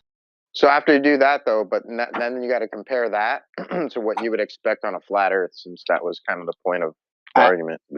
I mean, I don't know how good the prediction even is. Like, who cares if you can predict something? Is that what's actually happening? You could predict it on If a it's flat Earth repeatable and it over. gives you it, if it gives you good answers, accurate answers, I would say that it's the proof is in the pudding. So if I measure a mountain, if I measure the altitude of a mountain 100 miles away and I get the altitude, and then by other means I measure it, now I know that my methodology is working, including the refraction adjustments. What do you mean it's Okay, working? in the meantime, go ahead, Jeremy. Go ahead. I might be lagging or something. You are, but you're coming in good now, so go. I don't know. You have a prediction of what's going on, but you've never actually measured what's going on. So I don't. There could be different things going on, because I can make a prediction too and just have it go like Napalm said earlier. It's just going in the opposite direction a little portion of a degree, and there you go. Or the atmosphere is magnifying shit. Like whatever. There's options you can have on a flat Earth that doesn't show it one way or the other. Well, I think we've proven beyond a shadow of a doubt that the magnification you talk of does not seem to happen on the horizontal axis. So beyond all reasonable doubt on that, because I can measure a car sitting on top of a mountain, tell you with my camera system, and I can tell you that car is 19 feet long. I might have a little problem with the elevation because of refraction, but width-wise, I'll be able to tell you within like 1% the accuracy of something like that. That's photogrammetry. That works. Produces products.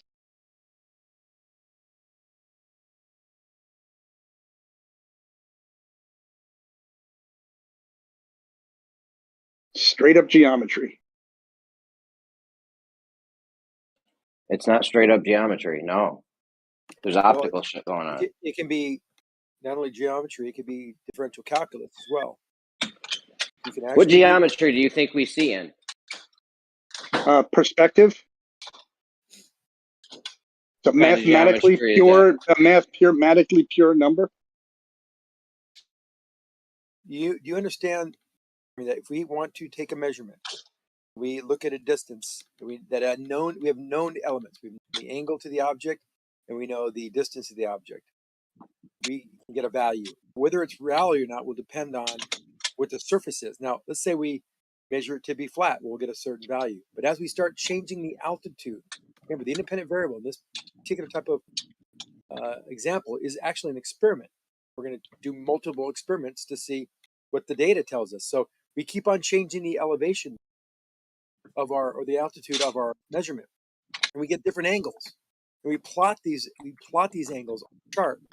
First, the projected where it should be, and we'll see either a correlation, or a discorrelation between those numbers and the distance if it were a straight line. And what we always will see, always, without exception, I contend this, put any amount of money on it, and we always will see that the surface will reflect better to a round shape than a flat shape because of this differential calculus or differential measurement used in our experiments.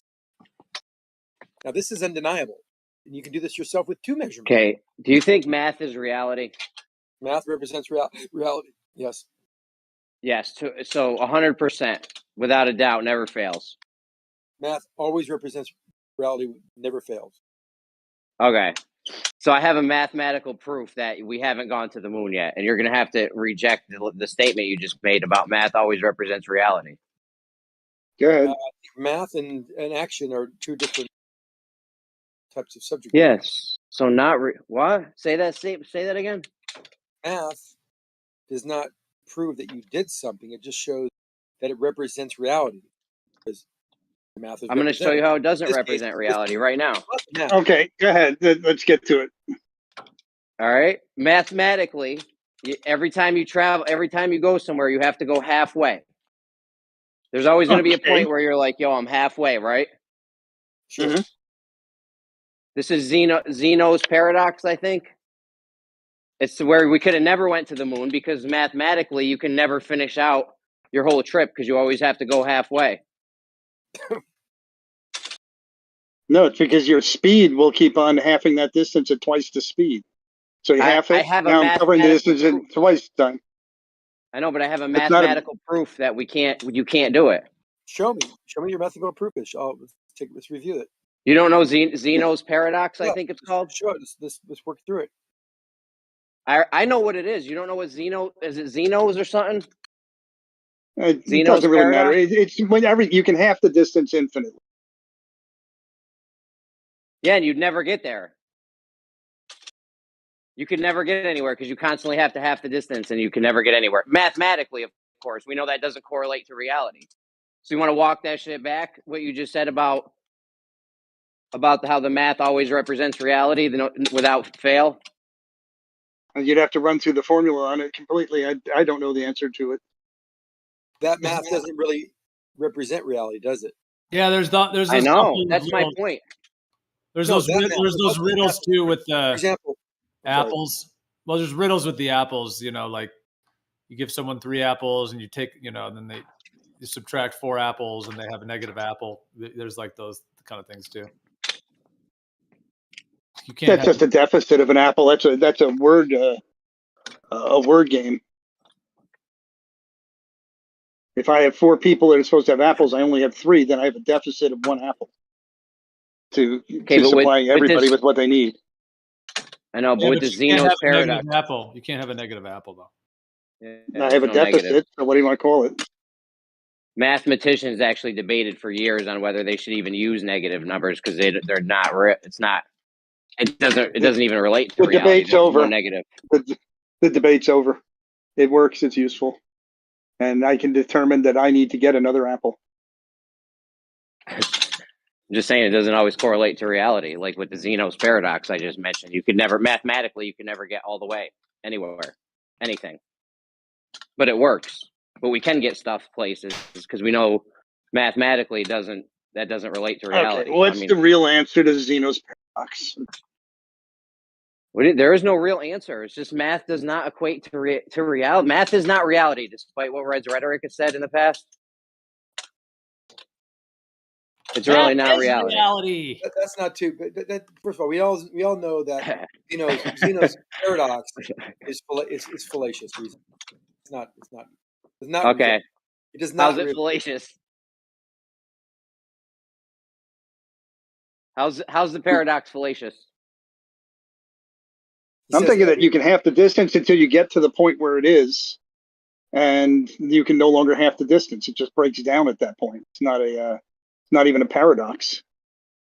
Yeah, mathematically, there's infinite numbers, and you can break it down mathematically infinitely to where you would never reach the spot. Yeah, but there'll be a point where I move further than that half the distance. Yeah, I know. You're telling me how I passed the point. You're explaining to me how this mathematical thing doesn't relate to reality, which is my point. Thanks. Well, because that's my point.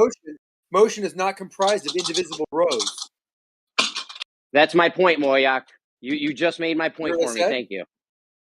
Except it's a ill-conceived math.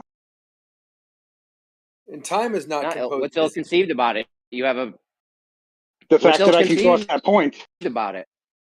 I can cross that point. Yeah, there'll be a point when the number of half is less than the distance I cover. That I cross that distance in the given time. So now I have passed it, and the formula breaks down. Now I can double the distance. Yes, we know. Every so often. I can always keep cutting the numbers. No, false. I can always keep cutting the numbers in half. Mathematically, you should never be able to get there. I can show you on paper. You can just keep going and going.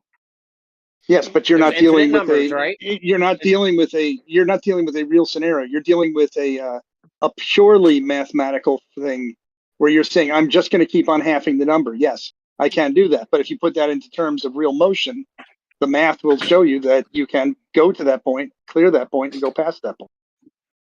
Okay, and in real motion, do you really have to go half the distance every time you move?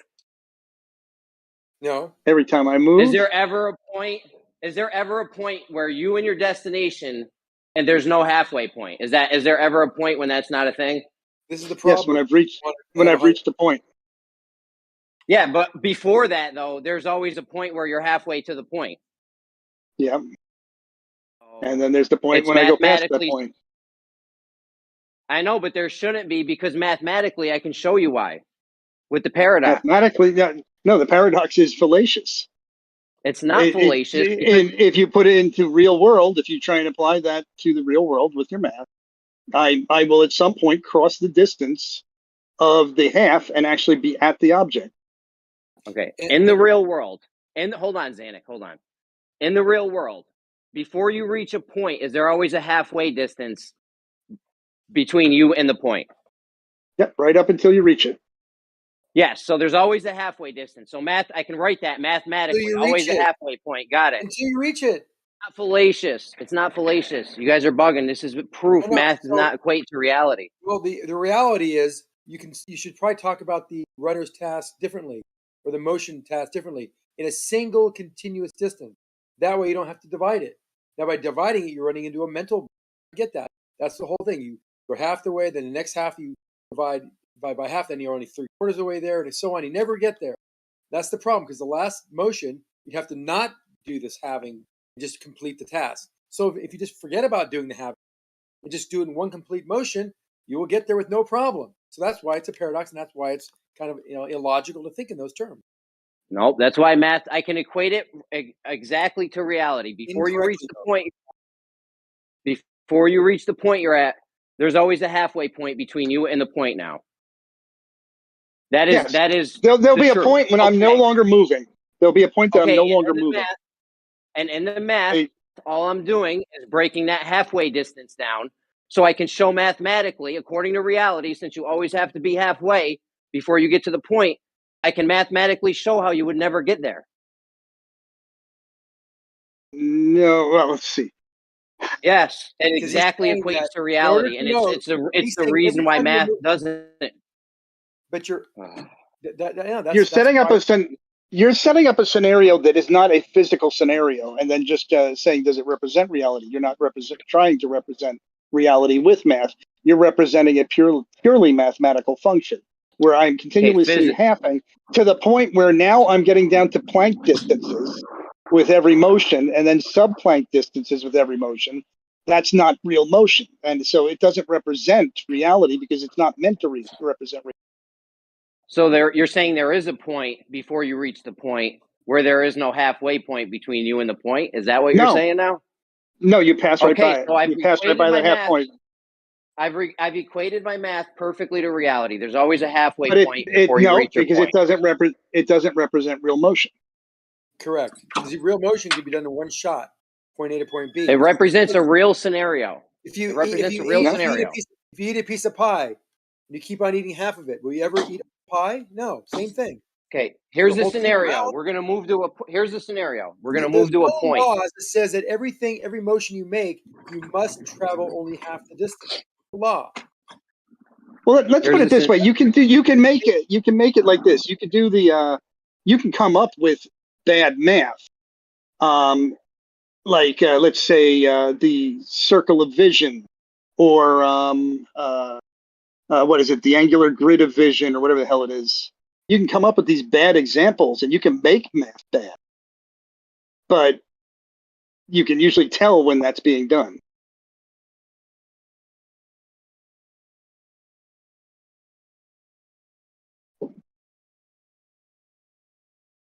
Yeah. How many angels can I have dance on the head of a pin?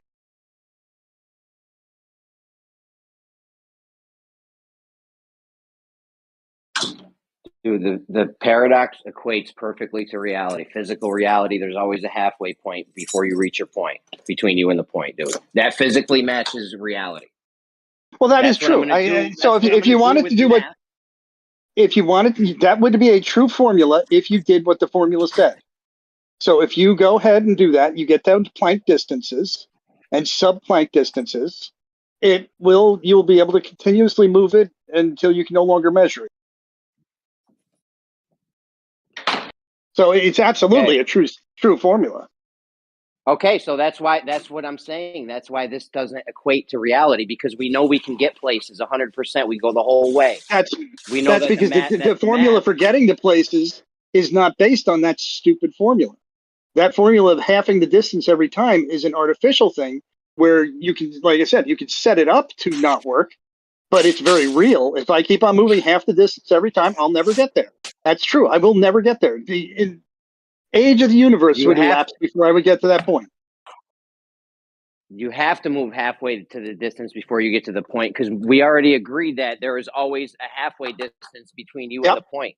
That's what I mean. And I just agreed with you. Don't like this. No, I actually just agreed with you. I said if you follow that formula and you do what that formula says, you will get to a point where you can no longer move because we don't have measuring devices to move. So if you follow that formula and you keep on halving the distance, and that's all you go is 1/2 the distance, then you will never reach the object. Never, ever. But there is dude, it's mathematically correct and equates to reality. The having the distance thing. There's always a point before you get to the point where there's half the distance between you and the point that you're trying to go to. So it matches reality. Just because you don't like it and it proves that your math's not real. Let me think about that. Okay, so you're saying that there's always a point where I half the distance. So I'm walking along, I've half the distance, half the distance, half the distance. Now my last step is crossing that distance. Formulaically, what is different with that last step? It's greater than that distance. This does, dude, all this does is show that the math I can do that perfectly describes reality, right? There's always a halfway point before you reach the point. It perfectly describes reality, but we know that shit falls apart because we can get places. I don't think that it represents reality. I think that it is like I said before, when you're looking at that and you're doing it mathematically, it's a true statement. And it could even physically be done up to a certain point, like until we got to Planck distances or whatever we can't measure. That would be true. I could go there and I would appear to stop. But that's you artificially saying, I'm not going to go any further than that point.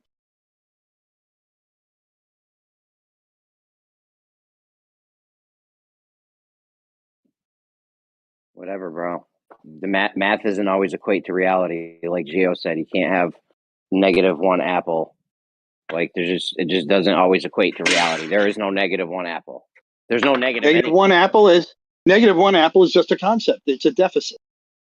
Anything you can name negative is arbitrary. We arbitrarily made it negative. Really? Negative sea level, negative charge. There's nothing you can name that wasn't arbitrarily. You can't have a negative amount of something. Yeah. I have 3 apples and I want to feed 4 people 1 apple. How many apples do I need? How many apples do I need? More than how many apples do I have? Yep, more than I have. Can you figure out how many I need? You need one apple. Figure that one out? You need one apple. Okay. So we use a negative sign to represent that. Yeah, but you realize one person isn't eating an apple, right? In reality, right? No, they don't have to necessarily not eat an apple. I may have to go and take that negative because I'm sitting here at the store and saying, I've got 3 apples in my bag, and I just get a phone call says, "Oh, we're gonna have 4 people at the house." Now I got to get 4. I have -4. I have -1. You said you had 3 apples. You know what? I'm not going to talk to you. I don't like you. Well, what does liking me having anything to do with you changing your story? Because you're an offensive twat that I don't like. You said, why Come on, Moyak. Yeah, I mean, he doesn't have to leave. You could mute him maybe. Because I'm just asking what he said was 3 apples. He's wanting to feed 4 people. How many apples is he short? He's short an apple. He didn't say he can go back to the store and all that. We're talking about math. He only has 3 apples. One person will not get an apple in reality. Well, Jeremy, you can tell him because he doesn't seem to get it. I won't Oh talk my to him. God. Does this have to happen, Jeremy? He's going to cut me out of the conversation. I mean, he doesn't have to talk to me, but he doesn't have to do that either and call me names. Why he does it? Yeah, don't call names, Whack. What the fuck, man? Oh, you And just said now fuck. And now I'm not going to back out of the conversation like I did earlier because this That's guy fine. can just leave. See you later, buddy. You want to switch your story midstream, and I don't know for what reason. Just because you don't like me, that's weird. What's the argument? Hey, Arma, if you have, or is that Arma? Yeah. If you have 3 apples in reality, and you need to feed 4 people, how many people are not going to get an apple if you're going to give one apple to each person? Yeah, I mean, yeah, I guess if you're giving a whole apple to each person, then yeah, there will be one person not getting an apple. But in reality, yeah, but I mean, like if you're gonna cut it up though, then that's a different story. Then you can kind of treat it. No, not cutting it up. We're not changing it. We got 3 apples, period, and we got 4 people, and we want to give an apple to each person. How many people are not going to get an apple? 1. Thank you. Does that make me an asshole or anything belligerent or being weird or yelling? Nope, just one Calm person down. not getting an apple. Yeah, just calm down and not get an I need apple. you to calm down. I'm calm pissed down. because I didn't get my apple. Well, that's why they debated for so long on not using negative numbers because they're like, yo, this shit's just not real. Like, we want to use math to equate to reality. That's why they debated it because negative numbers don't equate to reality. I mean, I guess it depends on the context. Yeah, with the apple example, then yeah, I mean, if you're giving whole apples, then sure, one person is going to be missing out on an apple. But sometimes the context is different where we're like, okay, well, if we cut up the apples, then you're getting like, Nobody's cutting the apples up for the love of God, Arma. What would There's that no be? cutting like up of the apples. 3/4? 3/4 an apple? No, we're not cutting the apples. All right. Like, hold on. 3, 6, 9, 12. No, 4, stop 8, 12. figuring out what you would cut the Yes. apples into. We're not Yeah, cutting the apples. either way, you don't get a negative apple, do you? You have bits of apples, like percentage of. You never get a negative apple. That doesn't exist. No, once again, that's why I'm saying. Like, I think context matters because sure, you never really get a negative apple, but you can always treat negative as like debt or something, or But yeah, of course. I mean, having an actual negative apple could only be like debt because otherwise. What physical thing do you have negative of? Name one. Well, that's what I'm saying. You're right. Yeah, you can't really, unless it's like the only way you could probably represent negative in reality would have to be debt. Because I mean, having a negative of something wouldn't really. Okay. I think you're negative a testicle or two. Well, with a physical object, anytime you would represent that in a negative, it's just fantasy, right? It's just theoretical. You're just explaining something, right? That was Jeremy's point. Not actual. Anyway. My point was with Zeno's paradox, where I can mathematically show you should never be able to get from A to B. What are you talking about? And it perfectly represents reality because before you get to that point you're going to, there's always a halfway distance between you and that point. That's not really. Yeah, that paradox is weird though because it for one it assumes a lot of things, but two, it's just it's incorrect. But tells me it's a good formula not to use. Yeah. What about when you knock on a door? Do you actually touch the door, or do you never not get to the door? It's just the pressure. Go ahead, Arma. Maybe Left Lane can chime in after. For the door, I mean, if we're dealing with like atoms and whatnot, then from my knowledge, the door, like the atoms, sort of, what they like, they kind of like repel each other. That's what you're touching. Like you're not really touching the atoms; you're just repelling against the atoms, and that's what causes. Yeah. It's another nonsensical way of using math and things that you can't prove to support a theory. You can do that with anything. Yeah, we wouldn't have to worry about STDs if that was the case. Yeah, I say my knuckles hit the No, door. that's not how that works. That's funny, but that's not how that works. Well, then explain it, dude. If the material never actually touches between the two people, then how is there any exchange of material? Because they could still interact with each other, just because they're not like actually touching. They could still interact, and so it would still everything would still be happening, just not really touching. But what do You you know, what do you define interaction to be if nothing's ever actually touching? Like, Saying nothing actually are they talking from a distance and like agreeing or disagreeing? Like, what's going on here? Well, things are touching, on the macro scale, but on the micro scale, not micro, on the nano scale, nanoscopic scale, or whatever it is for atoms. I mean, it's pretty close to nano. At that point, then things, aren't really like they're just kind of repelling and shit. But on the, micro and macro scale, they are touching though, so it does work out. It's just, you're looking at it just like kind of weirdly, like. Okay, I have my hand on my steering wheel right now at this moment in reality. Could send you a picture of it. Is it actually touching the steering wheel? On the macro scale, sure, yeah. On the macro but on scale. any other scale that's in theory or concept, it's just like interacting with it. That's bizarre. It can't be doing two things at the same time. Just because it's bizarre doesn't mean it's not true. Well, what he's saying, it's a contradiction. It is bizarre. Well, contradiction is bizarre. That's subjective. I mean, it's not because like, okay, in video games, right? Like it's, you can have things like appear to touch. They don't have to necessarily touch, but they could appear to touch. Obviously, if you zoom in, fantasy. Shut up. You mean in fantasy? Well, first off, don't tell me to shut up. But second off, just because it's not touching on that really nanoscopic scale doesn't mean they aren't interacting. They can still interact. Like you're just used to the macro scale. You know what I'm saying? Well, that's why I'm saying, how do you define interaction? Because colloquially, like we're all understood, like two things come together and the surfaces meet, actually touching. But you're saying that in all actuality, they never actually touch, due to the fact that atoms don't ever touch and come together and touch in the colloquial sense.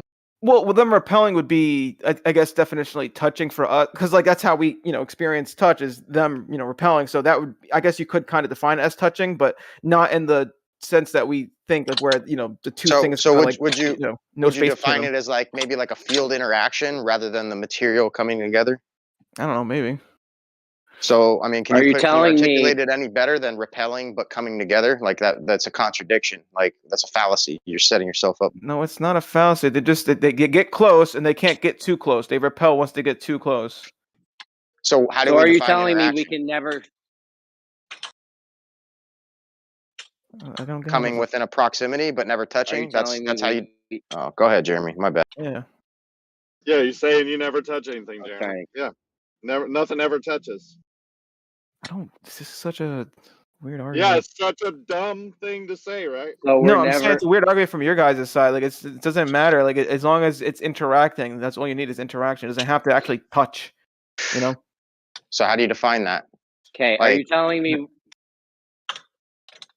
What's up, Jeremy? Never mind, guys. Go ahead.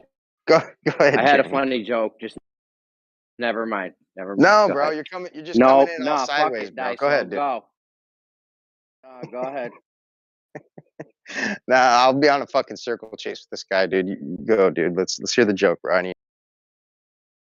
Let's hear how you and Kosho never touched, actually. Therefore, you're not gay. You're telling me we're never going to be able to touch. You're telling me we're never going to be able to touch tip. Never. I was going to say, that's going to make docking really hard. This is something Jeremy's been waiting for. You're only gay if you touch tips, but you can never actually touch tips. So you're never actually really gay. Just only in theory. No, because we have to. It depends on, once again, the scale. Because on the macro scale, you're gay, but on the nanoscopic scale, if you want to get whatever, maybe on the nanoscopic scale, you're not gay. I mean, that's stupid though. That's ridiculous. Wait, that's your argument, bro. You say it's stupid. That's it. It is stupid. Yeah, the argument is stupid. But once again, though, I think touching on that scale, though, once again, that would be what you would define touching, though. It'd be like, like the things getting to the point where they are repelling. From touching tips to not touching tips? I don't know. At what point do the molecules stop interacting? I'll give it to you straight. You go to reality.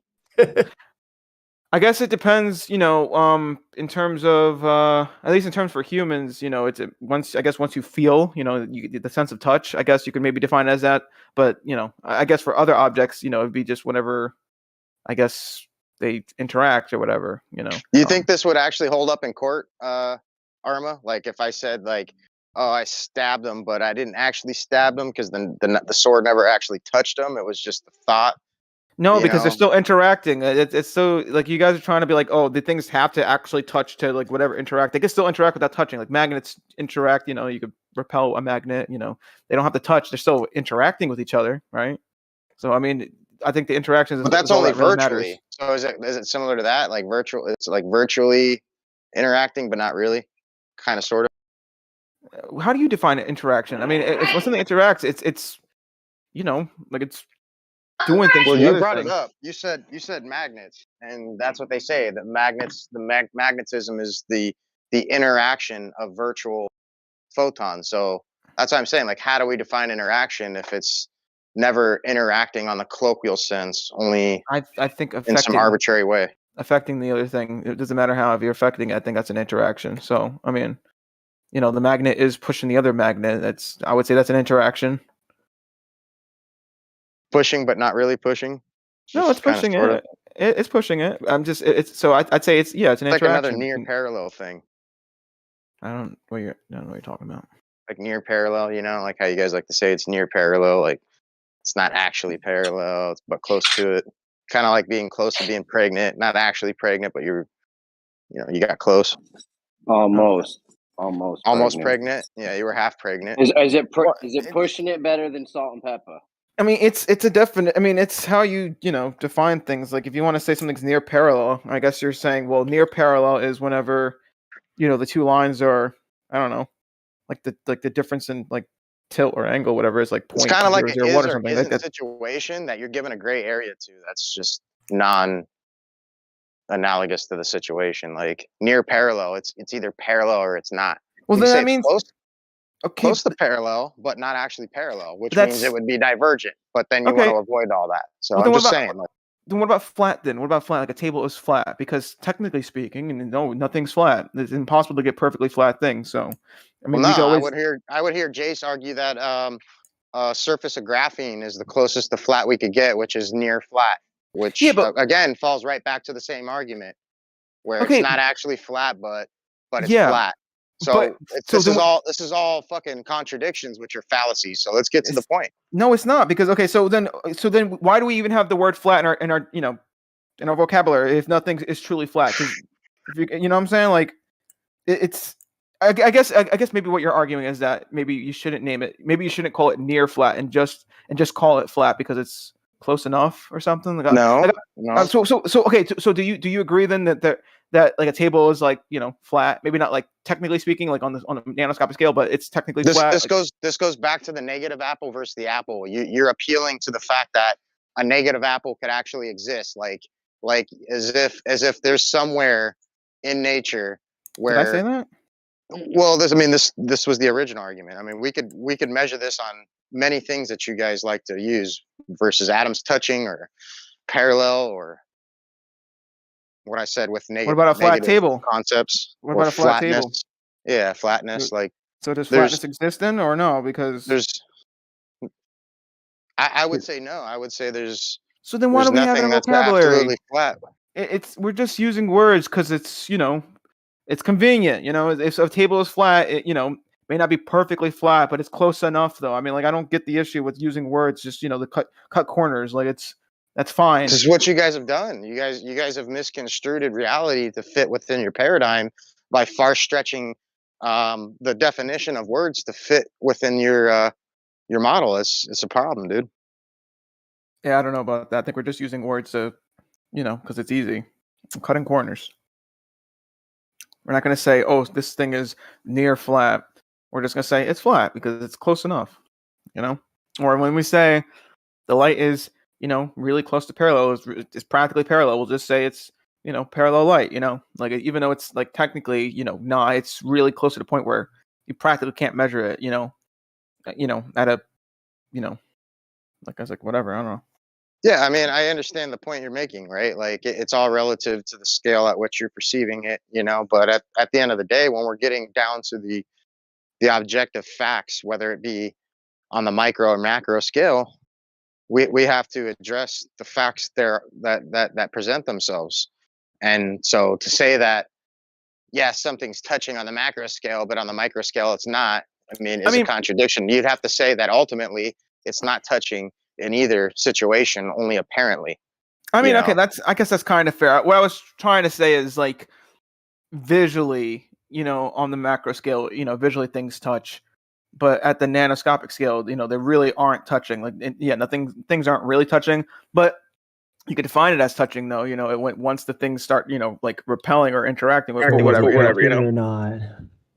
So it just depends on how you want to. For the convenience of conversation, sure, like on a colloquial sense, but when we're analyzing truth and reality and discerning things, and we're trying to get, objective facts versus, subjective colloquial interpretations, like we have to be understood on that shit and not just kind of like wiggle waggle to whatever sounds best for you, because it's not holding up to your argument or supporting it. All right. So, what do you mean? Your argument sucks. Mine? Like where? Your argument sucks, Armbar. What argument specifically sucks? The lack of objective, the lack of objectivity that you're providing within anything you're saying. Like, you know what I mean? When we're holding you to something, when you get pressed, dude, you just squirm out of it, dude, with some weird shit, bro. Well, what argument is the bad one? Can you give me one? All of them. Give me one. Rakia asked you, "Am I actually holding the steering wheel?" And you said yes, and then you said in one the macro, and then no in the micro, and like that's a nano. First off, nano, but second off, no, I didn't say that. What I was saying was on the macro scale. Yeah, you're like it's touching, like visually, whatever. And I would even argue, on the nanoscopic scale, it's touching, but just not in the way that you're thinking about it. Like when you guys think touch, you think like there is absolutely no space between the two things, right? And that's the weird shit I'm talking about right there. Like we have to be able to concisely define things, not just fucking wiggle waggle whichever way is convenient, just to fucking wrap it up and walk away. Like, okay, so then let's define touching. Things aren't if things aren't actually touching, then they're not touching. You know what I mean? There's no fucking ifs, ands, or buts about it. It's cut and dry, dude. No, but you're making like this weird argument where basically if I say nothing touches, then you're saying, well, like how do we like touch things or something? I think is where you're going with it. Because I'll agree with you. Like if in the sense that there is absolutely no space between the two things, then nothing ever really touches. I'll say that. Like you're saying there's no space between the two things, but they're never touching. Really? No, touching. I'm saying. I'm saying if you want to define touching as no space between two objects, whatever, right? Like that's how you define touching. Then no. Then nothing ever really touches. Then if that's how you're going to define it. Did you understand that, or do I have to repeat? Yeah, I'm trying to apply that to your micro scale in the sense that nano, the atoms never come together, so nothing's ever physical. Nano, whatever the fuck he wants to jump to. I'm just saying, like even when we look at atoms, at how they're never actually touching, then what are you really saying if there's actually space between them in picometers? There you go. Pico also works through the pico scale. But nano's Planck length. You guys gotta be talking quantum. No, Planck is way too tiny. That's the tiniest. Pika. Yeah, that's what you're saying. The tiniest amount of space in between you and somebody else when you're actually touching them. Yeah, so I guess it would have to be. Yeah, I guess true touching would be 0 Planck lengths between the two objects, which doesn't happen, from my knowledge. So no, things don't ever. We can't use that. We can't say the lack of space because there's obviously space. There's volume between them. So yeah, so nothing ever truly touches. So where do we go from here? This is where we start getting into fields, somewhere you guys don't want to go ever. I don't really know. You're scared of that ether. No, I personally just don't know enough of this. Like I was just arguing what I kind of know, which is I know things don't really touch. But once again, depends on how you want to define touch. If it's you know, if you define touch as zero space between two objects, then yeah, there you go. But you know, once again, on a colloquial, you know, what we colloquially, you know, define touch as, you know, like on the macro scale, you know, and so when atoms, you know, are repelling against each other or whatever, then we could, I guess, colloquially, you know, call that touching. So, or whatever word you want to use it. Maybe casually, you know, the casual use of the word touch. Yeah, you know, just brushing, whatever. Hey, so, is there a way to roundabout kind of defend the globe with that stance? What? Is that like a relativity thing, or No, what I do you just mean with that? someone just brought it up, and I was like, okay, let me just jump in. I don't know. I really don't know where it was going. Okay.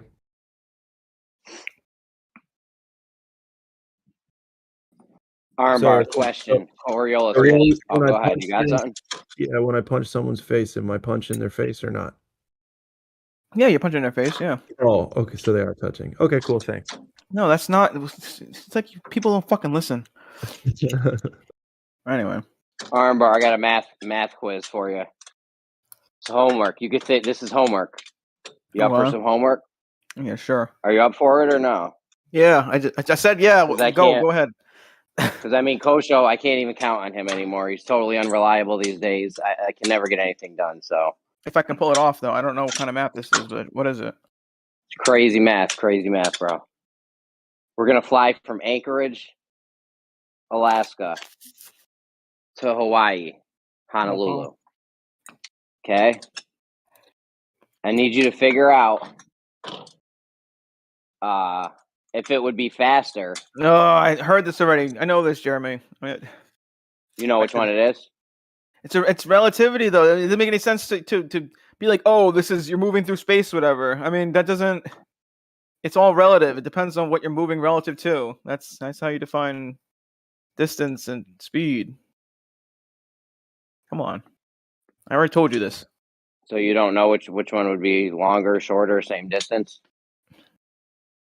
Like it really depends on, you know, once again, if you're saying relative to the Earth or relative to, like, you know, the galaxy or the universe, you know. So, you know. The universe, bro. We're on Earth. We're on Earth.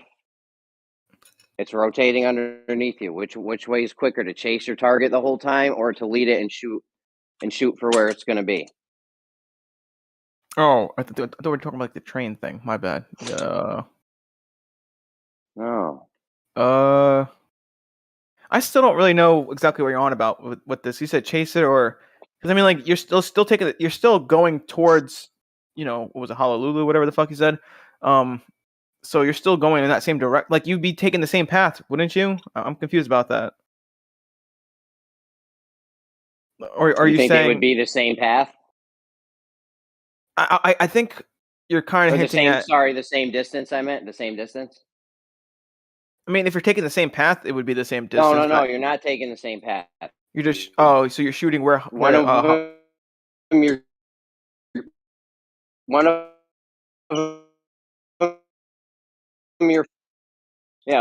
shooting where it's gonna be. You're aiming your plane the whole time at where it's gonna be. That would be your heading. Yeah, which one's shorter? The one where you aim where Honolulu is gonna be, or the one where you chase it down the whole time? Just constantly adjusting for Coriolis, chasing it the whole time.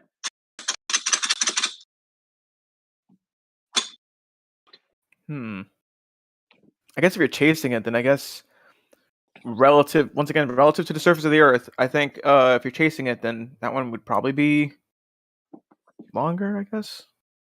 But I haven't really done the math. You gotta do some math. You gotta go do some math. Hit the books. Yeah. I don't know. I don't know if that. You need an answer. You're not interested. Well, that might be above. Is it above your pay grade? Is it above your pay grade? Yeah. No doubt. Can't get a straight answer out of any of these guys with this one. I think it would be longer, maybe. Once again, relative to the Earth, I think it would be yeah. What's longer, to chase it the whole time? Yeah, probably. Because you aren't chasing it, right? So I mean, you'd be taking, instead of just going, one direction. You move.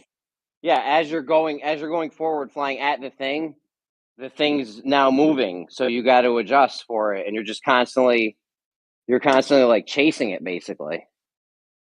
Maybe, yeah. Like I said, I don't know for sure though, but that's just my first guess. But Picture you got an arrow. Picture you got an arrow, and you got something sliding laterally in front of you. Like which would be a longer path for the arrow? If you had some magical arrow from the Legend of Zelda that could just follow the target and it always corrected for it, or would the arrow take a shorter path if you just let it and shot a straight line for where it's gonna be? Yeah, I guess. Like I said, I don't know for sure, but it probably would be like the one where you're not correcting whatever. But I don't know. Like I said, I haven't really done the math, so I'm not gonna 100%. Are you gonna do the math? Are you gonna do the math? I don't know because I don't know how to do the math per se because it's boy, it's Coriolis, isn't it? You Coriolis. need to learn this stuff, Bacon. If you're gonna be hanging out and shit, you got to know how to do this. It's not bacon. It's our matter. You call me Bacon. It's our bar. Remember? No, I was gonna say because Bacon and Kosho and shit. These guys can do shit like this. You gotta like know this stuff. Bro. But they were like, they went to college on. I'm literally just like, Did you graduate high school? Kosho's mom drew out his diploma with crayons, bro. What are you talking about? That's not a joke. Maybe the crayon part is, but. All I know is that they know how to do it. I don't really. You gotta learn. Maybe I'll learn stuff, it, bro. Yeah, maybe I'll learn it. Yeah. You gotta know stuff like this, dude. Interesting. Why though? Like, what is the argument? I'm so confused. Like, why is this an argument? Because if the shorter distance is the one where you aim at the thing and account for where it's going to be, if that's a shorter distance than chasing it the whole time, there's a problem that's been going on with plane flights for decades. Flights don't match what would be happening on a globe. They know how to adjust for Coriolis. They would be taking shorter paths. If you could shave miles and miles off your flight path, they'd be doing it.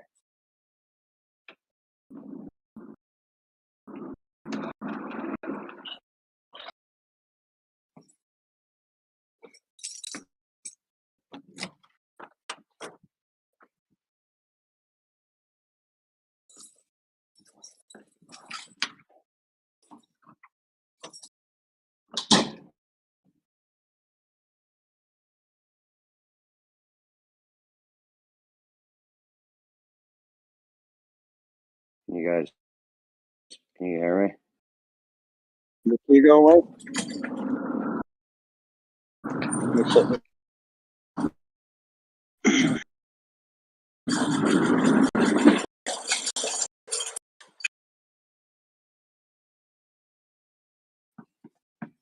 You know how many? Oh, I was hot micing that whole time. I bet. You know how many zillions of miles they would have saved if it's. What's up? God, you're lagging. Zeno's paradox, I think, is it's answered in the fact that every distance you cover, it becomes infinitely shorter. So you have infinity over infinity, which equals 1. So you cover the distance. Nah, no one brought up infinity, dude. You're the only one that brought up infinity. Well, I you can said do it with all numbers, not using infinity. No, you said infinite number of halves. And I also I cover that half distance in half the time each time I move. So essentially, as I get there, I go to infinite. I'm covering infinite number of halves at the same time as infinite halves are arriving. So I get there. It's 1. Wait, can I hear real fast? Can I hear this paradox? Whatever. I want to hear this because I think I know of it, but I just want to hear it again. Zeno's paradox. When you're going to a point on Earth, hold on. When you're going to a point on Earth, there is always, until you reach that point, there is always a halfway point between you and the point. Yeah. No matter how close you get, until you actually get to that point, there's always a halfway point. I can show you mathematically why you'll never reach the whole way because it just keeps going and going with Zeno's paradox. No, but you might have to explain a little bit more than that because with the information you gave me, like that doesn't really say anything. Like that goes without saying. There's always a halfway point between you and the thing. But if I travel more than the halfway point, which I would be. Mathematically, I can show that you can never do that, though. Okay, but here's the thing. Okay, then show me mathematically then, because I don't think you're not really doing this paradox justice right now. Well, no, it actually is a paradox. It's not. If you do it the way Jeremy says it, where you just half the distance and that's all you do. But if I'm covering a distance at a given time, there's a point when I'm halving that distance infinitely fast. Infinitely fast is not a thing. Yes. What? Well, no, it is. It's because I just as much as you're saying I can keep on halving the distance, I'm also covering distance. So is infinitely faster than light? If I'm going, no, I'm infinitely covering the number of halves. Infinitely fast. Okay, what is this? Let me just look this up real fast because I need to remember the exact thing because this is right. So what was it called again? Zeno's paradox. Zeno''S. Zeno's. Also linked to the tortoise and Achilles. Yeah. Okay. I got a similar concept for you. If you got like a cube and then you slice it on half and take one half of it and stack it on top of the other, you know, assuming it's like an infinitely sliceable material, you'd be able to create an infinitely tall structure out of a finite amount of matter. Cut in half, stack, cut in half, cut the stack in half, take that, put it on top. No, that's not. I think actually, hold on, let me see something. It's just the idea of always being able to cut something in half and put one half on top of the other. Right. If you got if you made it into an infinitely wafer thin and stuck those on top of each other, one square inch will become a million square inches after a million halvings, or whatever the hell the number will be. I'm pretty sure that it's not infinitely tall. It's actually I think it's a finite number. If you're adding halves and halves. Well, if you're talking about like reaching a limit, sure. But wherever you think you're gonna stop, just slice that in half and put one half on top of the other. Well, no, because it would be an infinitely small number at that point. So you'd be slicing an infinitely small number at that, and adding it, and so that's like practically adding 0 at that point. I wanted to ask. When you say you slice. Question. Okay. Hey, hold on. Hey, I wanted to ask Jeremy about this paradox. What is it called? Zeno's paradox? Zeno, Zeno. Oh, I thought you said Zeno. Like, hey, get the fuck out of here. This is my paradox. What happens to the meatball sub when I eat the meatball? Yeah.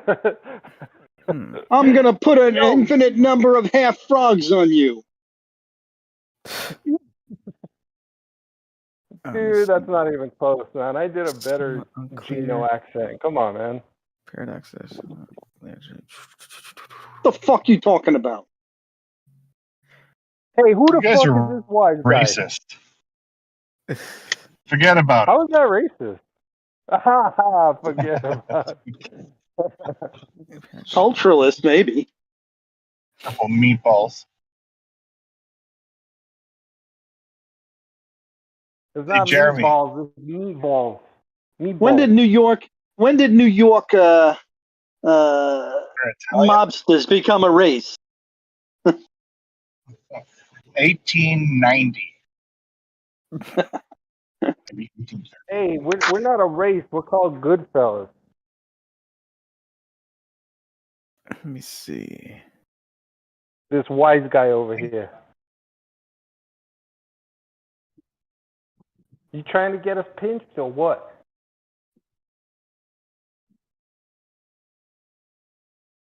When I was a kid, one of my Italian friends' name was Gino.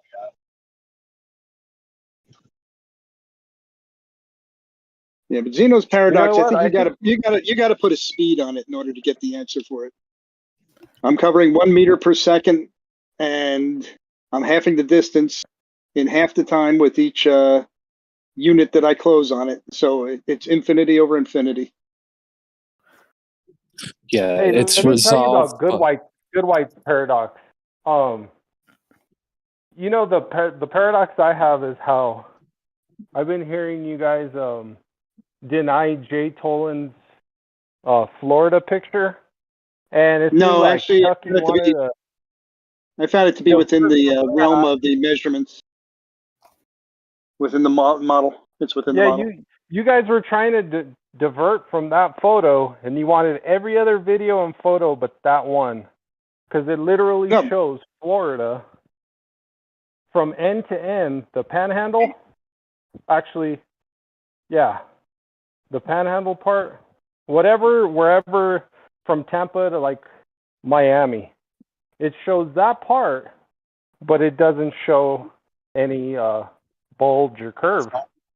It shows that you can see the Atlantic Ocean, and that's what you should be able to see with the model. Not with his bastardized version of the model, but with the actual model. Wait, what are we talking about? Florida is actually the slenderest at that point towards the Panhandle. How is that bastardizing the model? Because he's saying that you shouldn't be able to see it, and it's within the model, the curvature calculator, straight up. It's right there. You should be able to see 220, 250 miles, depending on the altitude. For the 28,000 was 220. So it's within that range. Yeah, but from there we don't see any curvature. We don't see any nothing. We just see flat. So thanks for playing. What makes you think that the horizon isn't curvature? The horizon. When I look at a basketball, I don't see the curvature necessarily, right? Except for left to right and stuff. But if I get really close to it, down low to it, you'll see that you can't see the curvature. Yeah, it's just more of a cutoff. So dude said something about the horizon, and last time I checked, you guys had problems identifying it too. You had apparent horizons, you had geographic horizons, you had all kinds of horizons. Apparent. There was a mistake. There was a mistake made early on that they were taking Jay Tolan Media at his word, and that it shouldn't show up. So they were just following that, and they didn't go through it themselves. Well, I see what you guys are trying to do. You're just trying to discredit Jay Tolan and smear his name and his work. I get it. I would too if I was a globe defender. No. That's Moyoc is the one who pointed out, and Blue pointed out that it is true what he said in that video.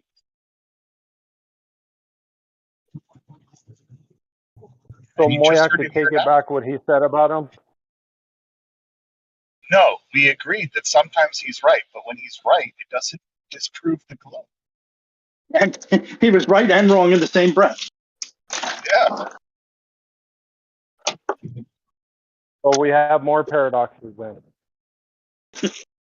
No. We have Jay Tolan's paradox, Geno's paradox, Zeno's paradox. What's the Jay Tolan paradox? That he's always wrong. He can be right and wrong at the same time. Sorry, yes, you're right. You guys I just woke are up just from galley, dude. Why are you guys so jealous of Jay Tolan? Why are we jealous of Jay Tolan? Because he flew from Chicago to Buffalo? He had to be in Buffalo. That's not jealous. Dude, but everything he's saying, you're saying, okay, that's not Hudson Bay. This isn't this. This isn't that. No, How do you guys said know that's that? not Hudson Bay. Well, I know a little bit of Ontario. Do you know about Ontario? You know a little bit. Yeah. So how much is a little bit? Do you have a degree in Ontario? Yeah, do you have a 48 degree? years. Are you gonna appeal the credentials here? Yes. I defaulted to my Baja because I analyzed Baja. I didn't analyze Ontario, so I really couldn't say much about that except for it didn't seem to match. I didn't go in depth in that. So you're basing this off of what things seem like? No, I did an analysis on what I saw for Baja and found that he was wrong. So Jay Tolan gives coordinates, right? And he gives yeah, so you're saying he's absolutely wrong? In Baja, yes. Yeah, when he thing said is- when he was Can you post that video and show me where he's wrong? when he was over top of London, Ontario, Canada. I spent 10 years there, so that's a little bit. No, somebody mentioned Baja. You can't shotgun. Okay, well, I got to go curling in a second because I'm a Canadian. Hey. Just search my name. I have a little. I have a photo where I do all the analysis and I put in all the information that I found. You can either agree with it or disagree with it, but I don't have a video of me doing it. Who's the Olympic champs of curling? The Russians? I don't know, hosers, but I got to go throw some rocks at houses, eh? Talk to you later. Later.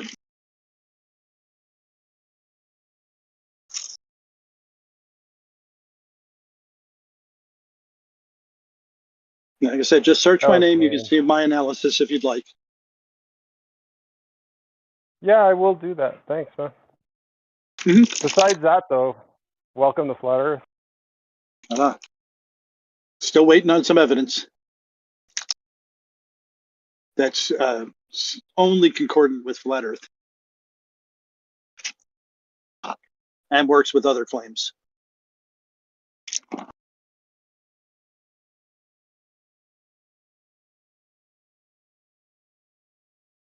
Who was that guy Lemon used to always?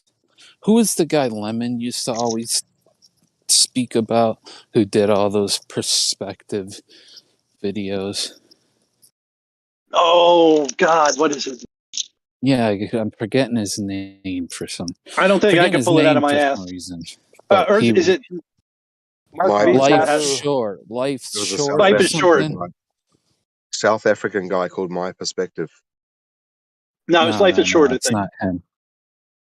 Yeah, it was Life is Short.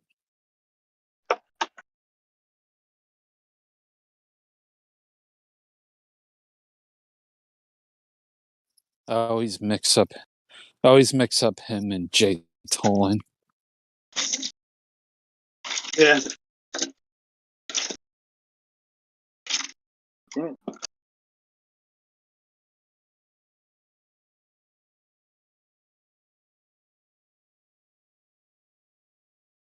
Yeah, Life is Short has a lot of claims that don't seem to be supported by anything. They all could be right, but you'd have to actually start proving them.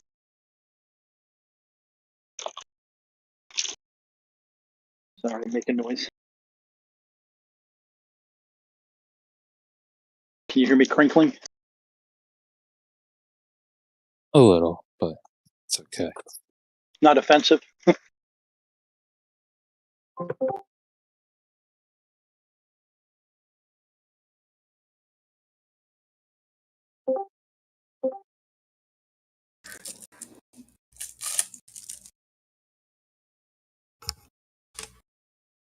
Yo. I do like some of the latest videos they have. Like they have one guy doing a quarter on a table. 1 second. And he's go ahead. Hey, what's up, Bacon? When are we gonna play chess, bro? I can hear you now. Stop ducking me. You want to play chess? You're here now. Let's play. Yeah, let's play. All right, all right. How many games? I don't know. I'll give you 10 tries to beat me. But once I beat you 10 times, that you know what that means, right? Well, if I have to stop when I beat you, then we already done. Well, whenever you have to stop, that means you.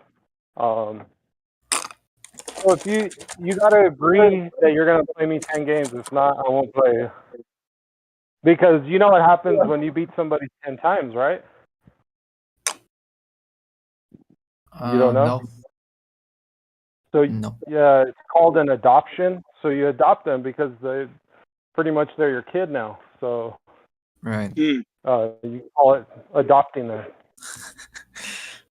Any serious chess player should know that. Come on, man. Yeah, I'm not a serious chess player. So that's a problem. I only play it like casually. With a rating like yours, I kind of doubt that. Well, it's like I mean, there was a time in which I used to play every day, but that was quite a long time ago. Hello, Okay, so Bacon. what's your rating right now? Like just on chess.com. Show. I think 12, 1200. Jace. Yo. Oh, okay. Well, yeah, let's play, dude. What are you guys talking about chess for, man? I'm saying.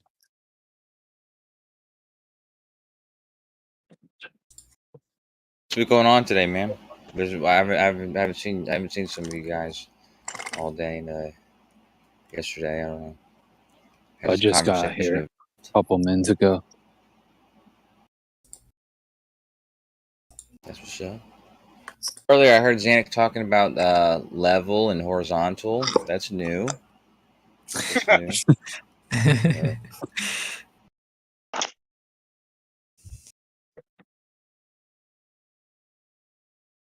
What do you think, Bacon, about what? Sorry? What do you think about what? What do you think? What Zanuck said? What Zanuck said about level being a direction? I think it might be right in some occasions. I think level again. I said what I think during the discussion that level is one of those words that there's more than one way to use it. If you try to pick a single one as the meaning of level, it's not gonna work. You gotta accept it. You know what's tough is The that in working surveying. Yeah, go ahead. I think I have surveying. I notice I'm not a surveyor. Okay, I'm not a surveyor. I've done surveys. I even administered surveys before, but I've never measured, surveyed the land. Okay? Not professionally. But I do know that, for instance, that surveyors will use a local horizontal, to establish a vertical. I mean, to establish a. I'm sorry. Let me say. The other way around. Surveyors will use a local level to establish a horizontal. Yeah, to establish a horizontal, exactly. And that's true. And I think in that sense, I think that's what Zanuck meant, right? Like you said, like it's in that case, the direction that establishes horizontal, basically.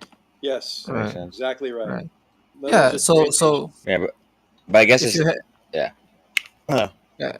I don't think it's exclusive to that, though. Yeah, I agree with you, though, too, Bacon. Yeah. No. Yeah, if you're talking about like a level at a certain point, Right, sir. then it would be like a direction. But it could also be like straight infinite plane. It could also be something that follows the surface. Those two could be considered level. No, if he says something is with respect to a surface, that really is true. Yeah, wasn't it breaking up, or is my connection this bad? No, it could be me. They said my microphone had problems before. I don't know if a level actually has to follow a surface. It's not echo. It's really an equipotential. I mean, level really infers the bubble level. It sits in the middle of the lines, perpendicular to plumb. An infinite line that comes out. Not wrong when he says it's got multiple meanings. Even in surveying, it's not that it has multiple meanings, but it's got multiple uses. Because the thing that you said is true in some cases, Zanuck.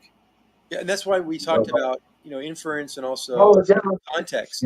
We say context, and I think it's real clear what my context. Talking about chess for me. I thought it was really clear that context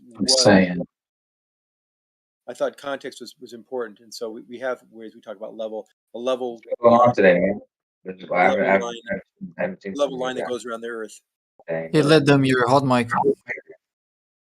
I just got here a couple minutes ago. So level line. Move him to hot mic room. Sorry, Zanuck.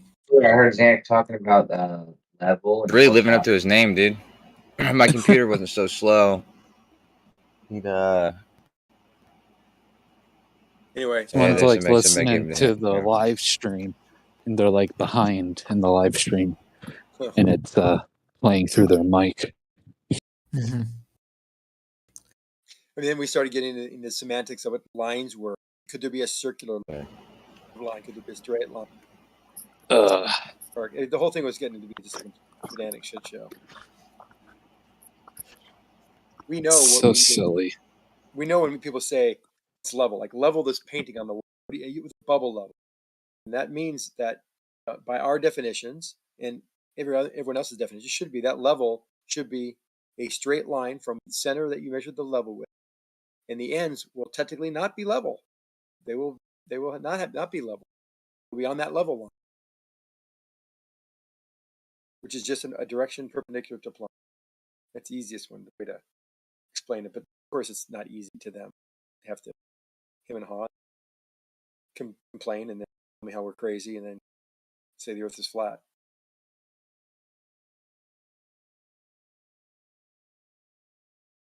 But that means that both sides of the painting are not level. No! My head's going to explode. These words are so complicated. I think the spherical excess has been the best discussion so far. As far as heads exploding. Is there any further resolution in that front? Did anyone finally realize what all these measurements actually meant, what the correction factors? I was so confused for a while, especially Brian. Yeah, but I think on the large measurements, you didn't even need the correction factors, and they still showed it. Yeah, it's as far as I tested many of those readings myself. Compared them to the predictions. What Jeremy said was there aren't no measurements. Oh yes. Yeah, no, Deny yeah, measurement you don't have fallacy.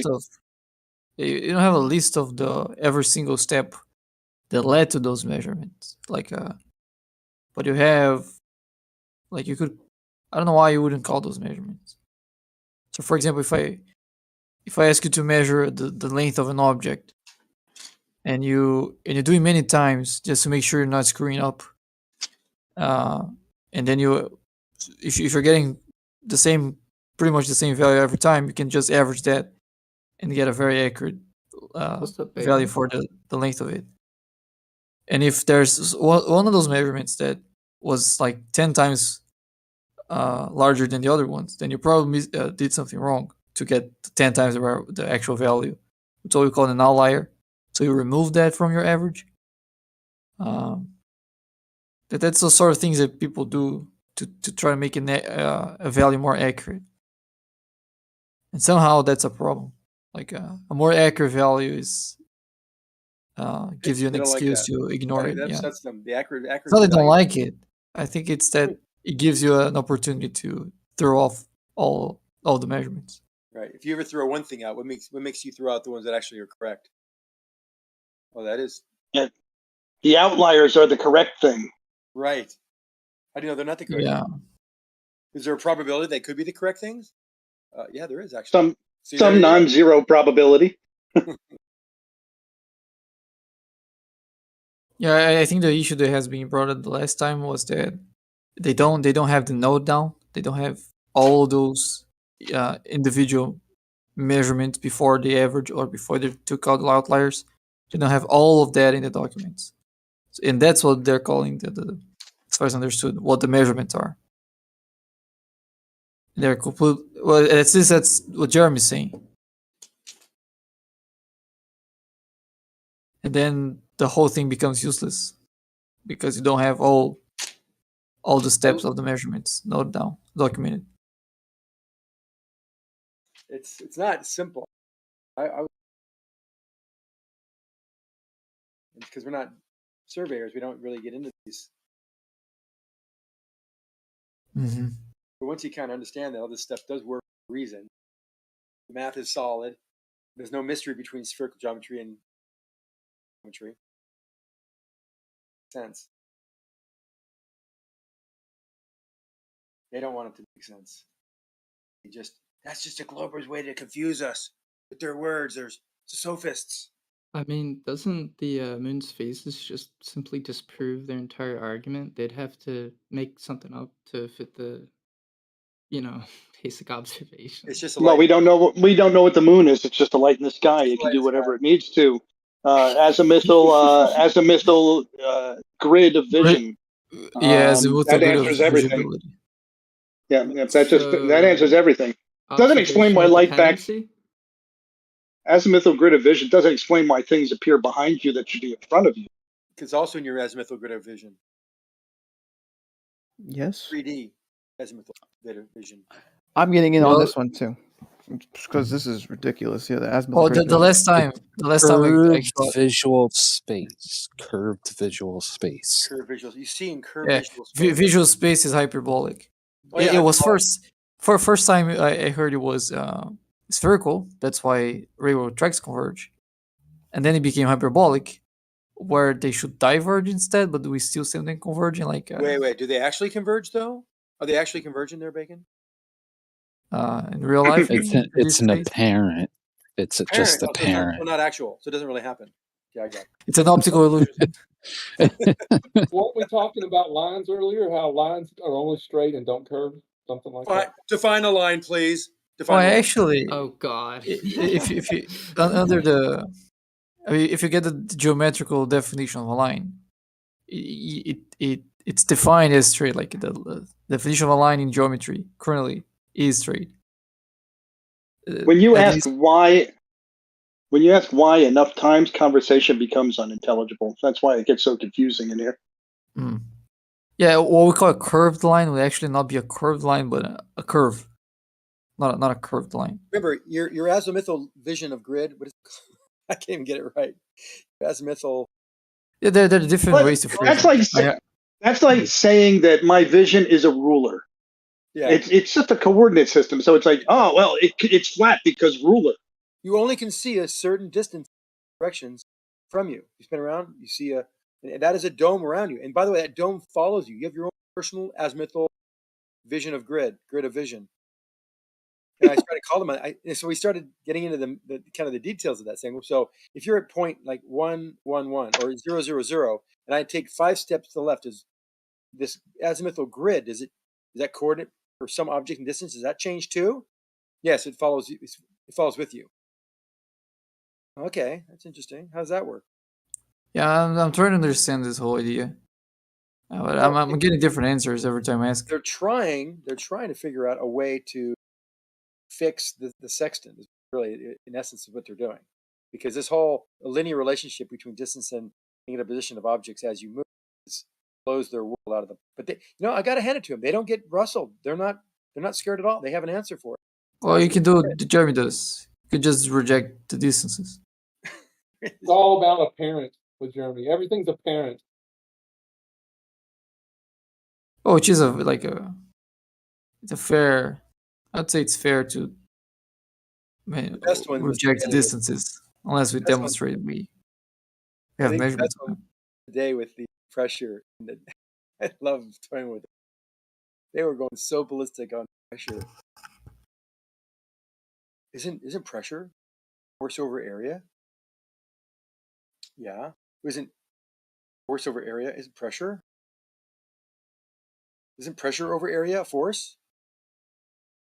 Yeah. I think pressure times area is a force. Right. If pressure times area, right.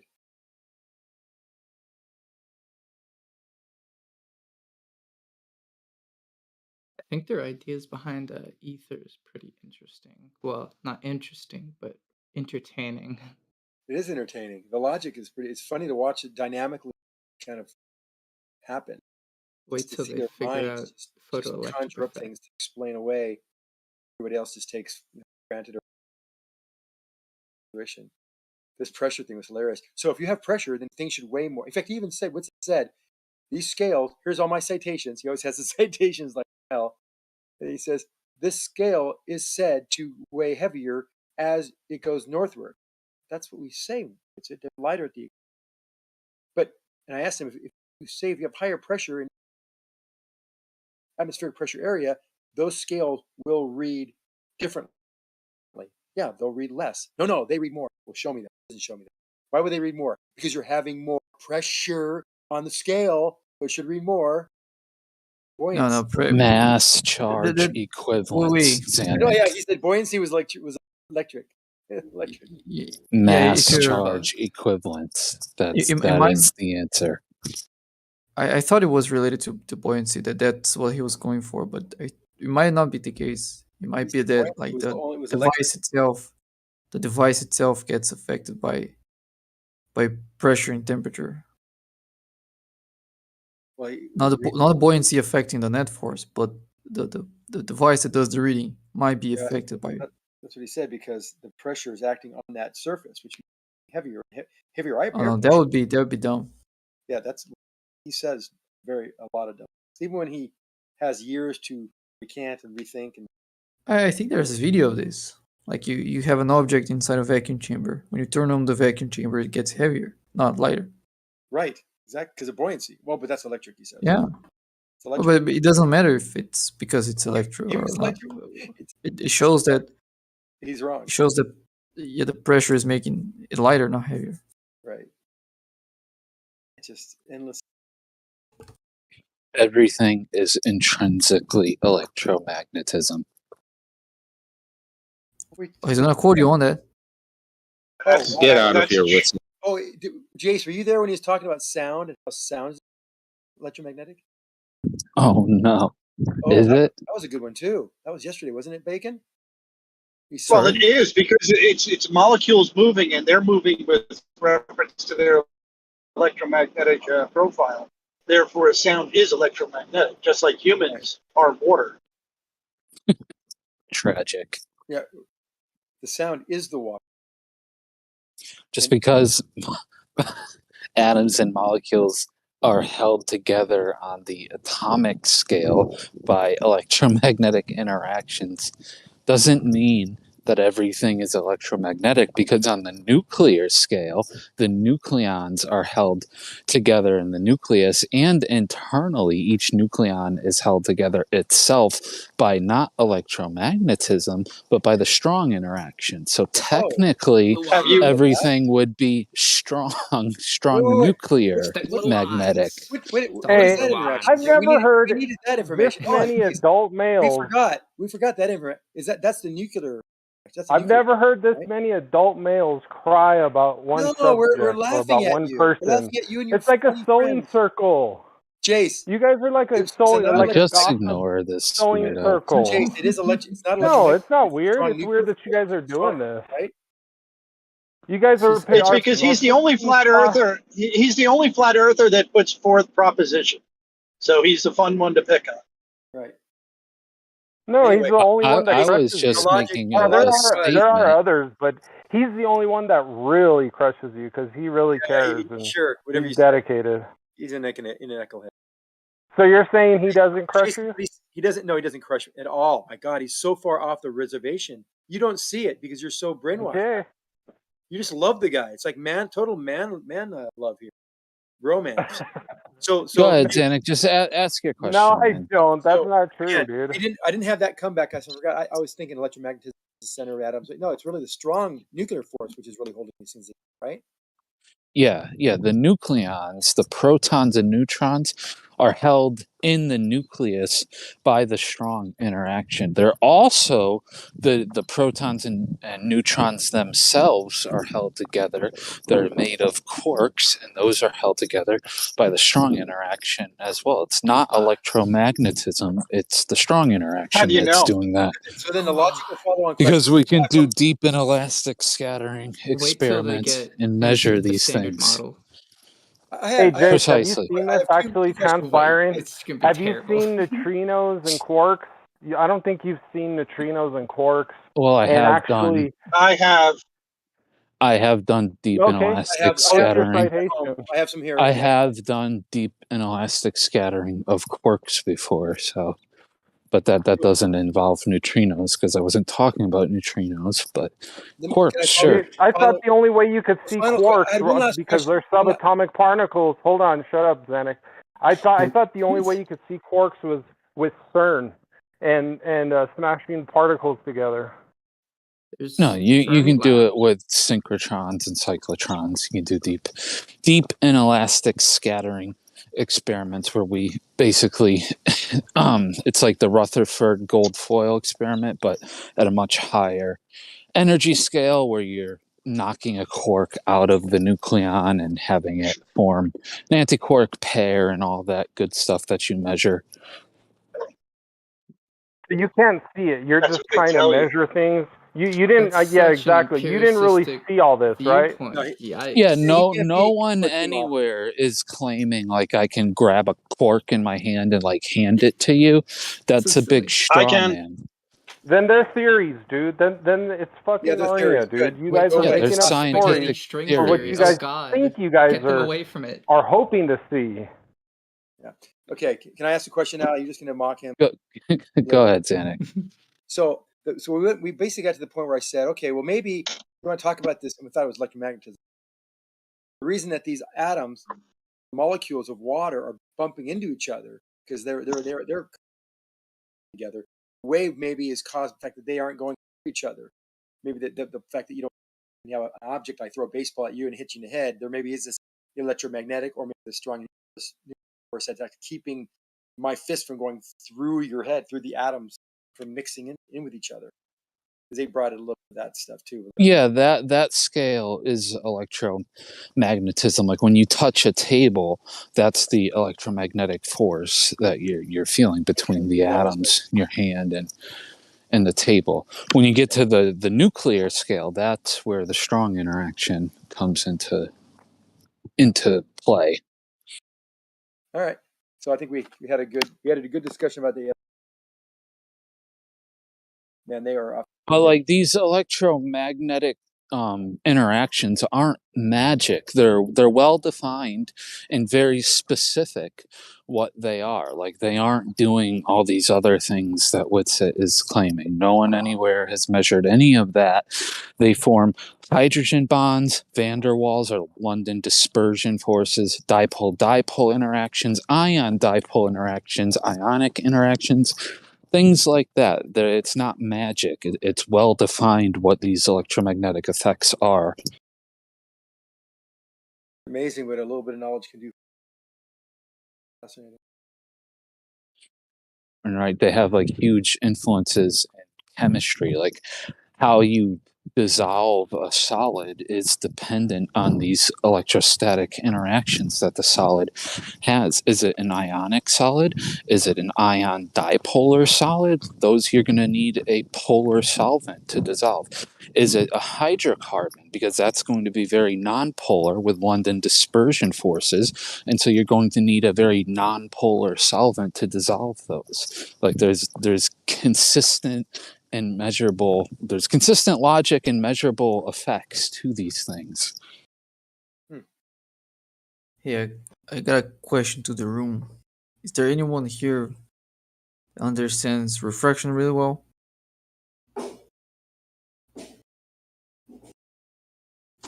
Anyone? What's the question? No. Okay. In what way? All right. Fair enough.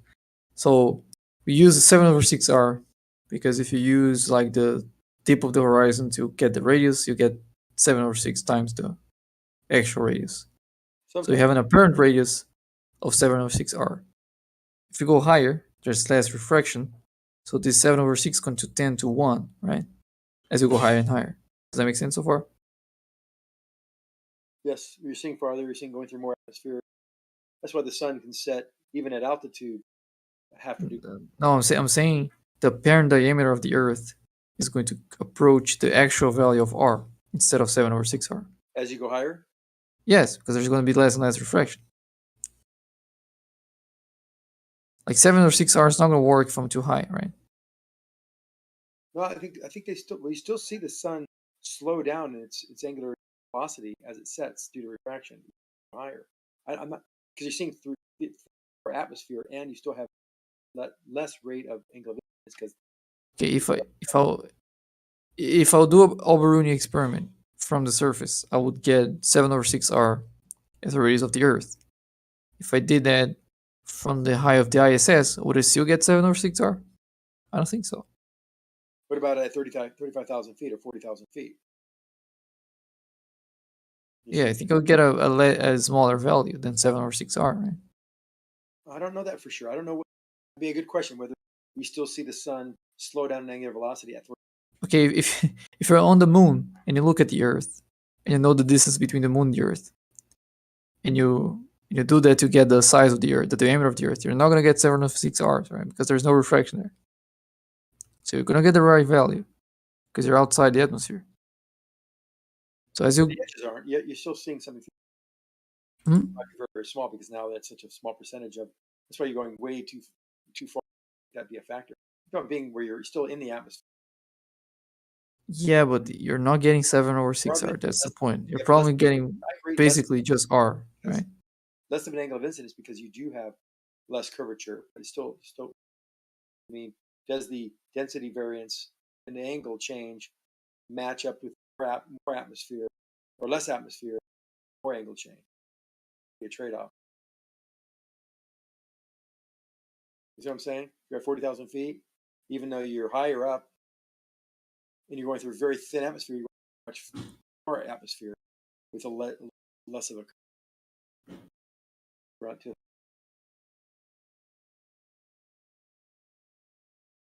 Yeah, but most of the path of light is much less bent than if you're at closer to the surface. Yeah, I think it makes sense. I don't know for sure. Yeah, you're not gonna see the Earth as 7/6 R, regardless on how far you are from it. At some point, you should just have R. Right. Maybe. I agree. Right. So I'd like to know if there is a function that tells you the apparent diameter of the Earth based on how high you are. Because I needed that function, but I have no idea how to derive it or how to find it. You can measure it by doing a differential measurement of the horizon. I'm not gonna be in the high. I'm not gonna be as high as the ISS to make measurements. Well, do highest mountaintops available. I can't go there. Aircraft measurements and see if they can relate to the radius of the Earth.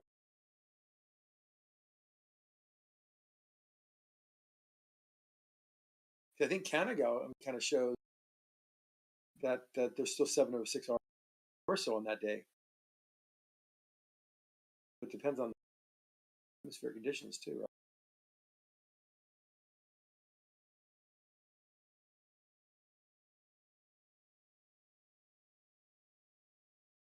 Picture we always see Italy to France.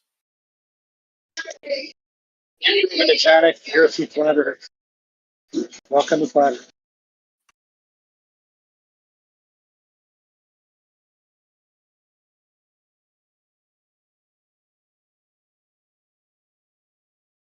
They got a grip, angular size to physical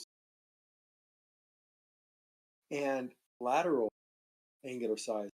That because you know things laterally, distance, mountaintops, whatever. Get an angle, then look at the angle of that mountaintop to see if that you should be. They don't want to do any of those kind of tests. Aren't you forgetting about squishing? Squishing, exactly, the squishing. Squishing. Azimuthal grid of vision. Azimuthal grid of vision.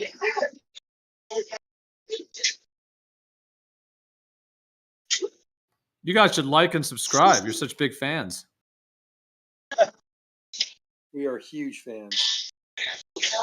Well, you realize every time he says, every time he says azimuthal grid of vision, it's like the equivalent of saying degrees, minutes, and seconds. It's meaningless. It doesn't prove anything. It doesn't change how light propagates. I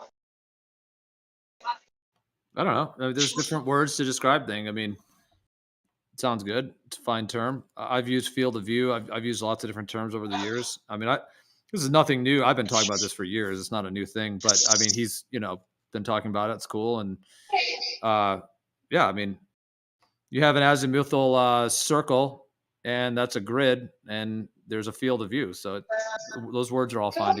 They all work together. But it doesn't explain how the light goes from, like, I'm in Chile, 16 hours of daylight. The sun is going around the circuit of the Earth. Now, of course, I'm assuming some kind of a model, like circling sun below flat Earth. Now the sun is at 90 to 130. I tried to get it 369. It's at like 11 o'clock as you're standing there. And at the far side of the Earth, farthest distance you could possibly be, and it sets. But it sets behind you in the southeast. or southwest. That's bending light around like 90, 100 degrees. Yeah, I don't agree. Horizontal. That's how it works in perspective. But I don't agree that it has to bend at all. I've never thought the light has to bend in terms of Walter Bisland's thing, or because it has to do with the transform from a larger Earth system to your local field of view.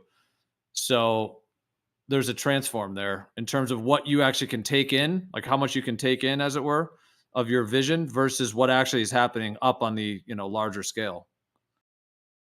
And that transform is based on the impossible diffraction, or whatever you want to call it, impossible bending of light, because it has to go from 100 degrees in front of you to 20 degrees behind you. It's just like insane amounts of bending Okay, from again, its actual position at the far side of the Earth. It's not. No. See, I don't agree. It's not bending. It's because there's a difference between third person and first person. There's a difference between how perspective functions in that way.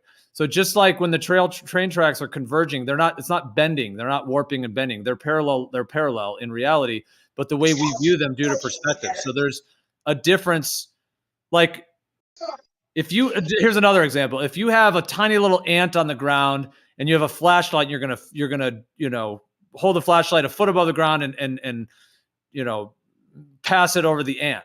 From the ant's perspective, it's going to look like it's rising and setting and doing all these things. Yeah. But from the outside, it's just coasting over him. So I don't think light has to bend and warp and do any of those things. I understand that on Walter Bisland's model, it shows that, but that's not incorporating.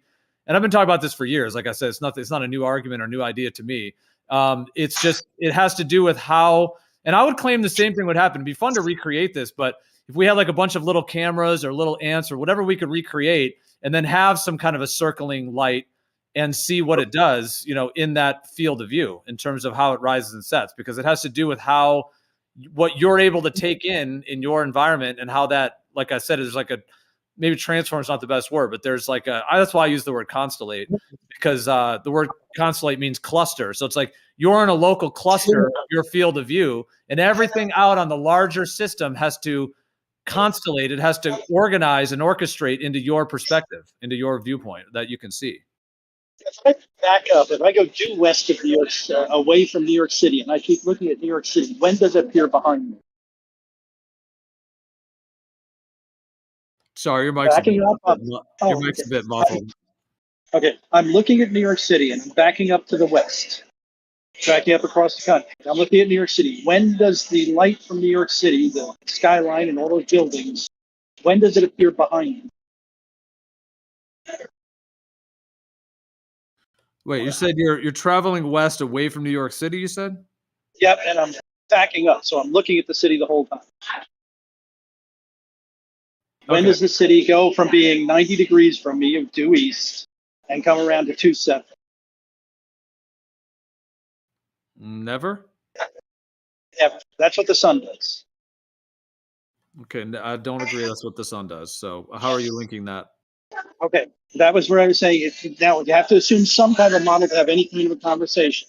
So I'm assuming a disk with the sun circling above the tropics, and that at 16 hours, the sun will be pretty much all the way around the opposite side of the Earth. It'll be like, it's performed a 270 degree or better circuit around. And so at sunset or sunrise, it's going to be on the far side of the Earth. As I face it over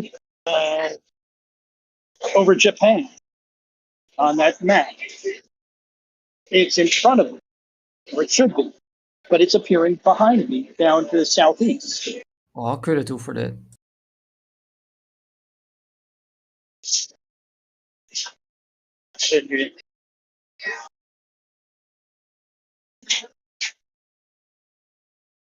I think I've got my picture anyway.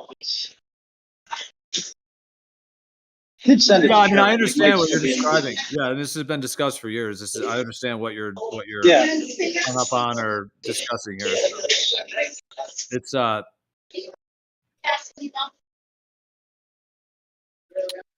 yeah, it's the same on a globe though, because the sun is tracking on the Tropic of Capricorn in that case. It's never going to be south of the Tropic of Capricorn, yet it's still viewed south of east, south of west, which is still south. So it's actually the same on the globe. No. I've seen it in models, and that works. That is the physical direction of the sun. It actually matches that direction. Like the Tropic of the Capricorn on the sphere is a circle, right? Yeah, that's all you need to model that is to make a blender model. No special math. Just put all the objects at their distances, and poof, you appear south and west. Yeah, but that's not where the sun is, though. The sun is at the Tropic of Capricorn. It's not just because you can like torque a globe to look like, just because you can twist a globe, that doesn't. The sun is tracking right above the Tropic of Capricorn. That's the ground position of it. Yeah, right. That's the ground position. But if you apply that direction plus the elevation of the sun, it points to where the sun actually is. It does. Which is not south of the Tropic of Capricorn. It is. I can show you. The sun never appeared. Okay, dude, the Tropic of Capricorn is a line in the sky in which the sun tracks directly. The GP of the sun is right at the Tropic of Capricorn. That is north of, Sydney, or one of those southern, that's north of it. Mm-hmm. So even if you try to angle something on a globe, that's not making the sun not be in its position, ground position of the Tropic of Capricorn. You can't just twist and I'm not saying and pretend like you're pointing off somewhere else just because you're trying to twist it into a globe without the sun actually being south of the Tropic of Capricorn. It's still south of the Tropic of Capricorn. That's where. Yeah, but the Tropic of Capricorn isn't a great circle route. It's not a straight line, so it curves. So depending on where the ground position of the sun is on the Tropic of Capricorn, it's going to be in a different horizontal direction to that observer. It's going to be in a different azimuth. It's going to start as due east or due west, but as soon as it moves, it's going to deviate towards the south. Even if the sun is not leaving, the ground position of the sun is not leaving the Tropic of Capricorn, its direction is going to change south because that path isn't a straight line. It's not a great circle route. It's a curved path on the sphere. I can put that on Blender. Like, I know it's not that easy to visualize, but I can get the visuals if you wanna take a look at it. I've seen Stingray's Blender model, which is, I think, very fair. And you can go to the tropics and you can see that the sun is directly overhead, 90 degrees. And you will see that sunrise happens exactly as expected, south of east in Sydney.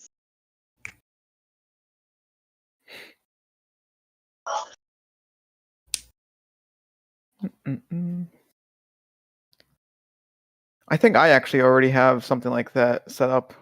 Let me see. It's not that intuitive to have the whole thing in your head at the same time. But if you use a tool to assist you with that, you can realize that there's actually no discrepancy.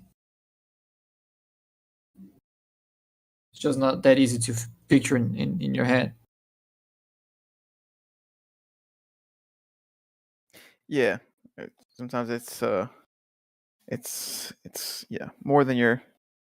more than that you can really picture. So that's why I do Blender models. Yeah, because sometimes it's just it's not easy to picture. So you gotta really put things down, make it concrete. Make it concrete. Let me see. I'm gonna beat you to it, Bacon, because I already have it set up.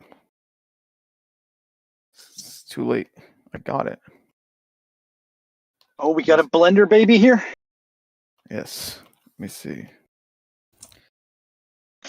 Are you using any formulas in it, or are you just putting objects in? No, I mean I have it to scale. I have things to scale. Oh, that's nice. Yes. The sun is proper distance. Anyway. You have the sun to scale? Yep, sun to scale, moon, Earth to scale, moon to scale. Everything's. You've seen it before. It's the one where it's like, I show like the moon, the moon phases, like everything's to scale and whatnot. Now, granted, there is a bit of that, like what do you call it? That I think you had that issue with it where the sun was so far away that it was doing the whole what's it called? Floating point error kind of thing. Yeah. Testing. 1, 2, 3. Hello. You're good. Can hear you. And the moon hits your eye like a big pizza pie. That's funny. All right, let me see.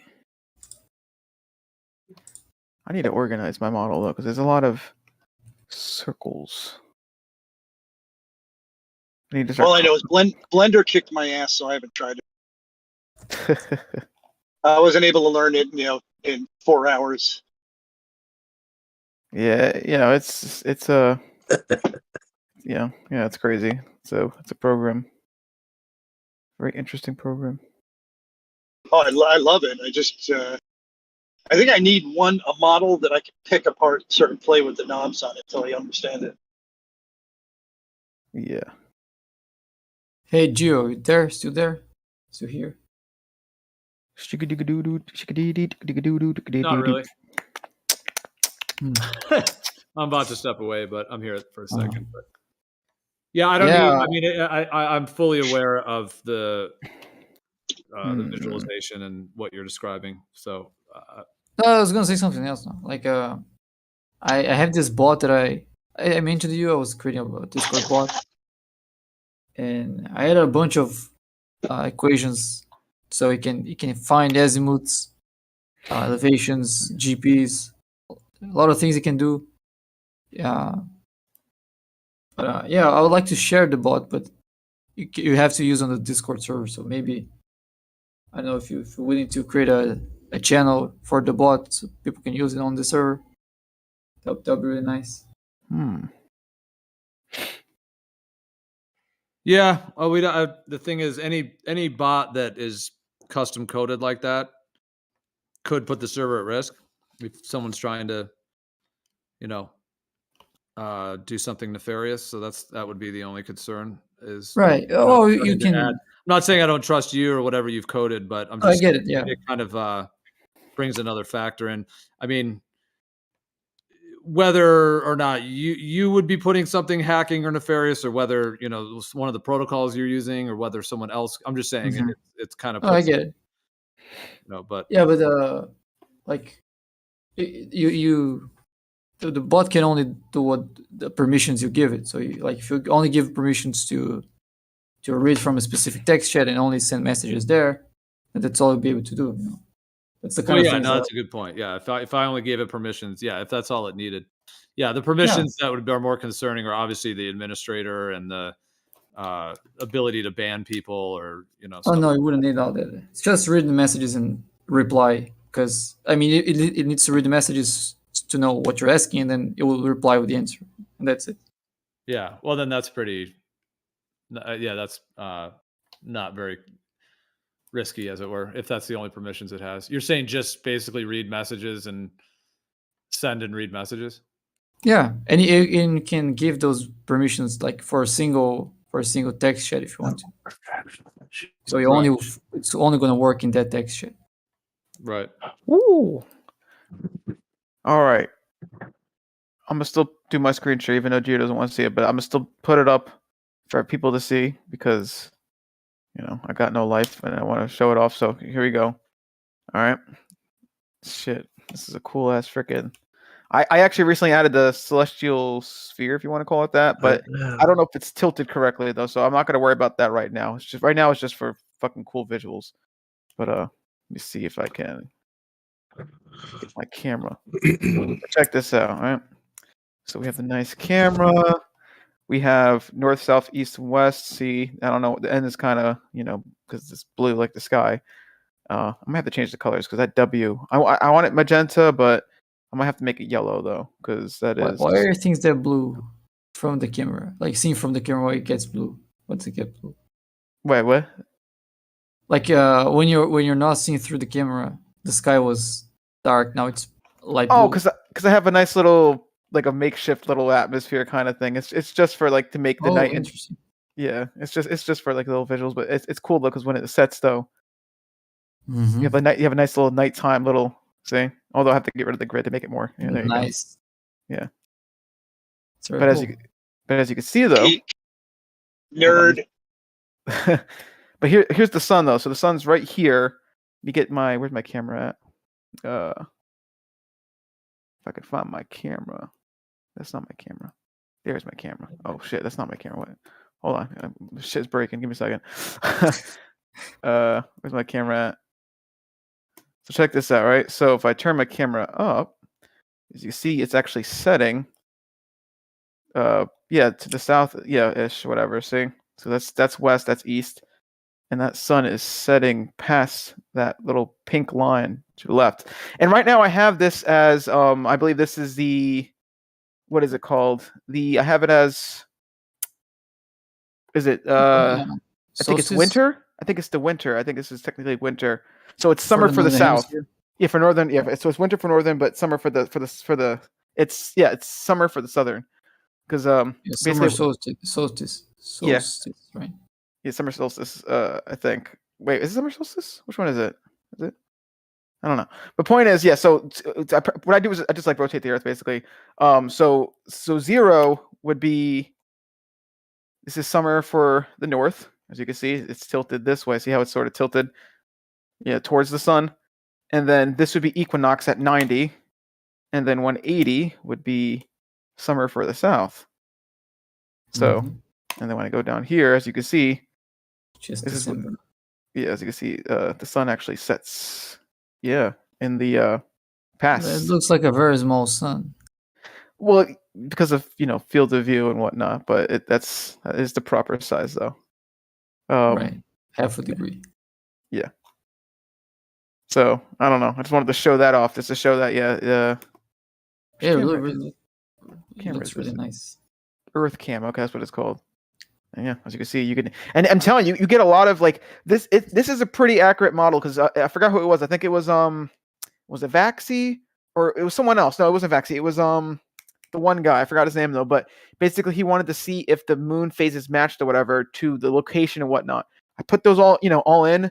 Also, the time of year it was. Like it was I forgot what time of year it was. I think it was sometime around like March or something like that. And I put that in, right, the right amount of like rotation, because I had to pretty much calculate a bunch of shit.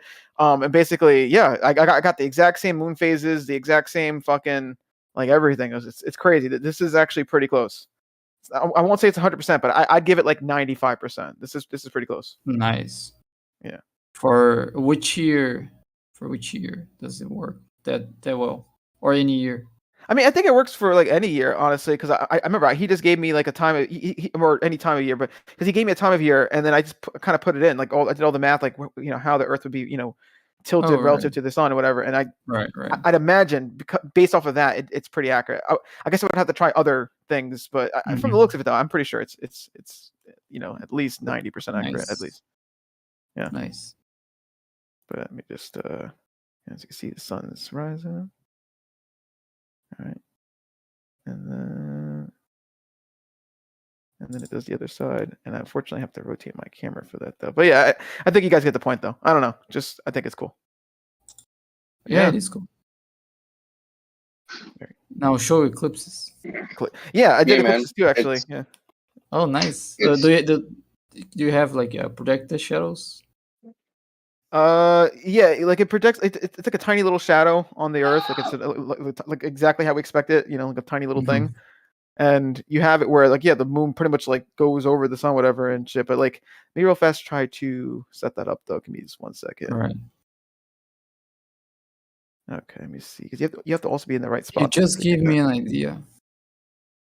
Ooh, an idea. Yeah. Let me see if I can find. I'm supposed to have like a moon camera. Let me see if I have my moon camera. I have a bunch of them. I have a Earth cam. Where's my moon cam? Although moon cam might be on the moon. Let me see. Nope, never mind. It's on the Earth. Okay, good. There we Hey, I go. just want to tell you, cool blender skills, Arma. That's a really powerful software, and it's cool that you know how to use it so well. Thank you. See, this is also how I'm envious. Like I would love to have your know-how on how to do this stuff. It's pretty badass, actually. Thank you. I'm flattered. I appreciate that. That's cool. Yeah. No, I mean, yeah, it's fun. I mean, I mainly know it because I like to make like games and whatnot. Now, granted, I haven't really touched too much of 3D stuff though, but I have been making models for myself, whatever, and then like naturally I learned even more though because of these debates, just because I like to model things out, whatever. But yeah, I mean, if you really want to learn it, you just need to you need to apply it to something. That's the only way you're really going to learn. Otherwise, you're not going to give a shit. Like that's how it works. Oh You know. yeah. Oh yeah, you're absolutely correct.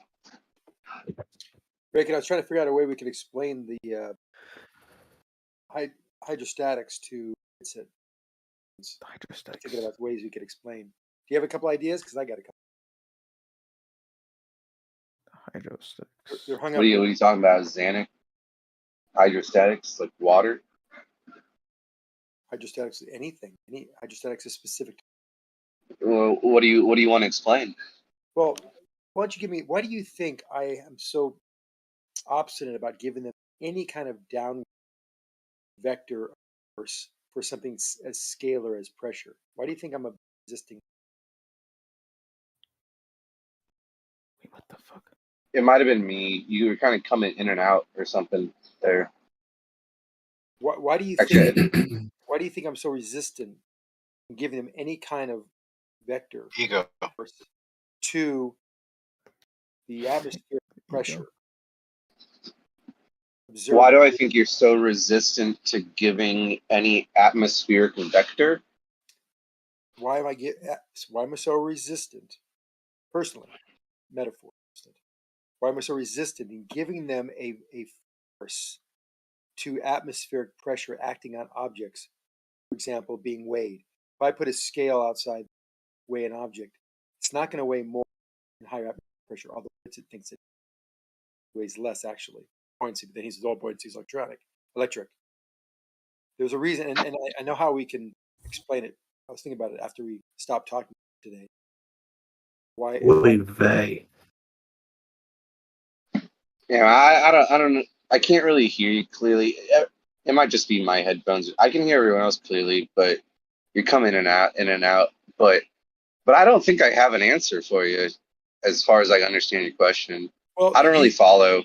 Do you think There's something behind it that I don't understand where you're coming do you from? think that if I put a scale and I have an object weighing it, and I put that scale in a higher atmospheric pressure chamber, have a scale up at Mount Everest and look at the reading with nothing on it, and put the scale down at sea level, once it seems to think at sea level with higher atmospheric pressure, it's going to read a higher reading. Oh, I see what you're saying. Just like a spring scale, just like a mechanical scale. Any kind of scale you want. A mechanical scale with like a spring system. Any kind of scale that measures forces. Sure. Do I think that if it's like balanced out at like 0 at sea level, if I take it up to the top of Mount Everest, that Impossible. it'll register something else? Correct. That's one way of looking at it. Well, a barometer certainly will, right?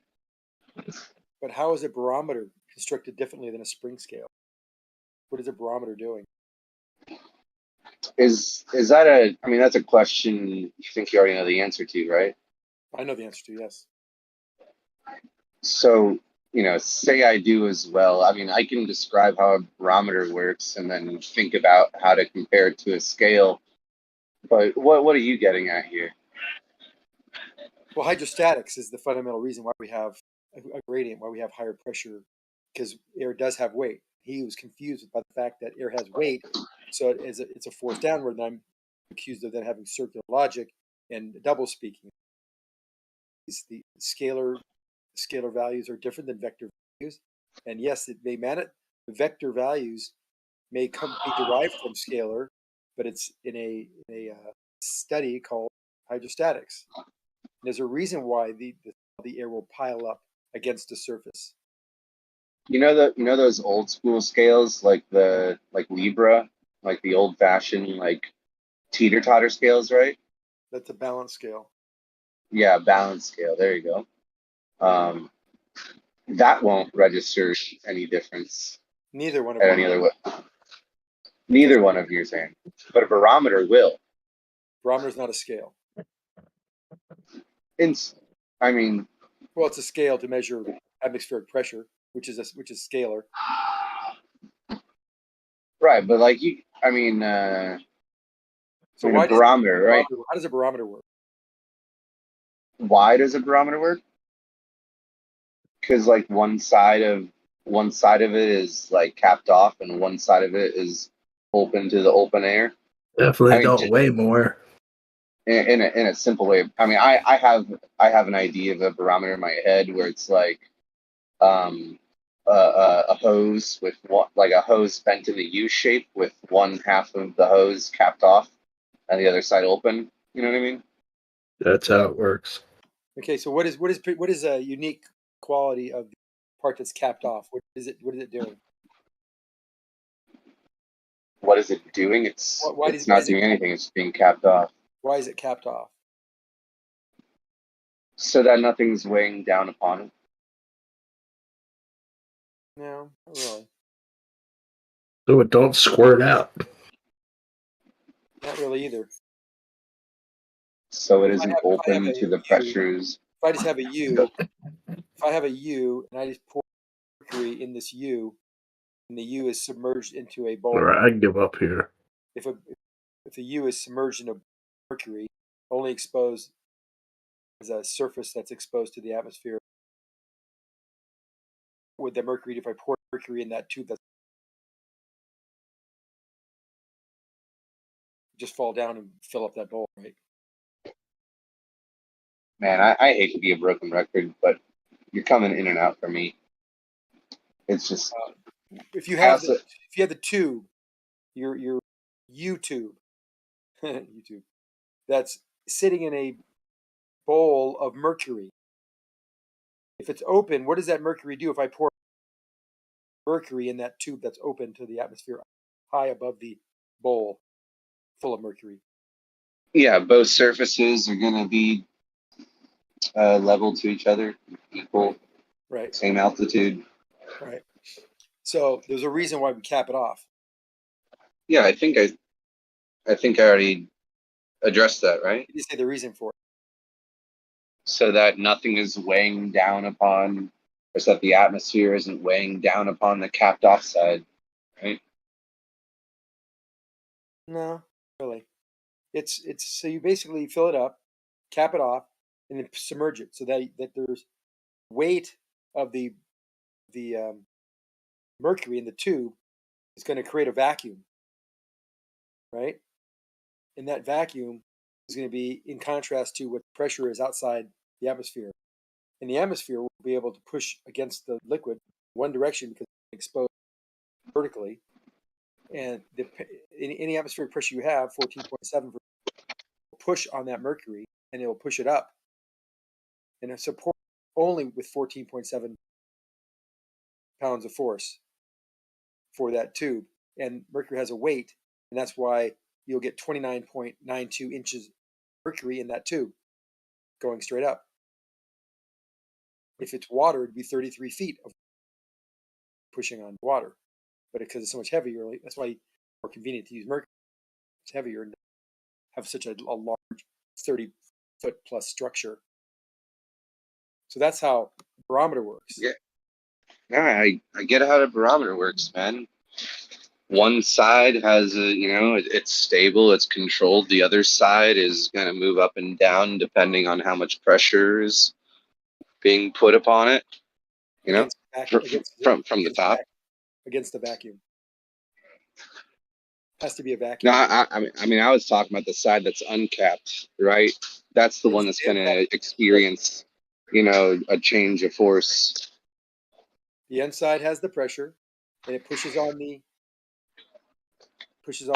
fluid against the vacuum. Both sides have pressure. No, the other side doesn't have pressure. It has a vacuum. It has no space. It falls and makes a vacuum, and it only can support the amount of pressure. Yeah, but you can make a barometer without a perfect vacuum on the closed off side. That's got to be a vacuum.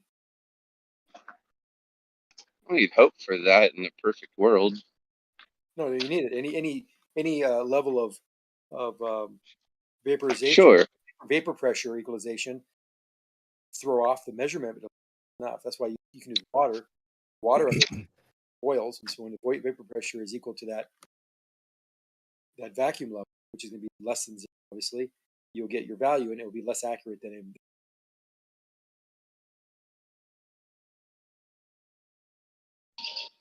Got to have the vacuum. Cool. It's not a scale, so it doesn't work like a scale. Scale is going to be a spring compressing vector down weight acting on. Whitsitt seems to think that because we have atmospheric pressure, that there is this vector down.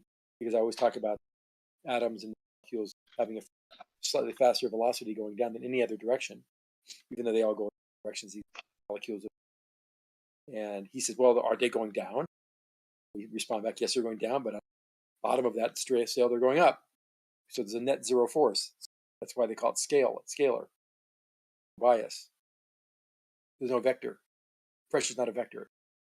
It's a scalar quantity. Anyway, the way to explain it probably be understand that you have the surface of the ground.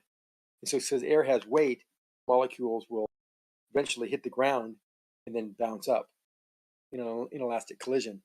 And those molecules that bounce up from hitting down will hit molecules that are coming down and then transfer all that energy or momentum between all the different molecules that they're running into. And that's why there'll be this piling up molecules toward the bottom, toward the surface versus the top. But all the molecules communicate with all through other molecules collisions, not directly.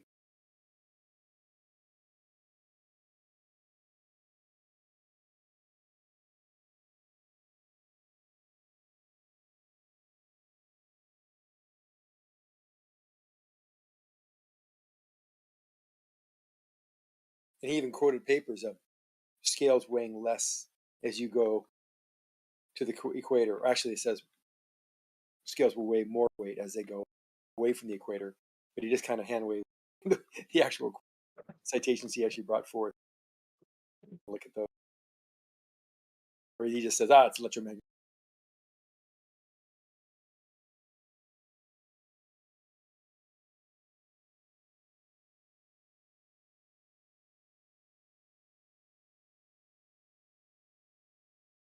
Yeah, well, they'll also change depending on whether you're moving with or against the rotation of the Earth.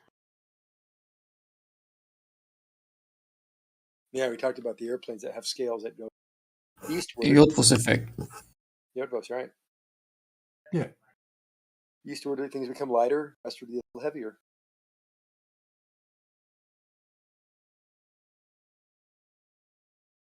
Like that either. And he keeps on saying, we bring this evidence, and he keeps on saying, we have no evidence to support it, yet we bring all this evidence.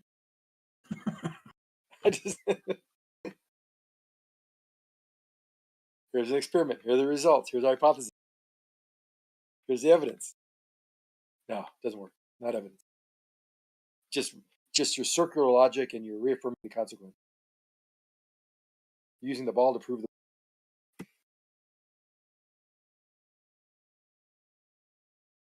Well, we know people who've actually done those experiments. Not that they haven't been done a bazillion times by a lot of people. Right. Pretty well documented, I think. I think he just needs to understand the mechanics. That's why I was trying to think of some way of explaining to him how the hydrostatics work. I think like the most basic. I don't think it's a problem of understanding. But he truly believes that because we have pressure, and at some point in that scalar value, these forces are acting perpendicular to all surfaces. He thinks one that's going down, if we raise the pressure, somehow we can erase the pressure, and is the only one that's increased. The magnitude of that vector is only, and that's just not how it works. So I was trying to figure out a way to explain it to him in children terms.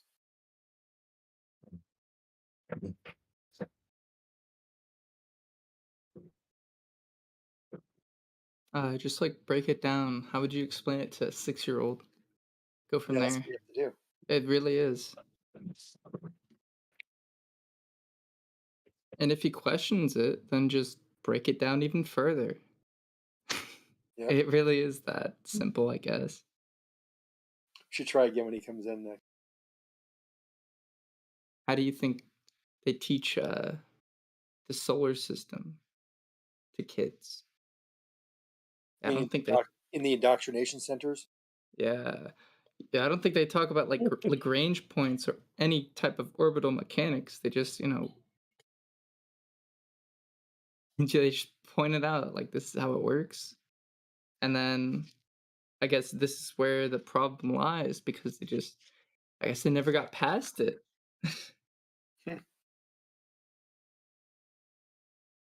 And then he'll put up some citations where in Europe that said space is fake. Here's my paper here's my abstract paper that into all the equations about space. Yikes.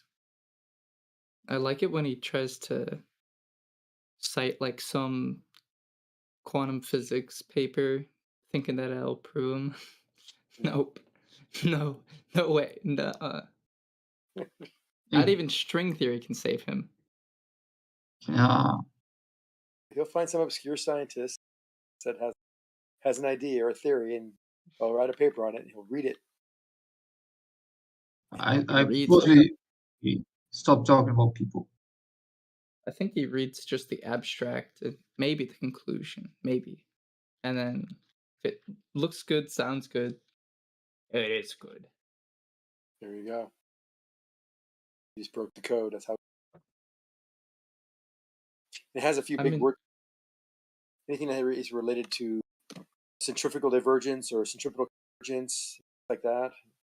Then he mentioned the hypertoroid or hyper. Yeah. I really, really just want him to explain that. Just really break it down. Because if you ask him, like, what does that all mean? I don't know if he can actually explain it in, like, baby terms. If you can't explain it in baby terms, then you're just bullshitting.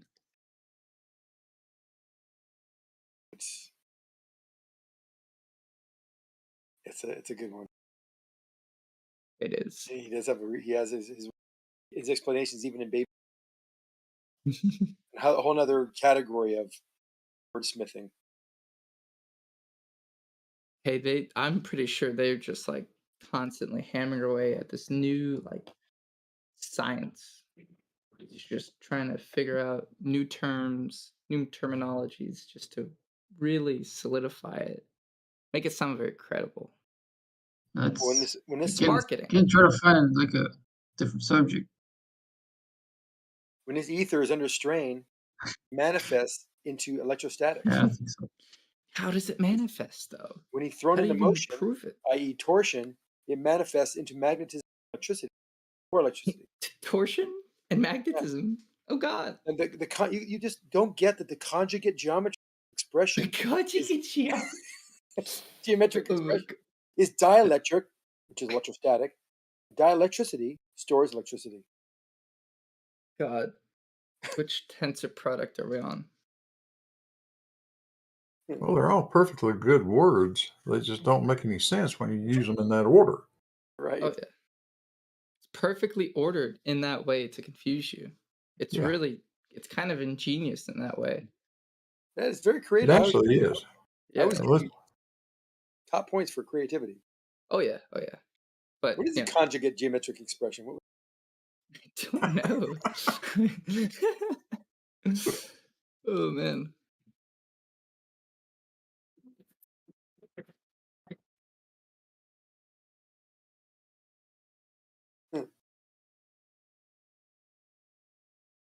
It's uncanny.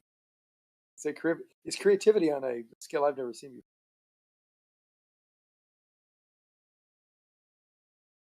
I thought the encabulator. Yeah, that's basically what it sounds like too.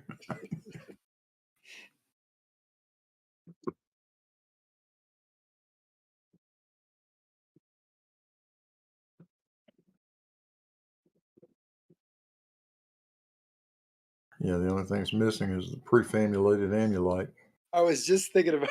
I was just thinking about that. The prefamulated amulite. Or those other little things, the wave generator. Ugh. Wave propagation? No, they inside the encabulator. Still makes me laugh. Swerving bearings or something. Some silly shit. Swerving bearing. Yeah, something. And some kind of paddles. Yeah. Something or the other that prevents side fumbling. yes. Whatever keeps that side from under control. That was because that's always been a problem. Yeah. Formulated.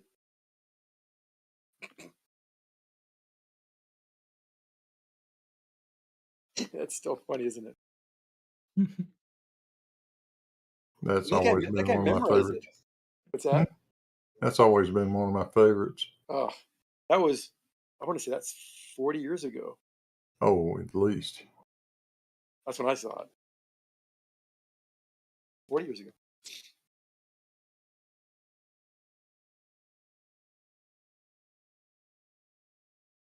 Old.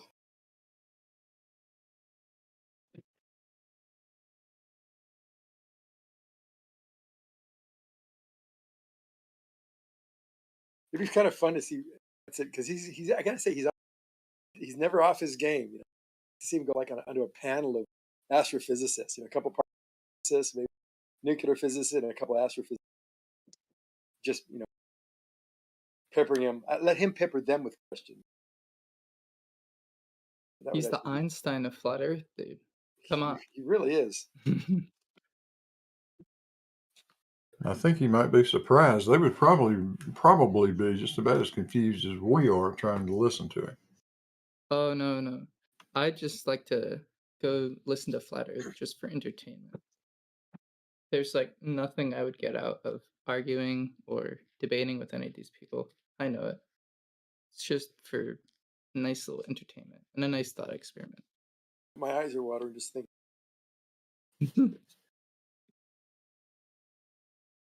I mean, Witzit's literally like he's trying to prove the ether, yet never literally tries to disprove the paper by Einstein, which is the photoelectric effect or the electrodynamics of moving bodies. That paper. So it's like, oh, well, how the hell are you gonna explain it? Right. Going backwards. In a way, it's kind of sad that because he spent a lot of time on the racer with all the research and these citations and papers, digging up and trying to. I go the last 4 years. If you'd spent this much time, because I don't know anybody when I was that spent this time focused on the topic, he'd have a master's by now. Physics. He'd be able to write his own ticket. It's sophistry or sophistry. Just sophistry. I mean, he kind of has to. This is how he gets paid. This is how he I don't know what other types of jobs he has, but this is definitely like a secondary income stream for him. Yeah, it might even be primary. He does a lot of things revolve around this for sure. It definitely revolves around him.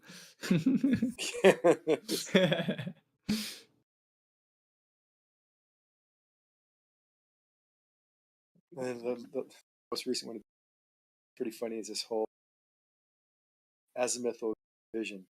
Is that what it is? I haven't it's like very weird. It's like they all started like talking about it at the exact same time, and it's like, how does that prove anything? Isn't that just like different way of saying perspective?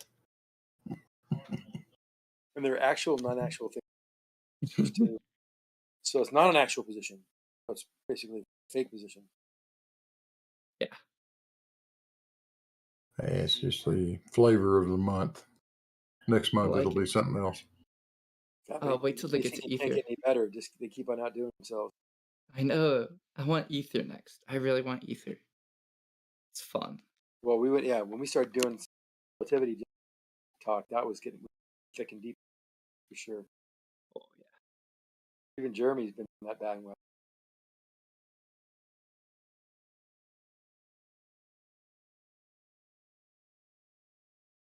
How can light be the same velocity in all reference frames? What happens if we have a train? The light laser goes off and we put a stake in the ground. miles an hour.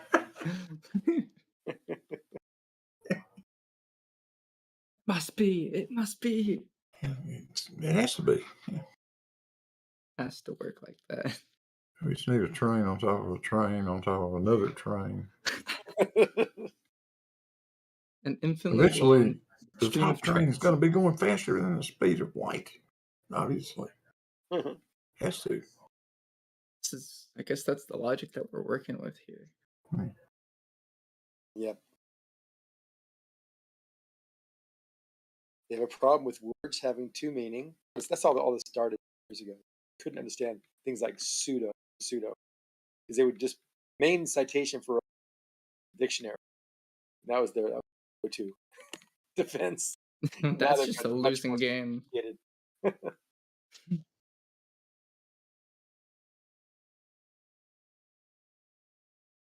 Because, I mean, we give words definitions, but the concepts behind them are what give them their actual meaning when you use them in context. So, I guess that's where it falls flat.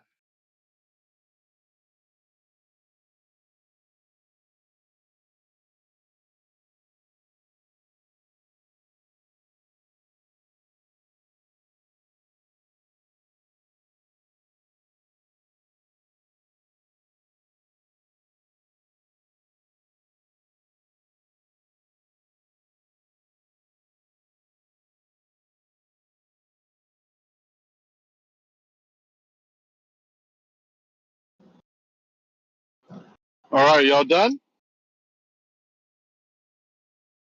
What does that mean? Are Hope y'all so. done? Okay, we're ready for Done you, with Racky. What do you what? got? Okay, ready? Quark. Got it. How do you say your name, Quark? Quark? Yeah, you got it. Quark. Okay, I want to make a bet with you. I I bet when don't I ask to gamble. have a... Okay, good. You should. I'll say, if you and I are trying to have a conversation, Zanuck can't help himself to butt in. You wanna agree on that? Because I want to think have a Zanuck conversation can, with you. Yeah, I've never talked to you, so I'd like to have a conversation. You want to do that? Sure. What are we gonna talk about? Well, Zenik could tell him to accept the bet and then split the money. I accept the Yeah, challenge. Zanuck. I think this is only a one-way street. You got it. I got a back way though. You know. Nothing more to be said. You're on your own. Okay, so do you think is the sun white or yellow? From our perspective, like No. on the Earth. No, the actual sun, is it white or yellow? I mean, from where? Like the sun itself, like Yep. the emissions of the light rays. So just say white. Yeah, could be. I guess it's white. Yeah. So you've heard of the white sun? I mean, it's sort of like just how you want to. I mean, from our perspective, I don't think it would be. Well, unless you do a solar filter, I guess it would be white. Yeah. You've never 'Cause seen a it's always white sun orange. without a solar filter? No, I haven't seen. I mean, are you gonna go down the empiricism route? Oh, geez. Dude, when the sun is high in the sky, it's white. I know why it's. Or when there's like fog or certain conditions or whatever, it's white, right? And then sometimes it's yellow, sometimes it's orange. Yeah, usually when it's high in the sky, it's white. I don't see Okay. why they struggle. So we agree, right? The sun is actually white, but it appears to us usually yellow or orange. Would you agree to that? Yeah. Okay, cool. Would Have that you be from ever? the ozone layer? Because of maybe possible refractions? Possible. Yeah, I would Possible. say why we see it orange and yellow is because it's coming through an atmosphere. That's what I would say. Yeah. But the actual sun is white. Okay. Yeah. Fair enough. Yeah, I agree. I think we agree on that. Have you ever measured curved water? What do you mean by curved water? Well, let's take a raindrop. Have you ever measured one? Like, what do you mean by measuring like the raindrop? measure it to be curved or whatever shape it's in? Like taking a ruler or like just observing it? Mm, I guess what I meant was more like a ruler, but you could snap a picture of it maybe and take a ruler and measure that, something like that, because it'd be hard to measure while it's traveling through the air, right? Yeah. I mean, you could But you always would just do it agree in that slow a motion. you would agree that a raindrop is like a curved shape, oblong, or takes shape because it's falling through a medium like friction and whatever's making it into that shape. Well, H2O is it has tension, so it well, I don't want to say naturally, but it does naturally tend towards quote unquote sticking towards its like particles.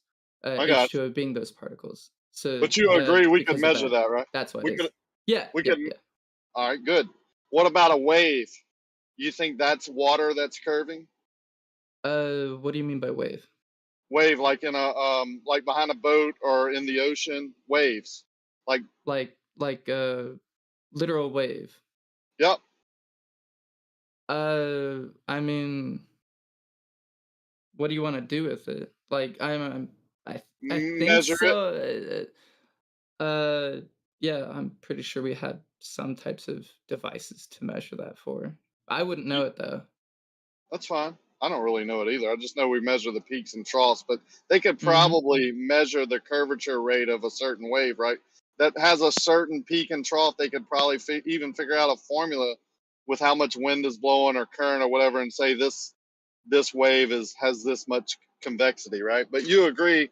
It's just agreeing. I'm not trying to have a got you. I'm just agreeing that those two types of water. We both agree that it's water. I agree with that anyway. And it both can be measured to be curved, right? I mean, the what do you mean by like curved? What we talked Like, about before, not straight. yeah, so like the like, could you go more in depth of how you want to define it? I'm not sure we need to because we both agree that waves and raindrops are curved water. Would you agree with that? Well, I would say that they're more of different types of curves. They're not horizontal. Yeah. Okay. I mean, What? Okay. unless you like try to do some weird math, but Right. no, yeah. In general, horizontal. Like to you and I, with the tools we have, our eyesight and all that, we can see that a wave is curved and it's not horizontal. That's all I'm agreeing with. Yeah. Okay. So let's move to a glass of water. The surface of a glass of water, not the edge, the middle part, is it basically horizontal? What do you mean? Not curving. Like the container that the water is in? No, just the water. Surface of the water. The surface of the water in the cup? Yep. And it's not curving. Well, that's what I'm saying. The middle part, especially, because we've learned about meniscus and how things have tension on. You even told us how the tension, right, affects these things. So the water in a cup, the tension on the edge is going to cause it, not to be perfectly horizontal. But the water in the middle is basically measured horizontal. You agree? Yeah. Okay, fair enough. Sink, bathtub, pool, your local lakes, you would say you could measure that to be horizontal.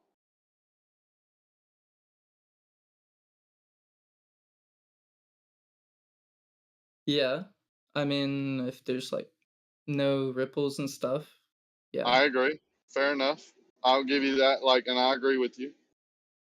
At what point could we start measuring curvature if the lake was so long or large or whatever, do you think? Or do you think we would? It's kind of a tricky question because how we measure stuff is more based on observation. This is like It I is? said, yeah, it's usually based on observation. Because if you were to state that, I mean, also probably on definitions as well. Because if we want to go to the ocean and saying that when the boat goes over the horizon or it goes out of our observation, then we could either state that it is either curving or it is either on a different type of uh, surface of water that is not in our observation. So we could either disagree that it's due to refraction or it's either due to some type of curvature. Okay, well let's go back a little bit to your first statement. You said how we measure that particular what I was talking about, and you never gave me a distance, but we'll get there. How we would measure that is by observation, not measurement. Yeah, it'd be observationally dependent on the relative phenomenon. So, like, you take your atmosphere, you take your temperature, yada yada yada. I'm sure you've probably heard of this all before. But then you're measuring the phenomena, right? You're measuring the phenomena's effects. You're not measuring the water itself. I would actually disagree. It'd actually be more measuring the system. Okay, yeah, okay. I'll use your word. You would be measuring then, or observing in your words, the effects of the system, Yeah. right? Not the actual surface of the water. Like how you see something and its reality, like how it's not doing what you see in some cases, isn't what we're talking about here. We're talking about what the water is actually doing, how we measure it. Like I'm driving past a lake right now. I've actually water skied on this lake. Used to slalom ski on this lake, right? Set up a course, we would ski. If you get down real close at one end and look across it, I would say you're going to have some optical effects caused by the things you've already tried, that you taught us, basically temperature, glare of the sun, whatever it may be. But if you break out a tool that's meant to measure those effects, you wouldn't measure that. You would measure a horizontal plane, like the water would not be curving, like not deviating from straight. So I guess that's where we disagree, right? I mean, it's kind of sort of hard to uh, measure it if you're only taking one observation. So I agree with you. I to agree. actually get a better observation would actually be to get at least 3 different angles and, triangulate the position. And then you would most likely, from one singular point, so you take from one side of the lake, other side of the lake, and another side of the lake, and they're all staring at one singular point. And at what point, when they go out, uh, at what point does they can't see this singular point? So if that is what we're trying to measure with our devices, I would say that we could understand those effects and attribute it to that system that we're trying to measure. Fair, it made a lot of sense to me, but you still said measuring the effects. I'm not trying to do that. Measuring is more of a scalar component, meaning that it would be attributing it to our observation. So to actually understand the entire system, we would need to take into account our definitions of what we're actually looking at. So, and also how we want to define what we're looking at. That's also probably how we want to, overall describe our system. Yeah, I'm not trying to observe it, describe it, measure the effects of. I'm trying to actually do a measurement of the surface of the water. So what I'm trying to do and what I'm talking about is creating a horizontal line, right? A line that doesn't deviate above the surface, right? And then measure down to the surface. Not observe it, not think about it, not calculate it, like not try and figure out what effects are happening. Actually do a physical measurement by creating this straight line segment. Do you think that's possible? No, not really, because then you'd be going back to different perspectives, and you'd probably have a variancy of observation. So Okay. you probably would have to take different angles to get a complete picture. Okay. But Have you? the horizontal is probably a good baseline to start with. Yeah. So if you started with a baseline of a horizontal, let's say you took a ruler, right, on a page, it's a foot long, and you draw a pencil line on the top edge, straight edge, right, not curving, right? So you established a straight horizontal line on a piece of paper. You agree with that? Do the best you can with a ruler and a pencil.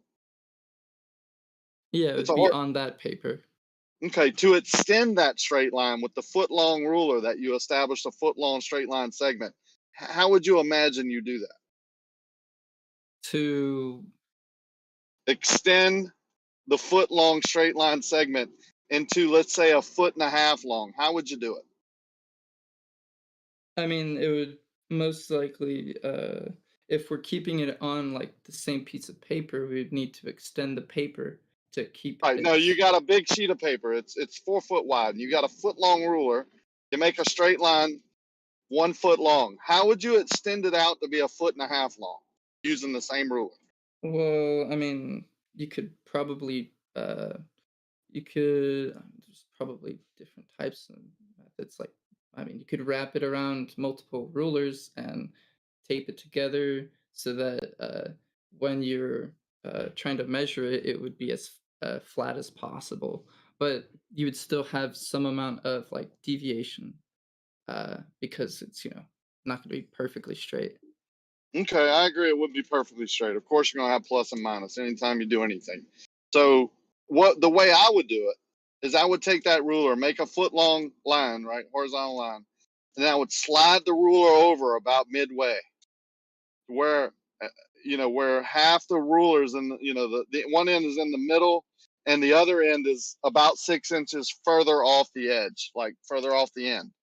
So then you got a foot long line, and then you draw another line with that foot long line using the same ruler, same straight edge, not deviating from straight, to be 6 inches longer. So now you draw that line, you got a foot and a half, 18-inch long line. That's a horizontal line segment that's not deviating from straight. Do you agree? Plus or minus? On the paper? Yep.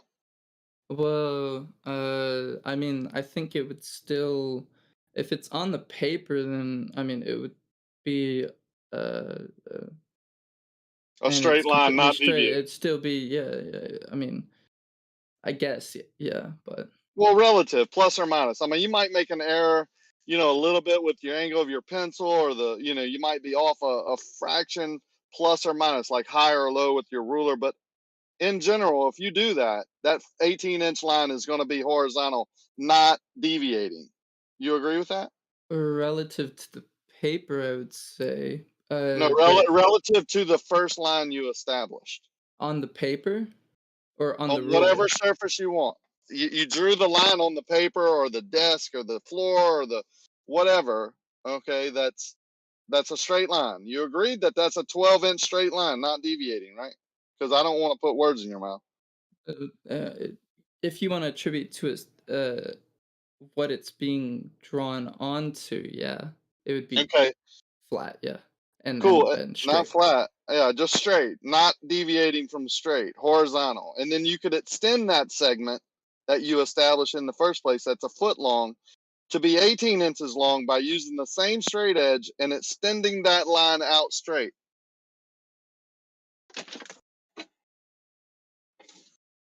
Mm-hmm. You agree? You can do that. Okay. So what we do in the field with the horizontal tools that we have out there, which is not rulers, we use a tool. Let's use an auto level. You can set it up and establish a straight line segment that's not deviating from straight. It's a horizontal line. And let's say you do it 200 feet. Okay. So just like the ruler, instead of 12 inches, you got 200 feet. And then you can take that same tool and take 4 or 5 different points on that straight line segment that's not deviating from straight and extend that straight line another 200 foot or another 100 foot or another 300 foot. You see what I'm saying? It's the same difference. Mm-hmm. So now I'm saying you can do that. Okay.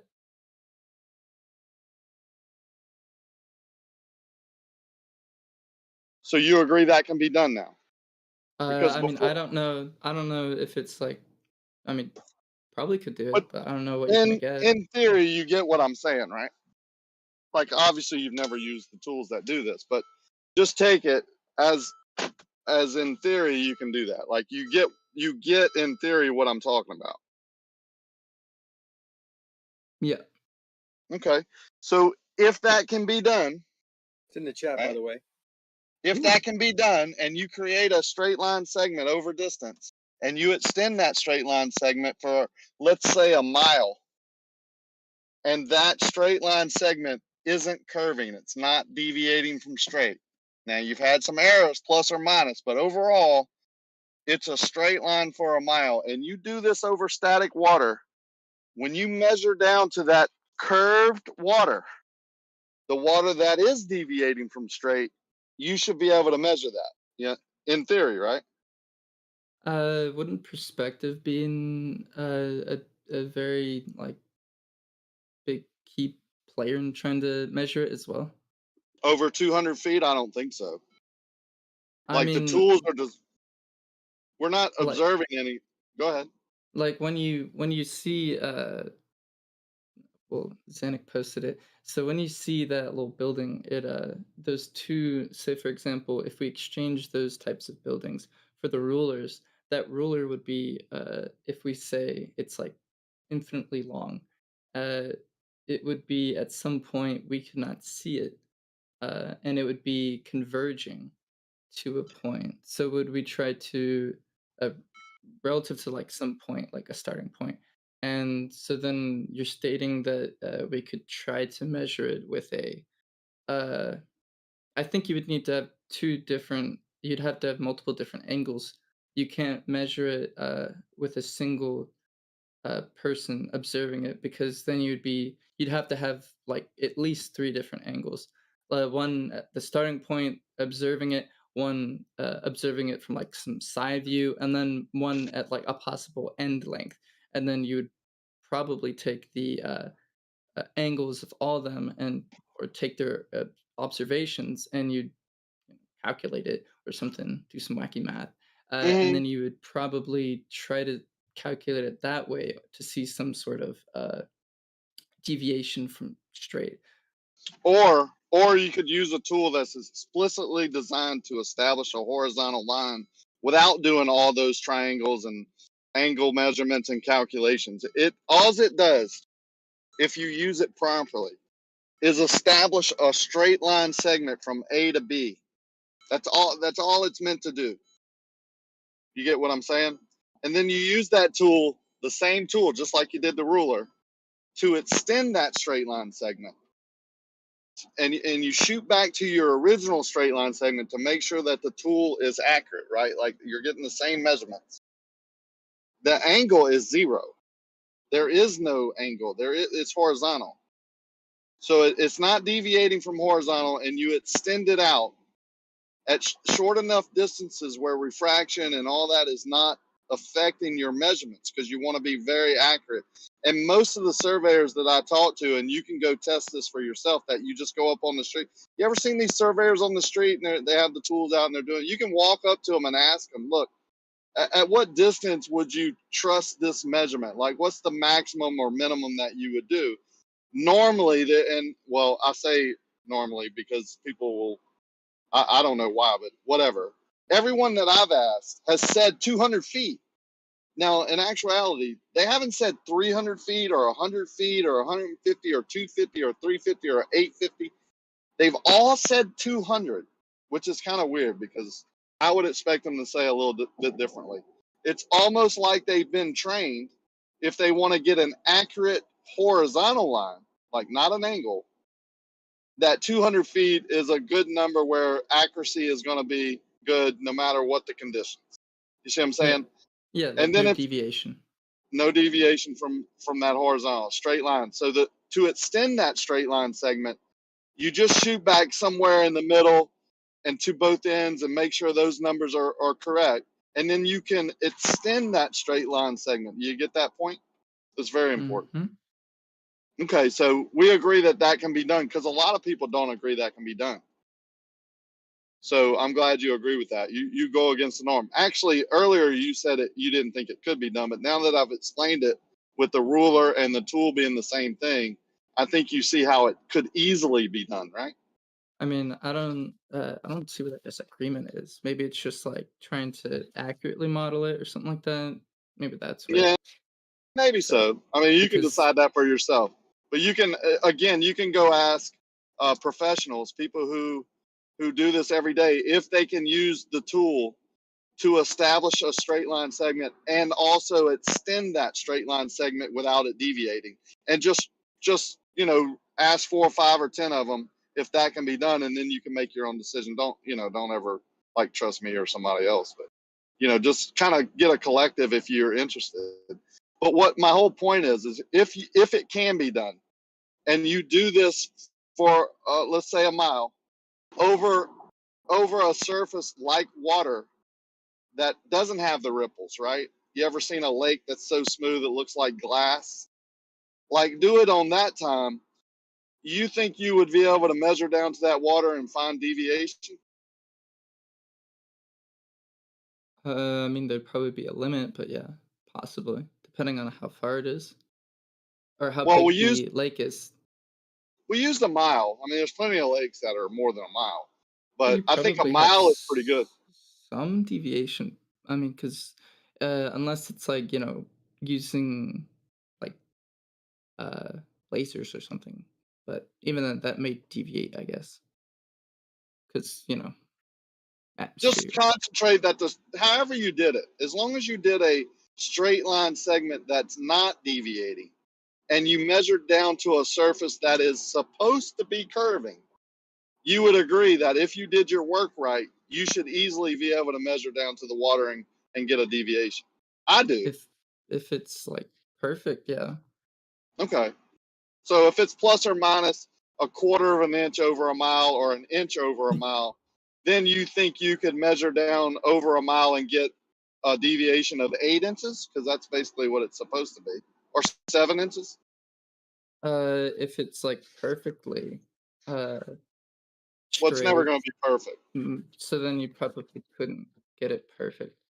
Let's give the error margin an inch down. Like, you made mistakes collectively and you had some plus and some minus, but your overall measurement from A to B, A is at 2 foot above the water and B is at 1 foot 11 inches above the water, right? So that's a 1 inch difference.